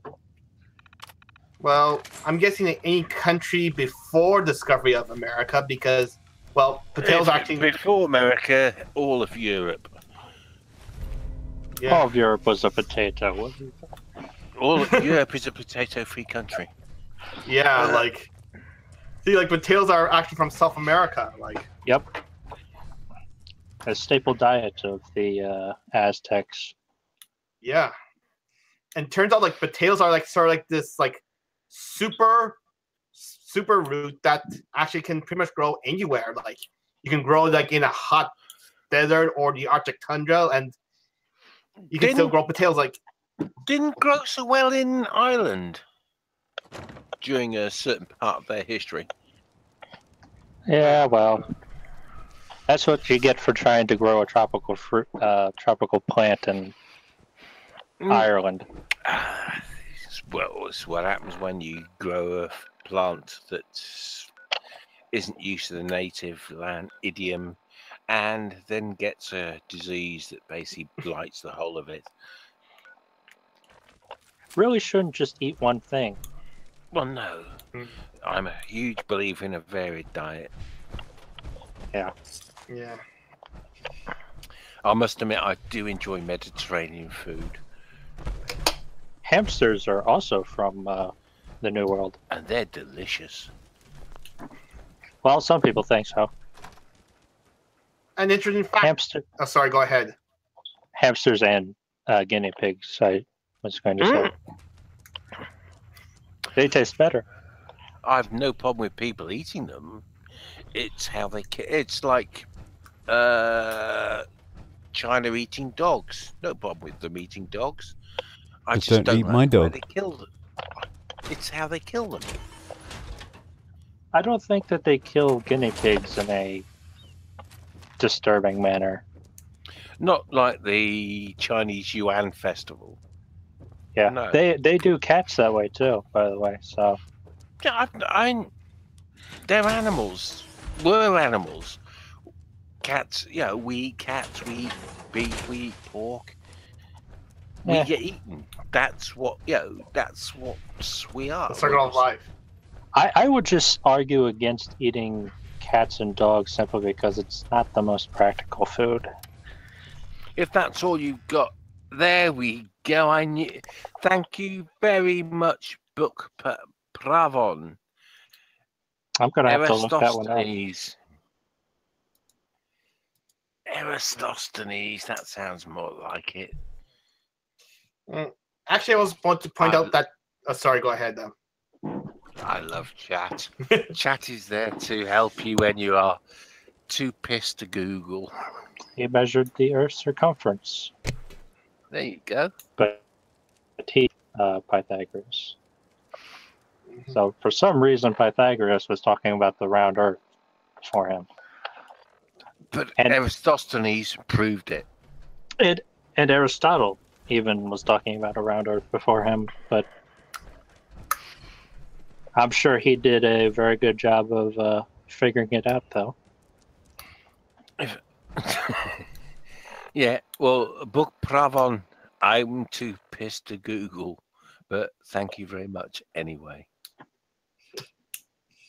Yeah. And So trust what's your me, I problem? appreciate Google so too. much what chat is there for. Superior Google skills there. Yeah, no, I couldn't even have typed Eratosthenes. I'm having enough struggles saying it. I must admit that I'm not too very good with the Google myself, but The Google, huh? yeah, the Google. Yeah, I wonder, like, how much you want to bet that there are more flat earthers today than during Columbus' time? Statistically, yes. Yeah, only because there's more people alive now than there were in those days. That's true. Yeah, like. I don't really think there are very many flat earthers out there, really, because flat earthing requires a very special kind of person who doesn't just who's A very who's not special just- kind of stupid. They're not just ignorant, but they go and say everything must be so objective that I can't possibly understand a world that isn't flat. Well, it doesn't matter what argument you put forward to them, they're going to deny it. Not on any other grounds that it doesn't agree with what I'm telling you. Yeah. Yeah. And it means what I'm telling you. Not there's no open discussion. It's NASA it's kind of a religion. NASA, when you look at who they are saying are propagating this information that they claim is happening, they didn't exist back in the days of Aristophanes. Oh, I love it. They haven't existed. When somebody's giving me the name, I can use and abuse it.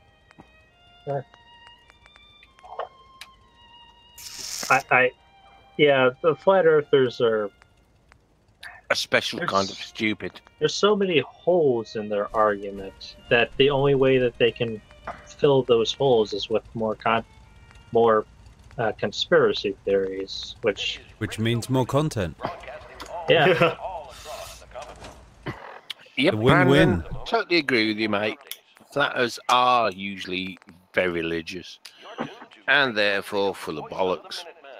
Yeah. Well, I don't think. Actually, some flat earthers are agnostic atheists. I have no disagreeing with the fact that flat earthers sincerely believe in what they spout. Yeah, but they do have a religious But kind they of. refuse to listen objectively to the arguments that are promoted to them. Yeah. And the way that they dismiss any arguments that are put forward to them. And honestly, if they really want to, take things seriously, why don't they just go out and do what Aristoteles did? Why don't they jump on a plane and fly over the flaming? Well, the problem with that is, they'll create. If you see, they have to prove it to themselves. That's the thing. They'll never believe what any help they get from anyone else to help them understand something. They'll never agree to. But if they do it themselves, they can't objectively disbelieve themselves. It's very simple. People crowdfund for the most ridiculously stupid things that you can crowdfund for, and people throw money at them. So just crowdfund. There are enough flat earthers for them to get together. Let's all band together, buy an aeroplane.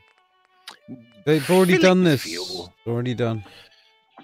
And what was the result? Nobody believes them. Precisely. You I could think fill the an aeroplane measuring- full of every single flat earther in the world. I sometimes wish they would. And fly follow them things as round. they fly around the earth. But you can't, because that's just a conspiracy theory. Really, I think That's the NASA. NASA is their biggest. As if, what freaks me out with this idea that NASA are conspiring against us. NASA aren't a government organisation. NASA's a completely independent organisation. Sorry, telephone down. They don't, because they can't afford it. They say. You want commercial flights to... Telephone down. You can crowdsource. They could get a plane, and as Robin has stated, they already have had the money to get a plane, and they already have done the flyover. And even though it was full of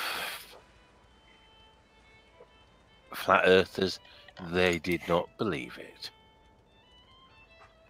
Yeah, I really think that measuring it themselves is really the only way No, that they went on a Believe plane. it. No, a flat earther will go on a plane with a spirit level, and he'll say, "See." No, that doesn't work. How does well, that? Sorry. What I That's meant what to I mean. say is, you know, Guy goes measuring on it a plane with a spirit traditionally. level. Just let that sink in for a second, please. I think we all really need to sort of Well, like understand the majesty of this. That's magnificent, isn't it? You go on a plane, and because the spirit level doesn't change the whole way of your journey, you don't think the Earth is round. Just think about that. Yeah. You're trying to get through to I'd rather that. not think about You're it. trying to get Alex through Jones says lots of things. You can't get through to that. There's no way. It doesn't mean to say what he says is true. In fact, it's fair to say that 99% of what Alex Jones says has slight biases involved. In fact, let's be honest, Alex Jones talks bollocks. Fair enough. I think Alex Jones is one of the greatest comedy geniuses that has ever existed, and he just doesn't know it. May I object with A, comedy, and B, genius? Apart from Okay, that, not no genius, problem but with your statement. he is hilarious. He is one of the funniest people I've ever seen. Like that whole bit where he rips his shirt off and goes screaming into the rest of his office is. I just punch him. I'm sorry. And I accept I'm not the smallest chap in the world, and I've done a few things in violence that I'd rather not admit to, but no. Alex Jones, behave. You're a prat.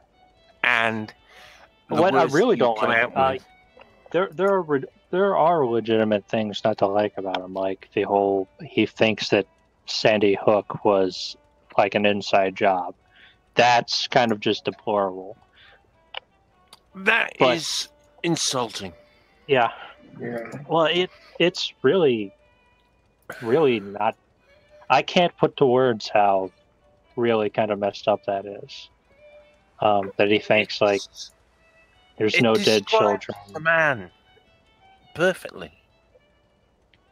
Alex Jones is more interested in making money out of tragedy than understanding the tragedy that was involved, and that's grotesque. But he has funny moments. I will give him that. I can't take the comedy away from somebody who is even But that. you're not laughing with him. You're laughing at him. Oh yeah, I'm definitely laughing at him. And to me, that's not comedy. I like comedy where you laugh with that true? people. Yeah, for me. Yeah, for yeah. I'm English. We love comedy. Have you seen what we elected as Prime Minister? Yeah. Who have you? There again. actually- There again. I've just looked at what you've elected as your president. So yeah, America knows better about me than comedy. I'll agree with that. Like I love I love your chat, Robin. We need to encourage more of them. actually, I gotta tell you, it's like Brandon Smith, telephone down. Telephone down. I know why you won't come on, because you haven't got the right equipment. Brandon Smith, you must have the equipment. Follow. Look at the links down the bottom. Come on, talk to people. Talk with us. Expand our knowledge. It is a surprise how many people do believe Alex Jones, but I think that's because the president supports him, which I don't agree with. Is that not more embarrassing? It is pretty embarrassing, but I take embarrassment on the chin. So I have to be careful because I live in a country where we sat down and decided on a vote that is going to destroy our economic future on the basis of people who turned around and said, you know what, people? The experts know nothing. Talking about Brexit? Yep. Isn't that nice? I don't know. I We don't have know enough experts about in Brexit. Brexit. Ignore them. They know nothing. I'm going to say what I don't. We said. I don't have much love from what I know about the EU, but I really don't have any opinion on Brexit because it wasn't my decision to have an opinion on it. Yeah. Well, can I? Right. If you have 46% of your exports going to one particular group of people, you have no barriers to them. You can send as much goods over there. You don't get taxed for it, or any issues like that. Would you like to carry on sending your goods, selling your goods to them, or would you rather pay loads of tax to them before you sell the goods to them, because they're now becoming very expensive because of the tax, on the grounds that I can't think of the grounds that it was done for. Economically, it's such a. It's sort of a situation where with the EU, you're either with them or you're not with them, and if their ship goes down, your ship goes down. We're talking about the largest. I mean, sorry, but America, you're not the biggest group of You're not the biggest financial muscle. Sure. The EU is the biggest financial muscle by far. Now, Britain had free access to that. We were selling our goods quite happily. Well, you're a part of it. Yeah, precisely. Now, if you have the opportunity to have that to your ladder, or honestly, to you're me, going to have a group of people, because they're now our enemies economically, we now have to. I don't believe in economic enemies that are. Well, we have to compete. That's with what competition is. Oh yeah, compete there's with competition, but to make our goods. Well, we can't compete with them because where's the competition? You will sell it to us or not? Oh no. Why were things going so well in the EU if they wanted to compete with you? Because the people who decided that it was much better not to compete with them have lots and lots of money, and they made promises that, if you pardon the expression of a certain song by Pink Floyd, they made promises they cannot keep.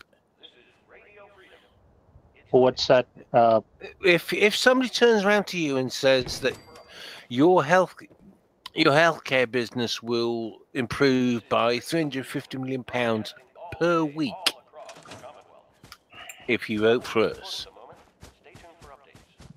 it's basically that was a lie, and basically they fucking lied. The whole Brexit campaign was based on a lie. So there's nothing about Brexit that is true. So there's you would argue. No. Okay. Well, one of the arguments was that regaining power over our sovereignty. That's one of the great, wonderful Brexit arguments. If we wish to deal with Europe with a free trade agreement, part of their free trade, or one of the intrinsic parts of their free trade is, if you want free trade, you have to include free movement. Otherwise, it just doesn't make sense. We can't, for some reason, we will not accept free movement. Well, if you don't accept free movement, you will not have free trade. Well, okay, yes. Can you now see a slight issue here? Well, I think it's there's more complexity to dig into, definitely. Here's one thing I'd like to bring up that I've heard talked about. EU creating its own army. What do you think NATO is? The North Atlantic Treaty Organization, of which the UK and, funnily enough, I think all the nations involved in the EU are part of NATO. There is also a minor point that, what are they called? Oh shit! I hate it when I'm pissed. No, carry on. I will when it comes back into my head. I will remind you. Well, I guess that you're saying that NATO has its own military. All countries NATO. I know what it was. I'm an ex-member of the UK military. Mm-hmm. A minor part that has no consequence, but we did when I was in the army. I had something called the UK Rapid Reaction Force, which basically meant that anybody, didn't matter who you were, you attacked the Europe, we would react, and we had this force based in a place called Catterick, North Yorkshire, and they would jump in a chopper. There they were. Well, it's basically a military alliance. Yeah, and you would possibly call that a European army? So the idea but the alliance does not, as far as I can imagine. Do you know the first law of the the first rule of the UN is that if you attack one, you attack all. Sure. So what is the difference? Well, I can't say that I necessarily like the UN either. Why not? Well, if you don't do what things that the UN likes, the UN doesn't like you and has enough power to sort of mess with you for that. It sort of creates an environment where either all ideas are, they have to be heard, whether they're good ideas or bad, and they kind of don't go away if they're not supported. You object to the idea that if all ideas are bad, or all ideas have to be heard regardless of whether they're good or bad. What's wrong with that? Should you not discuss everything? Well, it really depends on... Yeah, it depends on who you're supporting. Yeah. Does it? But you have I think I went off on a tangent and started talking about things that I actually don't agree with myself. Yeah, actually. Shall we draw a line and go back to the real life? Well, I kind of got lost there for a second. I'm gonna try to go back to. No problem. I pulled a JonTron. I'm quite happy. It's a live stream. We all say things, and oh shit, I didn't mean that. But so yeah, what I'm trying to figure out what I actually think about it. Well, can I? I mean, I've seen problems come up with the UN before. With the UN is has problems because it involves 192 countries in the world. Mhm. It will always have problems. Well, United Nations is one thing. NATO is another thing. Yeah, it is NATO, another thing. United Nations consists of 192 countries, of which NATO isn't the majority shareholder. NATO has a lot of countries that argue left, right, and centre, and are actually diametrically opposed. Well, I don't have a United problem Nations. with everybody arguing. It's Oh, hang on. arguing is how things get worked out. Yeah, it's the best Excuse way. me. It's better to fight with words than with bullets, to be sure. Having been involved in both sides, I do not ever wish to fight with bullets again. It's horrible. But the thing I'm trying to bring up, the thing I'm trying to discuss is what I understand about NATO, and I could be wrong, is that NATO cannot be used as a offensive. Unless you attack one NATO. If you attack a member of NATO, all of NATO will respond. Right. But and let's be honest, NATO's enemy basically is Russia. Yeah. And Russia, well, actually, isn't the United States part of NATO? Yeah, you are. Yeah, and there are. I accept one fact that one of the few things I agree with Donald Trump over is that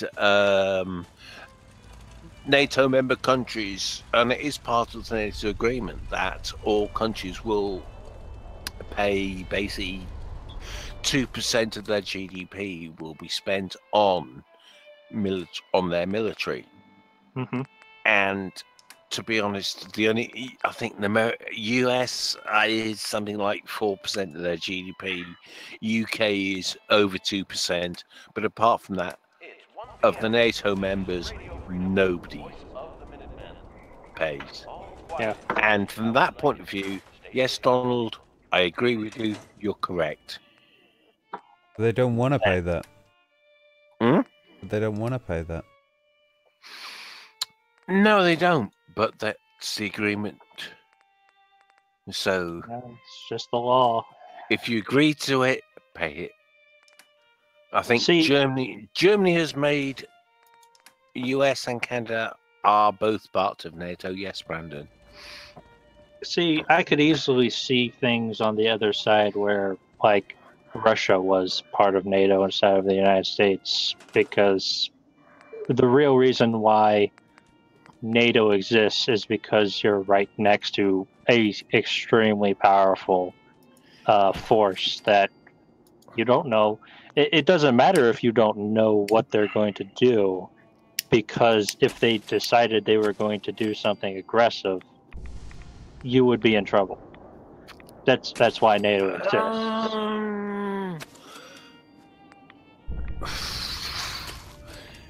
It might not be true. I mean, it might be possible that Russia could... US has got... You've got one problem. America couldn't invade NATO because you couldn't make it. It's too... that Europe is... The problem between Russia and the US is that there's a great big watery bit between...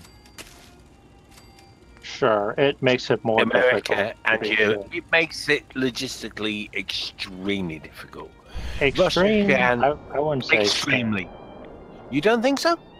The more technology gets, the but smaller technology, distances are. But ultimately, if you're going to invade anywhere, you need troops on the ground. I mean, eventually the moon will invade troops this. on the ground, and to get the troops on the ground, you've got to cross a great big wet bit, as opposed to coming from Russia. You can walk it. I'll agree that it's easier for Russia to do it, but Yeah. Russia is also weaker than America. Oh, it's a lot weaker. Yeah, so I think Physically, it's a lot weaker. However, they shore have each other the up. ability to get. They have. I mean, it's such a huge. I mean, we're not talking about crossing. I mean, we're talking about crossing water. It's not a small ocean. It's like. I mean, you guys have done it before. Let's be honest. How hard was it? It was not as easy to do. It's very much easier to do it now than it was back then. Mm-hmm. And you did a pretty good job of it. Did we? Sure. You did lose, but because I mean, we didn't. You forget, in those days, fly jetty aeroplanes didn't exist. Mm-hmm. You On lost, both but it was a sides. hard lose. I mean, it wasn't we easy. you had a choice. We could keep hold of America, or we could carry hold of India. And the nasty people in the government decided they wanted to keep hold of India. Yeah, I don't know how history is better or worse for it. It doesn't matter because history's done. That's what history is. Anyway, back to the original point. If the EU had an army, the EU could use it for offensive uses. The members of the EU have Are an you army. insane? They do. Why? Why would the EU use it for offensive reasons? Why wouldn't they? Because we're not an offensive people. Tell that to all of European history circa Your game pretty much ever. History is to be learnt from, not lived in. It repeats itself. Only if you allow it to. True, but well, I'm talking about European. I'm talking about why would the European EU sentiment want- right now. Why Honestly, would do you the think EU any of us want to have a war with anybody? Who do we want to have I a don't war think with? that you do. So But why would would we the want EU to? want an army Well, if seeing they as already have NATO? seeing as the UK is now leaving, they now have to think about protecting their own borders. They have the NATO, They have the NATO. don't they? You don't have people patrolling everywhere.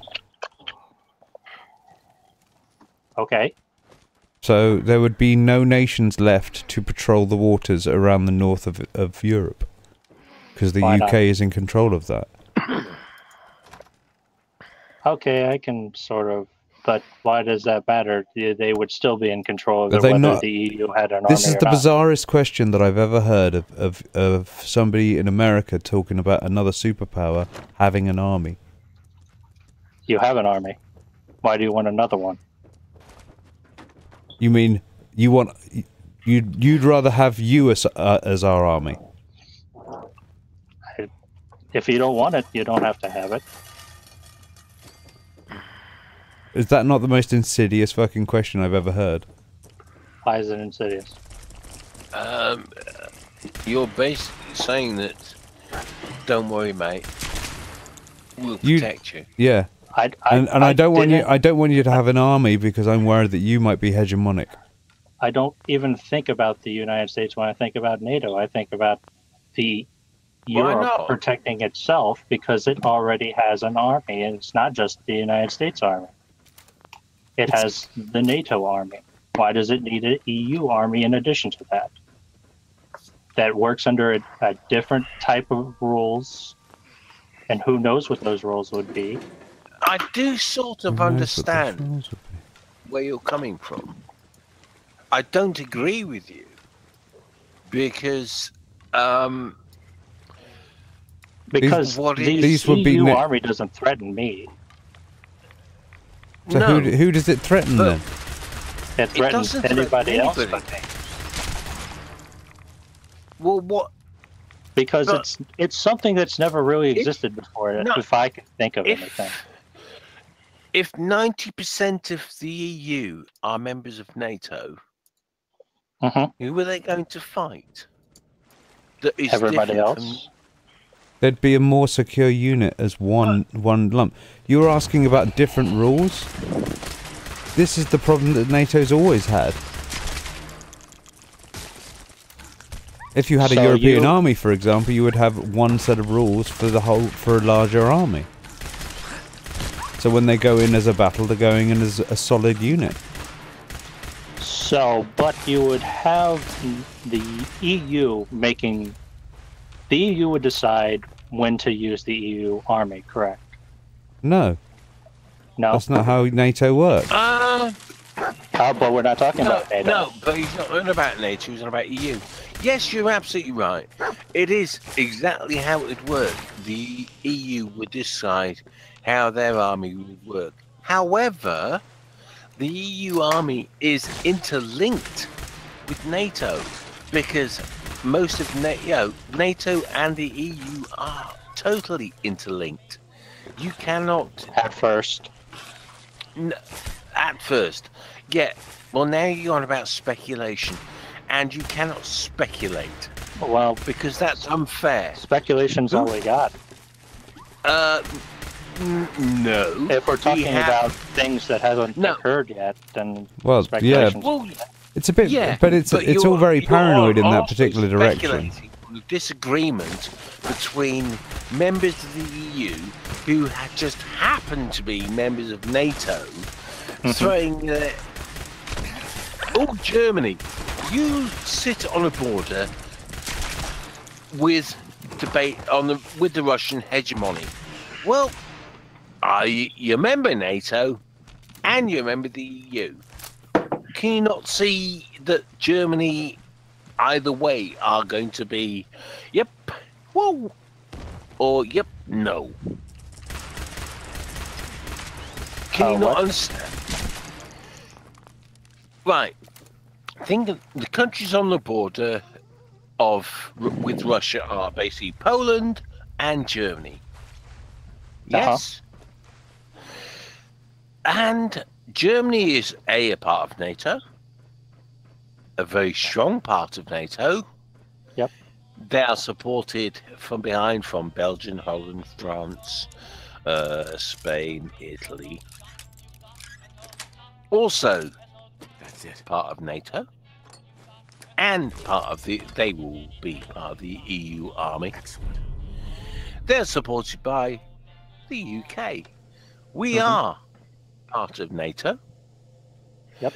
They are also supported by here we go, Denmark, Italy, Sweden, Norway, Canada, the United States of America, all NATO countries. Of course. And who's going to attack? So why do you need another army? Coordination. That's all it is. Do you want the EU to be pretty much its own country? And pretty much not but have they're not their own country. They're taking routes to do it. Once they have an army, why don't you add some other things to being your own country? Minor point, but they're not taking any country. All they're doing is saying that within certain parameters, we will react in this. And to be brutally honest, there is going to be no difference between the NATO Rapid Reaction Force that I was a part of, as a member of the British military, and NATO. Got it. So because there are certain tactical theatres whereby the where NATO don't get involved. So, like, what we're saying here is that the EU army will basically act the exact same way as NATO. Yep. And if that's not true,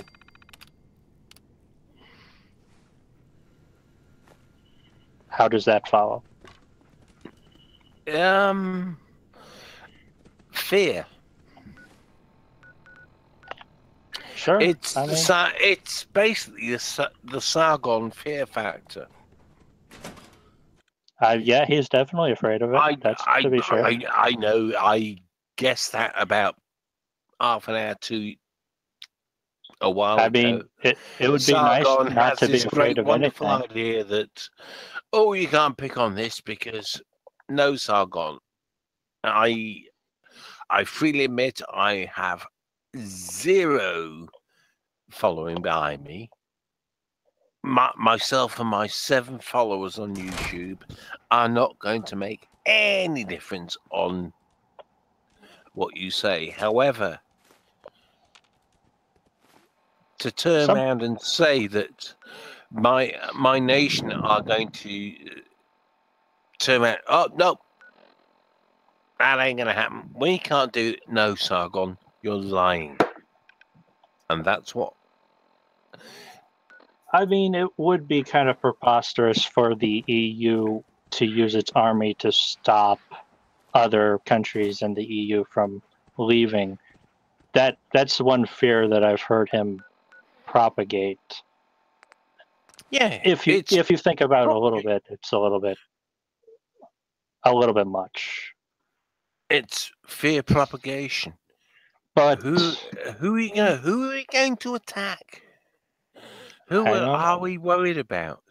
One thing to think about is how will the EU change over time? How its stances change over time? How much power will it have? And how much an army over time can be trusted in that? We're talking over time, so we're now speculating over the future. I guess we're speculating. Yeah. But so I mean, how do we know that America is going to remain a member of the NATO organization? You don't. Not going to decide to become part of Russia. I mean, we don't know that. We could try to make a guess. But you're speculating. Is speculating illegal? Is there something wrong with it? No, but speculating on fear is. Is there any emotion that you can speculate on? You don't think that fear is fine? I mean, we're born with it. It's kind of natural. It's not the best thing in the world. Yeah, it's not natural. Love it. I think what Fox is. Oh, sorry, can I say something? I think what you're trying to say is that paranoia can actually tend to cloud people's judgment on things. I can agree with that. Yeah, Fox, is that what you're trying to say? Like,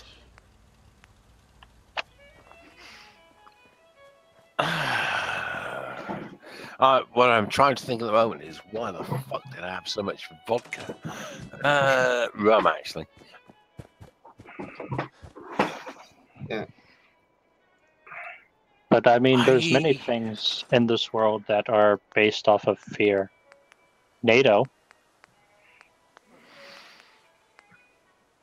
EU actually is pretty much created because you're afraid that you'll compete with each other. You speculated that would happen.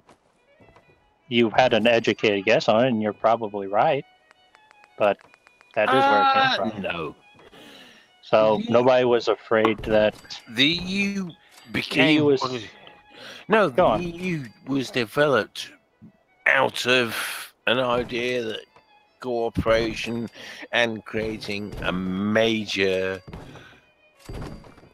economic power was better in the long run, and it is, than a smaller, than a lot of smaller economic people or economic groups getting together. And sorry, I'm busy. Robin, behave. I'm getting into watching you. I've got the castle now. I've got to build up the castle now. Basically, if you want to create an environment, the thing you don't want to do is create an environment that is negative. Yes? Sure. So what you do is you develop a nice environment where everybody's lovely and fantastic. Well, there are negative sides to being too positive. Are there? Sure. If things aren't actually as positive as you think they are, definitely.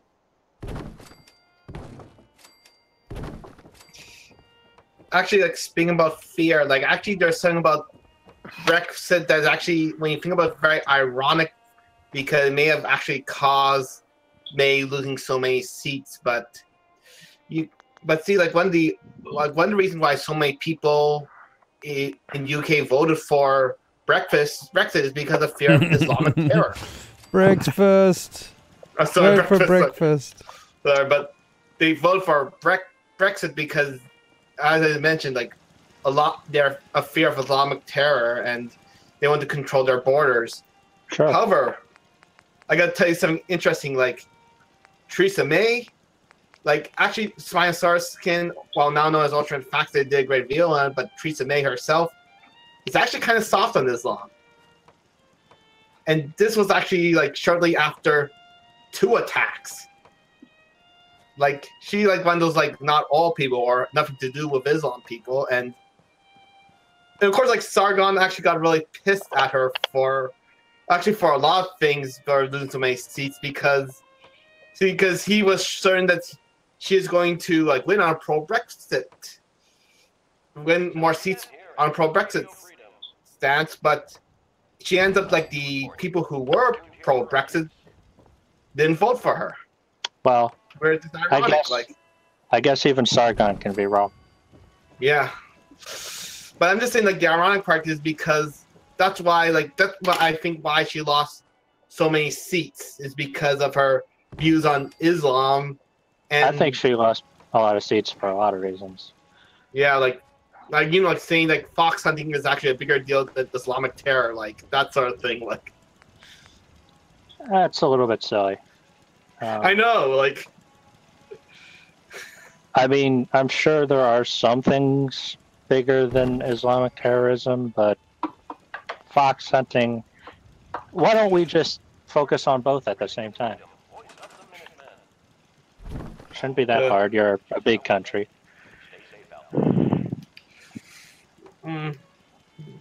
But yeah, I'm just saying, like, I'm just looking at like common sense things, like that most people vote for as a Brexit, fear Islamic terror, and Theresa May is soft on Islamic From what terror. I've heard, Theresa had a lot of bad ideas on what to say to people, and just really flubbed it pretty badly. Yeah. And there's probably not any single thing that was really what did it. Basically, she's kind of like the UK version of Hillary Clinton. So confident that she's win that she doesn't even try. Well, I can't say for certain because I don't know it very well myself. I've only just heard a few things. Yeah, like actually I saw like a lot of things on YouTube, like since like some of the YouTubers I see are British, like they talk a lot about the recent election, like. And as a matter of fact, like Robin and Fox can actually tell you like buttloads of stuff. I'm sure. I mean, they live there. Yeah. I'd hope that they would know.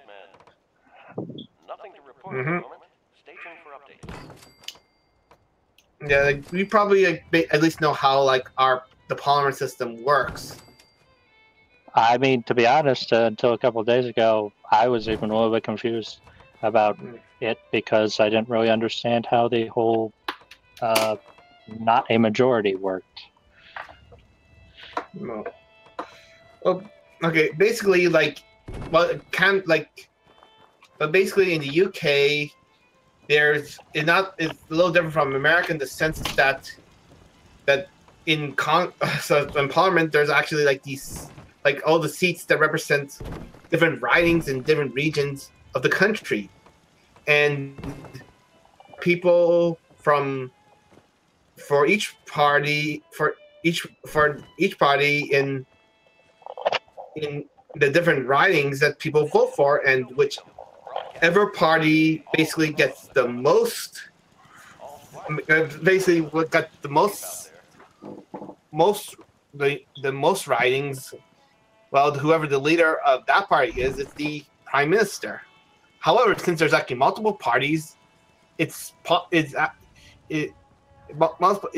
that. Excuse me, sorry, you guys are getting a little late, but let me basically because there are more than two parties, there's usually a chance where the winning party won't have the majority of seats.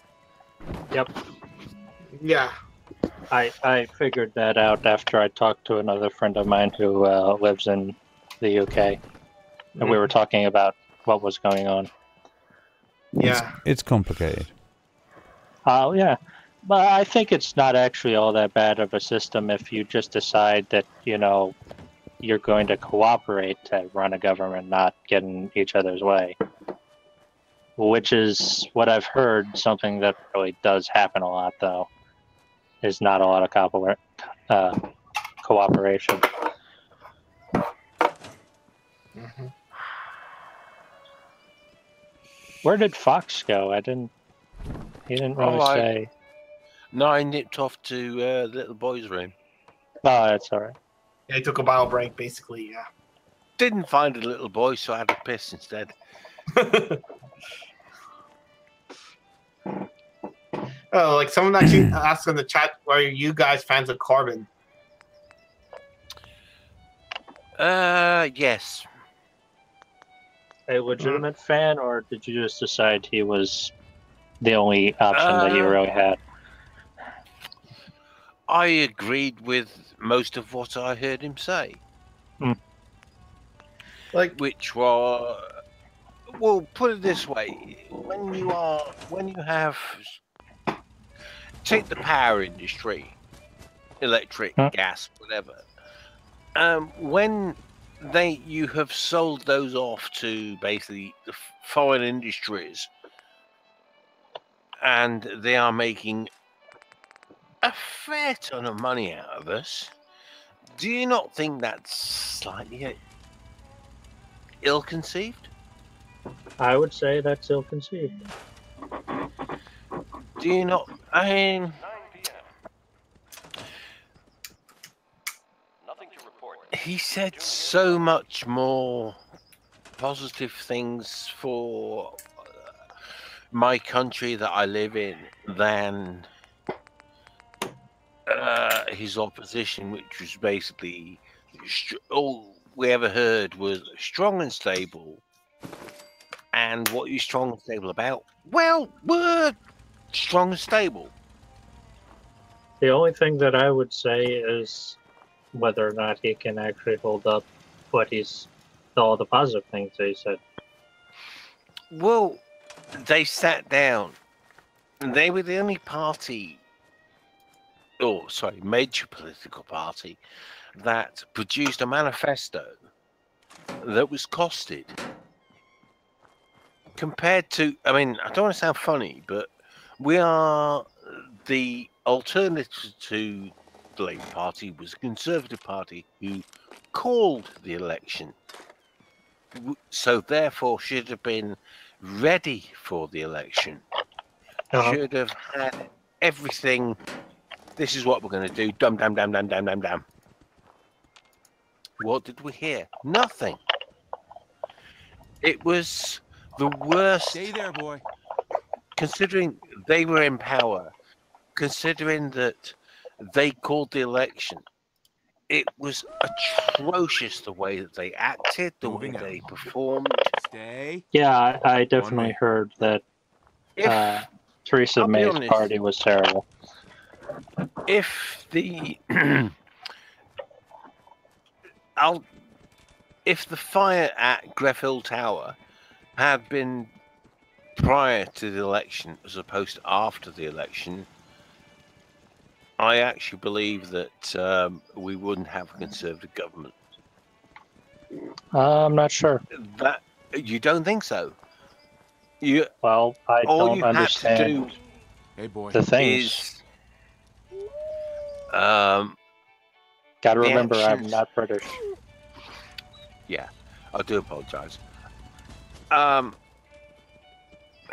Theresa May refused to go to visit the tower due to security issues.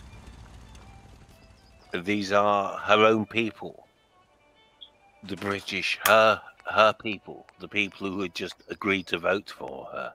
Didn't I hear that there were extreme amounts of protesting around the tower? Were there? That's what I heard. We're talking about human beings. We're talking about opposition who walked out. She did go to the tower. She refused to meet anybody, members of the tower. All she basically did was walk around, look like a twat, make herself out as a twat. You could not have. She couldn't have made a worse appearance if she'd actually gone out with a gun and shot people. I'd agree that a more She courageous, It's almost as if she went out of way to be awful. Sure. But yeah. I find it very difficult to talk about her, and I'm trying to be generous to her because I do want to try and give a non-biased opinion, but I can't. She was atrocious and badly atrocious, not just. No, I Oh, I can't made say this that I mistake. understand the context, so I'll just. Well, it's like the only thing I could think of in America was when George Bush didn't even bother to go to. Katrina? Yeah. It wasn't very good, was it? It wasn't great. I didn't actually realize till a couple of days ago that Katrina was actually the greatest disaster in American history. But Katrina, excuse me, for Bush, you're talking about a journey of 1,000 miles. Yep. It's quite a distance. Yeah. It's not much for a president. He really could have done it. Yeah, he could have done it. Do you know how far the Tower of Greville is from? Probably not far. We're talking about 10 miles. Probably not very far for somebody who's about to be prime minister. No, we're talking 10 miles. It is literally jumping the tube train. There it is. Though I kind of assume it was probably something more than just it was a distance problem. It's, excuse me? You think what I'm saying, she couldn't go 10 miles to No, go... I think that she could physically do it. I assume that she didn't do it for other reasons. Her reasons were... Like that supposed security problem. Yeah. I'm sorry. No. Now, I'll agree that seriously, it wasn't she very blew it. courageous of her. And, all right. She blew I would have done it. mate. I think even Nigel Farage would have done it. Sure. It's Well, all maybe it's not, all just a actually. thing of, do you want to take a risk of getting shot today? What's your risk? Probably low, Who but do you think was going to shoot her? This is the UK. We don't all walk around with guns, mate. true, you don't have shootings as much as Just people no. driving cars. And There's a simple reason. It's called moral cowardice. We don't shoot people. Stay, boy. Why would she It's have so morals? No, she just, it's hard to go down there and do it. It's hard. Especially Doesn't matter who when you are. If you look at the reactions from, okay, they're the alternative politicians, the enemy as far as she's concerned. They were there. I mean, Corbyn, you can say what you like about him. You can dislike him. Yeah, I accept that people won't like him. But he went there and he ignored the people who were saying, the security guards and all this. He went out there, met the persons, the victim, the people who suffered, and hugged them. And to be honest, that shows more about the man than she did. I agree with you there. Yeah. He did nothing. All he did was give him a hug. But it said more about him than it did about her. She couldn't Maybe you're right. give him a hug. I'll agree with you because I don't know everything about it. So Yeah. because maybe the things that I've heard are after it, and so our reaction to it, and thus, yeah, she really messed up with that, and she should have done better. We had last year. The way that our parliament works is on a Friday they have a thing called private members' bills, which is basically if, as a member of parliament, if you have enough supporters, you can on a Friday put forward a bill to do anything. Fair enough. Yeah, that's what our democracy says. Well, what happened on a certain Friday was there is... can't remember his name at the moment. It will come to me. Basically, the Labour Party, Jeremy Corbyn, proposed a bill, a private member's bill, that would have had that landlords had to ensure that the properties that they owned were basically fit for human habitation. Part of this bill was that all the house would have any building that you owned was fit for A, human habitation, and B, was covered and improved on fire regulations that included cladding, funnily enough. This got it was talked out of Parliament, filibustering. I believe as an American you're aware of filibustering. I am aware of it. The way I understand it is you just talk on and on and on and on. You basically get... Yeah. You understand filibustering then. Well, what happened is that the landlord bill, which is known as in the UK, was filibustered out. I can't remember the name of the MP at the moment. It will come back to me. Who did the filibustering? He was a Conservative. The fact that 30 or 70% of the Conservative Party are private landlords.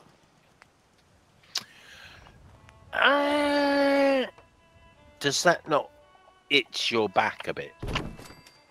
That 70% of people who this policy would have affected voted against it.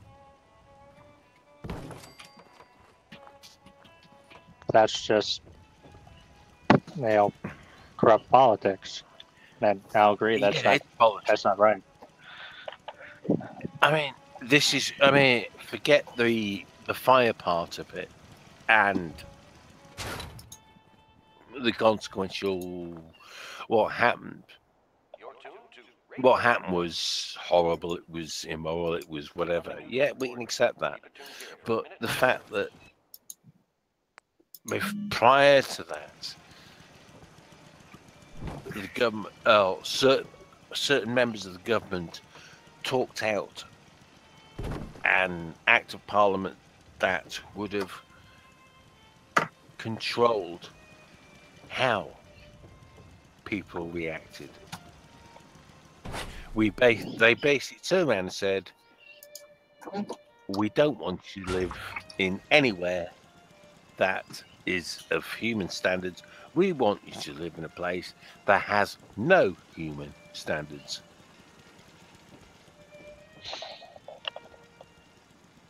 Yeah, I agree. Isn't that vile? Wasn't right. Well, a lot of things like that happen, and I don't agree with them. But I'm not going to say that one side does it and another side doesn't do it, though. No, true. So it's easy to have biases because of things like that. I try not to. Yeah, you're right. It is easy to have biases. The annoying fact about the policy that was proposed was it was 2 years ago. Mm-hmm. That means that if it didn't happen, then a lot of people... Put it this way, if it had been enacted, there's a fair chance that, yes, people would still have died, but not 100 people. Yeah, like what I've heard about that building, it's really amazing how neglected everything was. There's 6,000 buildings in the UK just like that. Mm-hmm. It's shocking to me, really, because usually what I know about America is we're not very good with infrastructure right now.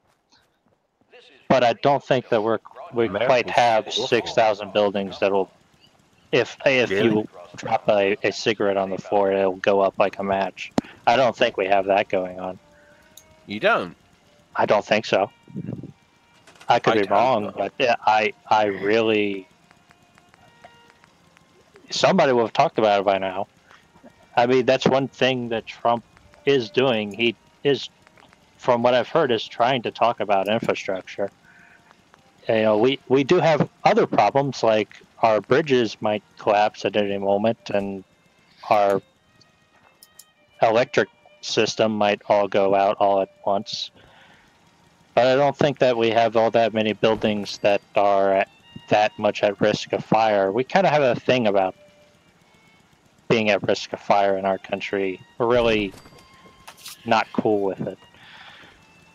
Arch, I mean, I respect you 95% because you come on here, which is a strange place, and I respect that you've come on a strange place. You've spouted your opinion, and I respect you for having that opinion. I respect everything you've said.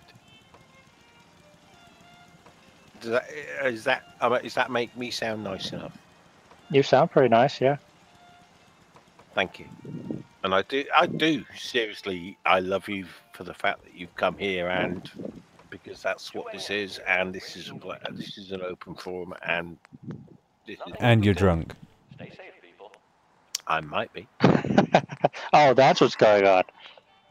I was like, no, I would respect you even though I'm not drunk.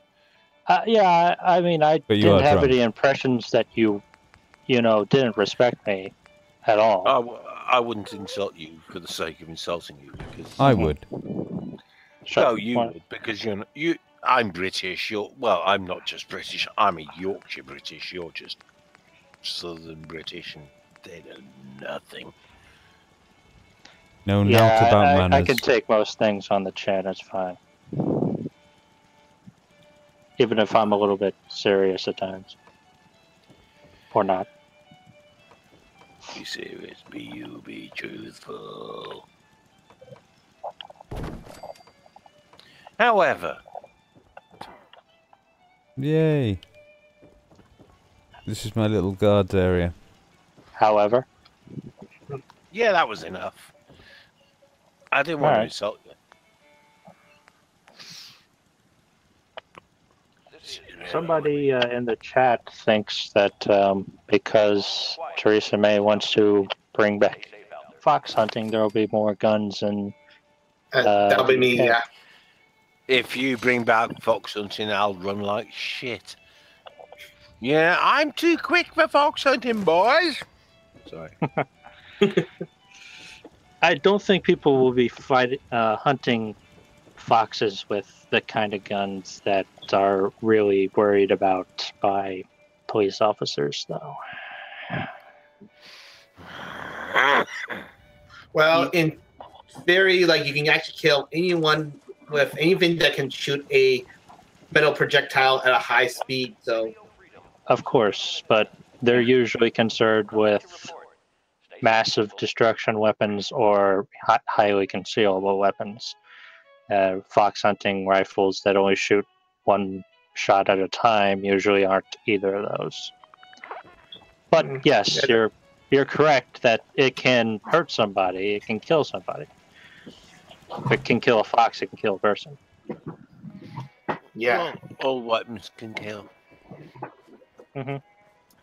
Even your fists. Yeah, if you hit someone hard enough, yeah, you can kill someone. Like, the movies actually lied to you saying that it's not fatal, but yeah, it is. Like, yeah, sometimes. It really. Your hands are claws. You can rip a person's throat out easily. It's easier than punching somebody to death. Actually. I really wouldn't try. I'm kind of. No, it is. Trust me.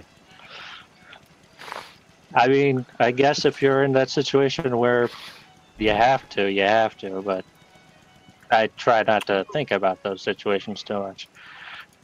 Yeah, but there is so much of the human body that is soft flesh, and if it's soft flesh, you can get your fingers into it and rip it out. So I think remember the movies make it a little bit too easy. Yeah, I spent too much time in the military. Or maybe you just have too much alcohol in you. No, I spent too much time in the military. And alcohol. Alcohol just slows it down. Whatever it is. Oh, it's easy. You just poke your fingers around the... Aim for the back of the neck and just pull. Sorry, never mind. Yeah, too much alcohol. Yeah. I did say. Maybe a different topic is probably... How to kill people. Yeah, it's not really the scream. Hello, people! I actually saw the other day, it relates to the whole guns and fox hunting thing, somebody talking about whether or not the EU should have less gun control laws. The EU, I meant the UK. The UK should have less gun control laws, and in my opinion,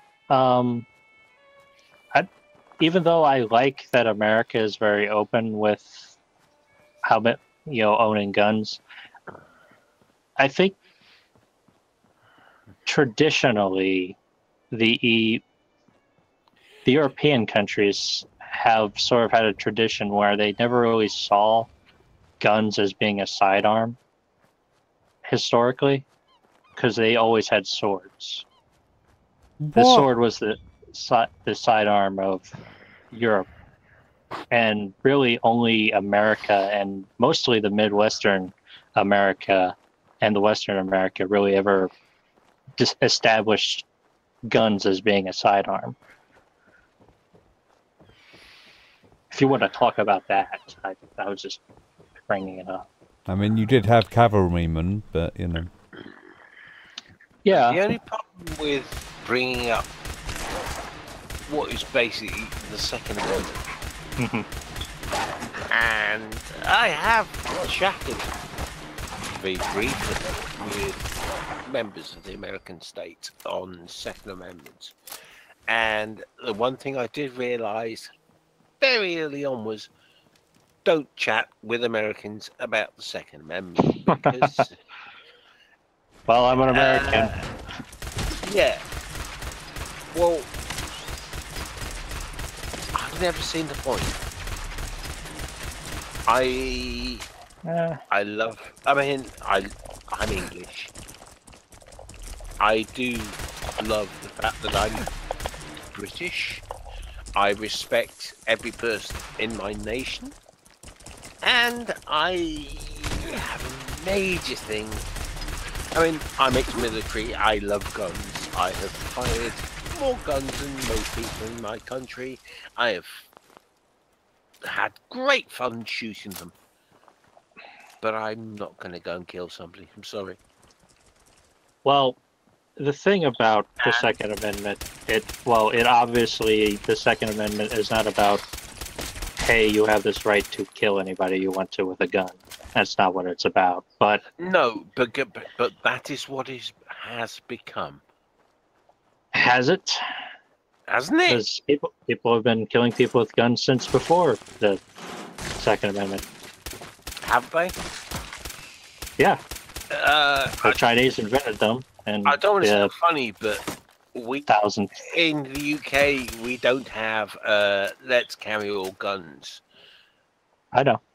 Australia in 19.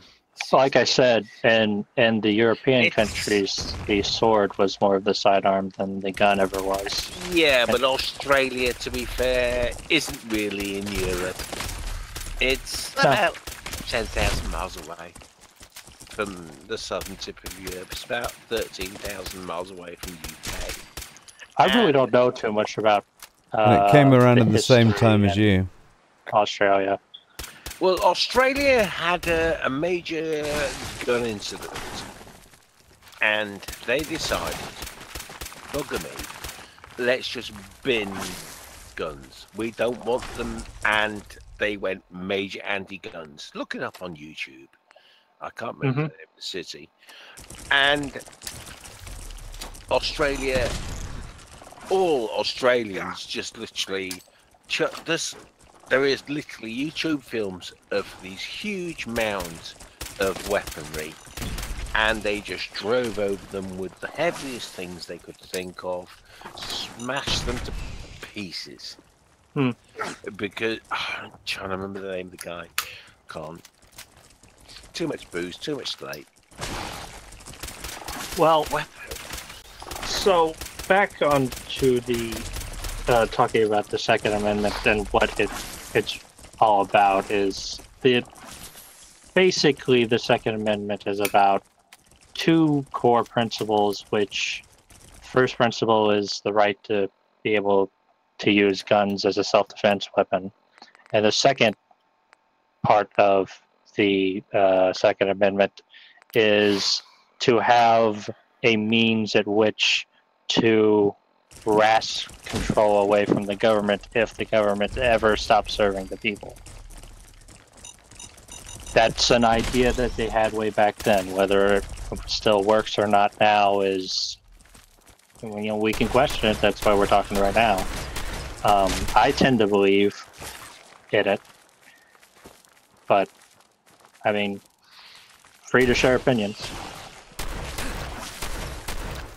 I simply think of Europe, though, is you've never really had a time where using weapons like guns, using guns specifically as a self-defense weapon was really ever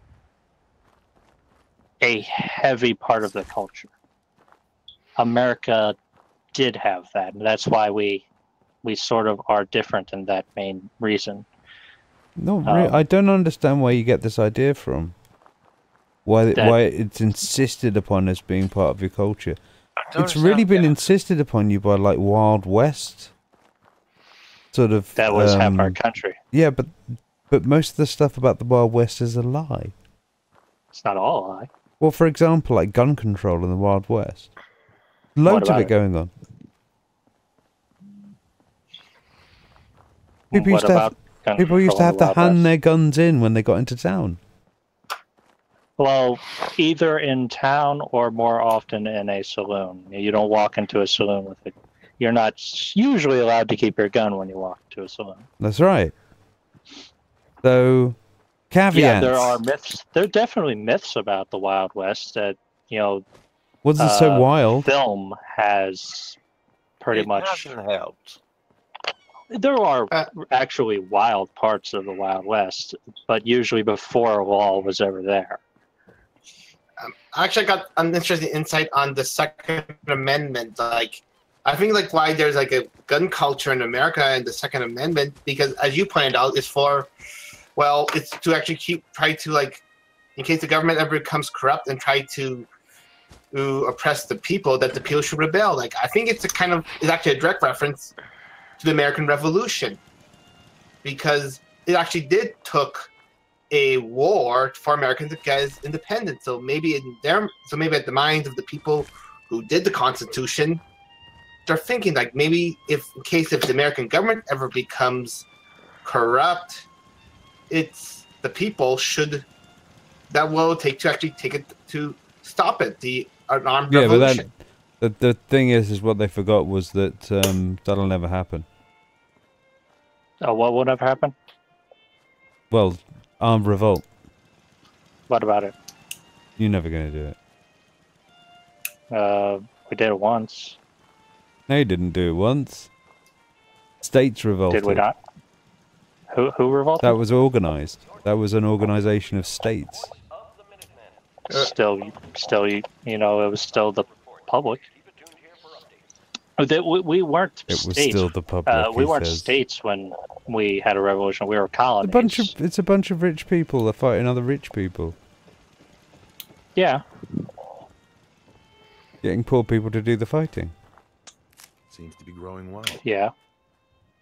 Poor people always do the fighting. Yeah, I will agree that if you really think about it, what the founding fathers, you know, their idea about that, it doesn't really take into consideration that, you know, every revolution has always been an armed thing. It's never been a situation where that wasn't something that was able to happen.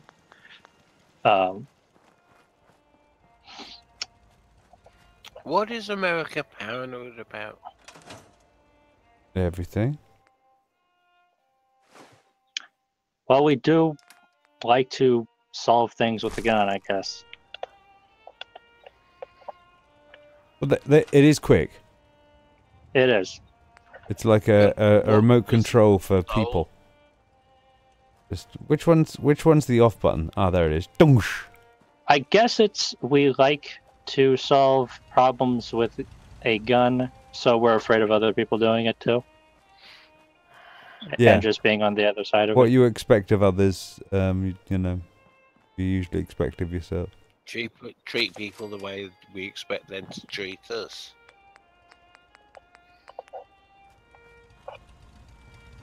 So basically, let's pull a gun out and shoot the bastard. On the basic premise that, oh, there's a gun. No, I don't care. I'll just shoot him anyway. But I mean, when we've had the ability to do that, it hasn't really been all that bad. Hasn't it? No, well, it's gotten worse or better. It really depends on how you're looking at it. That your nation has started to abuse its position. Oh, or the way that we do things internationally is a mixed bag, in my opinion. So I seriously do not mean to insult you or abuse you in any shape or form. I'm drunk. Oh yeah, you're talking about my country, you're not talking about me. Well, I don't want to insult your country either. I don't want to be brutally honest. I dislike insulting anybody because I don't see it as a way to I mean, it's a shit way of having a discussion. It's a hobby like any other, base. mate. Come on. No, you can't. I don't think that you can insult anybody. Only other people can be insulted. I can be insulted by anything you say. Somebody told me they'd never. I don't want to. Yeah. Somebody told me they'd never seen Star Wars once. That was pretty insulting. If anything I say insults you, I apologise. You're forgiven. However, stop fucking killing people for fuck's sake. The answer isn't pull a gun out. That's the difference between not having a gun law and having gun laws. How often do you think people actually pull a gun out and kill people? If I look at the news every day of the fucking week, if somebody gets shot in the UK, it's possibly 5 a year. I think we're really starting to make a difference. It's huge news over here if somebody gets shot with a gun. What are the other ways that people die in the UK? Huge. Car crash. That's the big, I don't sound daft, but that is the biggest thing. That's the biggest thing here too. Well, actually, no. Opiates are now the biggest thing. Opiate abuse is no, not that big. Opiate abuse is it happens. Well, actually, I think it's all drugs are the biggest. Like collectively, all drugs are the biggest cause of death in the United States right now. Prohibition, making drugs more powerful every day. You'll probably find that actually cancer and smoking related diseases are the biggest killer. I don't know. No, actually, I'm pretty sure that drugs actually kills more people in the United States now than even cancer. That's pretty sure I heard that recently of a recent report. It's a pretty bad problem. Not helped by the drug war. The drug war is probably one of the worst things that we've ever done. I think all nations within the United Nations have issues with drugs. Some members of the EU sell the United Nations sell them. Others just use and abuse them. I think everybody would be better off if we stop this whole, if stop the war on drugs that anybody has, because it doesn't help anybody. Yeah. How they abuse it's a bit bad when people are snorting everything they can up their nose that they can, and the next day they're producing leaflets that, oh, don't do this, don't do. Fuck off, you bastard. I watched you in government yesterday and you were stoned out your fucking tits. Yeah. That annoys me. I'm quite happily if a politician is going to stand there and say, we're not going to do this, we're not going to do. Yeah, fine. But don't have your mate stood next to you out of his head on coke. And if you want to have a really funny laugh, look up, Google George Osborne. He was our Chancellor of the Exchequer, and if you look at him on some of his speeches that were going on in Parliament, the man was stoned out of his tits. And he is rather well known for his snorty habit. And George, I know you're listening because you do. You can sue me quite happily and prove it. Man, everybody watches this show. I'm glad I'm on it. You know it's true. He's famous for watching this show. He's George, snorty, cokey bastard. But yeah, hypocrites are even worse than those who are just screw ups. Seriously, Yes. you need if you want a good laugh, Google him on at certain parliamentary habits. What a good word! And he is literally out of his tits. He's just sat there. I mean, we're talking about a senior member of a parliamentary body giggling his way through the whole of the session in the what do Americans call it? The local house. It's embarrassing. Somebody in the chat is surprised that you guys have kept going. Yay! Yeah, that's. Have you covered the trap part yet? Yeah, everything's covered. We're already there. Yeah. Bingo. Brandon, gun culture in Switzerland is rather weird because, yes, all the 99% of Swiss people do have guns and ammunition locked in a separate cabinet in their house, but they don't go around killing everybody.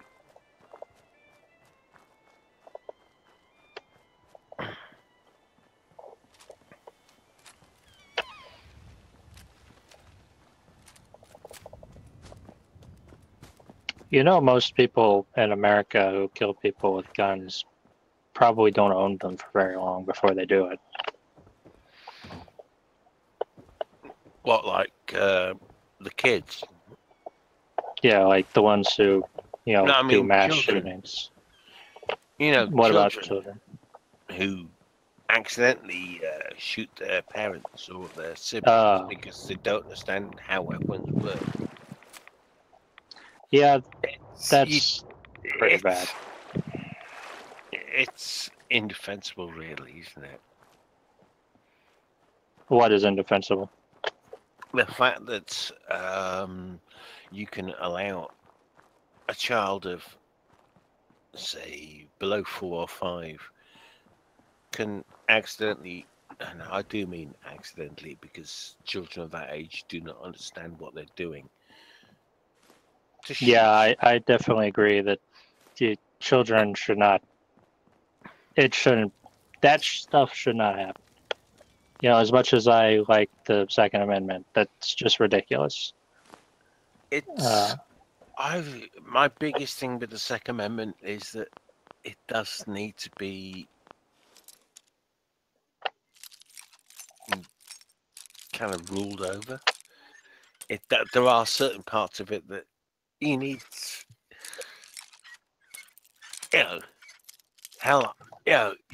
you have rules whereby people are too dangerous to fly on an aeroplane because they're considered a risk, and they can be not allowed on the plane, and 10 minutes later, they can go out and get a gun. Yeah, I'll agree.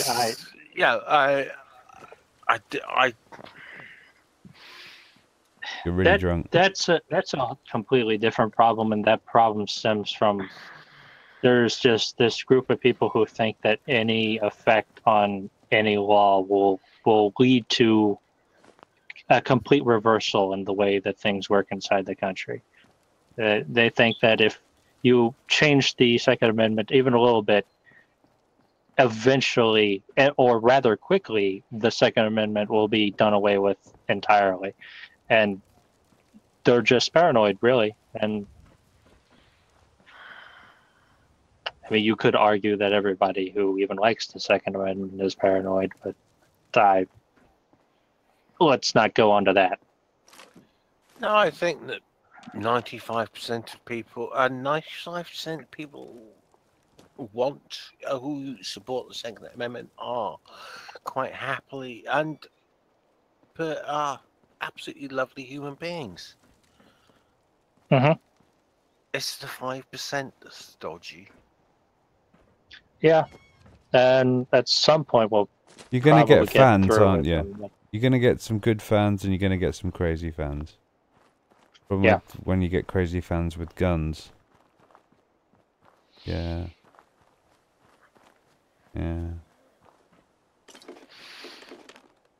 Robin, It's, where the hell are you?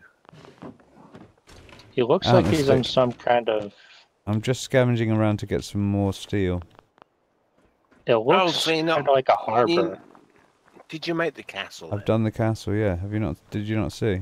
It wasn't as spectacular as I was hoping.